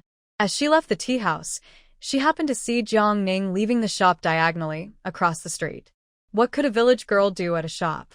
Was she helping Lu Huai'an run a place? Xiang Tao thought it was possible. Just when she was worried about finding someone, Jiang Ning had taken Lu Huai'an away before, so she might know where he was. Since she ran into her, Xiang Tao decided to follow Jiang Ning to see. When Xiang Tao followed Jiang Ning to a house on Academy Street, she felt a surge of anger. To think they were hiding right under their noses, making it so hard for them to find him. She didn't know how much trouble her lady had faced because of this. However, she still asked around to find out who lived in that house. She couldn't believe a village girl like Jiang Ning could know other scholars in the county. When she learned that a handsome young man with a broken leg had just moved in yesterday, along with a very intimidating tall man, it matched what she had heard at the tea house. Lu Huai'an must be living here. She didn't expect Jiang Ning to be here too. Her lady would probably be furious if she found out. She initially thought about going in to confirm, but she quickly dismissed the idea. She couldn't alert them. Lu Huai'an had already noticed they were following him, and if he found out they had located him and then moved again, what would happen? If she ruined her lady's plans, she could be in serious trouble. It was better to go back and tell her lady, so she could decide what to do. Fortunately, it was close to the academy, and Xiang Tao quickly arrived at the Lu residence behind the academy. She entered the young lady's courtyard and shared the news she had just learned with Lu Huai'an. In the elegant room, Lu Huai'an lay on the bed with her eyes closed, silent. After a while, she spoke, her voice slightly tense. "You say they are staying on Academy Street?" Xiang Tao hurried to the bedside and whispered, "Yes, miss. I saw that Jiang Ning went inside." "What time is it now?" "It's just past the hour, Mississippi. Do you want to get up?" Xiang Tao asked respectfully. Xiang Tao helped Lu Huai'an sit up, serving her tea and water for washing up, attending to her needs. "Send someone to keep watch. I want to know if Lu Huai'an is really there and keep a distance so they don't notice." "Understood." Xiang Tao left to carry out the order.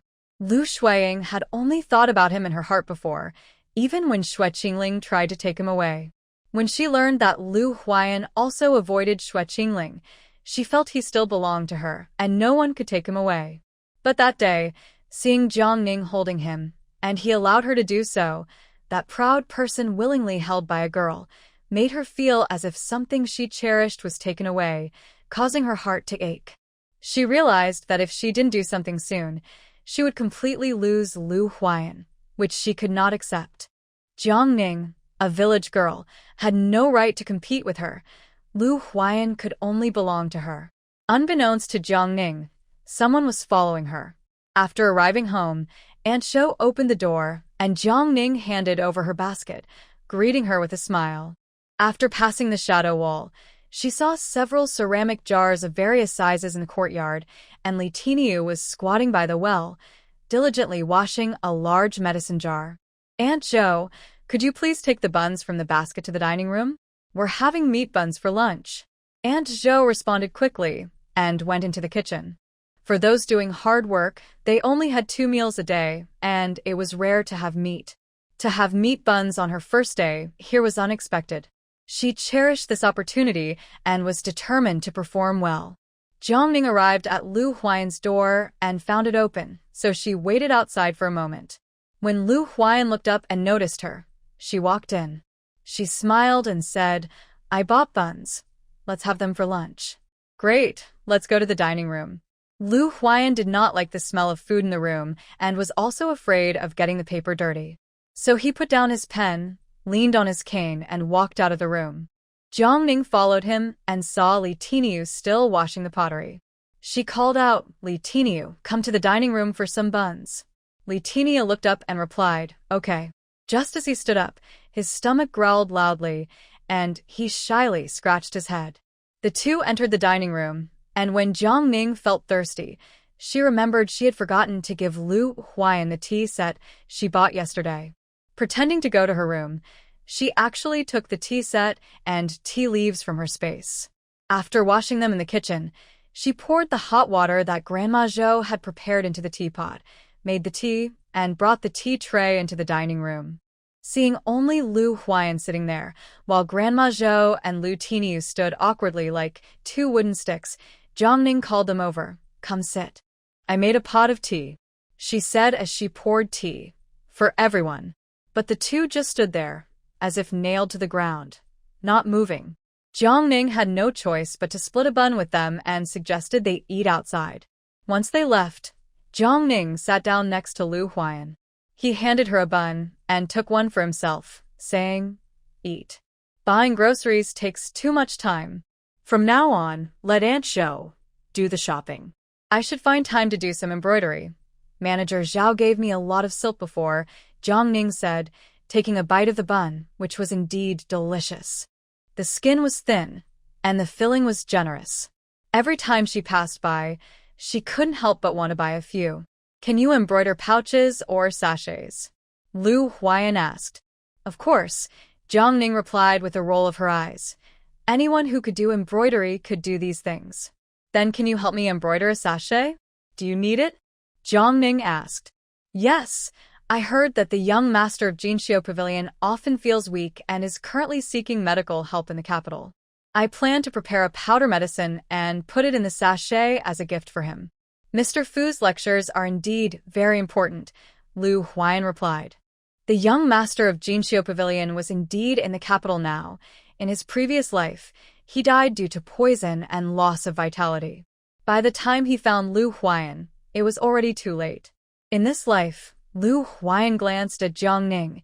Perhaps he could save his life. Jiang looked at him suspiciously and asked, "Do you know about medicine?" "Yes, I know a little," Lu Huai'an replied, avoiding her gaze. And Zaiwen's condition was indeed not good. What if his medicine really worked? Jiang thought for a moment and asked, "Is the medicine expensive? I can give you some money." She took out 20 taels of silver from her sleeve pocket and handed it to him. Lu Huai'an did not refuse. He really needed the money. However, he couldn't help but glance at her sleeve pocket, wondering how such a large amount of silver could fit in there.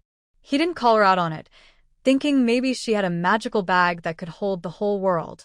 Jiang had no idea that Lu Huai'an's imagination was running wild over the silver, mistakenly revealing all her secrets.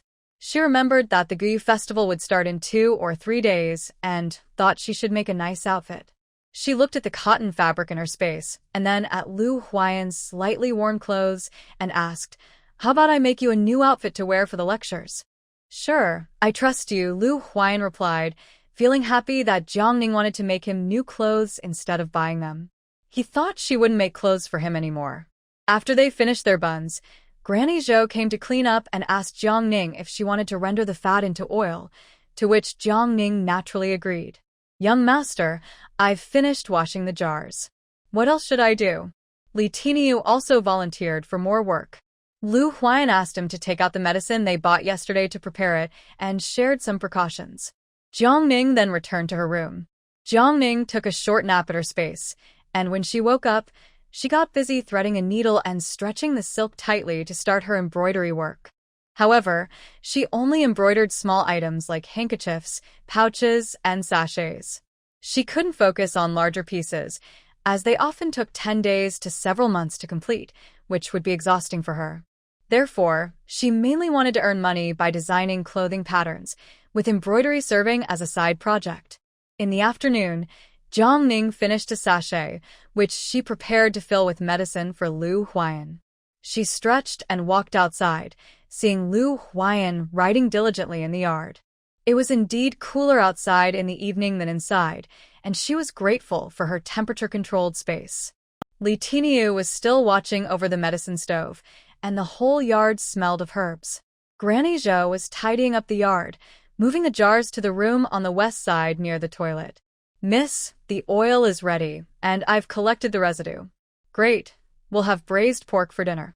Please wash the vegetables and the meat and cut it into pieces," Jiang instructed Granny Zhou, showing her the size of the meat pieces.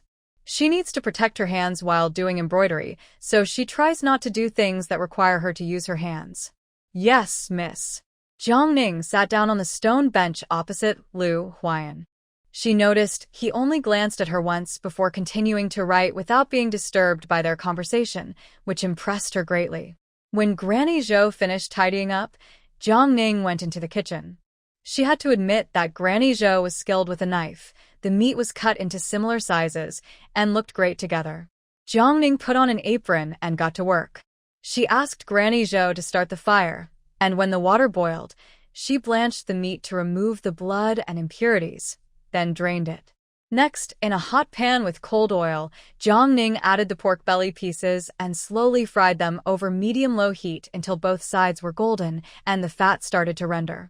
She pushed the fried pork to the side of the pan, placed rock sugar in the center, and melted it over low heat, coating the meat with the caramel. She added slices, green onion sections, star anise, and cinnamon to stir-fry until fragrant. Then, she poured in wine, soy sauce, and dark soy sauce, mixed everything well, added hot water, brought it to a boil over high heat, then turned it to low, covered the pot, and let it simmer for at least half an hour until the meat became tender. Soon, the kitchen was filled with a rich aroma of meat. In another pot, she scrambled some eggs and sautéed 2 types of greens. "Miss, your cooking is wonderful.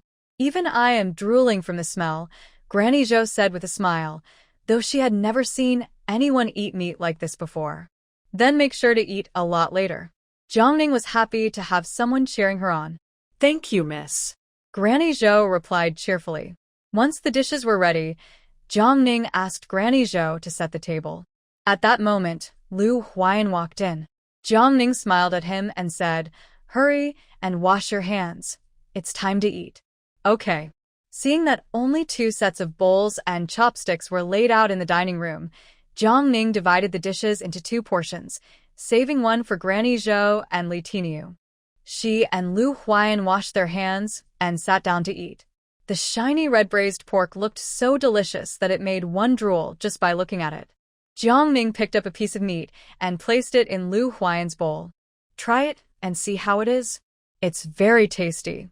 Lu Huai'an wasn't particularly greedy, but he had to admit that Jiang Ning's red braised pork was rich, but not greasy, with a strong flavor. The greens and scrambled eggs were also delicious, a taste he had never experienced at the Jiang family. It must be something Jiang Ning learned herself. Was she human? Gods didn't seem to need to eat. He wondered where she was from, as she seemed to have a unique talent. Jiang Ning hadn't enjoyed food this much in a long time, and soon they both finished eating and felt satisfied. After dinner, the remaining chores were left for Granny Zhou to do. Jiang Ning returned to her room and quickly washed up in her space. Otherwise, her face would be covered in grease, which was quite uncomfortable.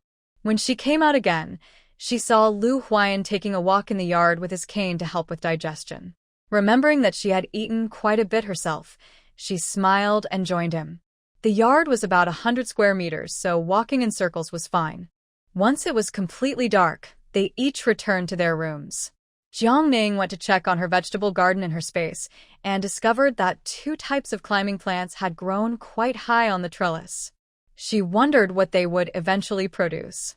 After practicing some boxing, taking a shower, and doing a bit of embroidery, she went to sleep. The next morning, after breakfast, Jiang Ning returned to her space to prepare new clothes for herself and Lu Huai'an. Li Tiniu had been assigned by Lu Huai'an to do other tasks, leaving only Lu Huai'an in the yard copying books while Granny Zhou busied herself in the kitchen. Lu Huai'an had just confirmed that Lu Huai'an was indeed living in the same house as Jiang Ning. She was furious to see them laughing and walking together in the yard last night. Without caring about anything, she took her maid, Xiang Tao, and went to confront them. Knock, knock, knock. Granny Zhou heard the knocking and went to open the door, finding a woman in white with an arrogant demeanor standing at the entrance with her maid. "Who are you looking for?" Granny Zhou asked. "We're looking for Lu Huai'an, the scholar. Is he home?" Xiang Tao stepped forward, trying to enter. "Who are you, and what do you want?" Granny Zhou was startled and quickly blocked the entrance. Guests usually needed to be identified before being allowed in. She had never seen such an unreasonable young lady who would force her way in. However, Xiang Tao ignored her completely and pushed Granny Zhou aside, causing her to stumble. How dare a servant block my lady? Move aside, Xiang Tao said, turning to help her lady enter. It was a joke. Without barging in, she was sure her lady would never get in. The two of them bypassed the screen wall, and Xiang Tao stopped to block Granny Zhou from interfering. Lu Huai'an gracefully walked into the yard and saw Lu Huai'an under the shade of a tree on the east side, dressed in a light blue long robe. He was focused on writing and was completely unaware of the commotion outside. Lu Huai'an gazed at him, a smile of joy appearing on her beautiful face. At that moment, she no longer wanted to hide the feelings she had kept inside for over 2 years. She softly said, "Huai'an, are you really here? Do you know how hard I've searched for you?" The unfamiliar female voice made Lu Huai'an frown. He looked up and saw Lu Huai'an, and a coldness quickly enveloped him. "What do you want?" Lu Huai'an asked indifferently. Facing his distant and cold gaze, Lu Huai'an felt a pang of pain in her heart, but she couldn't help but ask, "Would you marry me?" "No," Lu Huai'an replied flatly and firmly. Lu Huai'an seemed not to hear his rejection. She looked at Lu Huai'an's legs and urged, "Do you know who caused your injury? If you marry me, I can ask my grandfather for help. The Shui family won't make things difficult for you." "No need." Lu Huai'an's tone grew even colder. "You know my grandfather is a respected scholar. If you're with me, you could even enter the academy." Lu Huai'an persisted. "Miss Lu, please leave and don't come back," Lu Huai'an said, showing her the door. Lu Huai'an was nearly unsteady from Lu Huai'an's indifferent attitude. She had lowered herself so much, pleading to marry him, yet he still rejected her without mercy. Even if he showed a hint of hesitation, she wouldn't feel such pain. Biting her lip, she asked tearfully, "Lu Huai'an, what's wrong with me? You know I chose you from the start. If you hadn't kept rejecting me, I wouldn't have chosen Zhuang Yunqing. But do you know? I don't like him at all. I've always only liked you. Why can't you like me?" Lu Huai'an remained silent.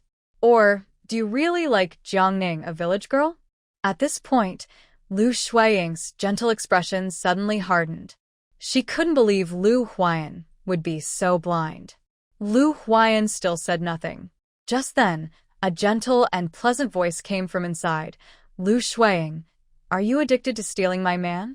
Jiangning, who had been watching the scene unfold, walked out with a half-smile, looking at her.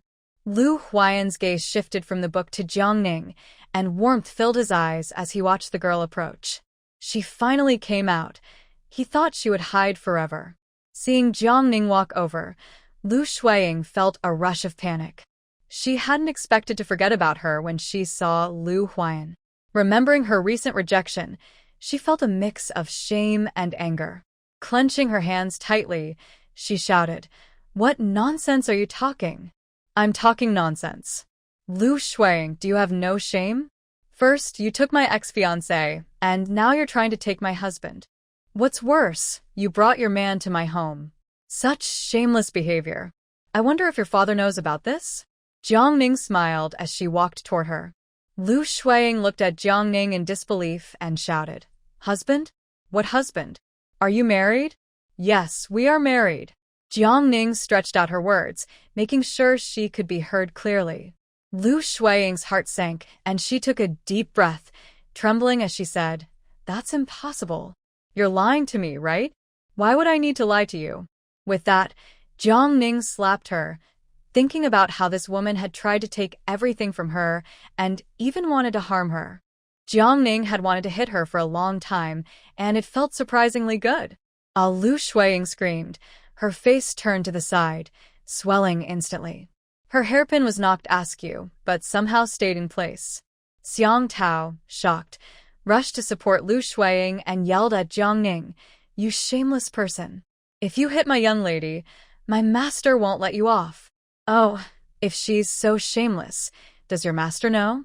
If not, I don't mind spreading the word," Jiangning said as she kicked Xiang Tao aside and dragged Lu Huai'an toward the door. Xiang Tao wanted to chase after them, but suddenly felt weak and fainted. "What are you doing? Let me go. Huai'an, help me." Lu Huai'an struggled, realizing she couldn't break free and panicking. Lu Huai'an didn't even look at her. Seeing he was unmoved, Lu Huai'an threatened. Lu Huai'an, aren't you afraid of being expelled from the academy? I'd welcome it. Once he learned that Lu Huai'an was behind all this, he didn't want to return to Lishan Academy. Jiang laughed upon hearing this. Lu Huai'an was letting her have her fun. Outside the gate, Jiang tossed Lu Huai'an aside like a rag, and she fell to the ground, her hair a mess. Everyone come see. Lu Huai'an from Lishan Academy is trying to a married man. Seeing this, Lu Huai'an quickly got up, forgetting everything, and ran toward her family's carriage parked nearby. Jiang wouldn't let her escape. Today, she was determined to tear off this woman's disguise. She pulled her hair and slapped her hard, causing Lu Huai'an to scream and fall back to the ground. Dirty water splashed all over her from the puddle by the roadside, making her look quite messy. This was the most panicked and helpless Lu Huai'an had ever felt. Tears streamed down her face, ruining her carefully done makeup. The coachman wanted to help, but Jiang kicked him away, and he struggled to get back up. Neighbors and passers-by heard the commotion and quickly gathered around. What happened? Someone asked. Jiang pointed at Lu Huai'an. Everyone knows this woman, right? Lu Huai'an from Lishan Academy came to find my husband early this morning and even asked him to marry her. Can you believe there are such shameless women in the world? Everyone should keep their eyes open and not let her your men. You're talking nonsense. Lu Huai'an's face changed dramatically. She never expected Jiang would openly discuss this in public. Regaining her composure, she decided to deny everything. She suppressed her anger and pretended to look sorrowful as she faced Jiang. I just came to visit Scholar Lu. I didn't mean to cause you any misunderstanding, and I apologize. Wow, this woman still wants to play innocent. Jiang didn't want to give her a chance to explain. Visit? The first thing you said was, would you marry me? How eager are you to become a concubine? Lu Huai'an's expression darkened, and she lost control, glaring at her fiercely. You're lying. I never said that. Jiang looked at her mockingly. Oh, everyone remembers the incident when Lu Huai'an was in a carriage and caused a scene at the academy's entrance, right? I remember. It was chaotic, and I heard she even injured a scholar, said one student. Yes, we remember, but what does that have to do with this? Another person asked. Jiang turned to the questioner and said softly, it has everything to do with it because she actually wanted to run me over with that carriage. Really? Why would she want to do that? Was she trying to take your place? Exactly. If the original wife died, wouldn't she have a chance? Oh my, this girl looks so weak, but her heart is so ruthless. Everyone was discussing angrily. Lu Huai'an felt a tightness in her chest, gasping for breath and shaking her hands. That day, you were the one who recklessly stopped the carriage. It lost control, and I couldn't do anything. I was knocked out by the carriage. Jiang interrupted her again, raising her voice. Yes, I stopped the carriage, but that was because you were flirting with my ex-fiancé, Yunqing. Calling you shameless and fickle is an understatement. Are there any students from Lishan Academy here? You should know about Lu Huai'an and Yunqing's situation. At that moment, a young man in a brocade robe stepped forward and said, I know. The academy is buzzing about Lu Huai'an and Yunqing being a perfect couple, destined for each other, and that good news is coming soon. Jiang glanced at him. It was the one who loved reading stories, young Master Shin. That's right. But does anyone know that Yunqing was already engaged 3 years ago? He has been delaying the marriage because of his involvement with Lu Huai'an. How do you know he was engaged? Young Master Shin asked curiously. Jiang rolled her eyes at him. Didn't she just mention her relationship with him? How did he get into the academy with that kind of thinking? But she explained, of course, it's because I am his ex-fiancé. My father passed away saving Yunqing's father, and our families agreed to the marriage because of that life-saving grace. I just didn't expect Yunqing to be such a heartless and shameless person. Wait, you just said Lu Huai'an wanted to take your husband, but now there's an ex-fiancé. Jiang raised her eyes to stop the questioning, sighed, and continued. That day, Lu Huai'an's carriage was about to hit me, and my husband saved me. Because of that, Zhuang Yunqing called off our engagement, and the whole village knows about it. I thought since Zhuang Yunqing and Lu Huai'an had feelings for each other, I might as well support them, so I agreed to the breakup. I then married my savior. But unexpectedly, right after I got married, Lu Huai'an came to express her feelings for my husband.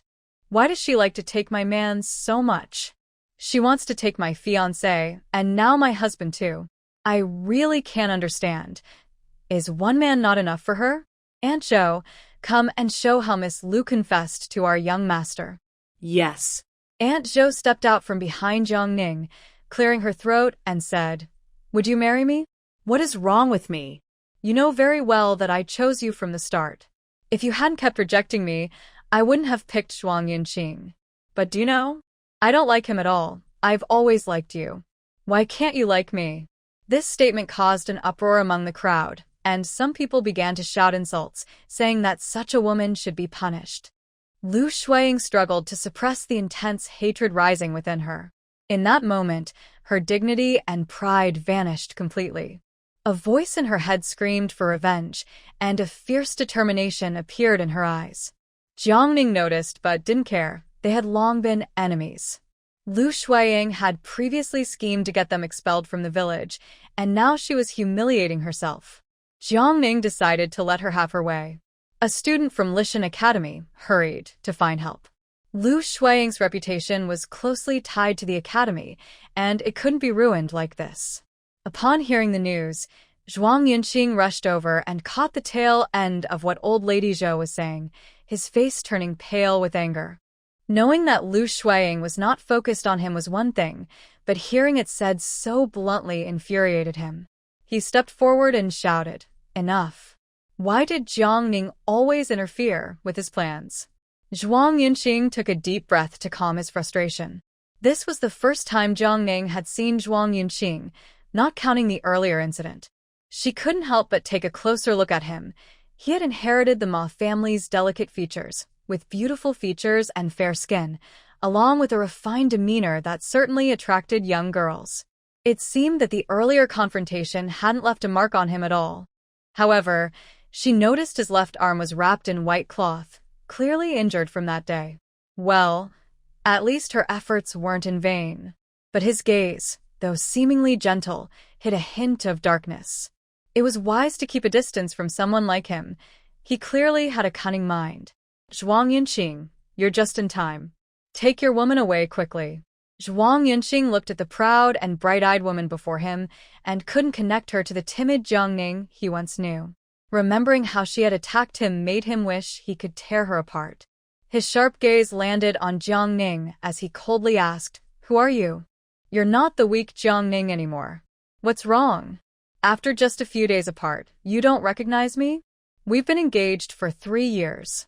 Even though you don't follow the rules and have betrayed me by spending time with that woman, Lu Huai'an, I accept that we've broken off engagement and I am marrying someone else, so we should go our separate ways.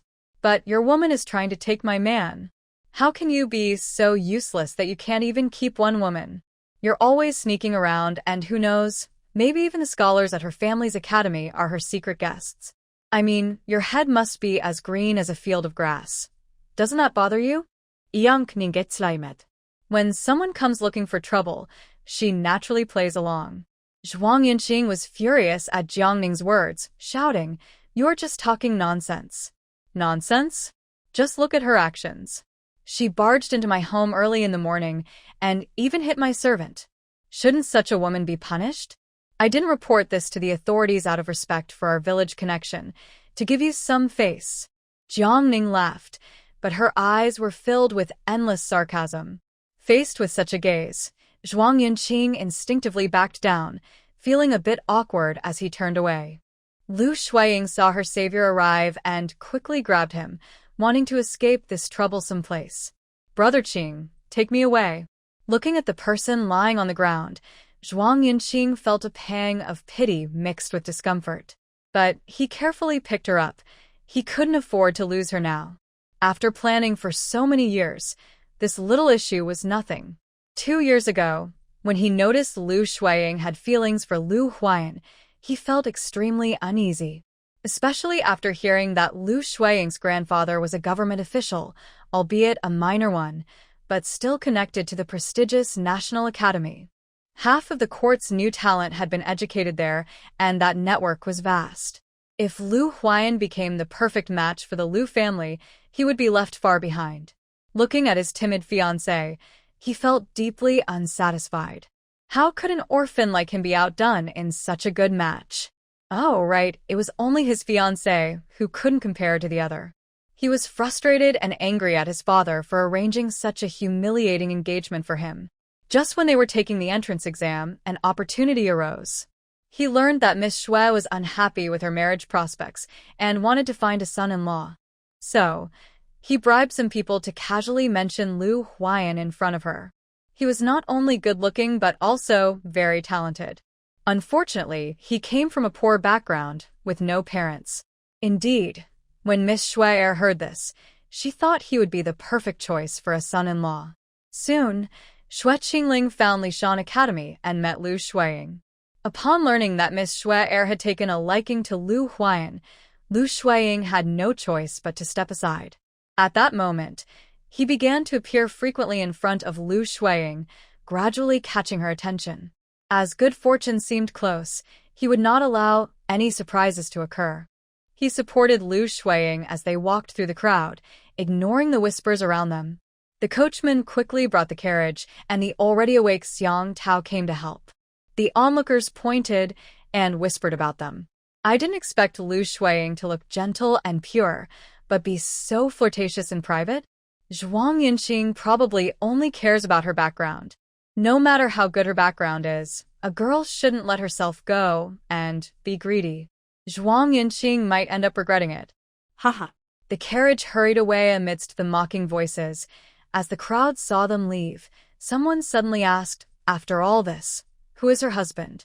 "Yeah, we've been watching for so long and still don't know who that other person is." "All right, let's disperse. We don't want to attract the attention of the officials." The young man in fine clothes silently mouthed 3 words, Lu Huai'an. Meanwhile, Zhang Ning and Granny Zhou had already closed the door and disappeared from sight. Lu Huai'an saw that Zhang Ning was in a great mood, happily smiling.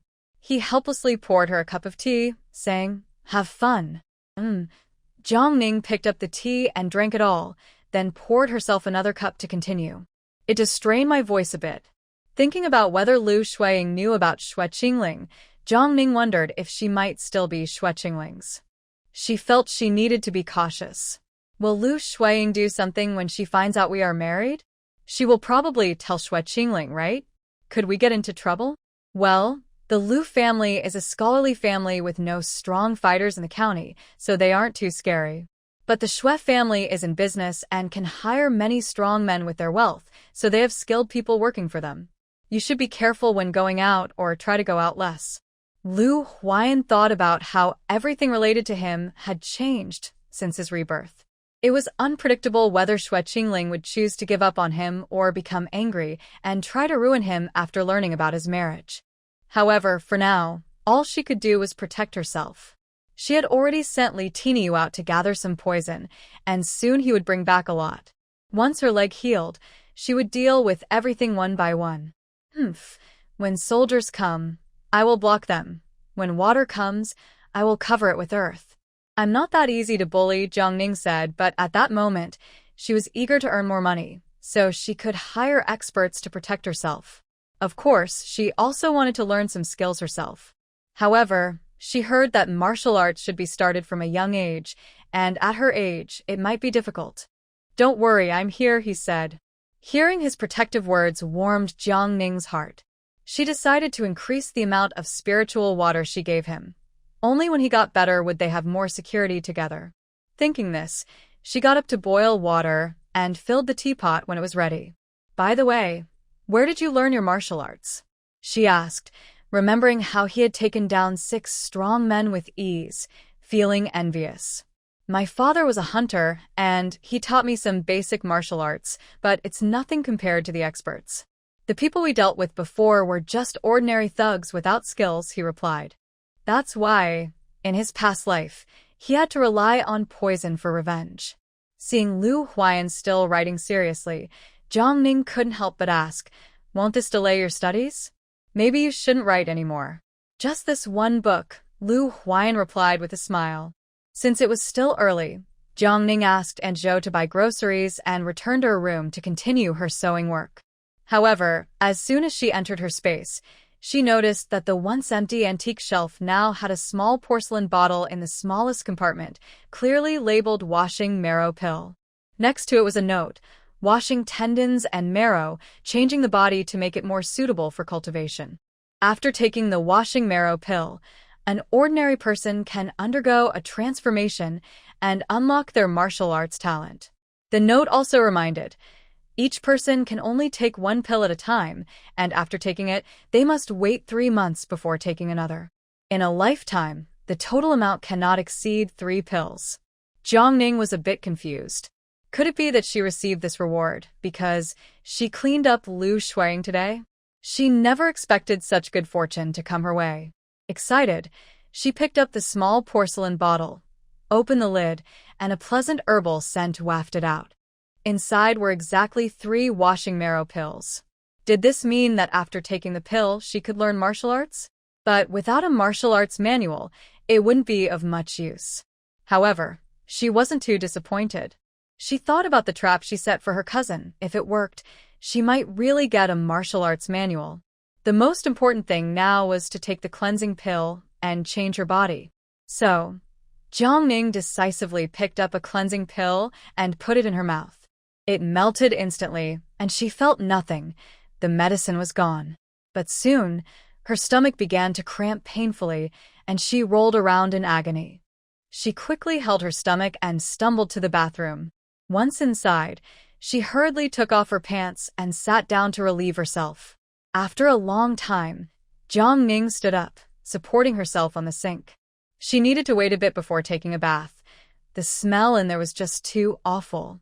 When her skin was finally clean enough to wash, Jiang Ning went back to the bathroom and took a proper shower. After finishing a thorough detox, Jiang Ning cleaned herself up and changed into fresh clothes. She eagerly stood in front of the vanity. In the mirror, she saw a graceful figure with delicate curves and a beautiful, fair complexion. Even without makeup, she looked stunning. She looked completely different from the pale and withered appearance she had when she first arrived. She looked even better than her modern self, who couldn't shine like this.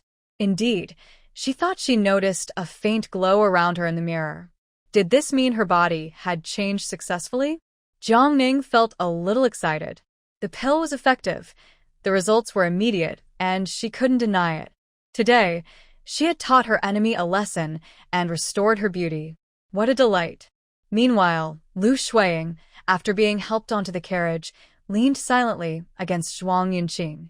Her eyes were vacant, and her mind replayed everything that had just happened over and over. Each time she remembered, it felt like her heart was being torn apart. Lu Huai'an, how could you let her treat me like this?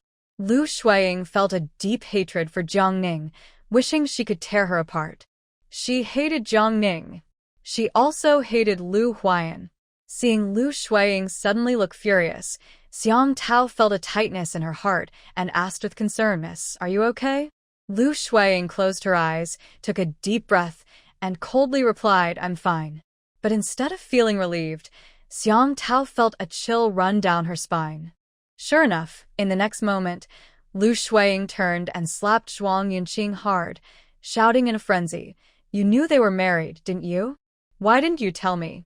I have always wanted you to get rid of her, but you keep failing. Are you doing this on purpose because you can't bear to see her gone?" Yunqing did not answer. He had indeed deliberately hidden the news of Jiang Ning marrying Lu Huai'an. He knew very well how Lu Huai'an felt about Lu Huai'an. If she found out, she would definitely lose control, and that was something he did not want to see. However, he did not expect Lu Huai'an to confess her feelings to Lu Huai'an and ask to marry him. Yunqing clenched his hands tightly under his sleeves, allowing Lu Huai'an to hit him in frustration. When he broke off his engagement with Jiang Ning, he originally wanted to get rid of her. He was disappointed when he found out she had survived. But after she was arranged to marry Lu Huai'an, he changed his mind. He was worried that Lu Huai'an would really join the Shui family, which would elevate him above Zhuang Yunqing. He did not want that. Lu Huai'an should be beneath him. So, Jiang Ning marrying Lu Huai'an seemed fitting. 2 peas in a pod. As long as Jiang Ning was alive, Lu Huai'an could never rise above. Jiang Ning could be mistreated, but she must not die. Unfortunately, all his previous plans had failed. However, he would not tell Inger any of this. Once Lu Huai'an had vented enough, Zhuang Yunqing pulled her into his arms again. The carriage soon arrived at the Lu residence. Zhuang Yunqing wanted to embrace Lu Huai'an once more, but she refused. Brother Qing, I'm fine now. You should go back to the academy. Okay, you take care. Zhuang Yunqing knew not to cling too much. He always maintained a proper distance with her. This was thanks to Jiang Ning's past actions that taught him how to avoid making others uncomfortable. Now that Lu Huai'an was tied to Jiang Ning, he felt no rush. Zhuang Yunqing got off the carriage first, and after Xiang Tao helped Lu Huai'an down, he politely took his leave. Lu Huai'an returned to her room, feeling anxious, afraid her father would notice something was wrong. Alone in her room, she stared blankly, her mind in turmoil. Lu Shanchang had spent the whole day in the backyard tending to the flowers. With the warm spring weather, he was in a good mood. It wasn't until that evening that he learned his daughter had been publicly humiliated, causing him to jump up from his chair, his face pale as he headed toward Lu Huai'an's courtyard. He entered the yard and saw Lu Huai'an sitting sadly in the house, not even noticing his arrival. Looking at his daughter's pale face, Lu Shanchang sighed softly. Why frown on such a beautiful day? Lu Huai'an looked up at her father, her eyes filled with sorrow. Dad, you already know. A village girl has brought you down? Lu Shanchang led his daughter outside to the yard. Dad, please help me? Lu Huai'an tugged at her father's sleeve, pleading sweetly. Lu Shanchang lovingly patted Lu Huai'an's head. Since his wife passed away and both sons were in the capital, only this little daughter remained by his side. He devoted himself to teaching and caring for her. You're just a young girl. If I step in, people will laugh. What happened today is because of your stubbornness. If it weren't for Lu Huai'an, you wouldn't be in this situation. Inger, listen to your father and don't linger on this. He isn't worth it, but I can't accept it. Even if I don't want him, he shouldn't marry a village girl. Why should she have him? Lu Huai'an was filled with resentment. Why should she get the man she loved for so many years? Why should she bear the reputation of taking someone else's man? Seeing his daughter getting upset again, Lu Shanchang spoke earnestly. Inger, you should look at the bigger picture. This is just a small issue in your life. Right now, you should focus on Zhuang Yunqing. When you achieve a high position one day, you'll look back and see these people as insignificant. Lu Huai'an lowered her head in silence. She understood what her father was saying, but at that moment, she just couldn't accept it. Weren't you the one who said that if Lu Huai'an had support, he would be a top scholar? Seeing his daughter stubborn, Lu Shanchang felt helpless and said seriously, so what? His cold and proud nature won't work in the official world. Trust me, I won't lie to you. On the other hand, Zhuang Yunqing's ability to be flexible and know when to yield is what will help him succeed in his career. That will bring you a higher status in the future. Lu Huai'an knew her father was angry. Tears filled her eyes as she looked at him sadly and pleaded, Dad, if I can't have him, then make sure he can't take the exams. Can you send him away from the academy? At this moment, Lu Huai'an wished that Jiang Ning would remain a village girl forever.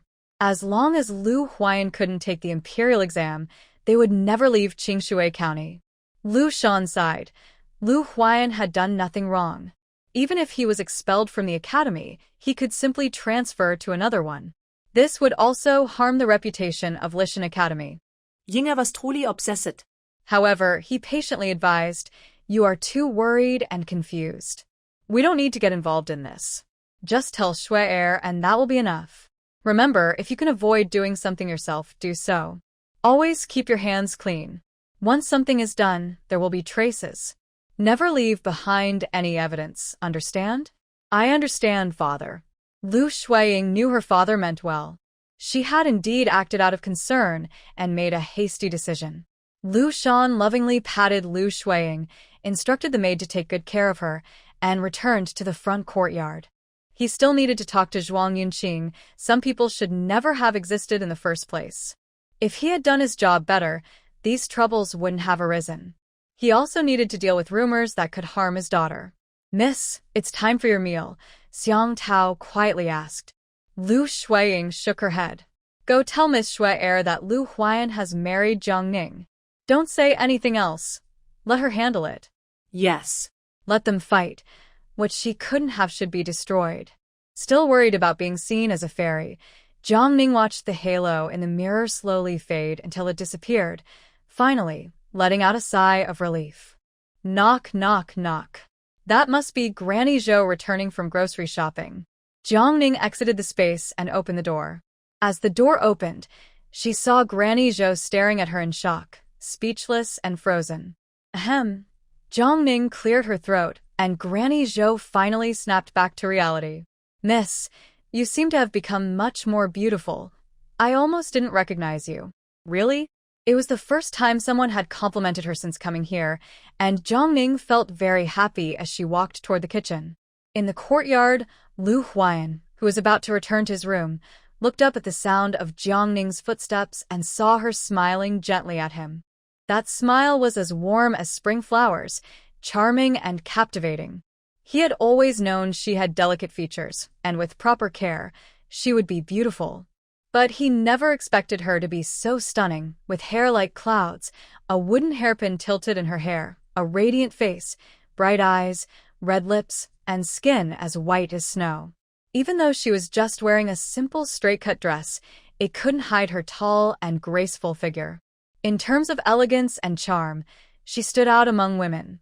The old woman, seeing the young man mesmerized by the girl, covered her mouth and chuckled. "What's wrong?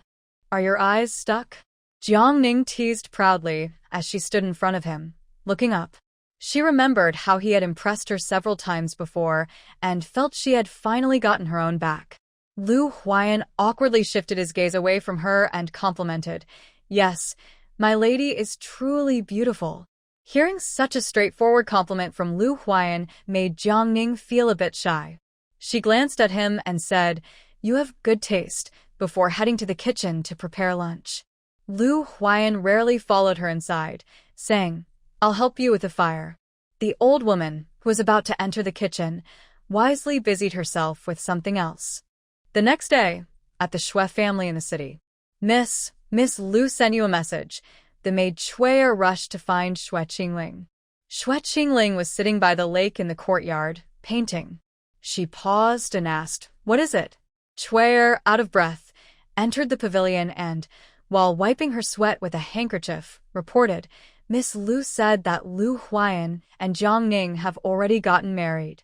She hurried to bring you the news as soon as she heard. She wants to know how you plan to handle this. Is the news true? Did she say what happened?" Shui Qingling put down her brush and asked coldly. "Miss Lu didn't say, so she probably doesn't know either," Chui'er replied anxiously. "Miss Lu Xiaozai is married now. What should we do?" She hesitated to ask if they should still consider him as a suitor. Such vague news, and she can't even handle a simple matter. "Lu Huai'an is truly foolish. I shouldn't have trusted her," Shui Qingling said with a cold gaze. "Is there any news from Shuiwei?" "Not yet, Mississippi. Right now, our people are being watched by young Master Shin, so we can't move." Before Chui'er could finish, another maid, Lianer, rushed in. "Miss, Commander Shui has news." She handed over a letter, and Shui Qingling opened it. After reading, she crumpled the letter in anger and tossed it into the ink-stained wash basin. Shui Qingling's face was clouded with frustration. "Lu Huai'an, not only are you foolish, but you also want to use me. It's absolutely outrageous. What happened?" Kuya asked curiously. Lianer smiled disdainfully and said that Miss Lu also likes Scholar Lu. "I heard she went to propose to him yesterday and was humiliated by that village girl in public. She not only took away Zhuang Yunqing, her fiancé, but now she wants to take Scholar Lu too. It seems that Miss Lu was just pretending to be humble to us before." Lianer turned to Xue Qingling and continued, Miss, I believe Scholar Lu would never really marry a village girl. There must be more to this. After thinking for a moment, Xue Qingling ordered, send someone to quietly deliver an invitation to Scholar Lu. He might be interested in the lecture by Master Fu tomorrow. Also, investigate their current situation to see if they are really getting married. What if it's true? Chuer asked softly. If it is, then she deserves it even more, Xue Qingling sneered. But Lu Huai'an is really greedy, wanting to use me as a... Does she think I'm easy to deal with? Lianer agreed. Lu Huai'an probably didn't expect us to have spies. What should we do next? Have Shuewei send a gift to Zhuang Yunqing tomorrow. Let's keep him company. Consider it a congratulatory gift from me. Xue Qingling leaned back in her chair, a mocking smile on her lips. Yes, I'll go do that, Lianer replied and left. Jiang Ning finally finished 2 outfits by evening. One was a blue and white cotton dress with a diagonal collar and curved hem. She added a thin orange-yellow trim to the collar, which she found among some leftover fabric given by the shopkeeper. Jiang Ning thought it looked nice, and the effect was great. She made a white long shirt for Lu Huai'an, with blue trim on the collar and cuffs. The belt was also a blue and white striped one, and she made a blue and white sachet as well. As for why she chose blue and white, don't ask. It's simply because those were the fabrics she bought. After making 5 handkerchiefs and 2 bath towels, the cotton fabric was completely used up. When Jiang Ning stepped out to give the clothes to Lu Huai'an to try on, she noticed a guest in the courtyard, seemingly a doctor from Baohe Hall, whose surname was Zhou. As soon as Dr. Zhou saw Jiang Ning, he was stunned by her beauty. After a moment, he asked, Are you the granddaughter of shopkeeper Lu, Jiang Ning? She had looked so plain when she visited the clinic before. How did she suddenly become so beautiful? Yes, Dr. Zhou. What brings you here? Jiang Ning was also curious about his visit.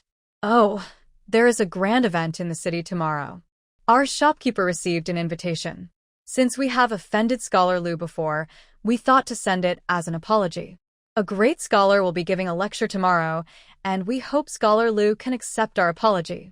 Seeing that Dr. Zhou spoke reasonably, Jiang Ning didn't think much of it, but Lu Huai'an refused, saying, Thank you for your kindness. I know that the matter with Baohe Hall was not your intention, and I haven't taken it to heart. As for the invitation, there is no need. We already have one. Please give it to someone who needs it more. Well, Dr. Zhou looked troubled. They had to make Scholar Lu accept it, but he already had one. What should they do? Jiang Ning nodded. Yes, Dr. Zhou, we really do have an invitation. You should give it to someone else, so it doesn't go to waste. All right, I heard that you two have gotten married. I haven't congratulated you yet. Are you planning to hold a banquet? I would love to join in the celebration, Dr. Zhou asked. Lu Huai'an frowned slightly. Our family is no longer with us, so we plan to hold the banquet after the exams. If there is an opportunity, we will definitely invite Dr. Zhou to celebrate. Okay, then I won't disturb you any longer. Farewell. After sending off Dr. Zhou, Jiang Ning took out clothes from the embroidery basket, saying, Come and try it on to see if it fits. All right. Lu Huai'an's previously furrowed brow relaxed at that moment. He took the clothes and walked into the room. As soon as Dr. Zhou returned home, Shuewei appeared, asking eagerly, How did it go? From what I observed, Miss Jiang is still pure, and it seems the two have not yet consummated their marriage. As for whether they are truly married, I cannot say. They mentioned they would hold the banquet after the exams. After receiving the information he wanted, Shuewei handed over a bag of silver, saying, Thank you for your hard work. This is your reward. He needed to hurry and find a gift for Zhuang Yunqing. Just as he was about to leave, he heard someone outside looking for Dr. Zhou, so he had to hide inside. At that moment, a sneaky person entered, saying, Dr. Zhou, give me some medicine. Lu Chenghu, why are you here again? I told you before, this medicine cannot be used long-term. It will cause problems. I know, but this time it's not for me. Don't worry. Just give me a little. all right. After their transaction, Shuewei stepped out from the inner room and asked, Who is this? Lu Huai'an. He is Miss Zhang's cousin and studies at the same academy as Scholar Lu. I wonder who he plans to use the medicine on, Dr. Zhou said, shaking his head. This kind of medicine is not sold at the clinic, so he made it himself to sell. It's foolish not to earn money when he can. Shuiwei searched through Jiang Ning's messages and thought of someone, Jiang Ning's cousin, Lu Huai'an, who seems to have a crush on Yunqing. It seems that the task assigned by the young lady can be completed without his direct involvement. However, just to be safe, he will assist a bit tomorrow. Jing Lake, located on the outskirts of East Town in Qingshui County, is famous for its calm waters that reflect the surrounding scenery, creating a peaceful and clear atmosphere.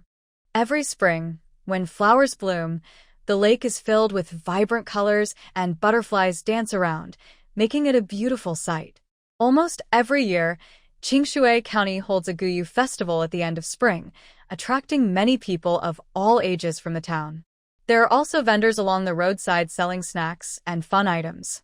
To enter the central pavilion of the lake, an invitation is required, and the activities held there vary each year, mainly decided by the hosting merchant association and the government. This year, in preparation for the upcoming autumn exams, a respected scholar from the capital, Fu Daru, was specially invited in the morning to give lectures to the students, hoping to help them achieve good results. Due to recent rumors, Lu Huai'an had not gone out for 2 days. Seeing his daughter so downcast, Lu Shanchong suggested she go out for a change of scenery. She didn't want to miss the Guyu festival, thinking her father must have covered things up for her. Plus, she didn't want the annoying Meng Kara to steal the spotlight while she was away. Thinking about Jiang Ning, who didn't even have the qualification to enter the pavilion, her mood brightened.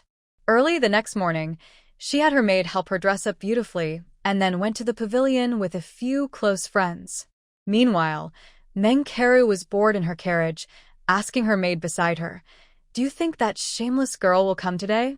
"Yes, I've seen her attend every year without fail," the maid replied confidently. Meng Kara waved her fan and coldly huffed, "Good, I was worried she wouldn't come. I need to see just how thick her skin is." Ever since she learned about the incident a few days ago, she had been looking for a chance to mock Lu Huai'an, and today was her opportunity to do so. Soon, Meng Kara arrived at the pavilion, and as soon as she appeared, she caught everyone's attention. Among the vibrant colors, her outstanding beauty made her the center of focus. Today, she wore a new style designed by Jiang Ning for the Jinxiuge, which had not yet appeared on the market. The fabric chosen is this year's most popular, light and flowing, making her look beautiful and charming. When people first saw this style of clothing, they couldn't help but take a few extra glances, and others from a distance also cast amazed looks. This made Meng Kara very satisfied, feeling that her money was well spent. As she stepped into the pavilion by the lake, Jiang Fengfei came over with a group of friends. Jiang Fengfei walked up to Meng Kara, her eyes shining as she looked at Meng Kara's accessories and dress, and kindly said, "Miss Meng, your outfit today is really beautiful. Indeed, this dress and makeup make you look like a fairy." Others chimed in. Meng Kara felt proud from the compliments and was pleased to see Jiang Fengfei's good taste. "Please have a seat." Jiang Fengfei is the niece of the county magistrate. Although she comes from a merchant family, her brother was adopted by the magistrate, which raised their status a bit. Since she is the daughter of her father's subordinate, Meng Kara wouldn't want to embarrass her. At that moment, Lu Huai'an, who was following Jiang Fengfei, felt a little excited. She had heard that the county magistrate's daughter usually didn't get along with Lu Huai'an.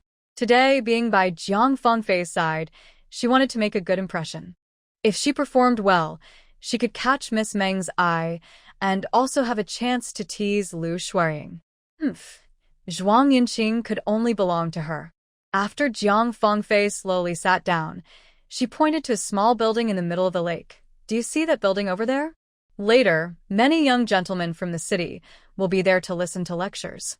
We should take a good look. Maybe we can find a suitable partner among them." Upon hearing this, the girls all covered their mouths and smiled, showing their excitement. "What's so great about the young gentleman?" "I see someone much more interesting," Meng Kara said as she suddenly stood up and walked toward the nearby garden. Jiang Fengfei and the others quickly followed her.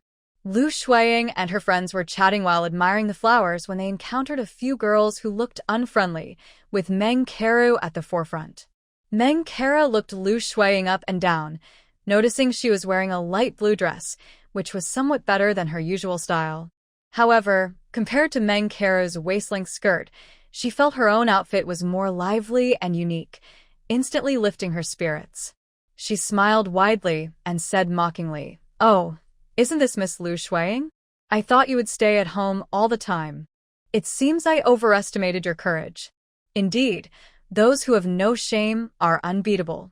Today your suitor will come, right? I just wonder how many suitors you actually have. When the time comes, you must introduce us properly so we can see who they really are. We wouldn't want to mistake a fake pearl for a real one." Meng Kara said this while giggling with her friends behind her, covering their mouths with handkerchiefs. Lu Huai'an's face turned pale instantly. She took a deep breath to calm herself and retorted defiantly, "Meng Kara, someone like you who thinks being rude is funny wouldn't even be worthy of a pearl." Meng Kara replied, "Oh, you seem quite proud. You collect pearls from your academy and don't even spare the married ones. I may not have your looks, but I can still enjoy some fun." "You." Lu Huai'an seemed to hit a nerve, her eyes turning red with anger. Nearby, Lu Huai'an watched Lu Huai'an struggle and felt secretly pleased. But seeing her pitiful expression reminded her of how she had attracted Yunqing, and she felt a hint of jealousy. "Miss Lu, I heard you and Scholar Zhuang have been secretly meeting. Is that true?" Lu Huai'an shot a sharp look at Lu Huai'an, making the already tense atmosphere even colder. "Who are you? I don't recognize you." Lu Huai'an's face flushed with anger. She had often used Jiangning's name to get close to Yunqing, so Lu Huai'an should know her. Now, saying this clearly showed she didn't take her seriously. "She is Lu Huai'an from the Lu family grain shop, Jiangning's cousin," Jiang Fengfei interjected casually. As soon as Lu Huai'an heard Jiangning's cousin, she felt more confident. "Yes, that's me. You stole my cousin's fiancé, and she generously let it go. But just a few days ago, I heard you went to my cousin's house to steal her current husband. How shameless." She conveniently ignored her own intentions to steal her cousin's fiancé, since no one knew. However, before she could finish, Xiang Tao quickly stepped forward and delivered 2 crisp slaps to Lu Huai'an, leaving her stunned. Once Xiang Tao finished, Lu Huai'an slowly pointed at Lu Huai'an's attire and coldly said, "A merchant's daughter dares to shout at me? If you keep talking nonsense, I'll make sure you regret it. A merchant's daughter, dressed in gold and silver. Meng, doesn't your father manage you?" Lu Huai'an was hit and was openly pointed out by Lu Huai'an for their differences in status. Despite her anger and humiliation, she could only swallow her feelings. She felt a deep hatred for Lu Huai'an. Meng Kara watched Lu Huai'an's changing expressions filled with resentment and felt delighted. Her mother had said it was better to offend a gentleman than to provoke a petty person. She suddenly thought there might be an interesting scene today and decided to let Lu Huai'an off the hook. Alright, she's not wrong. Besides, this garden party is funded by the business association, so there's no need to act all high and mighty. Let's enjoy the beautiful flowers and plants today. Seeing that this was the first time Meng Kara had backed down, Lu Huai'an didn't want to create more tension and led her friends to another area. The commotion they caused attracted the attention of the students by the lake. Jiang Fengju quietly tugged at Yunqing's sleeve and whispered, "Over there, it seems Meng and Lu are arguing again." Yunqing's gloomy face changed, and he turned to look. "Do you know what it's about?" "I'm not sure, but it seems Meng suddenly went over there, so she might have started it again." Although Jiang Fengju had encouraged his sister to befriend Meng Kara, he personally preferred the gentle Lu Huai'an. After observing for a while and seeing that both sides had dispersed and Lu Huai'an was unharmed, he felt relieved. "Brother Jiang, I heard that the young master of the Anqi Business Association will also attend today's garden party. Is that true?" Jiang Fengju replied quietly, "I heard my father mention it, so it should be true." Right now, my father and the county magistrate are with young Masterin. Why, do you want to meet him? Young Masterin, being the son of the Duke of Dingxi, lowered his status to establish the Anqi Business Association, dedicated to providing supplies for the soldiers at the border and relieving the emperor's worries. Who wouldn't want to meet such a noble person? Zhuang Yunqing spoke with righteous fervor, but Jiang Fangju doubted he had no other motives. Who wouldn't want to associate with the Duke of Dingxi's family? While they were talking, Jiang Fangju saw a handsome young man wearing a jade crown and a fine blue silk robe, fanning himself as he walked over with a servant.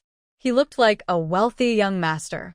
Brother Zhuang, is that the newly transferred son of the governor, Shen Yanzhou? Jiang Fangju asked curiously. Shen Yanzhou, the son of the governor, came here to study and is well known, but many people have not seen him because he rarely attends classes at the academy. That's definitely him. Zhuang Yunqing had only seen him once at Lu Shanchong's place. The governor's son is naturally someone worth befriending, so Jiang Fangju eagerly pulled Zhuang Yunqing to greet him. However, before they could speak, Shen Yanzhou directly said, "I am here today only to enjoy the flowers. If you are not a beauty, please do not disturb my enjoyment." Jiang Fangju had to swallow his words and bowed to Shen Yanzhou, following him behind. Zhuang Yunqing smiled and pointed to the small building in the middle of the lake, saying, "Shen, aren't you going to listen to Master Fu's lecture? The scenery is beautiful, worthy of the name Mirror Lake. With such a view, who cares about lectures? It's boring." Shen Yanzhou leisurely admired the scenery on the lake. Around Mirror Lake, wooden railings surrounded it, with willows swaying by the shore, adorned with vibrant flowers. Under the blue sky and white clouds, the water reflected a beautiful scene. Suddenly, Shen Yanzhou's attention was drawn to a spot across the lake, where a young girl walked out from under a willow tree. Even from across the lake, one could see her fair and exquisite face. She wore a flowing dress that looked particularly graceful on her. Who is that? Shen Yanzhou asked curiously, staring at the girl. Zhuang Yunqing was also captivated and took a while to recover from his amazement. At that moment, he recognized her as Jiang Ning, the girl he had always looked down upon and avoided, but he still found it hard to believe. How could she have changed so much in just a few days? Do you know her? Jiang Fangju asked Zhuang Yunqing curiously. He had never seen such an outstanding girl. Her elegance and beauty could easily rival that of noble ladies from the capital. Zhuang Yunqing didn't want to answer. He felt a tightness in his chest, wondering which brought them here. The thought that Lu Huai'an was likely here too made him extremely angry, especially since Jiang Ning's beauty clearly surpassed all the other girls present. Even Lu Huai'an seemed less impressive in comparison. Who else could it be? It's Zhuang Xiucai's former fiancée, Jiang Ning. Shen Yanzhou recognized her as the girl who had recently caused quite a stir in the city. Jiang Fangju was shocked. No way, isn't Jiang Ning just an ugly village girl? He had seen her before. Don't you think she has undergone a transformation? He walked in front of the dazed Zhuang Yunqing, putting his hands behind his back and studying him for a while. Good thing you broke off the engagement. Otherwise, it would have been a waste. After speaking, she shook her head and left with her hands behind her back. Zhuang Yunqing's face turned purple with anger. Shen Yanzhou, how long can you keep acting so arrogant? The girls by the lake also noticed this scene and turned to look at the girl approaching. Jiang Ning was wearing her new outfit today, a deep robe with a flowing design. Although the fabric was just ordinary cotton, her skillful hands gave it a unique charm. The lines of the outfit were smooth, and the colors were simple and elegant. As she walked, it swayed gently, almost as if it carried a refreshing breeze, making people look at her more than once. When the girl got closer, Lu Huai'an recognized her and widened her eyes in shock. Jiang Ning. How is this possible? The last time she saw her, she looked pale and plain. How could she transform into someone so radiant and graceful in just a few days? Even if someone said she was a noble lady, people would believe it. The other girls with her were also surprised by Lu Huai'an's reaction. They looked at Jiang Ning with curiosity. Jiang Ning appeared calm under everyone's gaze. She smiled at the astonished Lu Huai'an and said, "Cousin, you arrived really early. Why, you really are my cousin Jiang? Lu Huai'an still couldn't believe it. "It's only been a short time and you don't recognize me? Well, we don't look alike at all. If I didn't say it, others would find it hard to believe we are related," Jiang said with a teasing smile. Lu Huai'an forced a smile and replied, "What are you talking about? I just didn't expect such a big change in you. How did you get here?" Jiang smiled warmly and said, "Since my cousin wouldn't bring me, someone else invited me." Before Lu Huai'an could say more, a clear voice rang out. "Are you the Jiang who defeated Lu Huai'an, the girl from the village?" Meng Kara looked at Jiang in surprise, secretly thinking, have village girls become this beautiful now? Jiang was also surprised to see Meng Kara here, so she smiled and asked, "Yes, you are the county magistrate's daughter, Miss Meng, who always confronts Lu Huai'an, right?" Haha, nice to meet you. "I just confronted her a moment ago," Meng Kara said with a playful glint in her eyes. She always spoke her mind and disliked Lu Huai'an's pretentiousness, so whenever she had the chance, she couldn't help but challenge her. Really? She still has the nerve to show up? She must have thick skin. Jiang was surprised that Lu Huai'an had the audacity to appear after what happened a couple of days ago. Meng Kara originally thought Jiang would be a rude village girl, but upon meeting her, she was surprised to find that Jiang was not only beautiful but also charming and straightforward. Instantly, she liked her and pulled her to sit beside her. "I like your personality. I, Meng Kara, will be your friend." Jiang also appreciated Meng Kara's honesty. She noticed that Meng Kara was wearing a design she had created, which made her secretly pleased. "Where did you get that dress? It looks amazing," Jiang boasted, also promoting her own work. "Of course. This is from Master Hua Zhao at the Yunqing, the latest design. It's a bit pricey, but everything else is great," Meng Kara proudly recommended. Jiang didn't expect that every design would have a Hua Zhao mark, and Yunqing was directly promoting her work. They truly were a good business. "When I have money, I want to order clothes from Yunqing too." Other girls also expressed their desire to order new clothes from Yunqing. Seeing Jiang and Meng Kara chatting happily made Lu Huai'an very angry, thinking to herself, what a country bumpkin. But she didn't dare to show it and could only sulk on the side. Not far away, Lu Huai'an glared at Jiang. She was surprised that a village girl could come to this place and wear clothes that were just as good as hers. Thinking of Lu Huai'an made her heart ache. He must have brought the village girl here.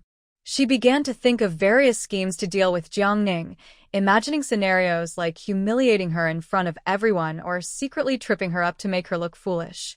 But remembering how Jiang had easily lifted her the other day and feeling her still swollen cheek, she had to dismiss those thoughts. If she had any chance of winning, she wouldn't be so cautious. Lu Huai'an took a deep breath and decided to keep a low profile for now. Fu Daru's lecture started promptly at the hour of the snake, 9 a.m., and the elegant hall on the second floor of the lakeside building was already filled with students. Only Shen Yanzhou was wandering outside alone, while the servant Chongqing quietly reported to him, "Young master, I just saw Shui Wei sneak in. He disguised himself, but our people have been following him." Shen Yanzhou tossed a stone into the lake and scoffed, "Humph, what's he coming in for? He can't be here to listen to the great scholar, can he? He secretly met with Dr. Zhou from Baohating last night and didn't leave for a long time." Shen Yanzhou's eyes flickered, seeming surprised by this information. "Oh, looks like there will be some interesting events today. As long as it's not related to me, you all just need to keep an eye on it." Chongqing nodded. "Yes, but he seemed to be watching Scholar Zhuang, which is why I noticed him." "Zhuang Yunqing? Why is that?" Shen Yanzhou frowned. Could the Shui family be targeting Zhuang Yunqing? But they shouldn't have any connection. Chongqing shook his head, indicating he didn't know either. "All right, let's not worry about him. Let's go outside and see what's happening. It's too boring here." He stood up, brushed off non-existent dust, and prepared to leave. Everyone else went to listen to the lecture, so of course, you feel bored, Chongqing thought. If only you were a bit more ambitious, you wouldn't be sent to such a place. The lake sparkled in the sunlight, and a beautifully decorated boat was docked at the shore. Lu Huai'an led a group of friends onto the boat first, their laughter filling the air as they looked forward to the upcoming boat ride. The boat ride was a must-do activity every year, and everyone anticipated enjoying a leisurely time on the lake. Meng Keru saw Lu Huai'an and her friends boarding the boat and wanted to join them. However, when she turned to Yunqing, she found her standing still, showing no intention of getting on the boat. Meng Keru asked anxiously, "Yunqing, aren't you going to ride the boat?" Yunqing gazed at the bright sunlight reflecting on the lake, feeling that the distant scenery was picturesque and the cool breeze was refreshing. She smiled and said, "No, I want to explore outside. It looked lively when we came in, and there's not much to do in here." There was no choice.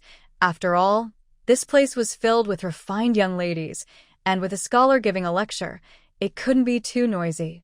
Outside was different. It was mostly common folks, and it was all about the lively atmosphere. Meng Keru agreed, realizing that the annual boat ride was indeed dull. "All right, let's go explore outside." So, a group of them headed out to the garden, and it must be said that this was the real way to enjoy spring outings. The scenery along the way was pleasant, with flowers blooming by the roadside, and a gentle breeze brought a refreshing feeling. When they reached an arched stone bridge, they saw a row of stalls. Yunqing and the others curiously strolled over and found that although the stalls were small, they were filled with a variety of goods. There were many vendors calling out, and as Yunqing and her friends approached, many people looked their way. Seeing their clothes, which were different from ordinary people's, I thought they must be wealthy young ladies. Then, a clever vendor approached them to sell his goods. "Ladies, feel free to look around. If you find something you like, I can give you a discount." Yunqing looked over and saw a woman in her 30s with fair skin, who seemed quite friendly. "This handkerchief is beautifully embroidered," Meng Keru exclaimed as she picked up a square handkerchief. "And this purse is nice too." The small stall was filled with handkerchiefs, purses, hairbands, and other embroidered items in various colors, along with some cosmetics like lip balm and powder boxes for women to use. Hearing Meng Keru's words, Yunqing picked up a small screen to look at, and although the item was a bit rough, the embroidery was indeed exquisite. "All these embroidered items are made by me. If you like them, I can give you a better price." Meng Keru bought some handkerchiefs and purses. Even if she didn't need them, they could be used as gifts for servants. Since they were out shopping, she didn't want to leave empty-handed. Jiang Fengfei also bought a few items. Although Yunqing could embroider, she decided to buy some purses for holding money since they weren't expensive. After paying, they chatted and laughed as they moved on to other stalls. However, after just a few steps, they suddenly bumped into someone. Meng Keru almost fell over and staggered back several steps. Ouch! She rubbed the spot where she was hit and glared at the person. The person who bumped into her, Shenyanzhou, also looked pained and shouted, "Who doesn't have eyes and dares to bump into me? Are you looking for trouble?" "Sir." Chongqing rushed over from a distance, asking with concern, "Are you okay? Did you get hurt?" However, Shenyanzhou, hearing this, angrily pushed the servant away and glared at Meng Keru with his hands on his hips. "Who are you? "Why did you bump into me? Are you trying to harm me?" Yunqing rolled her eyes at the scene. This overly dramatic young man must be the one with the surname Shen. Wherever there was excitement, he was sure to be there. "And who are you? State your name." "I've never seen someone so shameless. You bumped into me and didn't apologize, and now you want to blame me?" Meng Keru was not someone to be easily bullied. She pointed her finger at his face and started to scold him. Shenyanzhou didn't expect her to be so bold and felt furious. "What? You dare to call me shameless, you unwanted troublemaker? If I don't teach you a lesson today, I won't be surnamed Shen." With that, he stepped forward, ready to give her a lesson. Yunqing was considering whether to help or not. However, before Shenyanzhou could act, Meng Keru pulled out a soft whip from her waist and swung it in front of him. Come on, how do you plan to deal with me?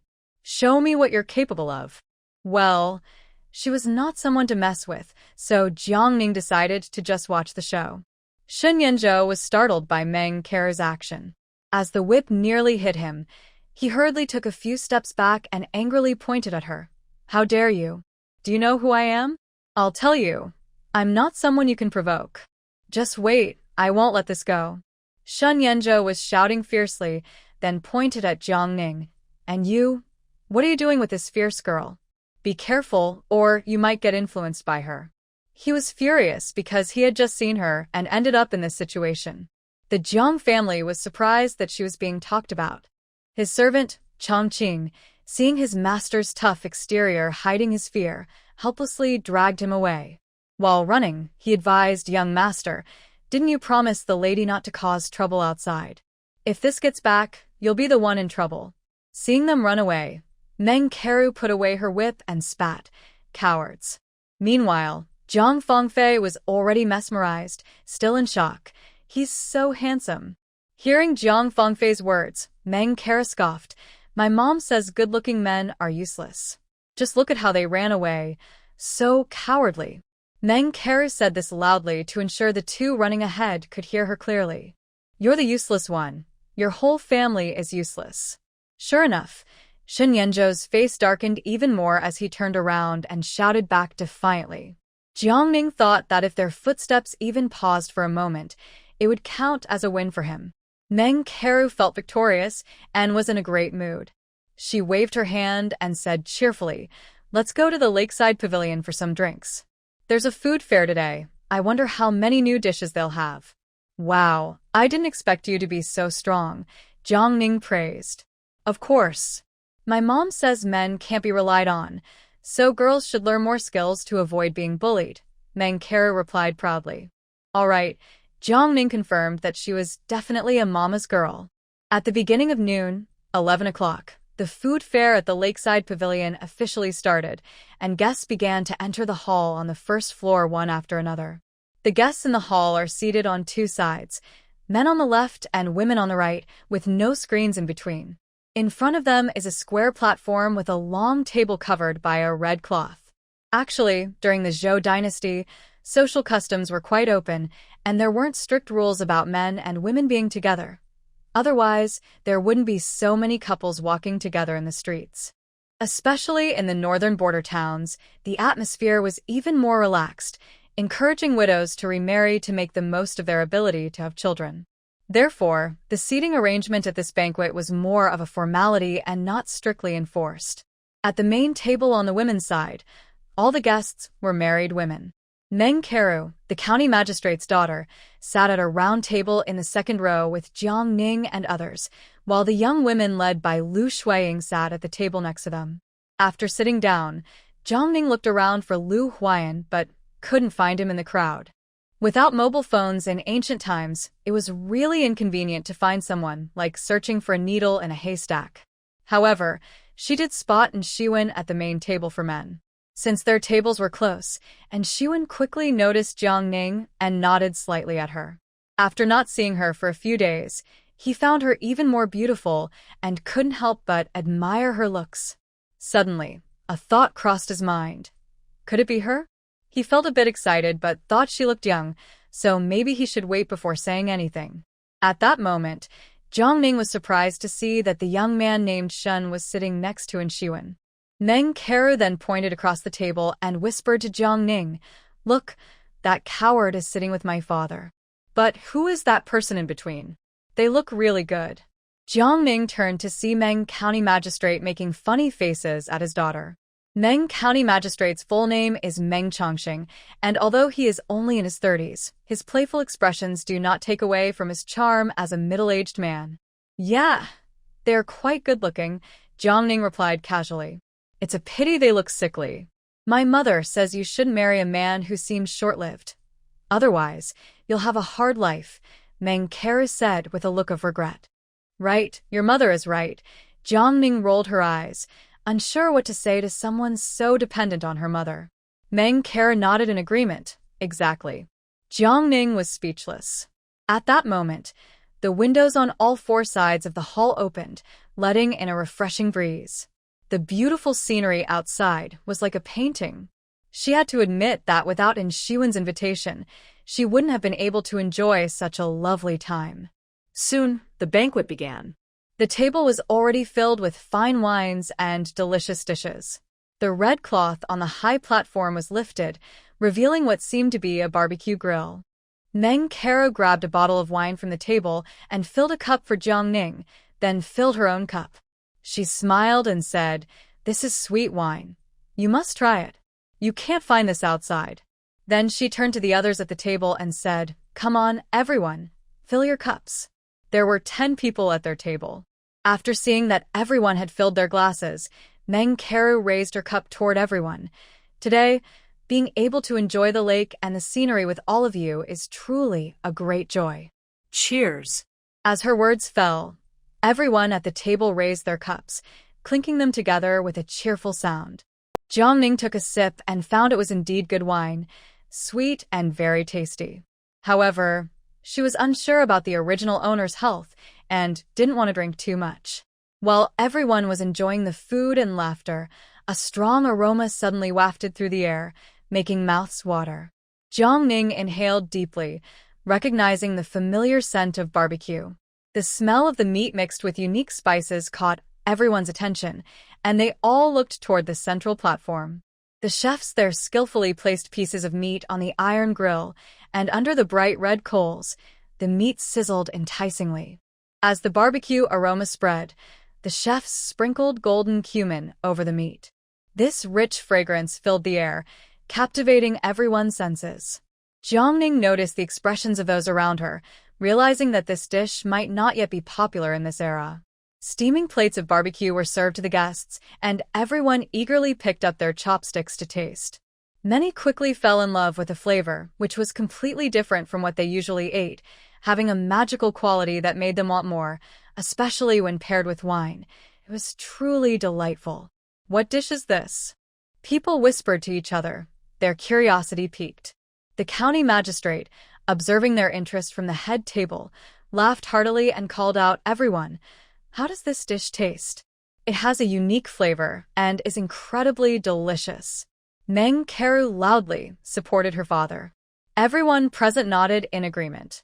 At that moment, Shen Yanzhou noticed that the fierce woman was sitting quite close. He couldn't help but make a funny face at her and silently mouth some words. Meng Kero, seeing this, shot him a defiant glare in return. And Shiwen stood up at this moment, clasped his hands towards everyone, and said loudly, "This dish is called cumin roasted meat. We tried it while trading in the western regions and found its flavor unique, so I brought some back for everyone to taste. If everyone enjoys it, we might consider introducing it and planting it on a large scale in the future. It is said that cumin also has medicinal value for the stomach, but that still needs to be verified." As he finished speaking, the chefs brought out roasted vegetables, and everyone enjoyed the meal. They expressed their support for Anye's idea, believing it would become popular throughout the Great Zhou. Jiang hadn't tasted such delicious food in a long time, so he quickly took a few more bites. County Magistrate Meng noticed Shen Yanzhou's strange behavior and curiously asked, "Young Master Shen, who are you exchanging glances with?" No, I'm not exchanging glances." Shen Yanzhou looked at County Magistrate Meng in disbelief, not understanding how he could think that. He was clearly arguing, right? Following Shen Yanzhou's gaze, he pointed to Meng Kero. "Did you see?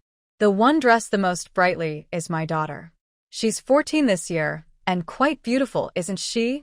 Meng Kero seemed to have inherited the best traits from her parents, resembling County Magistrate Meng, and being his first child, she was very much loved by him.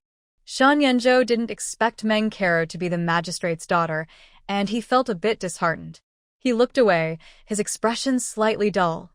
"Oh, so she's the magistrate's daughter. She is indeed quite remarkable," he thought to himself, remarkable in a bold way. "Of course.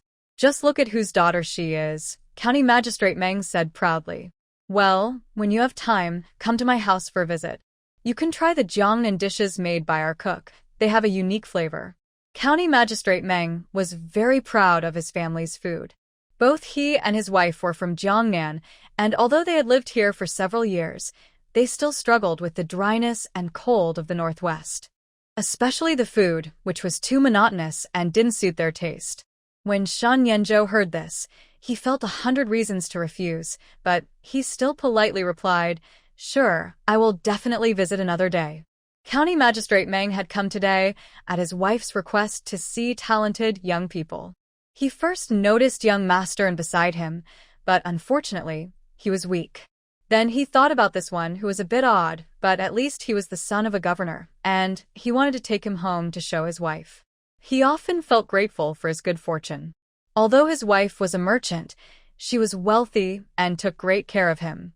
To ensure he had heirs, she even took the initiative to bring in 2 beautiful concubines. Moreover, his wife and concubines lived in harmony. Is there any man in the world happier than him? Therefore, he made every effort to fulfill his wife's requests, not wanting to disappoint her deep feelings for him. "Achu, is my daughter missing me again?" In the county magistrate's residence, the sleepy lady of the house, Xia Zhihe, was dozing off while cuddling a small white cat. She rubbed her nose. "Madam, are you all right? Let me get you a shawl so you don't catch a cold," the concubine Fong gently asked.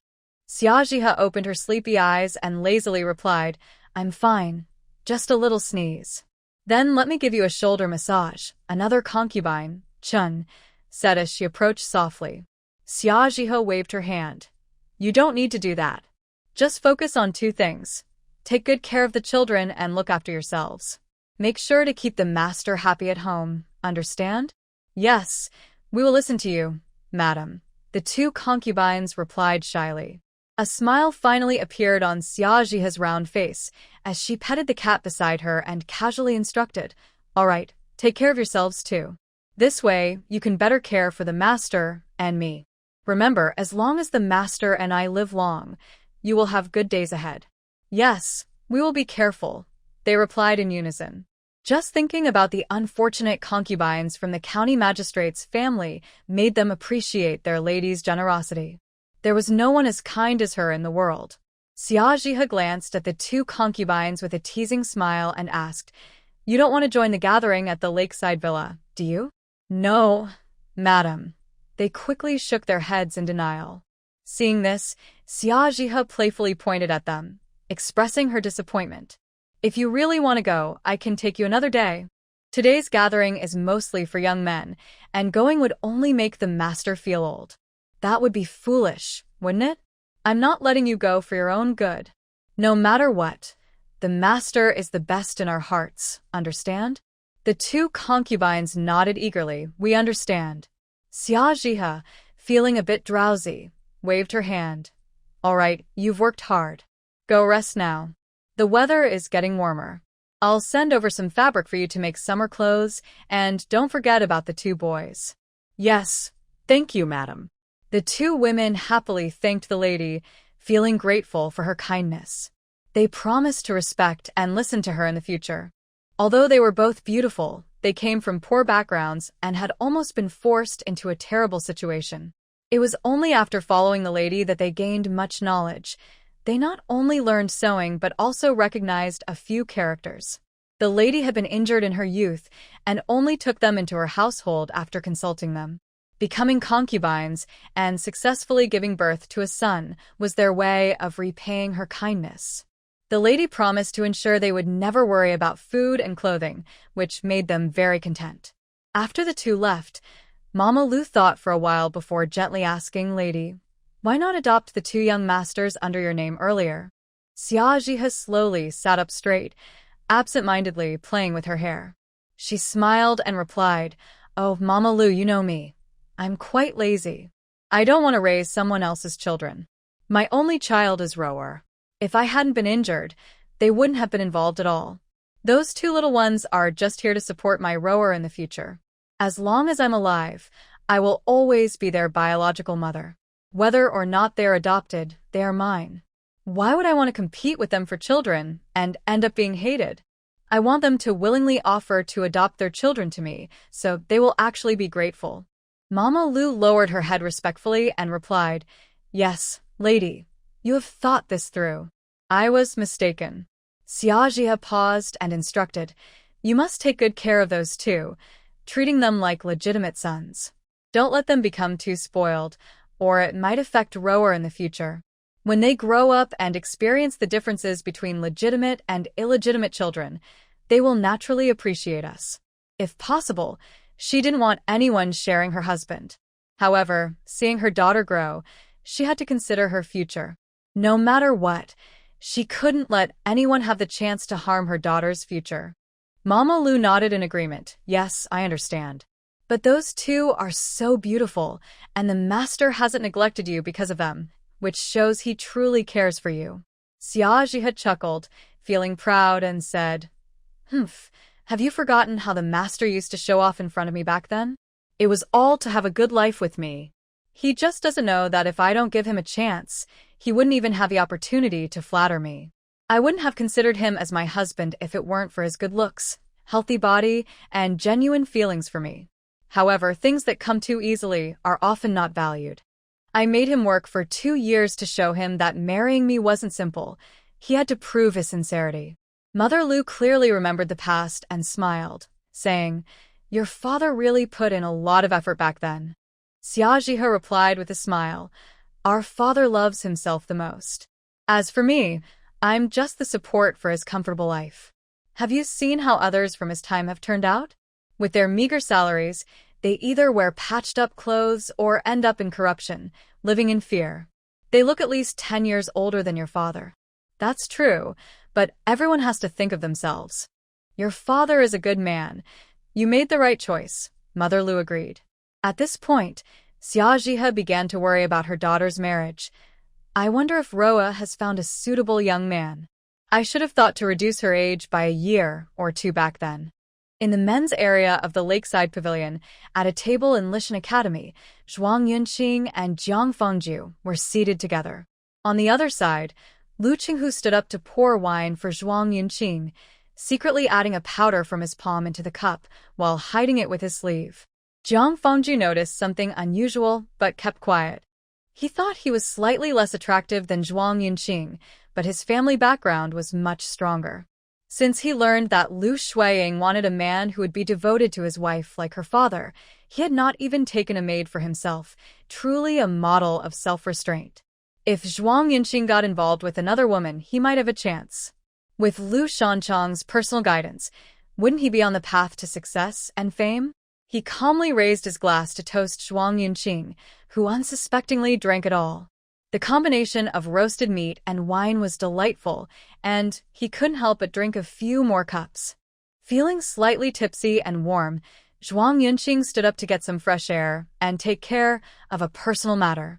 Lu Qinghu eagerly wanted to accompany him, but, before leaving, exchanged a glance with his sister, thinking it best not to leave any evidence. He returned to the table to drink with his classmates. Chun Zihong, sitting at the same table, noticed everything but remained silent, sipping his drink. He glanced at Lu Huai'an at the next table and saw his new clothes. Despite being driven out of the village, Lu Huai'an still seemed composed. Recently, he learned that the fiancé rejected by Zhuang Yunqing had been promised to Lu Huai'an. Surprisingly, the usually proud Lu Huai'an accepted. As long as his own fiancé was not the worst among the three, he was fine with it. As for whether Zhuang Yunqing could connect with the Lu family, that had nothing to do with him. Since entering the banquet hall, Lu Huai'an had been a bit distracted, feeling anxious about what was about to happen. She kept telling herself, this is her only chance, and she must succeed. Jiang Ning was also watching her and noticed Lu Qinghu accompanying Zhuang Yunqing in and out, thinking it was probably going well. Sure enough, Lu Huai'an soon stood up and left with her maid. Jiang Ning glanced over at Lu Huai'an, who was still unaware and chatting happily with others. He thought, I hope you like the gift I prepared for you both. The taste of the roasted meat was delightful, and the appetizers were perfect for the upcoming show. After Lu Huai'an left the hall, she hurried toward the changing room. Soon, she saw Zhuang Yunqing's figure slip into a women's changing room. She was startled, but then filled with excitement, and quickly followed him inside. Her heart raced as she steadied herself and gently closed the door. Upon entering, she saw Zhuang Yunqing lying on the bed, bare from the waist up, with a pained expression. She rushed over, leaned on him, and softly asked, Brother Qing, what's wrong? Zhuang Yunqing felt a burning sensation inside and was confused, sensing someone close to him. Instinctively, he embraced her, and soon their lips met. Lu Huai'an pretended to struggle for a moment before giving in. Outside, the maid noticed the door was closed and, after a while, heard some unusual sounds from inside. She hurried back to the hall, panicked, and shouted to Lu Chunqing, "Sir, something is wrong with the young lady." Her voice was loud, and everyone heard. Lu Chunqing quickly stood up, asking, "Meyer, what happened?" "Please, sir, you should see for yourself," the maid replied, her voice trembling. When Lu Chunqing arrived with others, it was too late. Lu Huai'an lay on the bed, tears soaking the pillow as she cried, "Brother Qing, why did you do this to me?" Zhuang Yunqing had just woken up. He got dressed when someone burst in. Lu Chunqing glanced at his granddaughter, who was crying and disheveled, and angrily said, "Zhuang scholar, what is the meaning of this?" Zhuang Yunqing realized he had been set up. He looked at Lu Huai'an in the crowd, who was in disbelief and confused, then turned and ran away. Facing the furious Lu Chunqing, he took a deep breath and said firmly, "I ask the county magistrate to investigate this matter. I have been framed. Why is there medicine here? I request an explanation from the Merchant Association." Lu Chunqing's gaze was sharp as he stared at Zhuang Yunqing. "Zhuang scholar, are you implying something about my granddaughter? Or about the Lu family?" Zhuang Yunqing replied calmly, "Manager Lu, that is not my intention. Today's events are truly strange. I only seek the truth. If I am wrong, I am willing to accept all consequences." Lu Chunqing's eyes flickered. He did not expect Zhuang Yunqing to deny the accusation and request an investigation. What if? At that moment, County Magistrate Meng approached, frowning as he looked at Zhuang Yunqing with a scrutinizing gaze. "Then please explain the situation in detail. Why were you in the ladies' changing room?" County Magistrate Meng felt helpless. The incident of a scholar being drugged happening under his watch would affect his reputation. He was furious at whoever had the audacity to do such a thing. Zhuang Yunqing recalled that he must have been drugged at the banquet, making his tablemates the prime suspects. "I felt unwell and stepped out to clear my head. I was sure I went to the men's changing room. But as soon as I finished, I suddenly fainted, and I don't remember anything after that. I only vaguely sensed someone approaching me, then it was the scene everyone saw. I can confirm that I was drugged at the table, and my tablemates are the most suspicious. Additionally, there must have been an accomplice who quietly made me faint. They clearly have skills. I ask the magistrate to uncover the truth and clear my name. Everyone knows I have feelings for Miss Lu. Now, I find myself in this situation with someone else, and I am truly unwilling and disgusted. If they had used poison instead of medicine, I could have lost my life. I ask the magistrate to take charge of this matter." His statement showed no regard for the feelings of the woman involved. He only sought to clear his own name, leaving everyone present unsure of how to react. Then about Miss Lu. Before the magistrate could finish, Zhuang Yunqing interrupted, "Sir, it's better to clarify the situation before making any decisions." The magistrate, feeling helpless, turned to Shiwen, who nodded in agreement. In truth, uncovering the truth of the matter wasn't difficult. The magistrate summoned the constable and, along with Shiwen's bodyguards, went out to investigate. Due to Shiwen's poor health, he was accompanied by a skilled doctor. Soon, traces of a substance were found in Zhuang Yunqing's wine glass and on Lu Qinghu's body. After a brief silence, the crowd erupted with accusations. So, the way Manager Lu shouted just now was actually out of guilt. No wonder Zhuang Xiaocai didn't look at Miss Lu at all. It turns out she staged the whole thing. Is a man's honor not considered honor? The students were filled with righteous anger. Lu Huai'an, exposed, suddenly stopped crying in panic. Zhuang Yunqing pointed at Lu Huai'an with disdain and said, "Sir, this woman and Lu Qinghu conspired against my honor. Please seek justice for me." He wished he could punish her severely. He had worked hard to reach this point, and now this wretched woman had ruined everything. He was also unsure if Lu Huai'an would despise him because of this. He couldn't help but glance at Lu Huai'an, who was watching coldly, his expression indifferent. Yunqing felt a wave of unease. This. The magistrate looked troubled. Usually, in such cases, the woman would hastily marry the man to protect her reputation. But Yunqing clearly did not want to take responsibility and even wanted to punish Lu Huai'an, which put the magistrate in a difficult position. Deep down, he hoped this matter could be resolved privately, as taking it to court would embarrass everyone involved, which was a result he wanted to avoid. Upon hearing that Yunqing wanted to punish her, Lu Huai'an was frightened and quickly got up, kneeling and crying. "That's not true, sir. Zhuang Xiaozai forced himself on me. I only came to change clothes and didn't know he was here. Please help me." Lu Chunsheng originally thought things would go badly, but he was surprised that his granddaughter could turn the situation around.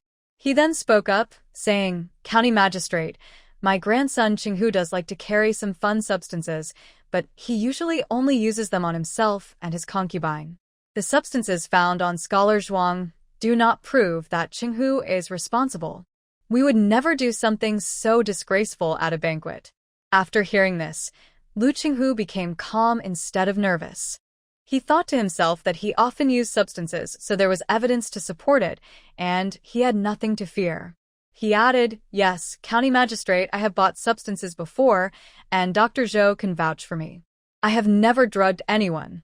Just because I carry substances doesn't mean I use them on someone else." The onlookers felt that a normal person wouldn't choose to do such things in broad daylight. Lu Chunsheng then suggested, "Please investigate who that expert really is. It might be an enemy of Scholar Zhuang. If we don't find out the truth, next time it could cost Scholar Zhuang his life. My granddaughter Mayor is suffering from this incident." At this moment, Yunqing's expression turned very grim. He originally thought he could get Lu Huai'an imprisoned, but now it seemed Lu Huai'an was suffering because of him, and he might have to take responsibility. "I act with integrity and have no enemies.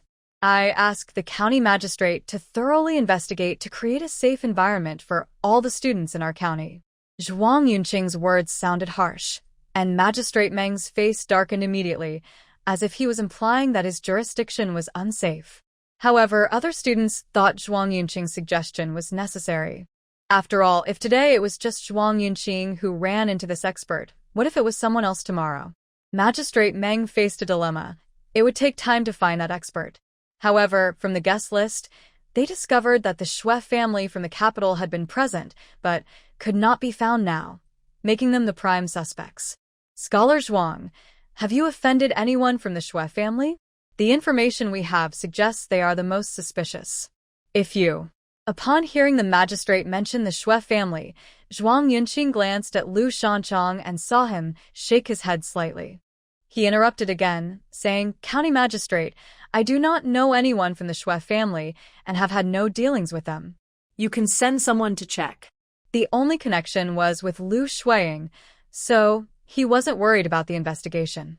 At that moment, Lu Huai'an understood that it was Shui Qingling's doing, and she had deliberately left clues to let them know she was involved, yet they had no way to confront her. Clearly, they had already figured out the truth regarding Lu Huai'an's matter. "Interesting." Shen Yanzhou stroked his chin, his gaze falling on Jiang Ning, who was also admiring the lively scene nearby, a slight smile on his lips. "Young master, do you not plan to tell them the truth?" Chongqing couldn't help but ask. "Why should I tell them? The Zhuang family isn't known for their good character. When we return, have someone investigate what Shui Qingling has been doing in Qingshui County." He initially thought Shui Qingling came to harm him, but it was clear now that it wasn't about him. Understood. Magistrate Meng was quite displeased with Yunqing constantly interrupting him, but since he seemed straightforward, he couldn't extend his influence to the capital. So he suggested, "If this matter is related to the Shui family in the capital, I can file a case for you and then hand it over to the capital for investigation. What do you think, Scholar Zhuang?" Yunqing certainly didn't want to offend the Shui family. Regardless of whether they were involved, it could bring unnecessary trouble. Lu Chunsheng strongly disagreed, feeling that his granddaughter's reputation was ruined. As long as someone took responsibility, he didn't want to offend the Shui family. So, He decided to tempt Zhuang Yunqing. Scholar Zhuang, my granddaughter has always been the jewel of our family. Now that she has faced an unfortunate incident with you, if you marry her, we will prepare a generous dowry to ensure your lives are worry-free. This matter can be settled, what do you say? Zhuang Yunqing glanced at Lu Chunqing, feeling a cold laugh inside. He couldn't believe that Lu Qinghu hadn't been involved. Shopkeeper Lu, I already have someone I admire in my heart, and I will only marry her in this lifetime. If you insist that I take responsibility, I can accept her as a concubine as a fellow victim. However, if you use this dowry to seek a better match for her, I would be very grateful. In that case, I would owe you a favor and I would help you with anything that isn't against my principles in the future. Of course, if you still insist on forcing me to marry her, I will go to the magistrate's office to file a case and ask the governor to seek justice for me. In other words, even if it meant breaking ties, he would not marry Lu Huai'an. Lu Huai'an was left stunned. After weighing his options, Lu Chunqing actually wanted such a favor. It wouldn't be unreasonable to give his granddaughter a larger dowry for a lower marriage price. He was about to agree. But then Lu Huai'an shouted desperately, "No, I must marry him, even if it means being a concubine." She had planned for so long, and now it seemed she was about to lose everything. She couldn't accept that. Moreover, she looked down on everyone else except Zhuang Yunqing. Even if she becomes a concubine, she has a way to get rid of Lu Huai'an. As long as Lu Huai'an is gone, she can become the main wife. Jiang Ning initially thought things would fail, and Lu Chunqing would definitely accept this favor. Unexpectedly, Lu Huai'an was so determined, she would rather be a concubine than not marry into the Zhuang family. This was truly a joyful event for her. Jiang Ning's principle was that if she couldn't get rid of her enemy, she wouldn't let her live comfortably either. It was best to annoy her to death. It wasn't her style to let her enemy roam freely. Of course, if it weren't for the hidden expert, Lu Huai'an might really end up in jail. But even so, harming one person was better than none. It wasn't a loss. Grandpa, I have lost my innocence and won't be able to marry well in the future. Please grant my wish, Lu Huai'an pleaded with tearful eyes to Lu Chunqing. Zhuang Yunqing's eyes were filled with coldness. When there was a path to heaven, she didn't take it, but now she insisted on entering. Fine, then let's go. Since that's the case, I will send a sedan chair to pick you up. I hope Miss Lu won't regret it. Lu Chunqing wanted to persuade Lu Huai'an after hearing Zhuang Yunqing's emotionless words, but she was determined. The scene between the two earlier was hard for her to forget, and she didn't want to give up. Lu Chunqing could only shake her head and sigh helplessly. Well, I hope Scholar Zhuang will treat Mayor kindly. Zhuang Yunqing snorted coldly and waved his sleeve as he left. He needed to find Lu Huai'an and explain things clearly. With the situation reaching this point, it seemed to be coming to a close. Fu Daru was the first to bid farewell to the county magistrate and young master, and afterward, those who enjoyed the spectacle also began to leave. When the crowd dispersed, Meng Ke turned to Jiang Ning and said, I really didn't expect something like this to happen today. I wonder where Lu Huai'an went. Who knows? I just don't know if she will still marry Zhuang Yunqing. Jiang Ning shrugged. Meng Ke scoffed. If she doesn't marry him, who else could she marry? She should consider her current reputation. She took your man, and now her man has been taken by another woman. It's truly a cycle of karma. Haha, this drama is really exciting. Meng Ke's overly proud laughter caught the attention of County Magistrate Meng. He glanced at her, then turned to bid farewell to An Shiwen, telling his daughter, let's go home. Meng Ke replied, got it. Jiang Ning, I'm leaving first. Come visit me at the manor sometime. Jiang Ning didn't have many friends, so she gladly accepted the invitation. After they left, Jiang Ning finally looked around. Soon, she saw Lu Huai'an standing leisurely by the lake not far away, looking at her. He wore a long robe and had a jade hairpin in his hair. Standing by the lake with his hands behind his back, he smiled at her, looking so handsome that it made her heart race. Jiang Ning didn't expect that after just half a day, he would look even more charming. She walked over and quietly asked, what are you doing here? Aren't you watching the excitement?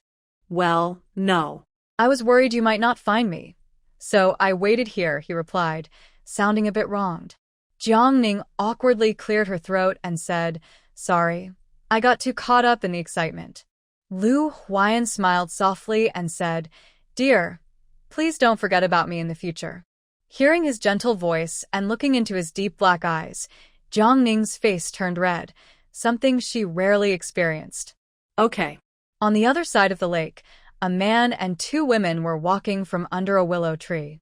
The man's pleading voice reached them. You have to believe me. I was framed. My feelings for you are true and can be witnessed by heaven and earth. Please don't ignore me. I promise. Even if I marry that woman, I will never touch her. Just thinking about it makes me feel sick, but at that moment, I really had no choice. If you truly dislike her, I can make sure she disappears quietly and never appears in front of you again. You have to believe me. Zhuang Yunqing's voice faded in and out, and Jiang gradually couldn't hear what they were saying anymore. She didn't expect to overhear such secrets before leaving. Poor Lu Huai'an might not only have to live in loneliness, but also face danger to her life. Who would end up as the final winner in this struggle? At that moment, Lu Huai'an felt as if she had swallowed a fly.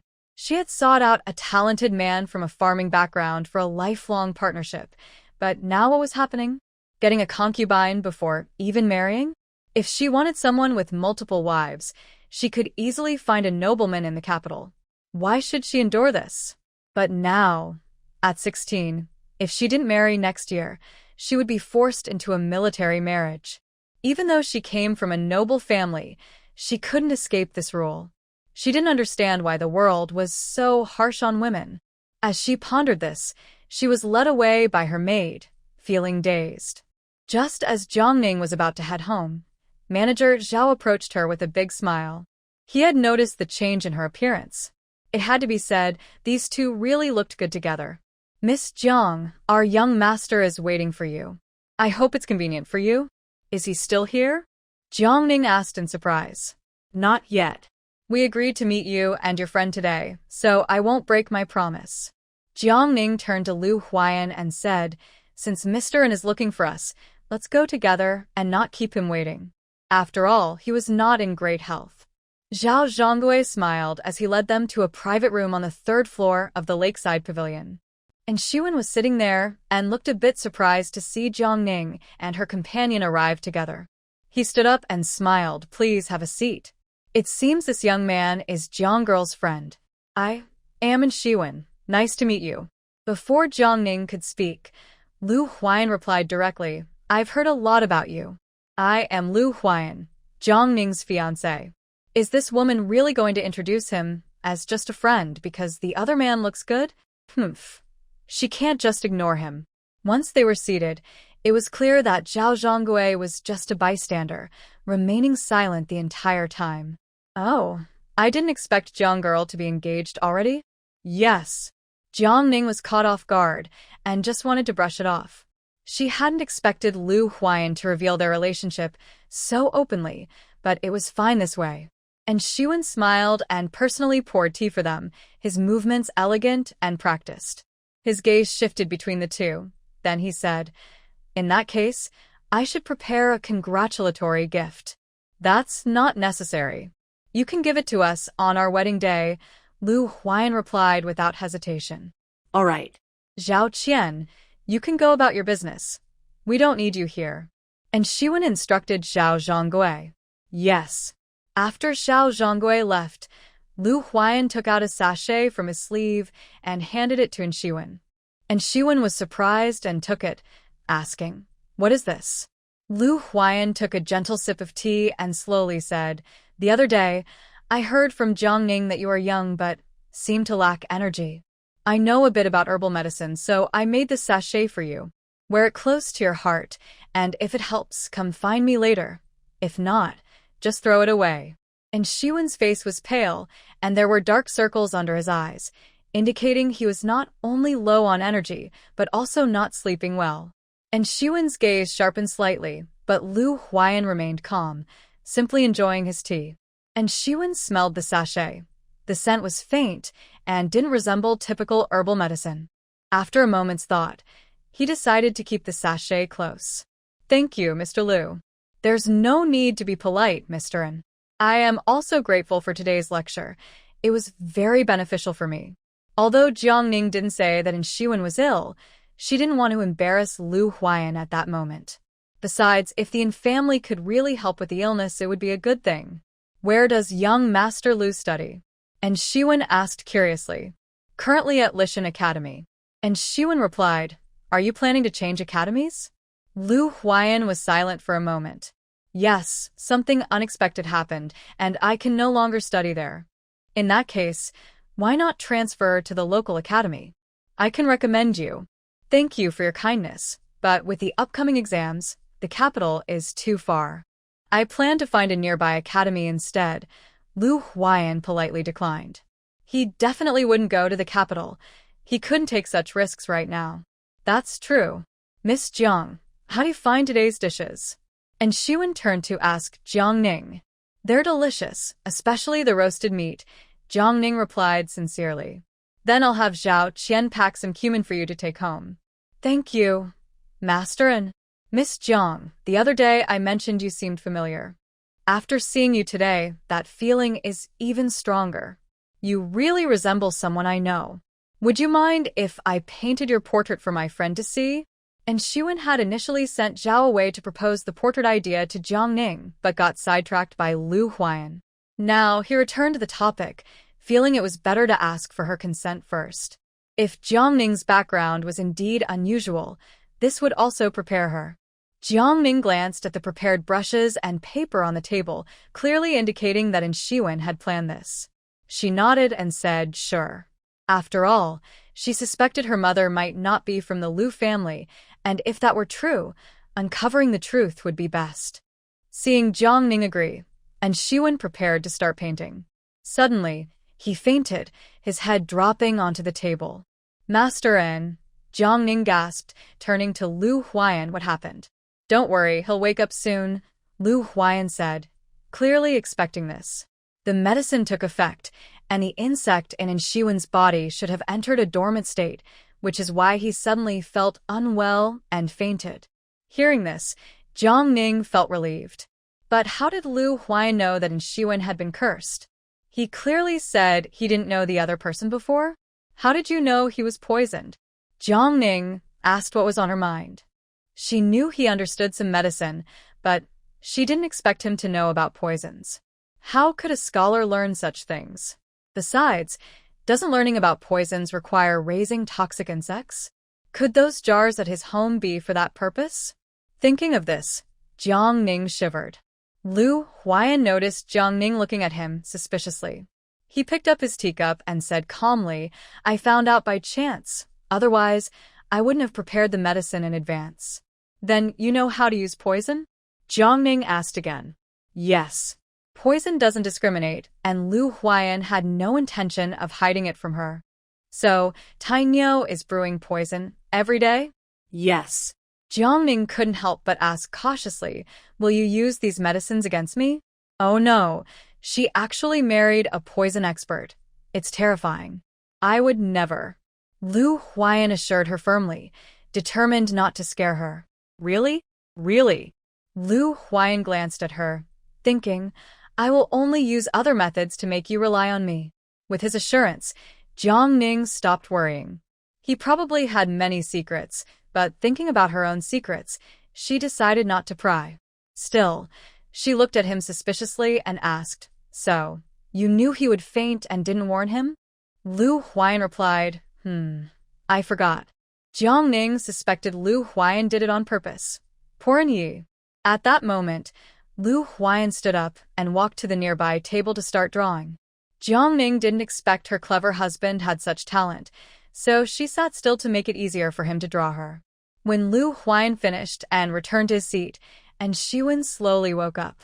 He rubbed his head and looked at the two sitting across from him like statues. In disbelief, he asked, You just watched me faint and didn't call anyone? Cough. Jiang was caught off guard by the question. Lu Huai'an pointed to the table and casually said, Not at all. I completed a portrait for you, and it should be dry by now. Hearing this, and Shiwen got up to check. Sure enough, a vivid ink painting appeared before his eyes. He couldn't help but praise, I didn't expect Mr. Lu's painting skills to be so remarkable. This painting perfectly captures Miss Zhang's essence with just a few strokes. Mr. N is too kind. I was just stepping in for you. I hope you don't hold it against me. Lu Huai'an felt unhappy when he heard another man wanted to paint Yunqing, which led to his earlier actions.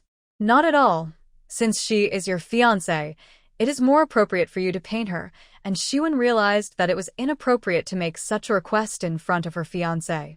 He then returned to his previous seat and poured them some tea. Lu Huai'an picked up the cup and drank. Mr. N, after being sick for so long, haven't you ever doubted that you might not actually be ill? What do you mean, Mr. Lu? And Shiwen asked, has no one ever told you that you are actually under a curse? It's a very rare blood curse that feeds on a person's essence until it consumes all of their flesh and blood, Lu Huai'an said seriously. And Shiwen recalled the suspicions of Dr. Li. He had never thought he would be connected to such an evil thing. He believed he only had a rare illness. Despite Dr. Li's doubts, he could not believe he was cursed. Besides, he had no one he could fully trust who knew about curses, fearing that if they didn't solve his current problems, it might lead to new troubles. He didn't want to take risks before knowing the truth. For now, he could only rely on a special herbal remedy to stay alive. Mr. Lu, do you have a way to treat this? And Shiwen asked excitedly, not expecting such a surprising turn of events in Qingshui County. Yes, but before that, you need to deal with the person who placed the curse on you. Otherwise, you might not have time to heal before they cause you more trouble, Lu Huai'an warned. Are you saying that the person who cursed me is someone I trust? And Shiwen asked in disbelief. Exactly. Blood curses are hard to cultivate and easy to kill. They need to be nurtured slowly. Otherwise, the eggs die as soon as they reach the stomach. Once nurtured, the eggs become part of the person, and their pulse cannot be detected, Lu Huai'an explained. The only person who could secretly curse you and make you unknowingly consume a lot of rare materials is someone close to you. A hint of pain flashed in Shiwen's eyes as he lowered his head in thought.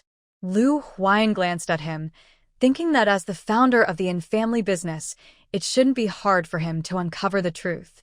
He continued, the medicine I give you can only suppress the curse for about half a month. After that, it will continue to feed on your essence. You need to act quickly. Also, I don't want anyone else to know about my ability to lift the curse.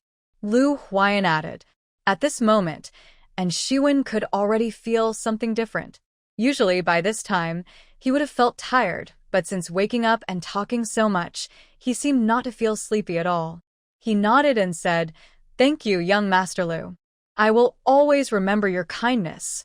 Since you have things to do, I will take my leave with a Ning. Okay, I will have Zhao Qian arrange a carriage to take you back. Seeing that his goal had been achieved, Lu Huai'an walked out of the private room with Jiang Ning. Meanwhile, in the private room, and Shiwen's pale face showed a hint of anger. His beautiful phoenix eyes were now deep and intense, giving off a chilling aura. After a while, he took a deep breath, put away Jiang Ning's portrait, and wrote a letter to put in an envelope.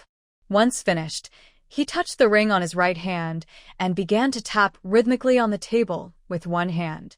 Soon, two figures quickly appeared before him. An E, where is Uncle Chiu now? He asked. An E stepped forward and reported, not long ago, he said he found something valuable and was heading to acquire it. He should be back soon. Send someone to the capital to bring his companion here, and remember not to attract outside attention. Also, deliver this letter to the Duke of Zhenghua for Fu Sheng. And Shiwen handed the letter to an E. Understood. Anyi replied respectfully. Although he was surprised that his master, who usually held in Chiu in high regard, had suddenly changed, he did not dare to voice any objections. Get ready. We are returning to the capital. Yes. On the other side of the lake house, Jiang Ning and Lu Huai'an walked toward the exit together. Outside, a carriage had been waiting for a long time, with Zhao Qian holding a food box beside it. Seeing them approach, Zhao Qian stepped forward and said, This is a snack prepared by our master for you, with a pound of cumin seeds inside. Since it's getting late, don't let yourselves go hungry on the way. Thank you, Manager Zhao, Jiang Ning said with a smile as she took the food box. The Yin family truly thought of everything. After getting into the carriage, they opened the food box to start tasting the snacks. Jiang Ning was pleasantly surprised to find that tea had also been thoughtfully prepared inside the carriage. After a long day of work, she was indeed exhausted. After eating and drinking enough, with the bumps of the carriage, Jiang Ning's eyelids began to droop, and her head slowly lowered. Noticing this, Lu Huai'an put away the food box and gently moved closer to her, allowing her to lean against him. Jiang Ning, feeling drowsy, leaned on Lu Huai'an's shoulder and fell asleep. It wasn't until the carriage reached the entrance of Shuyuan Street that Jiang Ning woke up. Unknowingly, she realized she had slept for an hour. Seeing Lu Huai'an rubbing his shoulders, Jiang Ning felt a bit embarrassed and wondered how she had fallen asleep. She quickly wiped the corner of her mouth, relieved to find no drool. Otherwise, it would have been quite embarrassing. Lu Huai'an couldn't help but laugh at her nervous expression. It turned out she looked so cute when she woke up. Tonight, it was Li Tiniu who opened the door. Jiang Ning asked in surprise, "Tiniu, you're back?" Yeah, miss. "Why are you all back so late?" "The city gate is probably closed by now," Li Tiniu scratched his head. "Well, we got held up with some things. Have you all had dinner?" Jiang Ning asked as she walked inside. "Yes, Aunt Zhou made it." "That's good. You should go rest. We need to sleep too." Li Tiniu glanced at Lu Huai'an, who said, "Aining, you go back to your room first. Tiniu and I have a few things to discuss." Jiang Ning turned back to look at them, nodded, and headed to her room. Lu Huai'an followed Li Tiniu into the room, where the clay jars were kept. "Are all the jars filled?" "Yes, they are all full."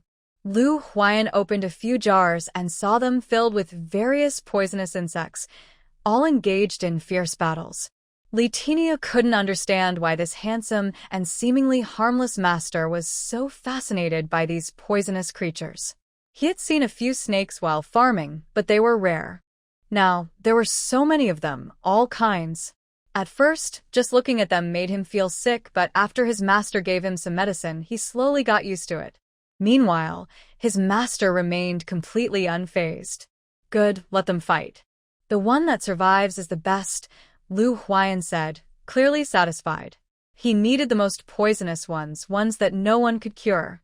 "You don't need to go into the mountains tomorrow. Go buy medicine and continue making the insect-repelling incense," Lu Huai'an said as he walked toward the door. "Understood. Have you finished burying the poisonous spikes on the wall?" "Yes, it took a long time, but I buried the bamboo tubes filled with poison around the walls. It had to be said, anyone who dared to climb over the wall would be courting death, as that poison was deadly." "Very good. Go rest. Make sure to lock the door. We don't want the young lady to see," Lu Huai'an said, not wanting to scare Jiang Ning, as most women didn't like such things. Li Tiniu whimpered, "Master, I don't like them either." As soon as Jiang Ning returned to her room, she immediately entered her space to take a shower. After eating barbecue today, the smell still lingered on her. After washing up, she was about to go to the yard to get some spring water to drink when she noticed something glowing on the bookshelf. She felt a surge of excitement and walked over. It turned out to be a martial arts manual. She picked it up and saw the title Wu Yu's sword technique on the cover. Jiang Ning was thrilled. Although she had never heard of this martial art, she had always wanted to learn some self-defense techniques. It was perfect timing. From the last time she used the cleansing pill, and now finding this martial arts manual, Jiang Ning realized that dealing with Lu Huai'an and Zhuang Yunqing might yield good rewards.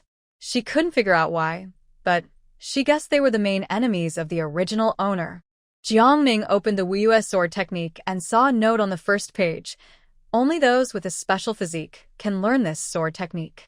Please lightly touch the forehead with the manual." Not knowing what a special physique was, Jiang Ning placed the book on her forehead. Suddenly, she felt images of the sword techniques rushing into her mind, including internal energy methods. She learned how to breathe, how the meridians in her body functioned with each breath.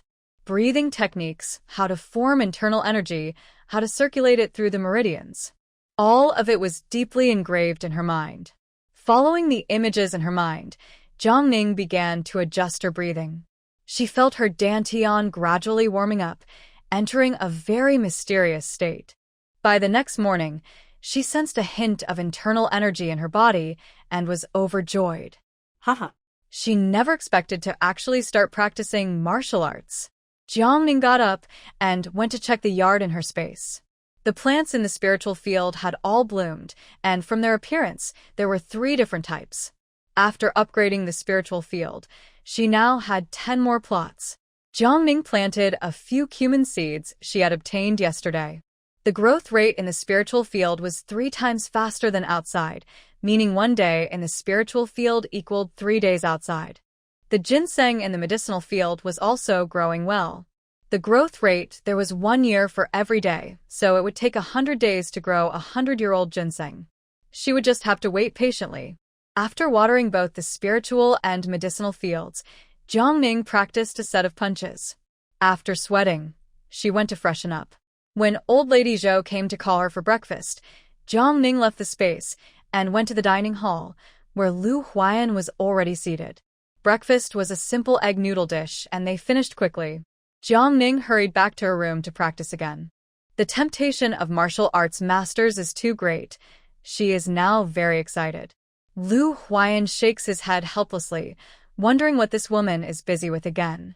On the other hand, Lu Huai'an, overwhelmed by recent setbacks and sadness, fainted after returning home yesterday afternoon. Once she collapsed, Lu Huai'an fell seriously ill. Seeing his daughter's condition so severe, Lu Shanchang was extremely worried and quickly called all the well-known doctors in the county to treat her, but there was still no improvement. The last doctor left with the words, "Heart problems need heart medicine," and walked away without looking back. This made Lu Shanchang even more anxious. That night, Lu Huai'an had a long dream. In her dream, she saw the aftermath of the carriage incident, where Jiang Ning returned home and was forced to break off her engagement, heartbroken, and ultimately chose to end her life. A year later, she married Yunqing, who did not disappoint her expectations and successfully became a second-class scholar. Although he was not the top scholar, with the support of the Lu family, he was able to stay in the capital and secured a position in the Hanlin Academy. Later, he rose to a high position and even secured a title for her, ensuring she would live a glorious life. In the dream, Yunqing remained loyal to her, with no other women, making Lu Huai'an the envy of all the noble women in the capital. Meanwhile, Lu Huai'an had his leg broken again in May, ending his political career and later vanished without a trace. The Shui family fared even worse. They had hoped to become royal merchants, but unknowingly offended someone and were completely wiped out. It turned out that in Yongzhou Prefecture, in this Qingshui County, she and Yunqing were the ones who ultimately succeeded. At this point in the dream, Lu Huai'an, who had been lying half-conscious in bed, finally reacted, her eyelashes fluttering slightly. However, the reality was that Jiang Ning did not die. Instead, she married the man Lu Huai'an loved most. And the Yunqing, who was supposed to belong to her, was now taking a concubine first. In anger, Lu Huai'an opened her eyes, filled with resentment. She suddenly sat up in bed and shouted, "Jiang Ning deserves to die. She should be dead.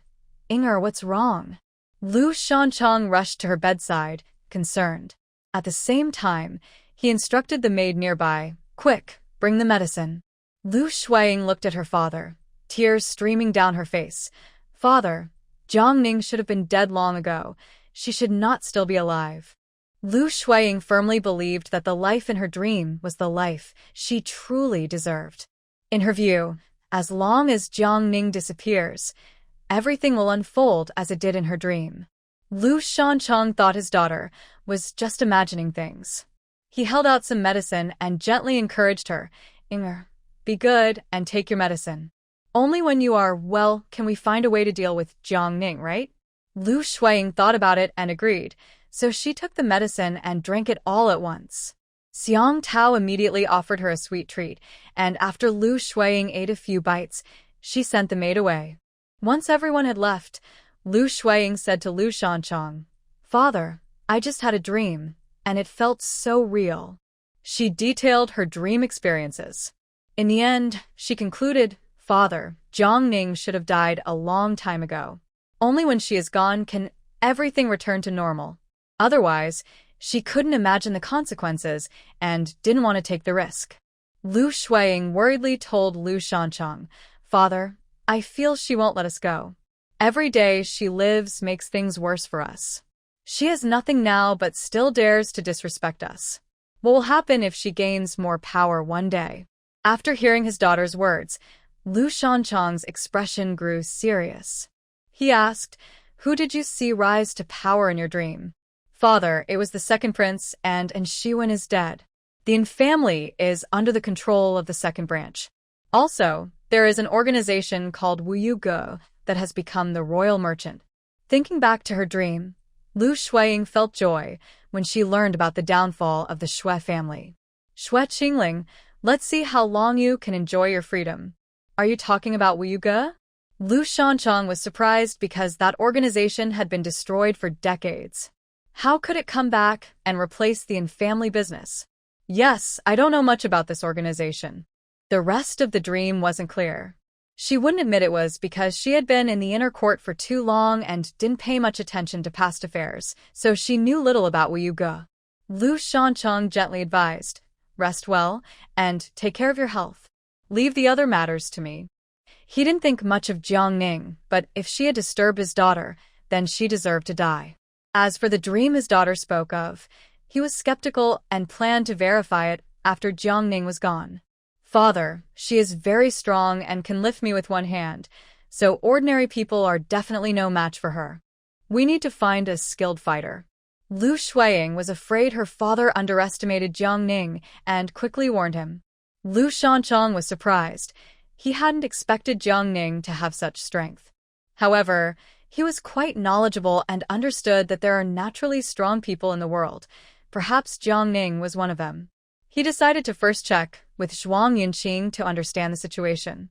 "Okay, I understand, Father." "Father, about Yunqing?" Lu Huai'an asked again. She had originally considered giving up on him since he was just a farmer's son, and his future was uncertain. But after having that prophetic dream, she naturally wouldn't let go easily, especially not wanting Lu Huai'an to take advantage. "Don't worry, he will be yours.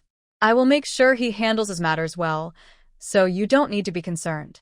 "Yes, thank you, Father." Lu Huai'an then peacefully fell asleep. The next day, Yunqing went to visit Lu Huai'an early in the morning. Seeing that she was fine and not as cold as the day before, he felt relieved.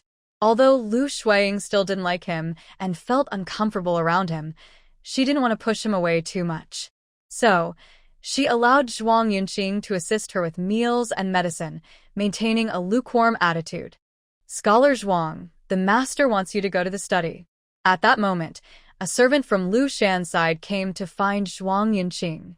After Lu Huai'an took her medicine and lay down, Yunqing followed the servant to the study in the front yard. In the study, Lu Shan was sitting with his eyes closed, looking a bit weary from worrying about his daughter all night.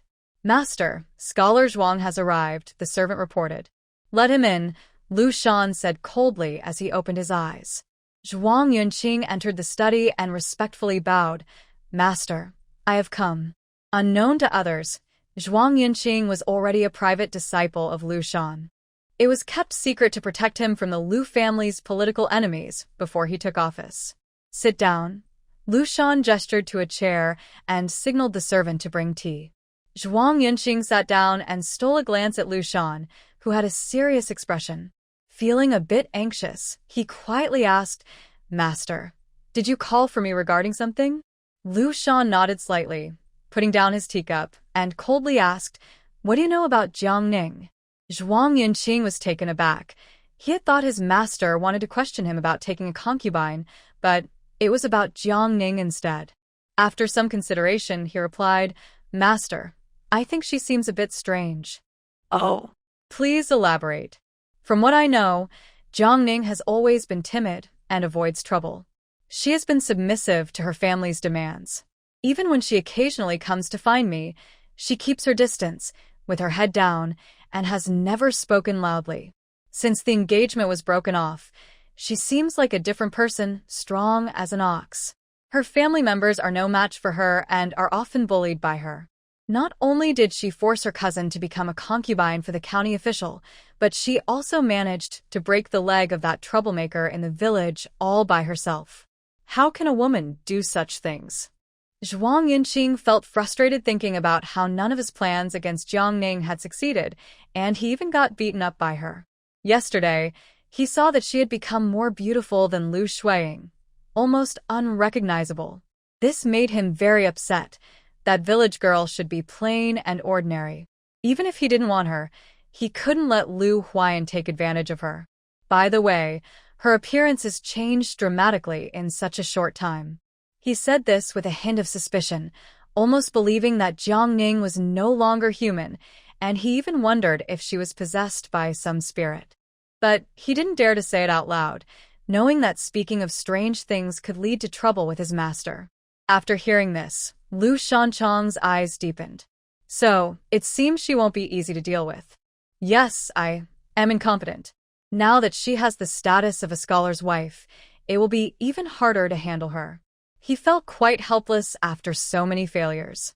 Master, why don't we secretly hire some experts to eliminate her? We can blame it on the Shui family later. They have a motive anyway. It would be best to deal with Lu Huai'an at the same time, Yunqing thought to himself. Lu Shanchang shook his head. With Magistrate Meng's stubborn nature, if an incident involving the scholar's wife occurs under his watch, he will definitely investigate thoroughly. Plus, we can't afford to provoke the Shui family. We don't want to bring trouble upon ourselves.